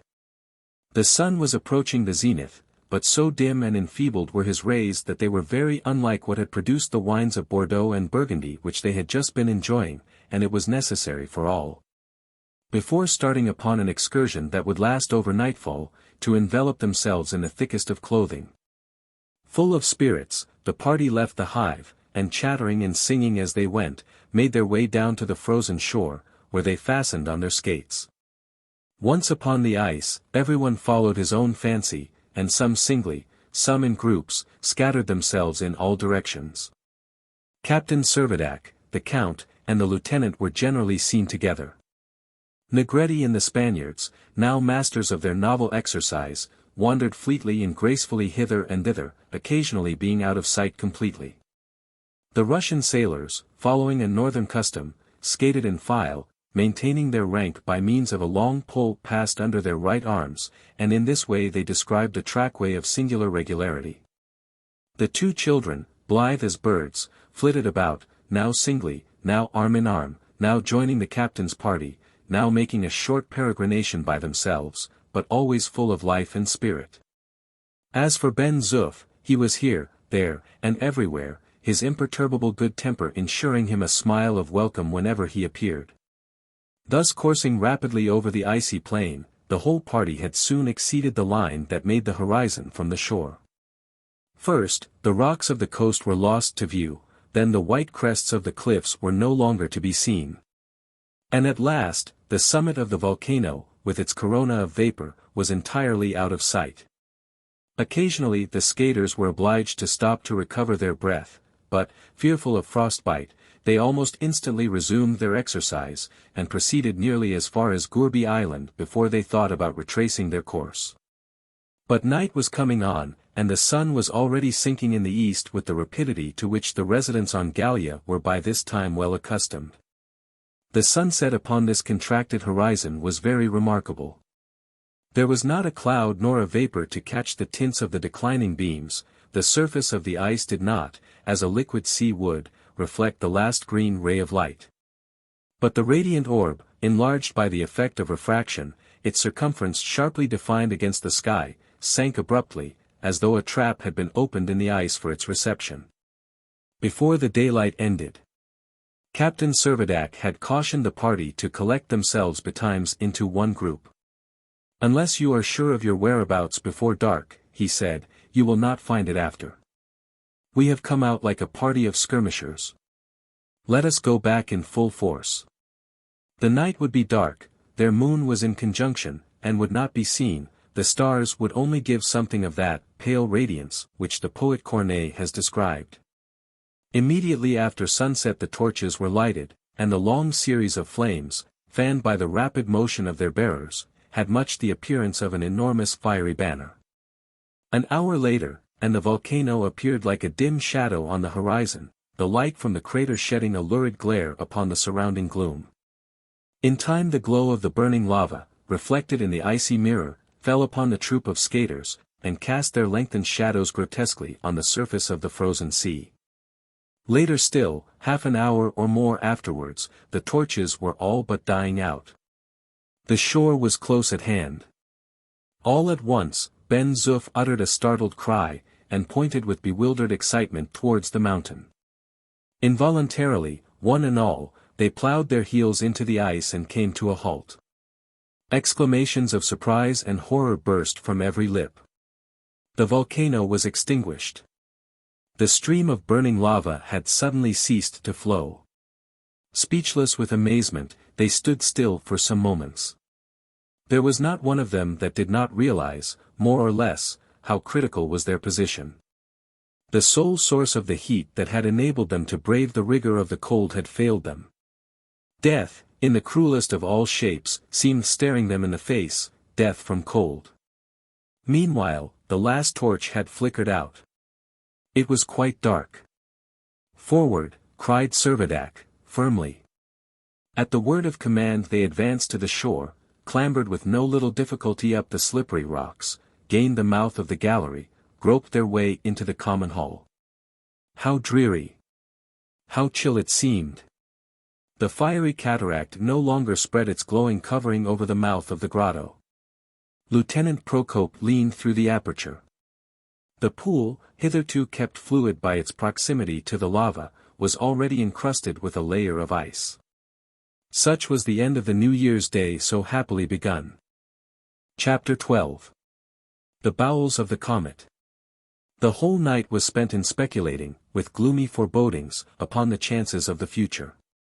The temperature of the hall, now entirely exposed to the outer air, was rapidly falling, and would quickly become unendurable. Far too intense was the cold to allow anyone to remain at the opening, and the moisture on the walls soon resolved itself into icicles. But the mountain was like the body of a dying man, that retains a while a certain amount of heat at the heart after the extremities have become cold and dead. In the more interior galleries there was still a certain degree of warmth, and hither Servadac and his companions were glad enough to retreat. Here they found the professor, who, startled by the sudden cold, had been fain to make a precipitate retreat from his observatory. Now would have been the opportunity to demand of the enthusiast whether he would like to prolong his residence indefinitely upon his little comet. It is very likely that he would have declared himself ready to put up with any amount of discomfort to be able to gratify his love of investigation. But all were far too disheartened and distressed to care to banter him upon the subject on which he was so sensitive. Next morning, Servadac thus addressed his people. "My friends, except from cold, we have nothing to fear. Our provisions are ample, more than enough for the remaining period of our sojourn in this lone world of ours, our preserved meat is already cooked, we shall be able to dispense with all fuel for cooking purposes. All that we require is warmth, warmth for ourselves, let us secure that, and all may be well. Now, I do not entertain a doubt but that the warmth we require is resident in the bowels of this mountain on which we are living. To the depth of those bowels we must penetrate, there we shall obtain the warmth which is indispensable to our very existence." His tone, quite as much as his words, restored confidence to many of his people, who were already yielding to a feeling of despair. The Count and the Lieutenant fervently, but silently, grasped his hand. "Nina," said the captain, "you will not be afraid to go down to the lower depths of the mountain, will you?" "Not if Pablo goes," replied the child. "Oh yes, of course, Pablo will go. You are not afraid to go, are you, Pablo?" he said, addressing the boy. "Anywhere with you, your excellency," was the boy's prompt reply. And certain it was that no time must be lost in penetrating below the heart of the volcano. Already the most protected of the many ramifications of Nina's hive were being pervaded by a cold that was insufferable. It was an acknowledged impossibility to get access to the crater by the exterior declivities of the mountainside. They were far too steep and too slippery to afford a foothold. It must of necessity be entered from the interior. Lieutenant Procope accordingly undertook the task of exploring all the galleries, and was soon able to report that he had discovered one which he had every reason to believe abutted upon the central funnel.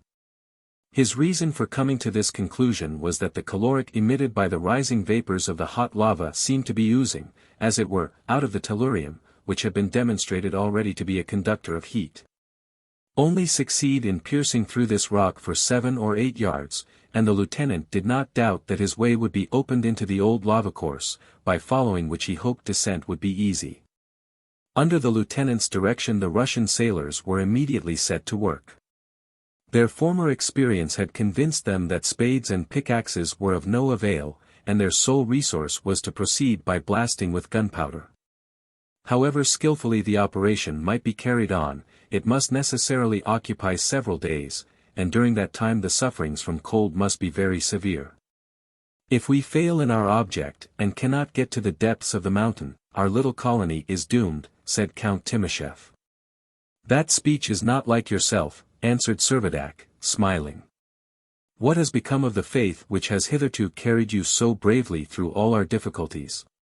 The Count shook his head, as if in despair, and said, sadly, the hand that has hitherto been outstretched to help seems now to be withdrawn. But only to test our powers of endurance, rejoined the captain, earnestly. Courage, my friend, courage. Something tells me that this cessation of the eruption is only partial, the internal fire is not all extinct. All is not over yet. It is too soon to give up, never despair. Lieutenant Procope quite concurred with the captain.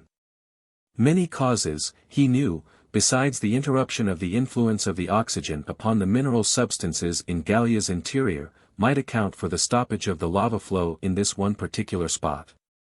And he considered it more than probable that a fresh outlet had been opened in some other part of the surface, and that the eruptive matter had been diverted into the new channel.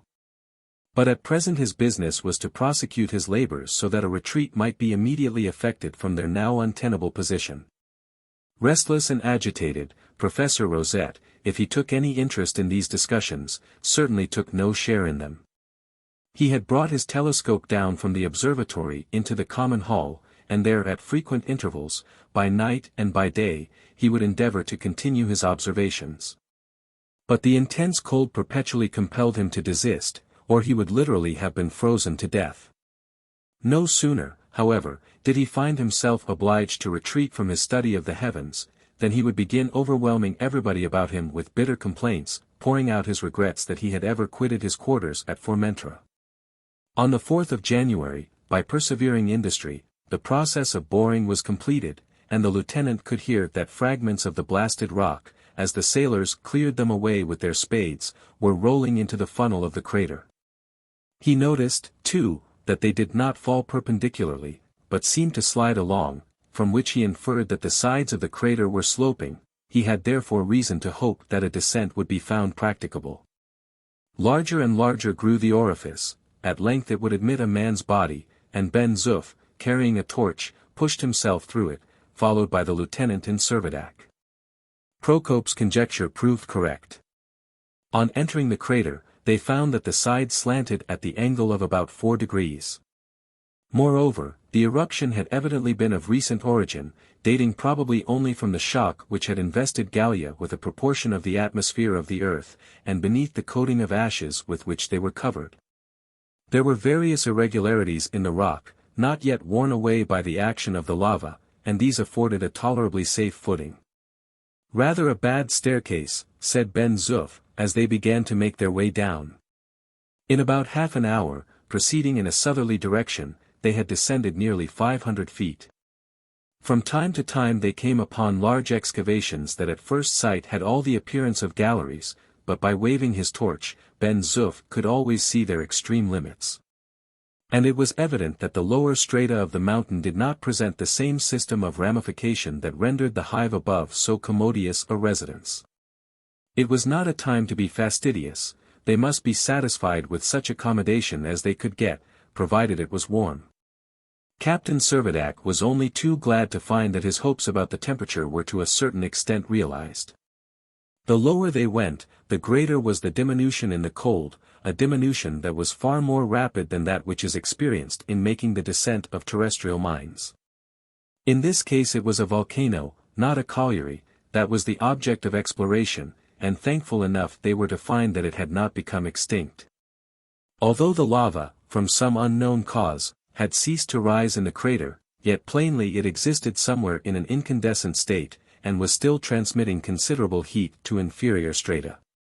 Lieutenant Procope had brought in his hand a mercurial thermometer, and Servadac carried an aneroid barometer, by means of which he could estimate the depth of their descent below the level of the Gallian Sea. When they were 600 feet below the orifice, the mercury registered a temperature of 6 degrees below zero. 6 degrees, said Servadac, that will not suit us. At this low temperature we could not survive the winter. We must try deeper down. I only hope the ventilation will hold out. There was, however, nothing to fear on the score of ventilation. The great current of air that rushed into the aperture penetrated everywhere, and made respiration perfectly easy.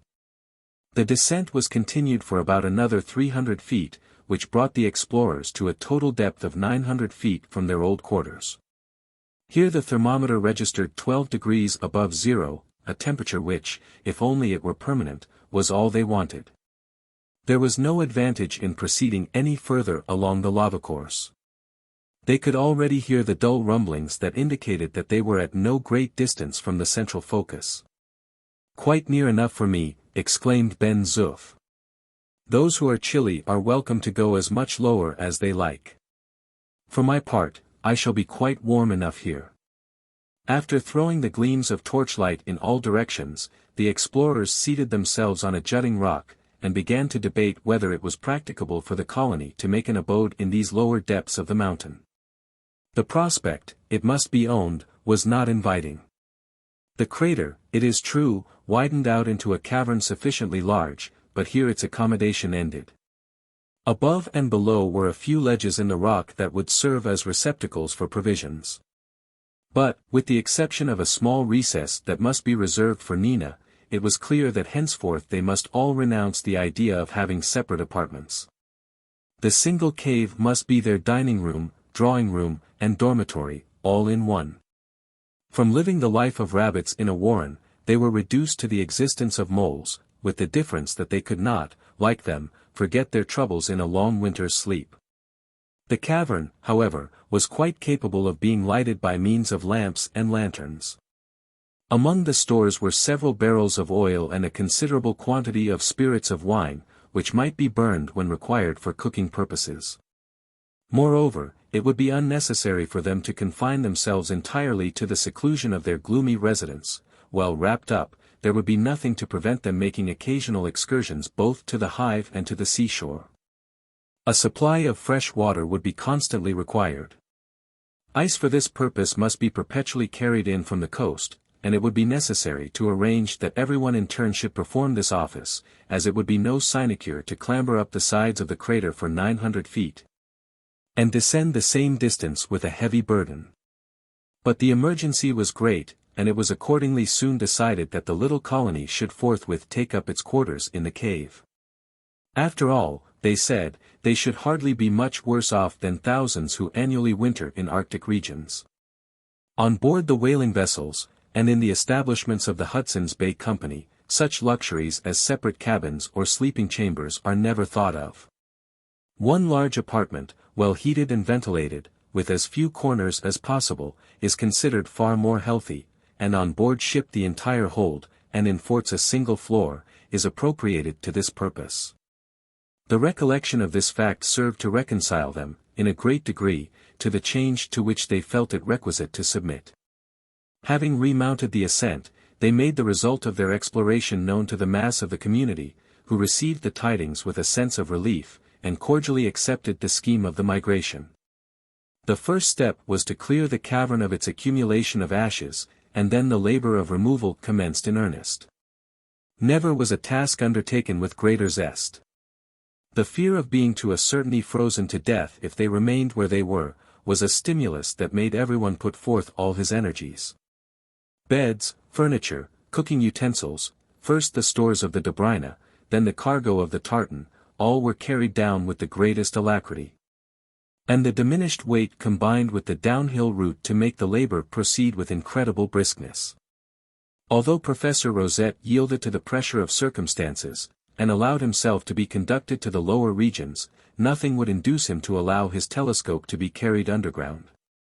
And as it was undeniable that it would certainly be of no service deep down in the bowels of the mountain, it was allowed to remain undisturbed upon its tripod in the great hall of Nina's hive. As for Isaac Hakkabut, his outcry was beyond description lamentable. Never, in the whole universe, had a merchant met with such reverses, never had such a pitiable series of losses befallen an unfortunate man. Regardless of the ridicule which his abject wretchedness excited, he howled on still, and kept up an unending wail. But meanwhile he kept a keen eye upon every article of his property, and amidst universal laughter insisted on having every item registered in an inventory as it was transferred to its appointed place of safety. Servadac considerately allowed the whole of the cargo to be deposited in a hollow apart by itself, over which the Jew was permitted to keep a watch as vigilant as he pleased. By the 10th the removal was accomplished. Rescued, at all events, from the exposure to a perilous temperature of 60 degrees below zero, the community was installed in its new home. The large cave was lighted by the Dobrina's lamps, while several lanterns, suspended at intervals along the acclivity that led to their deserted quarters above, gave a weird picturesqueness to the scene that might vie with any of the graphic descriptions of the Arabian Nights entertainments. "How do you like this, Nina?" said Ben Zoof. "Va bene," replied the child. "We are only living in the cellars instead of upon the ground floor." "We will try and make ourselves comfortable," said the orderly. "Oh yes, we will be happy here," rejoined the child, "it is nice and warm." Although they were as careful as they could to conceal their misgivings from the rest, Servadac and his two friends could not regard their present situation without distrust.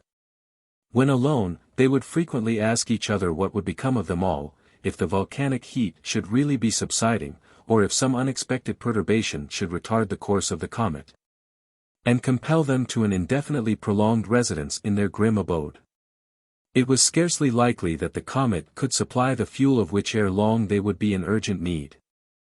Who could expect to find coal in the bowels of Gallia, coal, which is the residuum of ancient forests mineralized by the lapse of ages? Would not the lava cinders exhumed from the extinct volcano be their last poor resource? "Keep up your spirits, my friends," said Servadac, "we have plenty of time before us at present.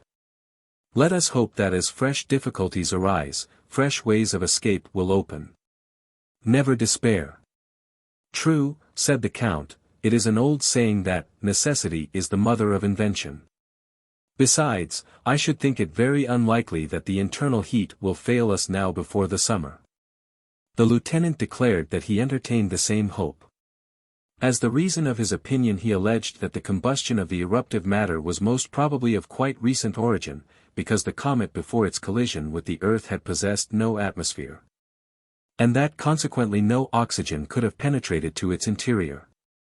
"Most likely you are right," replied the Count, "and so far from dreading a failure of the internal heat, I am not quite sure that we may not be exposed to a more terrible calamity still." "What?" asked Servadac. "The calamity of the eruption breaking out suddenly again, and taking us by surprise."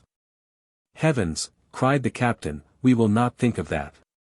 "The outbreak may happen again," said the lieutenant, calmly. "But it will be our fault, our own lack of vigilance, if we are taken by surprise." And so the conversation dropped. The 15th of January dawned, and the comet was 220 million leagues from the sun. Gallia had reached its aphelion. Chapter 13. Dreary months. Henceforth, then, with a velocity ever increasing, Gallia would reapproach the sun. Except the 13 Englishmen who had been left at Gibraltar, every living creature had taken refuge in the dark abyss of the volcano's crater. And with those Englishmen, how had it fared? Far better than with ourselves, was the sentiment that would have been universally accepted in Nina's hive. And there was every reason to conjecture that so it was. The party at Gibraltar, they all agreed, would not, like themselves, have been compelled to have recourse to a stream of lava for their supply of heat. They, no doubt, had had abundance of fuel as well as food. And in their solid casemate, with its substantial walls, they would find ample shelter from the rigor of the cold. The time would have been passed at least in comfort, and perhaps in contentment. And Colonel Murphy and Major Oliphant would have had leisure more than sufficient for solving the most abstruse problems of the chessboard.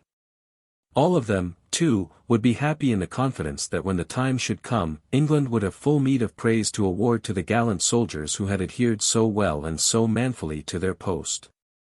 It did, indeed, more than once occur to the minds both of Servadac and his friends that, if their condition should become one of extreme emergency, they might, as a last resource, betake themselves to Gibraltar, and there seek a refuge.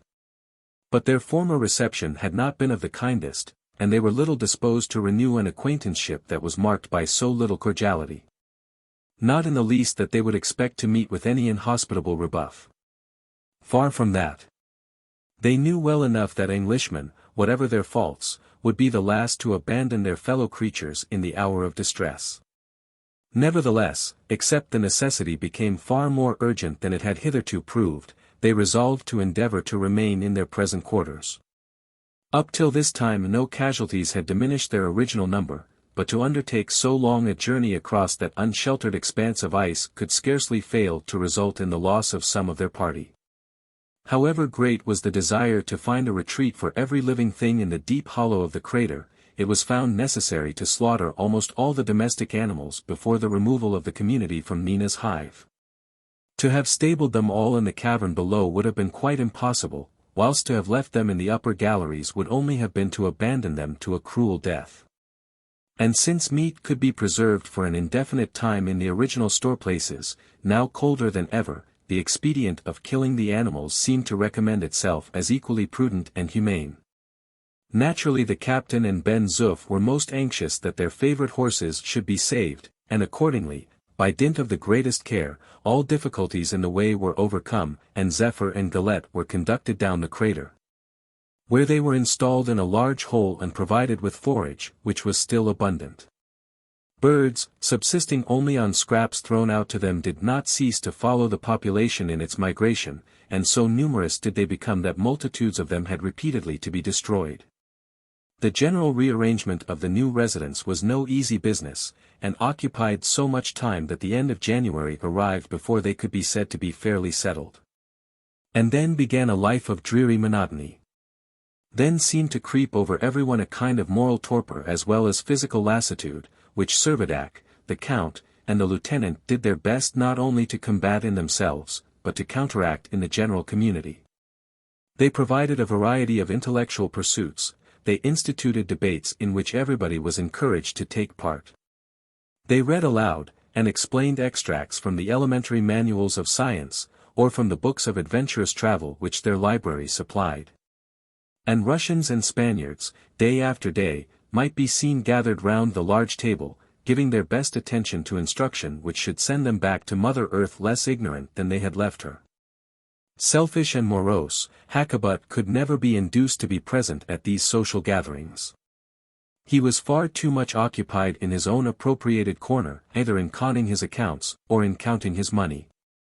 Altogether, with what he had before, he now possessed the round sum of 150,000 francs, half of which was in sterling gold. But nothing could give him any satisfaction while he knew that the days were passing, and that he was denied the opportunity of putting out his capital in advantageous investments, or securing a proper interest. Neither did Palmyrin Rosette find leisure to take any share in the mutual intercourse. His occupation was far too absorbing for him to suffer it to be interrupted, and to him, living as he did perpetually in a world of figures, the winter days seemed neither long nor wearisome. Having ascertained every possible particular about his comet, he was now devoting himself with equal ardor to the analysis of all the properties of the satellite Nerina, to which he appeared to assert the same claim of proprietorship. In order to investigate Nerina it was indispensable that he should make several actual observations at various points of the orbit. And for this purpose he repeatedly made his way up to the grotto above, where, in spite of the extreme severity of the cold, he would persevere in the use of his telescope till he was all but paralyzed. But what he felt more than anything was the want of some retired apartment, where he could pursue his studies without hindrance or intrusion. It was about the beginning of February, when the professor brought his complaint to Captain Servadac, and begged him to assign him a chamber, no matter how small, in which he should be free to carry on his task in silence and without molestation. So readily did Servadac promise to do everything in his power to provide him with the accommodation for which he asked, that the professor was put into such a manifest good temper that the captain ventured to speak upon the matter that was ever uppermost in his mind.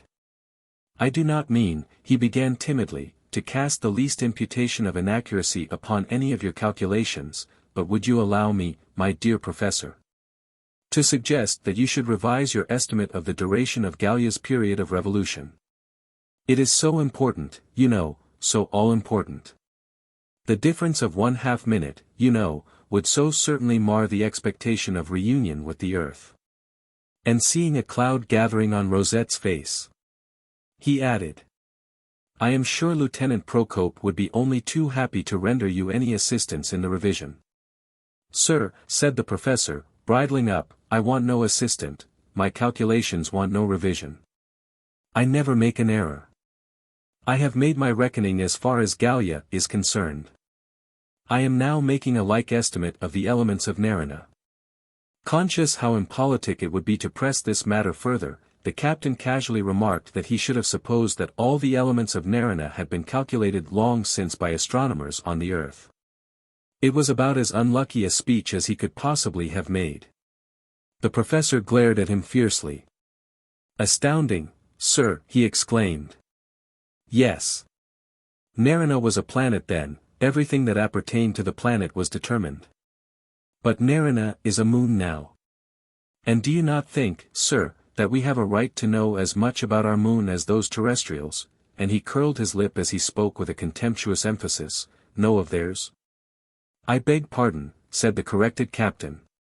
"Well then, never mind," replied the professor, quickly appeased, "only will you have the goodness to get me a proper place for study?"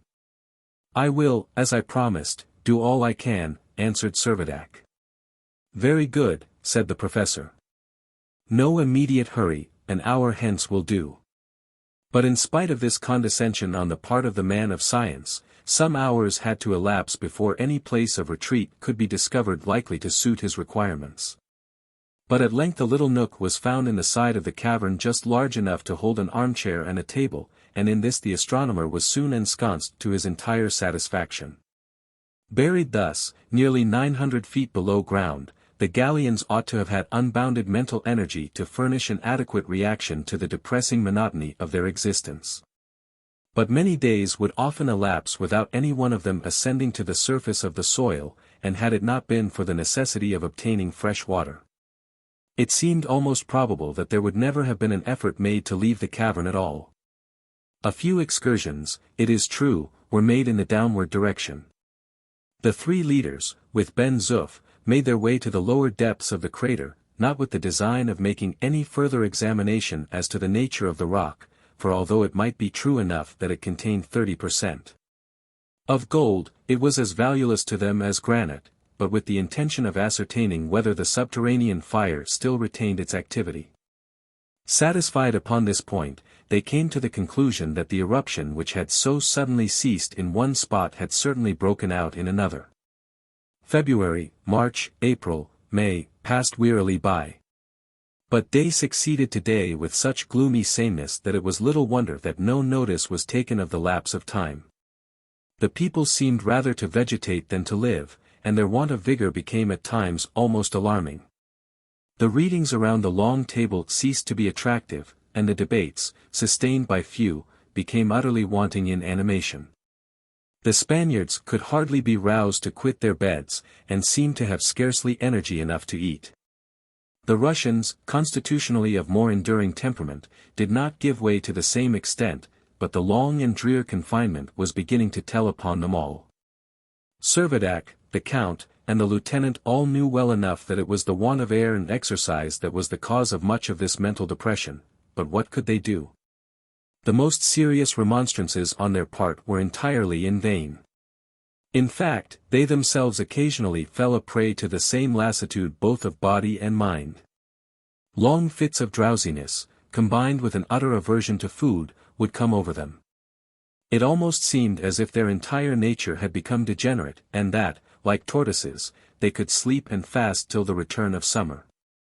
Strange to say, little Nina bore her hardships more bravely than any of them. Flitting about, coaxing one to eat, another to drink, rousing Pablo as often as he seemed yielding to the common languor, the child became the life of the party. Her merry prattle enlivened the gloom of the grim cavern like the sweet notes of a bird, her gay Italian songs broke the monotony of the depressing silence. And almost unconscious as the half-dormant population of Gallia were of her influence, they still would have missed her bright presence sorely. The months still glided on, how, it seemed impossible for the inhabitants of the living tomb to say. There was a dead level of dullness. At the beginning of June the general torpor appeared slightly to relax its hold upon its victims. This partial revival was probably due to the somewhat increased influence of the sun, still far, far away. During the first half of the Gallian year, Lieutenant Procope had taken careful note of Rosette's monthly announcements of the comet's progress, and he was able now, without reference to the professor, to calculate the rate of advance on its way back towards the sun. He found that Gallia had recrossed the orbit of Jupiter, but was still at the enormous distance of 197 million leagues from the sun, and he reckoned that in about 4 months it would have entered the zone of the telescopic planets. Gradually, but uninterruptedly, life and spirits continued to revive, and by the end of the month Servadac and his little colony had regained most of their ordinary physical and mental energies. Ben Zoof, in particular, roused himself with redoubled vigor, like a giant refreshed from his slumbers. The visits, consequently, to the long-neglected galleries of Nina's hive became more and more frequent. One day an excursion was made to the shore. It was still bitterly cold, but the atmosphere had lost nothing of its former stillness, and not a cloud was visible from horizon to zenith. The old footmarks were all as distinct as on the day in which they had been imprinted, and the only portion of the shore where any change was apparent was in the little creek. Here the elevation of the ice had gone on increasing, until the schooner and the tartan had been uplifted to a height of 150 feet, not only rendering them quite inaccessible, but exposing them to all but certain destruction in the event of a thaw. Isaac Hakkabut, immovable from the personal oversight of his property in the cavern, had not accompanied the party, and consequently was in blissful ignorance of the fate that threatened his vessel. "A good thing the old fellow wasn't there to see," observed Ben Zoof, "he would have screamed like a peacock. What a misfortune it is," he added, speaking to himself, "to have a peacock's voice, without its plumage." During the months of July and August, Gallia advanced 164 million leagues along her orbit. At night the cold was still intense, but in the daytime the sun, here full upon the equator, caused an appreciable difference of 20 degrees in the temperature. Like birds, the population spent whole days exposed to its grateful warmth, rarely returning till nightfall to the shade of their gloomy home. This springtime, if such it may be called, had a most enlivening influence upon all. Hope and courage revived as day by day the sun's disk expanded in the heavens, and every evening the earth assumed a greater magnitude amongst the fixed stars. It was distant yet, but the goal was cheeringly in view. "I can't believe that yonder little speck of light contains my mountain of Montmartre," said Ben Zoof, one night, after he had been gazing long and steadily at the far-off world. "You will, I hope, some day find out that it does," answered his master. "I hope so," said the orderly, without moving his eye from the distant sphere. After meditating a while, he spoke again. "I suppose Professor Rosette couldn't make his comet go straight back, could he?" "Hush," cried Servadac. Ben Zoof understood the correction. "No," continued the captain, "it is not for man to disturb the order of the universe. That belongs to a higher power than ours." Chapter 14. The professor perplexed. Another month passed away, and it was now September, but it was still impossible to leave the warmth of the subterranean retreat for the more airy and commodious quarters of the hive, where the bees would certainly have been frozen to death in their cells. It was altogether quite as much a matter of congratulation as of regret that the volcano showed no symptoms of resuming its activity. For although a return of the eruption might have rendered their former resort again habitable, any sudden outbreak would have been disastrous to them where they were, the crater being the sole outlet by which the burning lava could escape. "A wretched time we have had for the last 7 months," said the orderly one day to his master, "but what a comfort little Nina has been to us all." "Yes, indeed," replied Servadac, "she is a charming little creature. I hardly know how we should have got on without her. What is to become of her when we arrive back at the earth?" "Not much fear, Ben Zoof, but that she will be well taken care of. Perhaps you and I had better adopt her." Yes," assented the orderly. "You can be her father, and I can be her mother." Servadac laughed. "Then you and I shall be man and wife." "We have been as good as that for a long time," observed Ben Zoof, gravely. By the beginning of October, the temperature had so far moderated that it could scarcely be said to be intolerable. The comet's distance was scarcely 3 times as great from the sun as the earth from the sun, so that the thermometer rarely sunk beyond 35 degrees below zero. The whole party began to make almost daily visits to the hive, and frequently proceeded to the shore, where they resumed their skating exercise, rejoicing in their recovered freedom like prisoners liberated from a dungeon. Whilst the rest were enjoying their recreation, Servadac and the Count would hold long conversations with Lieutenant Procope about their present position and future prospects. Discussing all manner of speculations as to the results of the anticipated collision with the Earth, and wondering whether any measures could be devised for mitigating the violence of a shock which might be terrible in its consequences, even if it did not entail a total annihilation of themselves. There was no visitor to the hive more regular than Rosette. He had already directed his telescope to be moved back to his former observatory, where, as much as the cold would permit him, he persisted in making his all-absorbing studies of the heavens. The result of these studies no one ventured to inquire. But it became generally noticed that something was very seriously disturbing the professor's equanimity. Not only would he be seen toiling more frequently up the arduous way that lay between his nook below and his telescope above, but he would be heard muttering in an angry tone that indicated considerable agitation. One day, as he was hurrying down to his study, he met Ben Zoof, who, secretly entertaining a feeling of delight at the professor's manifest discomfiture, made some casual remark about things not being very straight. The way in which his advance was received the good orderly never divulged, but henceforward he maintained a firm conviction that there was something very much amiss up in the sky. To Servadac and his friends this continual disquietude and ill humor on the part of the professor occasioned no little anxiety. From what, they asked, could his dissatisfaction arise? They could only conjecture that he had discovered some flaw in his reckonings, and if this were so, might there not be reason to apprehend that their anticipations of coming into contact with the earth, at the settled time, might all be falsified? Day followed day, and still there was no cessation of the professor's discomposure. He was the most miserable of mortals. If really his calculations and his observations were at variance, this, in a man of his irritable temperament, would account for his perpetual perturbation. But he entered into no explanation. He only climbed up to his telescope, looking haggard and distressed, and when compelled by the frost to retire, he would make his way back to his study more furious than ever. At times he was heard giving vent to his vexation. "Confound it! What does it mean? What is she doing? All behind. Is Newton a fool? Is the law of universal gravitation the law of universal nonsense?" And the little man would seize his head in both his hands, and tear away at the scanty locks which he could ill afford to lose. Enough was overheard to confirm the suspicion that there was some irreconcilable discrepancy between the results of his computation and what he had actually observed. And yet, if he had been called upon to say, he would have sooner insisted that there was derangement in the laws of celestial mechanism, than have owned there was the least probability of error in any of his own calculations. Assuredly, if the poor professor had had any flesh to lose he would have withered away to a shadow. But this state of things was before long to come to an end.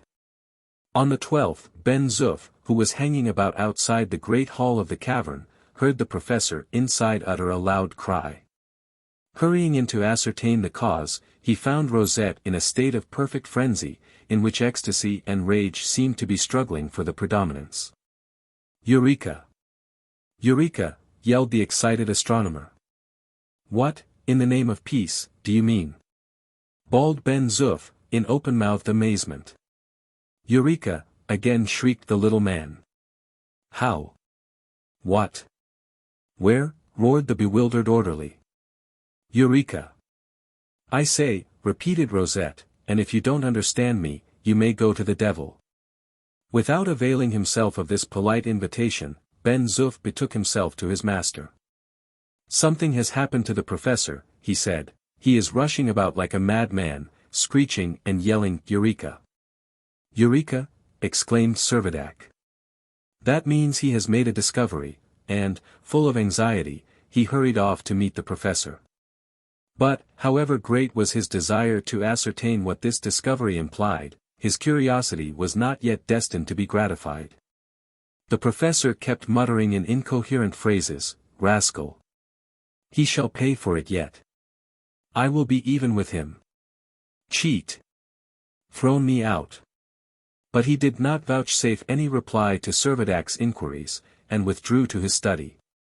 From that day Rosette, for some reason at present incomprehensible, quite altered his behavior to Isaac Hakkabut, a man for whom he had always hitherto evinced the greatest repugnance and contempt.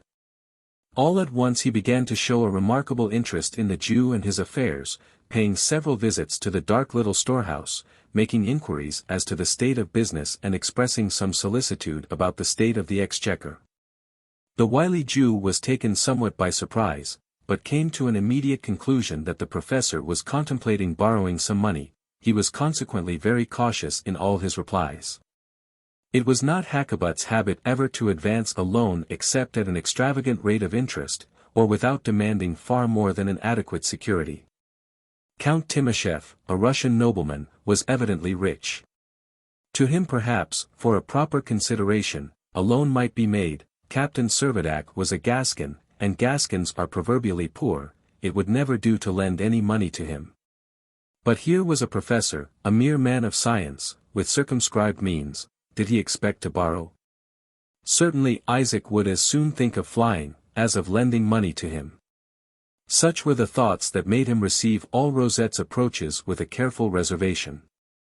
It was not long, however, before Hakkabut was to be called upon to apply his money to a purpose for which he had not reckoned. In his eagerness to effect sales, he had parted with all the alimentary articles in his cargo without having the precautionary prudence to reserve enough for his own consumption. Amongst other things that failed him was his stock of coffee, and as coffee was a beverage without which he deemed it impossible to exist, he found himself in considerable perplexity. He pondered the matter over for a long time, and ultimately persuaded himself that, after all, the stores were the common property of all, and that he had as much right to a share as anyone else. Accordingly, he made his way to Ben Zoof, and, in the most amiable tone he could assume, begged as a favor that he would let him have a pound of coffee. The orderly shook his head dubiously. "A pound of coffee, old Nathan? I can't say." "Why not?" "You have some," said Isaac. "Oh yes. Plenty, 100 kilograms." "Then let me have 1 pound. I shall be grateful." "Hang your gratitude. Only 1 pound. You would not refuse anybody else." "That's just the very point, old Samuel. If you were anybody else, I should know very well what to do. I must refer the matter to His Excellency."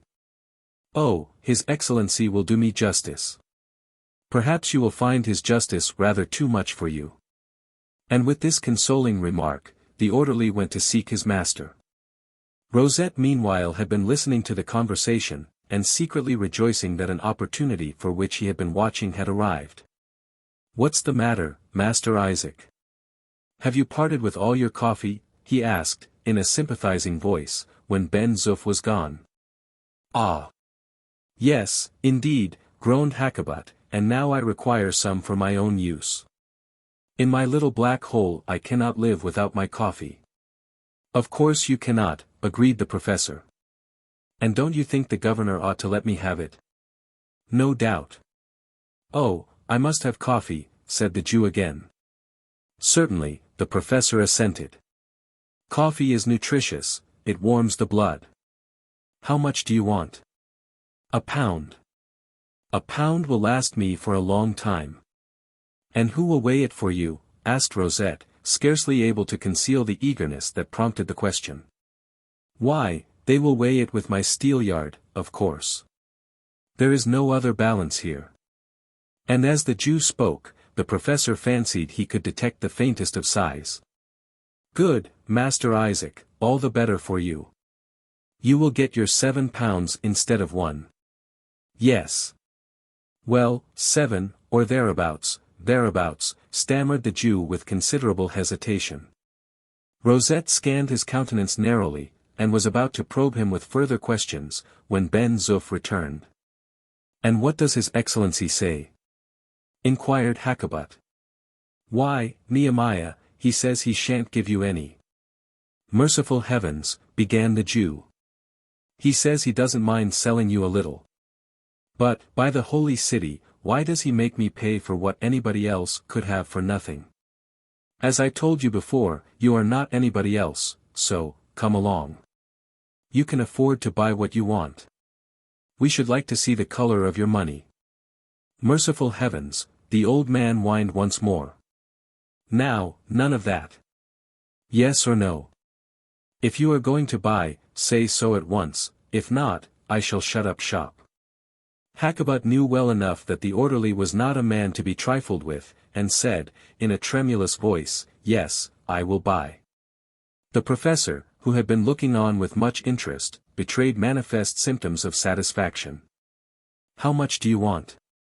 What will you charge for it? Asked Isaac, mournfully, putting his hand into his pocket and chinking his money. Oh, we will deal gently with you. We will not make any profit. You shall have it for the same price that we paid for it. 10 francs a pound, you know. The Jew hesitated. Come now, what is the use of your hesitating? Your gold will have no value when you go back to the world. What do you mean? Asked Hakkabut, startled. You will find out some day, answered Ben Zoof, significantly. Hakkabut drew out a small piece of gold from his pocket, took it close under the lamp, rolled it over in his hand, and pressed it to his lips. Shall you weigh me the coffee with my Steelyard? He asked, in a quavering voice that confirmed the professor's suspicions. There is nothing else to weigh it with, you know that well enough, old Shechem, said Ben Zoof. The Steelyard was then produced. A tray was suspended to the hook, and upon this coffee was thrown until the needle registered the weight of 1 pound. Of course, it took 7 pounds of coffee to do this. There you are.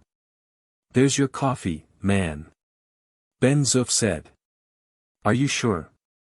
Inquired Hakkabut, peering down close to the dial.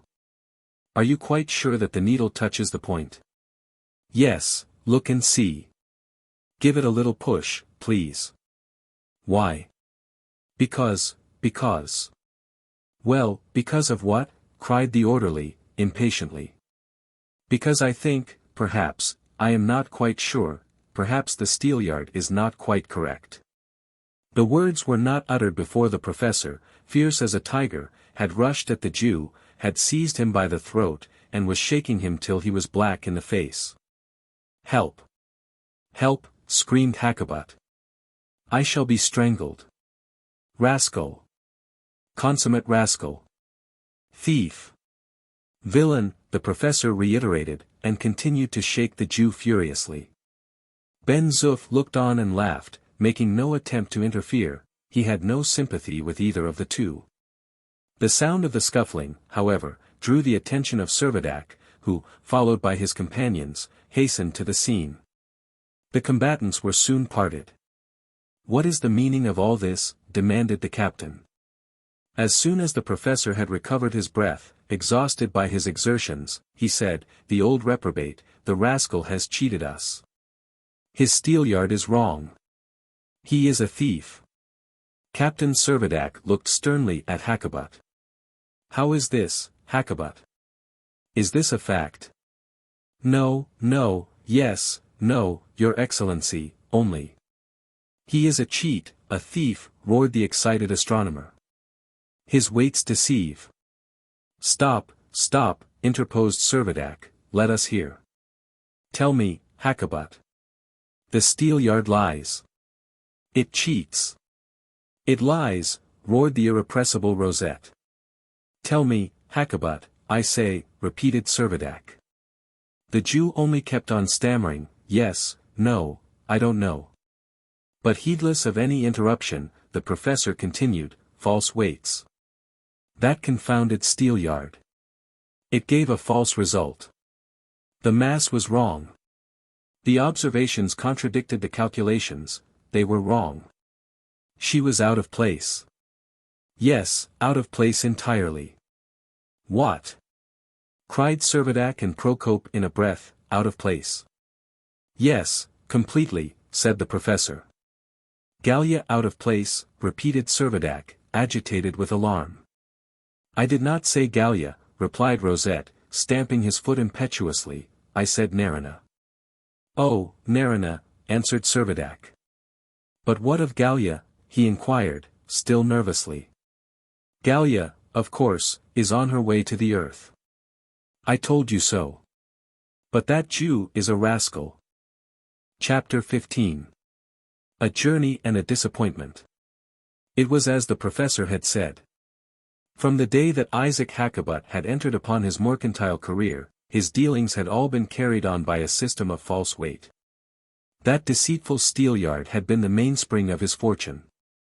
But when it had become his lot to be the purchaser instead of the vendor, his spirit had groaned within him at being compelled to reap the fruits of his own dishonesty.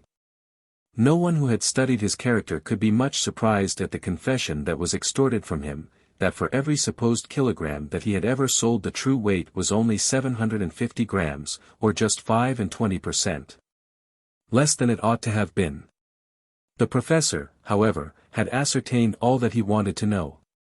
By estimating his comet at a third as much again as its proper weight, he had found that his calculations were always at variance with the observed situation of the satellite, which was immediately influenced by the mass of its primary. But now, besides enjoying the satisfaction of having punished old Hackabut, Rosette was able to recommence his calculations with reference to the elements of Nerina upon a correct basis, a task to which he devoted himself with redoubled energy. It will be easily imagined that Isaac Hackabut, thus caught in his own trap, was jeered most unmercifully by those whom he had attempted to make his dupes. Ben Zoof, in particular, was never wearied of telling him how on his return to the world he would be prosecuted for using false weights, and would certainly become acquainted with the inside of a prison. Thus badgered, he secluded himself more than ever in his dismal hole, never venturing, except when absolutely obliged, to face the other members of the community.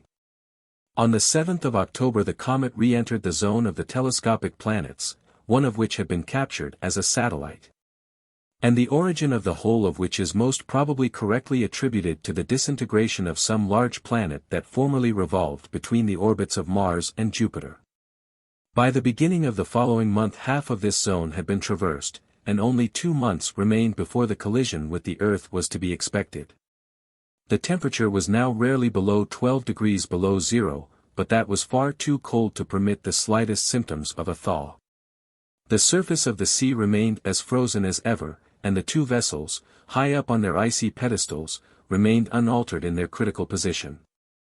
It was about this time that the question began to be mooted whether it would not be right to reopen some communication with the Englishmen at Gibraltar. Not that any doubt was entertained as to their having been able successfully to cope with the rigors of the winter.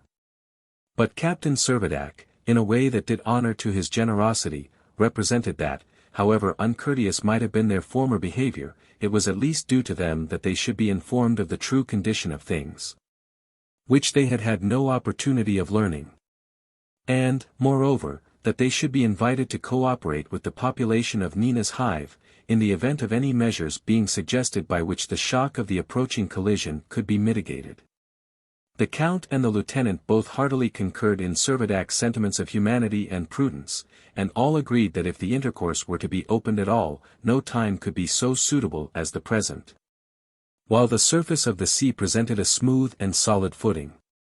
After a thaw should set in, neither the yacht nor the tartan could be reckoned on for service, and it would be inexpedient to make use of the steam launch, for which only a few tons of coal had been reserved. Just sufficient to convey them to Gourbi Island when the occasion should arise.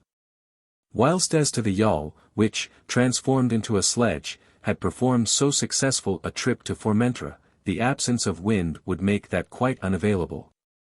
It was true that with the return of summer temperature, there would be certain to be a derangement in the atmosphere of Gallia, which would result in wind. But for the present the air was altogether too still for the yawl to have any prospects of making its way to Gibraltar. The only question remaining was as to the possibility of going on foot.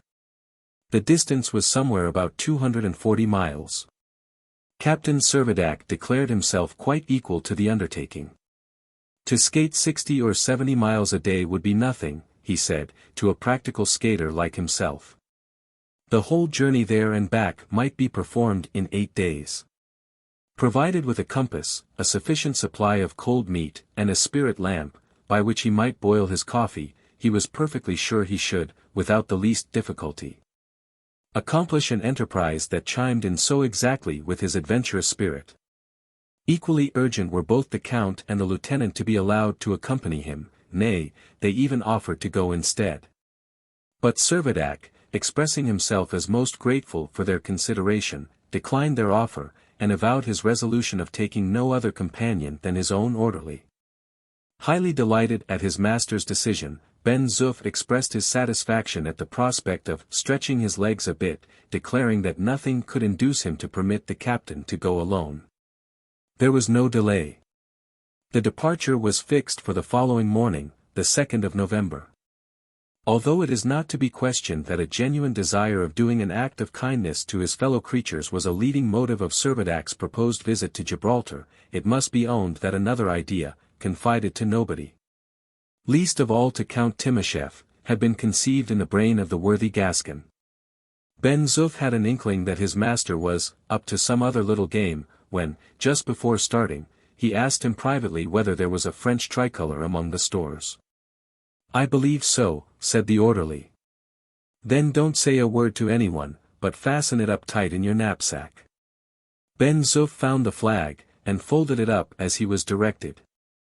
Before proceeding to explain this somewhat enigmatical conduct of Servadac, it is necessary to refer to a certain physiological fact, coincident but unconnected with celestial phenomena, originating entirely in the frailty of human nature. The nearer that Gallia approached the earth, the more a sort of reserve began to spring up between the captain and Count Timascheff. Though they could not be said to be conscious of it, the remembrance of their former rivalry, so completely buried in oblivion for the last year and 10 months, was insensibly recovering its hold upon their minds. And the question was all but coming to the surface as to what would happen if, on their return to earth, the handsome Madame de L. should still be free. From companions in peril, would they not again be avowed rivals? Conceal it as they would, a coolness was undeniably stealing over an intimacy which, though it could never be called affectionate, had been uniformly friendly and courteous. Under these circumstances, it was not surprising that Hector Servadac should not have confided to the Count a project which, wild as it was, could scarcely have failed to widen the unacknowledged breach that was opening in their friendship. The project was the annexation of Ceuta to the French dominion. The Englishmen, rightly enough, had continued to occupy the fragment of Gibraltar, and their claim was indisputable.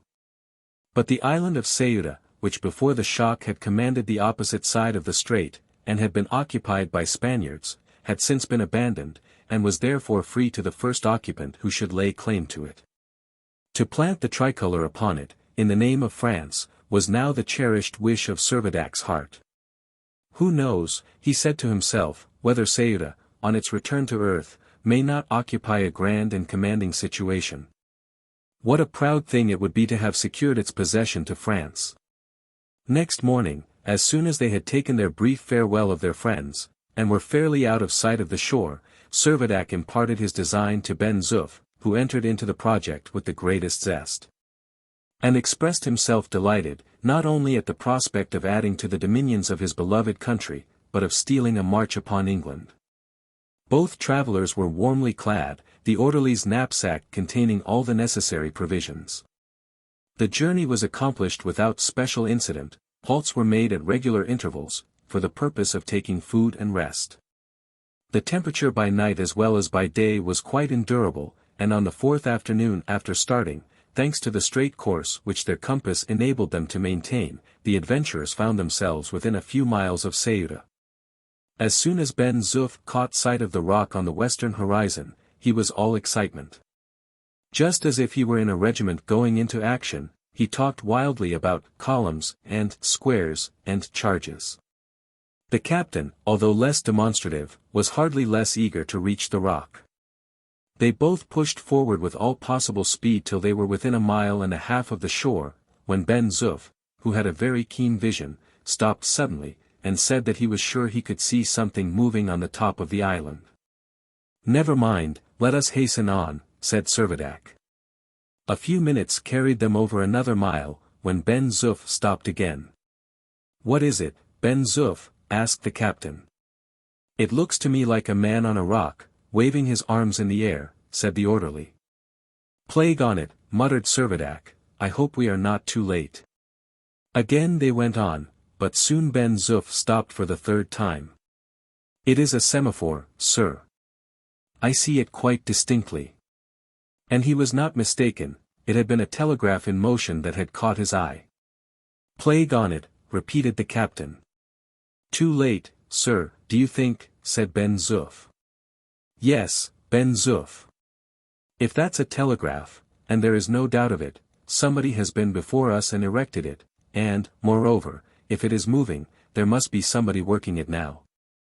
He was keenly disappointed. Looking towards the north, he could distinguish Gibraltar faintly visible in the extreme distance, and upon the summit of the rock both Ben Zoof and himself fancied they could make out another semaphore, giving signals, no doubt. In response to the one here.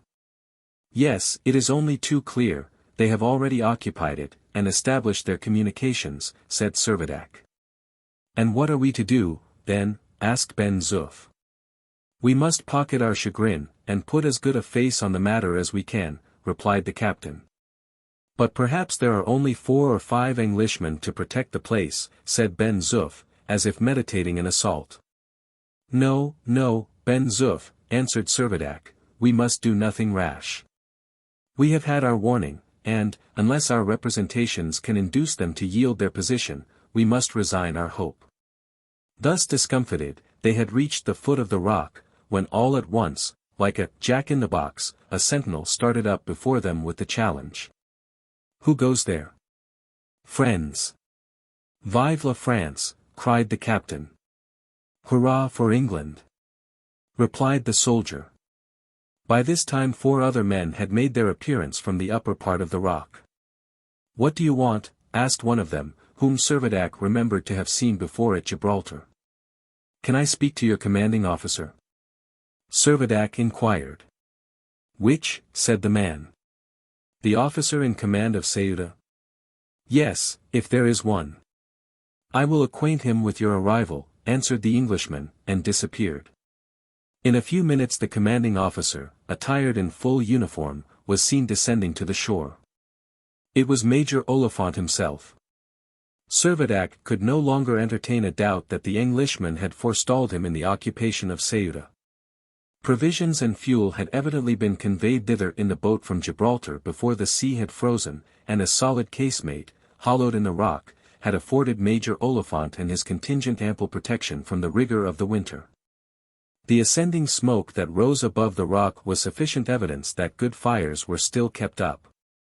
The soldiers appeared to have thriven well on what, no doubt, had been a generous diet, and the Major himself, although he would scarcely have been willing to allow it, was slightly stouter than before.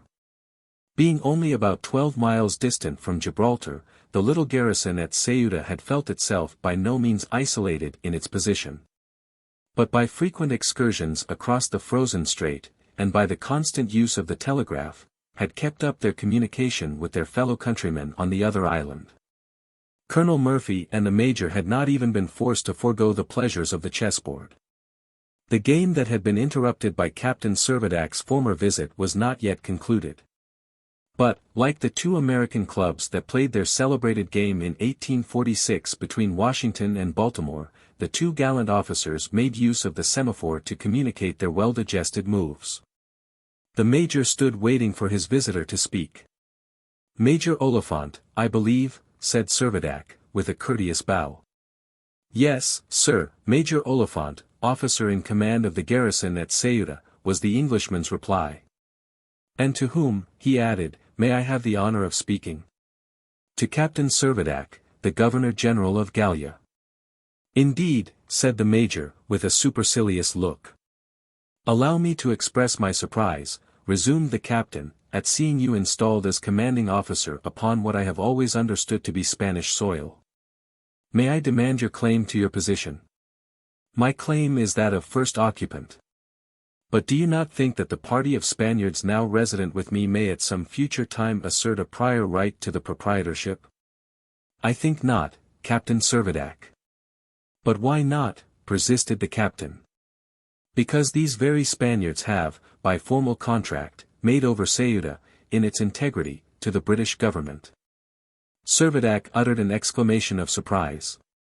"And as the price of that important cession," continued Major Oliphant, "they have received a fair equivalent in British gold." "Ah," cried Ben Zoof, "that accounts for that fellow Negretti and his people having such a lot of money." Servadac was silent. It had become clear to his mind what had been the object of that secret visit to Ceuta which he had heard of as being made by the two English officers. The arguments that he had intended to use had completely fallen through.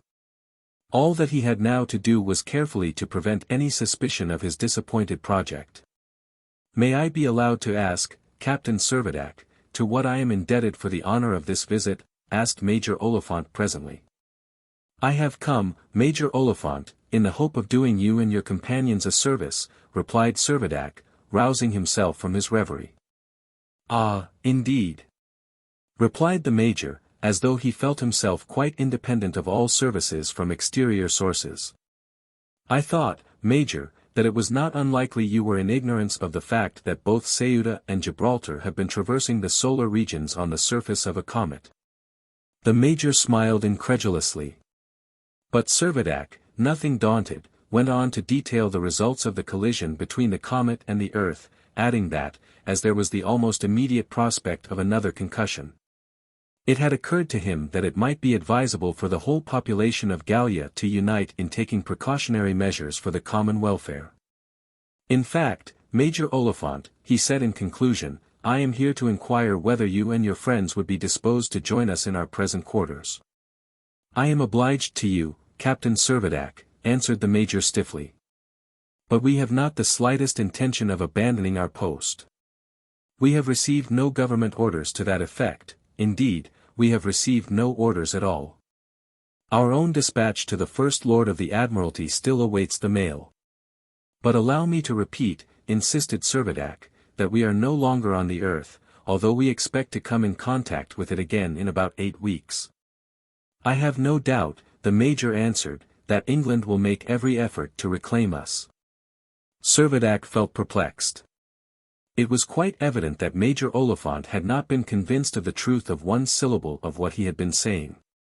"Then I am to understand that you are determined to retain your two garrisons here and at Gibraltar?" asked Servadac, with one last effort at persuasion. "Certainly, these two posts command the entrance of the Mediterranean." "But supposing there is no longer any Mediterranean," retorted the captain, growing impatient. "Oh, England will always take care of that," was Major Oliphant's cool reply. "But excuse me," he added presently. "I see that Colonel Murphy has just telegraphed his next move. Allow me to wish you good afternoon." And without further parley, followed by his soldiers, he retired into the casemate, leaving Captain Servadac gnawing his mustache with mingled rage and mortification.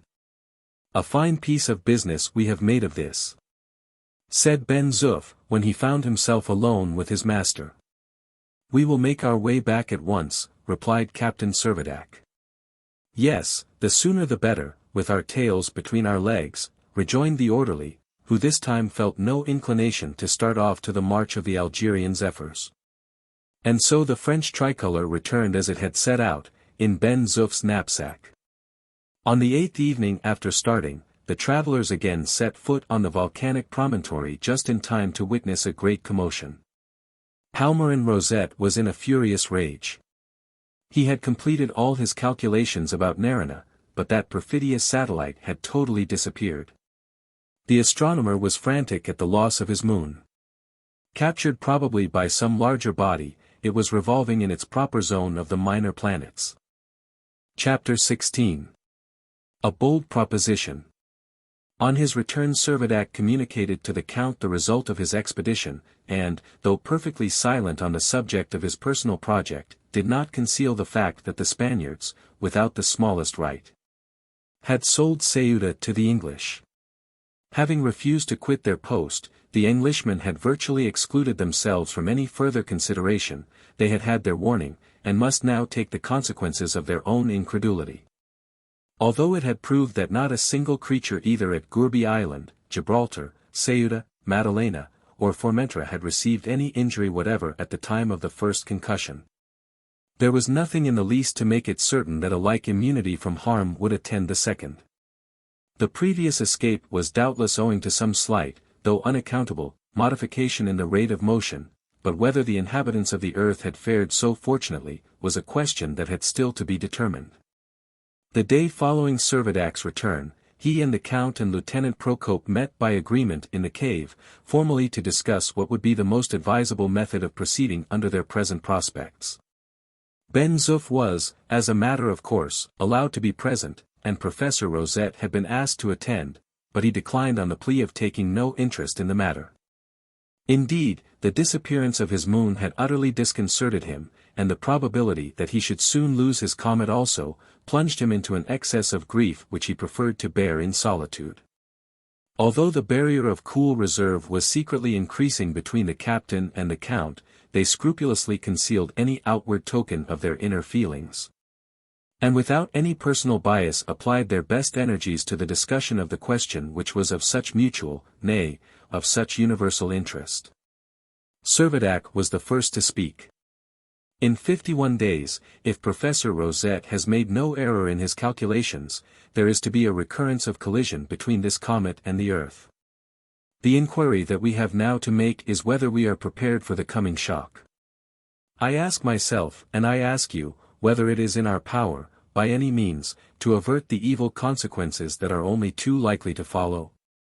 Count Timoshev, in a voice that seemed to thrill with solemnity, said, "In such events we are at the disposal of an overruling providence. Human precautions cannot sway the divine will." "But with the most profound reverence for the will of Providence," replied the captain, "I beg to submit that it is our duty to devise whatever means we can to escape the threatening mischief. Heaven helps them that help themselves." "And what means have you to suggest, may I ask?" said the Count, with a faint accent of satire. Servadac was forced to acknowledge that nothing tangible had hitherto presented itself to his mind. "I don't want to intrude," observed Ben Zoof, "but I don't understand why such learned gentlemen as you cannot make the comet go where you want it to go." "You are mistaken, Ben Zoof, about our learning," said the captain. "Even Professor Rosette, with all his learning, has not a shadow of power to prevent the comet and the earth from knocking against each other." "Then I cannot see what is the use of all this learning," the orderly replied. "One great use of learning," said Count Timoshev with a smile, "is to make us know our own ignorance." While this conversation had been going on, Lieutenant Procope had been sitting in thoughtful silence. Looking up, he now said, "Incident to this expected shock, there may be a variety of dangers. If, gentlemen, you will allow me, I will enumerate them. And we shall, perhaps, by taking them seriatim, be in a better position to judge whether we can successfully grapple with them, or in any way mitigate their consequences." There was a general attitude of attention. It was surprising how calmly they proceeded to discuss the circumstances that looked so threatening and ominous. "First of all," resumed the lieutenant, "we will specify the different ways in which the shock may happen." "And the prime fact to be remembered," interposed Servadac, is that the combined velocity of the two bodies will be about 21,000 miles an hour. Express speed, and no mistake, muttered Ben Zoof. Just so, assented Procope. Now, the two bodies may impinge either directly or obliquely. If the impact is sufficiently oblique, Gallia may do precisely what she did before, she may graze the Earth. She may, or she may not, carry off a portion of the Earth's atmosphere and substance, and so she may float away again into space. But her orbit would undoubtedly be deranged, and if we survive the shock, we shall have small chance of ever returning to the world of our fellow creatures. Professor Rosette, I suppose, Ben Zoof remarked, would pretty soon find out all about that. But we will leave this hypothesis, said the lieutenant, our own experience has sufficiently shown us its advantages and its disadvantages.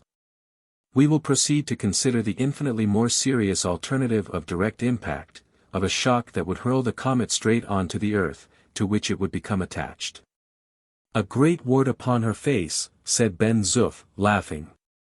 The captain held up his finger to his orderly, making him understand that he should hold his tongue. It is, I presume, to be taken for granted, continued Lieutenant Procope, that the mass of the Earth is comparatively so large that, in the event of a direct collision, her own motion would not be sensibly retarded. And that she would carry the comet along with her, as part of herself. Very little question of that, I should think, said Servadac. Well, then, the lieutenant went on, what part of this comet of ours will be the part to come into collision with the Earth? It may be the equator, where we are. It may be at the exactly opposite point, at our antipodes, or it may be at either pole. In any case, it seems hard to foresee whence there is to come the faintest chance of deliverance. Is the case so desperate? Asked Servadac. I will tell you why it seems so. If the side of the comet on which we are resident impinges on the Earth, it stands to reason that we must be crushed to atoms by the violence of the concussion. Regular mincemeat, said Ben Zoof, whom no admonitions could quite reduce to silence. And if, said the lieutenant, after a moment's pause, and the slightest possible frown at the interruption, and if the collision should occur at our antipodes, the sudden check to the velocity of the comet would be quite equivalent to a shock in situ. And, another thing, we should run the risk of being suffocated, for all our comet's atmosphere would be assimilated with the terrestrial atmosphere, and we, supposing we were not dashed to atoms, should be left as it were upon the summit of an enormous mountain, for such to all intents and purposes Gallia would be, 450 miles above the level of the surface of the globe, without a particle of air to breathe. But would not our chances of escape be considerably better, asked Count Timascheff, in the event of either of the comet's poles being the point of contact? Taking the combined velocity into account, answered the lieutenant, I confess that I fear the violence of the shock will be too great to permit our destruction to be averted. A general silence ensued, which was broken by the lieutenant himself. Even if none of these contingencies occur in the way we have contemplated, I am driven to the suspicion that we shall be burnt alive. Burnt alive! They all exclaimed in a chorus of horror. Yes. If the deductions of modern science be true, the speed of the comet, when suddenly checked, will be transmuted into heat, and that heat will be so intense that the temperature of the comet will be raised to some millions of degrees. No one having anything definite to allege in reply to Lieutenant Procope's forebodings, they all relapsed into silence. Presently Ben Zoof asked whether it was not possible for the comet to fall into the middle of the Atlantic. Procope shook his head. Even so, we should only be adding the fate of drowning to the list of our other perils. Then, as I understand, said Captain Servadac, in whatever way or in whatever place the concussion occurs, we must be either crushed, suffocated, roasted, or drowned. Is that your conclusion, Lieutenant? I confess I see no other alternative, answered Procope, calmly. But isn't there another thing to be done, said Ben Zoof. What do you mean? His master asked. Why, to get off the comet before the shock comes. How could you get off Gallia? That I can't say, replied the orderly. I am not sure that could not be accomplished, said the lieutenant. All eyes in a moment were riveted upon him, as, with his head resting on his hands, he was manifestly cogitating a new idea. "Yes, I think it could be accomplished," he repeated. "The project may appear extravagant, but I do not know why it should be impossible. Ben Zoof has hit the right nail on the head. We must try and leave Gallia before the shock." "Leave Gallia? How?" said Count Timascheff. The lieutenant did not at once reply. He continued pondering for a time, and at last said, slowly and distinctly, "By making a balloon." Servadac's heart sank. "A balloon," he exclaimed. "Out of the question. Balloons are exploded things. You hardly find them in novels. Balloon, indeed."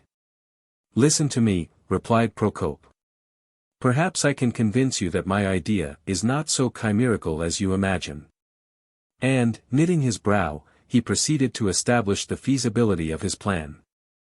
"If we can ascertain the precise moment when the shock is to happen, and can succeed in launching ourselves a sufficient time beforehand into Gallia's atmosphere, I believe it will transpire that this atmosphere will amalgamate with that of the Earth, and that a balloon whirled along by the combined velocity would glide into the mingled atmosphere and remain suspended in mid-air until the shock of the collision is overpassed."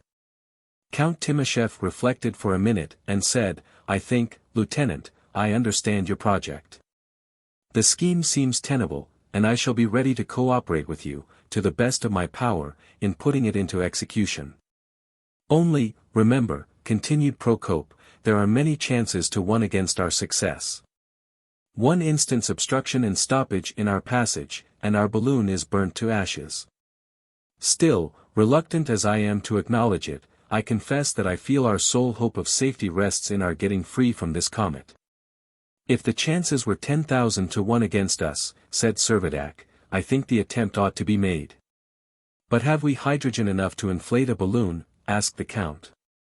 "Hot air will be all that we shall require," the lieutenant answered. "We are only contemplating about an hour's journey." "Ah, a fire balloon! A Montgolfier," cried Servadac. "But what are you going to do for a casing?" "I have thought of that. We must cut it out of the sails of the Dobryna. They are both light and strong," rejoined the lieutenant. Count Timascheff complimented the lieutenant upon his ingenuity, and Ben Zoof could not resist bringing the meeting to a conclusion by a ringing cheer. Truly daring was the plan of which Lieutenant Procope had thus become the originator. But the very existence of them all was at stake, and the design must be executed resolutely. For the success of the enterprise it was absolutely necessary to know, almost to a minute, the precise time at which the collision would occur, and Captain Servadac undertook the task, by gentle means or by stern, of extracting the secret from the professor. To Lieutenant Procope himself was entrusted the superintendence of the construction of the Montgolfier, and the work was begun at once. It was to be large enough to carry the whole of the 23 residents in the volcano, and, in order to provide the means of floating aloft long enough to give time for selecting a proper place for descent. The lieutenant was anxious to make it carry enough hay or straw to maintain combustion for a while, and keep up the necessary supply of heated air. The sails of the Dobryna, which had all been carefully stowed away in the hive, were of a texture unusually close, and quite capable of being made airtight by means of a varnish, the ingredients of which were rummaged out of the promiscuous stores of the tartan. The lieutenant himself traced out the pattern and cut out the strips, and all hands were employed in seaming them together. It was hardly the work for little fingers, but Nina persisted in accomplishing her own share of it. The Russians were quite at home at occupation of this sort, and having initiated the Spaniards into its mysteries, the task of joining together the casing was soon complete. Isaac Hakkabut and the professor are the only 2 members of the community who took no part in this somewhat tedious proceeding. A month passed away, but Servadac found no opportunity of getting at the information he had pledged himself to gain. On the sole occasion when he had ventured to broach the subject with the astronomer, he had received for answer that as there was no hurry to get back to the earth, there need be no concern about any dangers of transit. Indeed, as time passed on, the professor seemed to become more and more inaccessible. A pleasant temperature enabled him to live entirely in his observatory, from which intruders were rigidly shut out. But Servadac bided his time. He grew more and more impressed with the importance of finding out the exact moment at which the impact would take place, but was content to wait for a promising opportunity to put any fresh questions on the subject to the too reticent astronomer. Meanwhile, the Earth's disk was daily increasing in magnitude. The comet traveled 50 million leagues during the month, at the close of which it was not more than 78 million leagues from the Sun. A thaw had now fairly set in. The breaking up of the frozen ocean was a magnificent spectacle, and the great voice of the sea, as the whalers graphically describe it, was heard in all its solemnity. Little streams of water began to trickle down the declivities of the mountain and along the shelving shore, only to be transformed, as the melting of the snow continued, into torrents or cascades.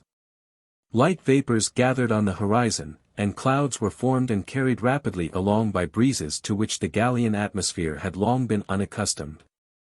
All these were doubtless but the prelude to atmospheric disturbances of a more startling character, but as indications of returning spring, they were greeted with a welcome which no apprehensions for the future could prevent being glad and hearty. A double disaster was the inevitable consequence of the thaw. Both the schooner and the tartan were entirely destroyed. The basement of the icy pedestal on which the ships had been upheaved was gradually undermined, like the icebergs of the Arctic Ocean, by warm currents of water, and on the night of the 12th the huge block collapsed in mass. So that on the following morning nothing remained of the Dobryna and the Hansa except the fragments scattered on the shore. Although certainly expected, the catastrophe could not fail to cause a sense of general depression. Well-nigh one of their last ties to Mother Earth had been broken, the ships were gone, and they had only a balloon to replace them. To describe Isaac Hakkabut's rage at the destruction of the tartan would be impossible. His oaths were simply dreadful, his imprecations on the accursed race were full of wrath. He swore that Servadac and his people were responsible for his loss. He vowed that they should be sued and made to pay him damages. He asserted that he had been brought from Gourbi Island only to be plundered. In fact, he became so intolerably abusive, that Servadac threatened to put him into irons unless he conducted himself properly. Whereupon the Jew, finding that the captain was in earnest, and would not hesitate to carry the threat into effect, was fain to hold his tongue, and slunk back into his dim hole. By the 14th the balloon was finished, and, carefully sewn and well varnished as it had been, it was really a very substantial structure. It was covered with a network that had been made from the light rigging of the yacht, and the car, composed of wickerwork that had formed partitions in the hold of the Hansa, was quite commodious enough to hold the 23 passengers it was intended to convey. No thought had been bestowed upon comfort or convenience, as the ascent was to last for so short a time, merely long enough for making the transit from atmosphere to atmosphere. The necessity was becoming more and more urgent to get at the true hour of the approaching contact, but the professor seemed to grow more obstinate than ever in his resolution to keep his secret. On the 15th the comet crossed the orbit of Mars, at the safe distance of 56 million leagues, but during that night the community thought that their last hour had taken them unawares. The volcano rocked and trembled with the convulsions of internal disturbance, and Servadac and his companions, convinced that the mountain was doomed to some sudden disruption, rushed into the open air. The first object that caught their attention as they emerged upon the open rocks was the unfortunate professor, who was scrambling down the mountainside, piteously displaying a fragment of his shattered telescope. It was no time for condolence. A new marvel arrested every eye. A fresh satellite, in the gloom of night, was shining conspicuously before them. That satellite was a part of Gallia itself. By the expansive action of the inner heat, Gallia, like Gambart's comet, had been severed in twain, an enormous fragment had been detached and launched into space. The fragment included Ceuta and Gibraltar, with the 2 English garrisons. Chapter 17. The venture made. What would be the consequences of this sudden and complete disruption, Servadac and his people hardly dared to think. The first change that came under their observation was the rapidity of the sun's appearances and disappearances, forcing them to the conviction that although the comet still rotated on its axis from east to west, Yet the period of its rotation had been diminished by about one-half. Only 6 hours instead of 12 elapsed between sunrise and sunrise. 3 hours after rising in the west the sun was sinking again in the east. "We are coming to something," exclaimed Servadac. "We have got a year of something like 2,880 days. I shouldn't think it would be an easy matter to find saints enough for such a calendar as that," said Ben Zoof. Servadac laughed, and remarked that they should have the professor talking about the 238th of June, and the 325th of December.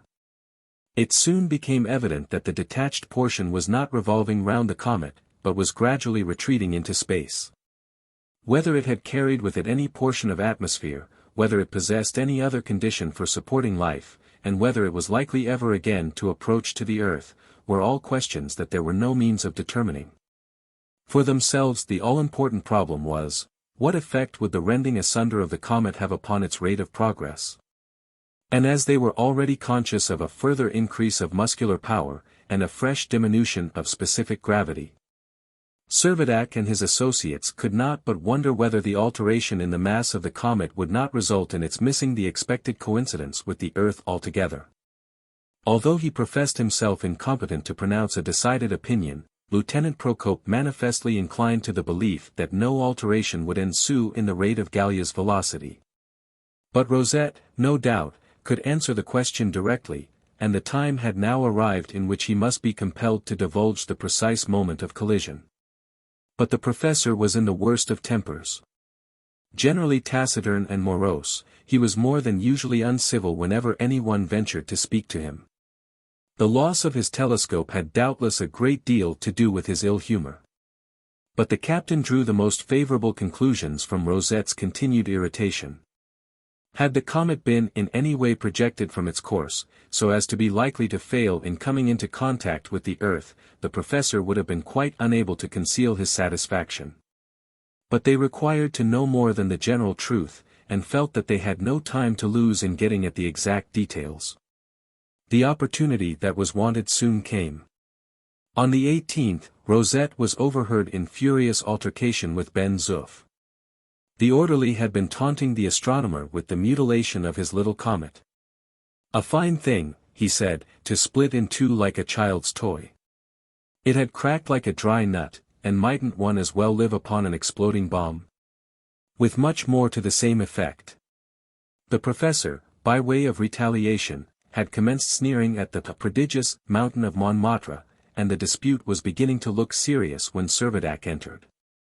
Thinking he could turn the wrangling to some good account, so as to arrive at the information he was so anxiously seeking, the captain pretended to espouse the views of his orderly. He consequently brought upon himself the full force of the professor's wrath.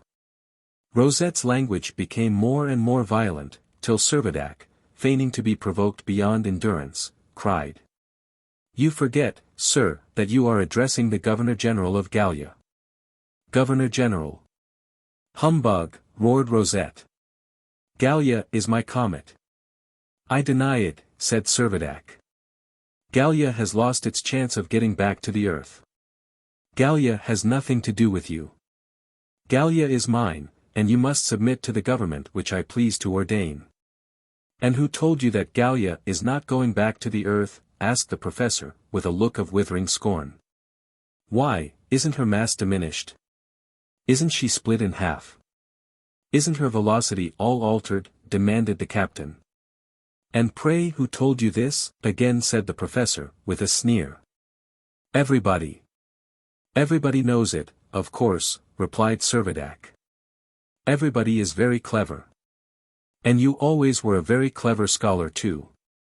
We remember that of old, don't we? Sir. You nearly mastered the first elements of science, didn't you? Sir. A credit to your class." "Hold your tongue, sir," bellowed the captain again, as if his anger was uncontrollable. "Not I," said the professor. "Hold your tongue," repeated Servadac. "Just because the mass is altered you think the velocity is altered?" "Hold your tongue," cried the captain, louder than ever. "What has mass to do with the orbit? Of how many comets do you know the mass, and yet you know their movements? Ignorance, shouted Rosette. Insolence, retorted Servadac. Ben Zoof, really thinking that his master was angry, made a threatening movement towards the professor. Touch me if you dare, screamed Rosette, drawing himself up to the fullest height his diminutive figure would allow. You shall answer for your conduct before a court of justice. Where? On Gallia? Asked the captain. No, on the earth. The earth? Pshaw! You know we shall never get there, our velocity is changed. On the earth, repeated the professor, with decision. Trash, cried Ben Zoof. The earth will be too far off. Not too far off for us to come across her orbit at 42 minutes and 35.6 seconds past 2 o'clock on the morning of this coming 1st of January. Thanks, my dear professor, many thanks. You have given me all the information I required. And, with a low bow and a gracious smile, the captain withdrew. The orderly made an equally polite bow, and followed his master. The professor, completely nonplussed, was left alone. 13 days, then, 26 of the original Gallian days, 52 of the present, was all the time for preparation that now remained. Every preliminary arrangement was hurried on with the greatest earnestness. There was a general eagerness to be quit of Gallia. Indifferent to the dangers that must necessarily attend a balloon ascent under such unparalleled circumstances, and heedless of Lieutenant Procope's warning that the slightest check in their progress would result in instantaneous combustion. They all seemed to conclude that it must be the simplest thing possible to glide from one atmosphere to another, so that they were quite sanguine as to the successful issue of their enterprise. Captain Servadac made a point of showing himself quite enthusiastic in his anticipations, and to Ben Zoof the going up in a balloon was the supreme height of his ambition. The Count and the Lieutenant, of colder and less demonstrative temperament, alike seemed to realize the possible perils of the undertaking, but even they were determined to put a bold face upon every difficulty. The sea had now become navigable, and 3 voyages were made to Gourbi Island in the steam launch, consuming the last of their little reserve of coal. The first voyage had been made by Servadac with several of the sailors. They found the Gourbi and the adjacent building quite uninjured by the severity of the winter. Numbers of little rivulets intersected the pastureland. New plants were springing up under the influence of the equatorial sun, and the luxuriant foliage was tenanted by the birds which had flown back from the volcano.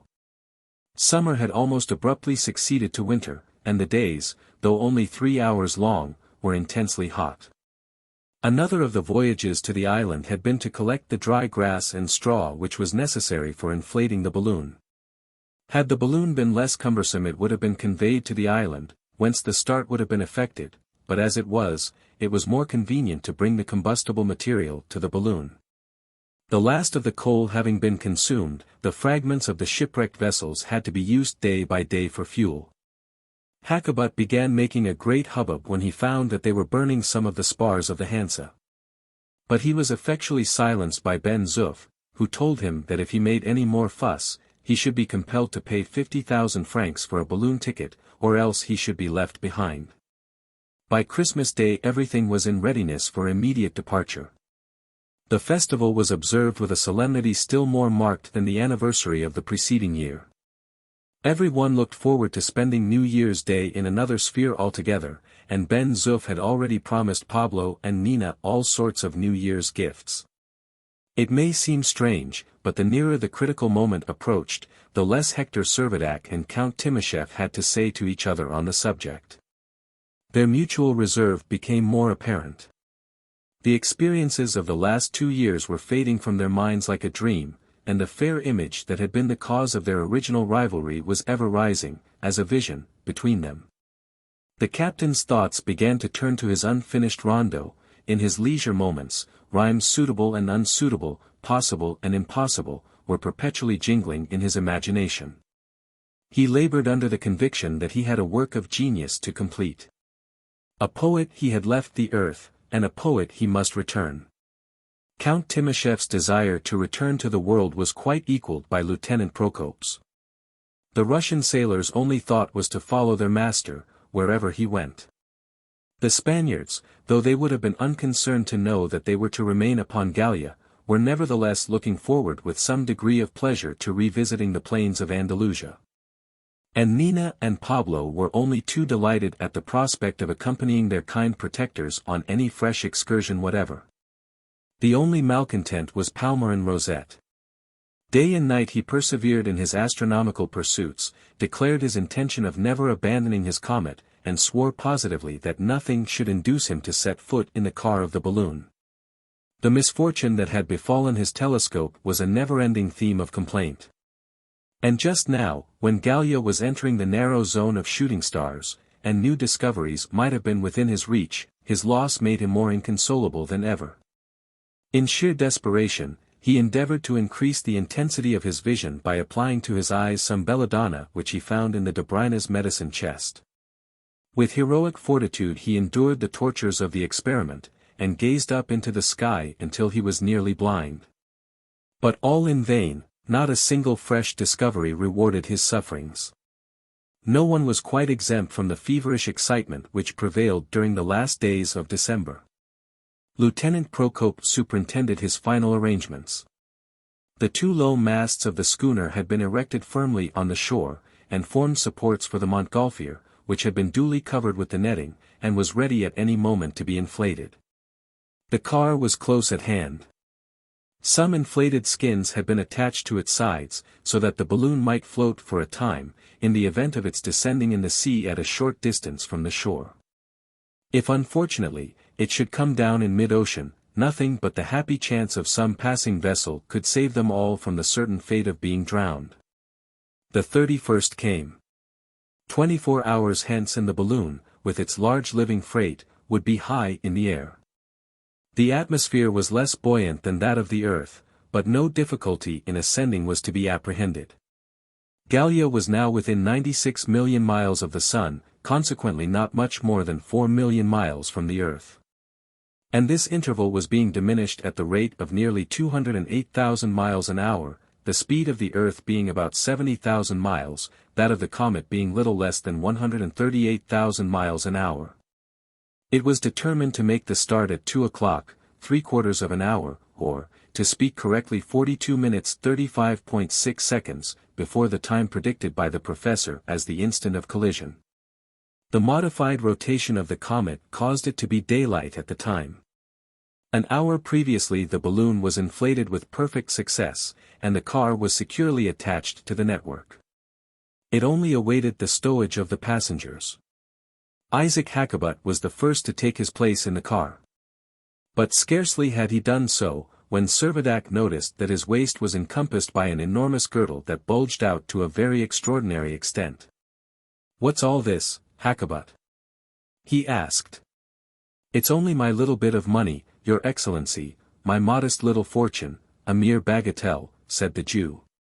"And what may your little fortune weigh?" inquired the captain. "Only about 66 pounds, said Isaac. 66 pounds, cried Servadac. "We haven't reckoned for this." "Merciful heavens," began the Jew. 66 pounds, repeated Servadac. "We can hardly carry ourselves, we can't have any dead weight here." "Pitch it out, man, pitch it out." "God of Israel," whined Hakkabut. "Out with it, I say," cried Servadac. "What, all my money, which I have saved so long, and toiled for so hard?" "It can't be helped," said the captain, unmoved.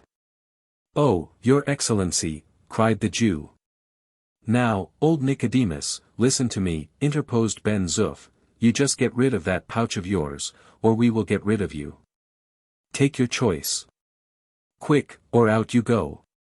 The avaricious old man was found to value his life above his money.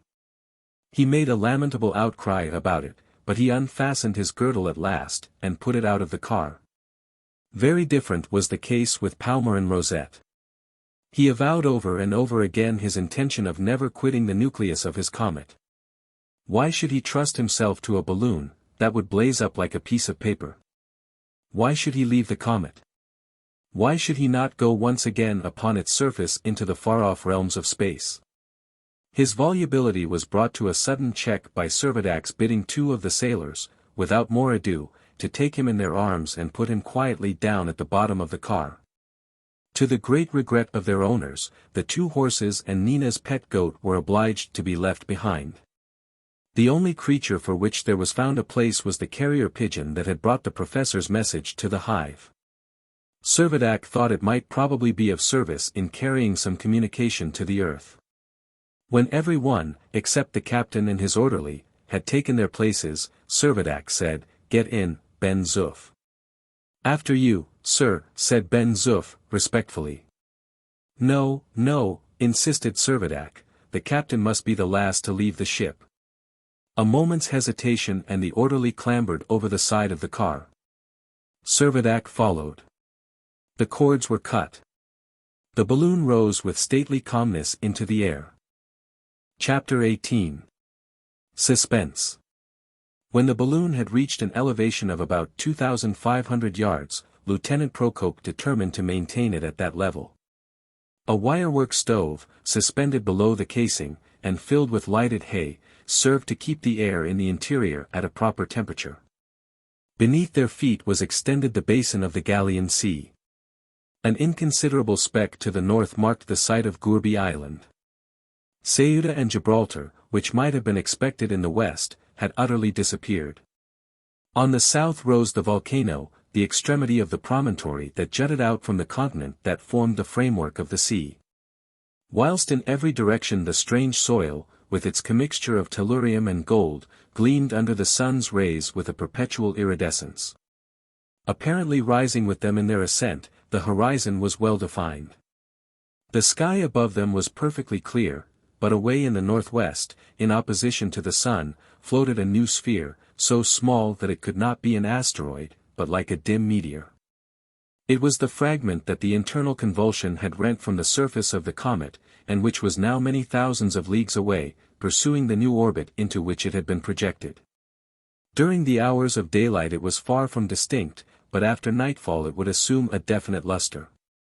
The object, however, of supreme interest was the great expanse of the terrestrial disk, which was rapidly drawing down obliquely towards them. It totally eclipsed an enormous portion of the firmament above, and approaching with an ever-increasing velocity, was now within half its average distance from the moon. So close was it, that the two poles could not be embraced in one focus. Irregular patches of greater or less brilliancy alternated on its surface, the brighter betokening the continents, the more somber indicating the oceans that absorbed the solar rays. Above, there were broad white bands, darkened on the side averted from the sun, exhibiting a slow but unintermittent movement. These were the vapors that pervaded the terrestrial atmosphere. But as the aeronauts were being hurried on at a speed of 70 miles a second, this vague aspect of the earth soon developed itself into definite outlines. Mountains and plains were no longer confused, the distinction between sea and shore was more plainly identified, and instead of being, as it were, depicted on a map, the surface of the earth appeared as though modeled in relief. 27 minutes past 2, and Gallia is only 72,000 miles from the terrestrial sphere. Quicker and quicker is the velocity, 10 minutes later, and they are only 36,000 miles apart. The whole configuration of the earth is clear. Europe. Russia. France, shout Procope, the Count, and Servadac, almost in a breath. And they are not mistaken. The eastern hemisphere lies before them in the full blaze of light, and there is no possibility of error in distinguishing continent from continent. The surprise only kindled their emotion to yet keener intensity, and it would be hard to describe the excitement with which they gazed at the panorama that was before them.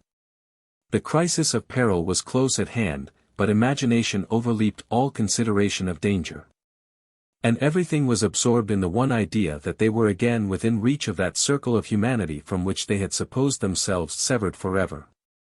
And, truly, if they could have paused to study it, that panorama of the states of Europe which was outstretched before their eyes, was conspicuous for the fantastic resemblances with which nature on the one hand, and international relations on the other, have associated them.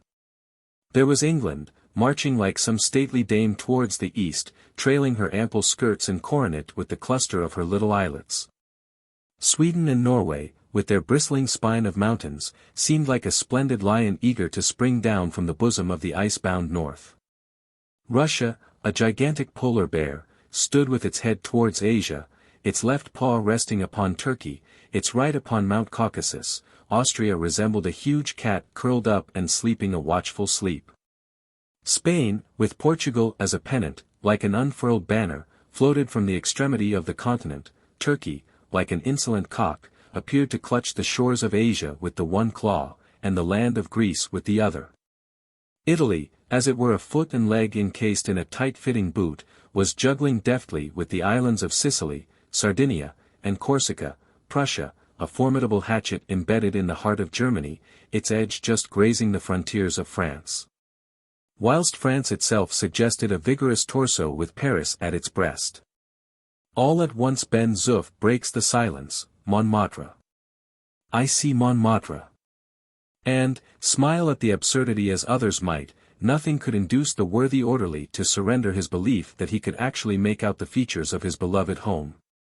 The only individual whose soul seemed unstirred by the approaching earth was Palmyrin Rosette. Leaning over the side of the car, he kept his eyes fixed upon the abandoned comet, now floating about 1.5 miles below him, bright in the general irradiation which was flooding the surrounding space. Chronometer in hand, Lieutenant Procope stood marking the minutes and seconds as they fled.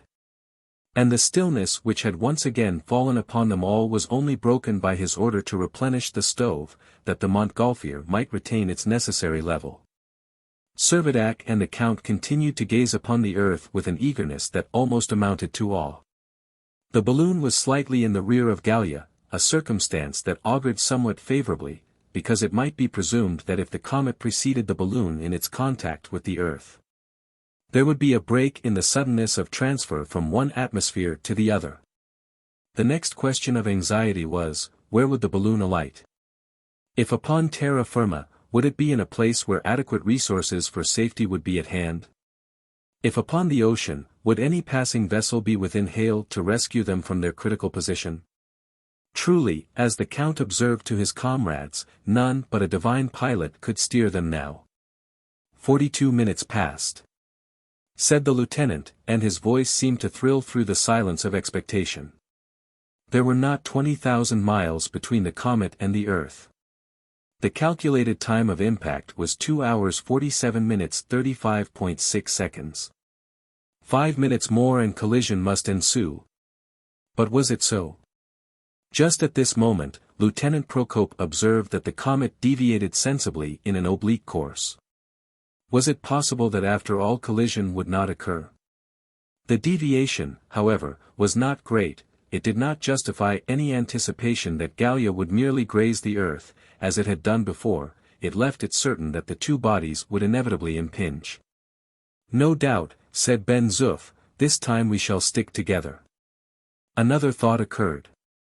Was it not only too likely that, in the fusion of the two atmospheres, the balloon itself, in which they were being conveyed, would be rent into ribbons, and every one of its passengers hurled into destruction? So that not a galleon should survive to tell the tale of their strange peregrinations. Moments were precious, but Hector Servadac resolved that he would adopt a device to secure that at least some record of their excursion in solar distances should survive themselves. Tearing a leaf from his notebook, he wrote down the name of the comet, the list of the fragments of the earth it had carried off, the names of his companions, and the date of the comet's aphelion. And having subscribed it with his signature, turned to Nina and told her he must have the carrier-pigeon which was nestling in her bosom. The child's eyes filled with tears. She did not say a word, but imprinting a kiss upon its soft plumage, she surrendered it at once, and the message was hurriedly fastened to its neck. The bird wheeled round and round in a few circles that widened in their diameter, and quickly sunk to an altitude in the comet's atmosphere much inferior to the balloon. Some minutes more were thus consumed and the interval of distance was reduced to less than 8,000 miles. The velocity became inconceivably great, but the increased rate of motion was in no way perceptible. There was nothing to disturb the equilibrium of the car in which they were making their aerial adventure.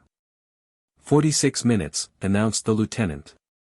The glowing expanse of the Earth's disk seemed like a vast funnel, yawning to receive the comet and its atmosphere, balloon and all, into its open mouth.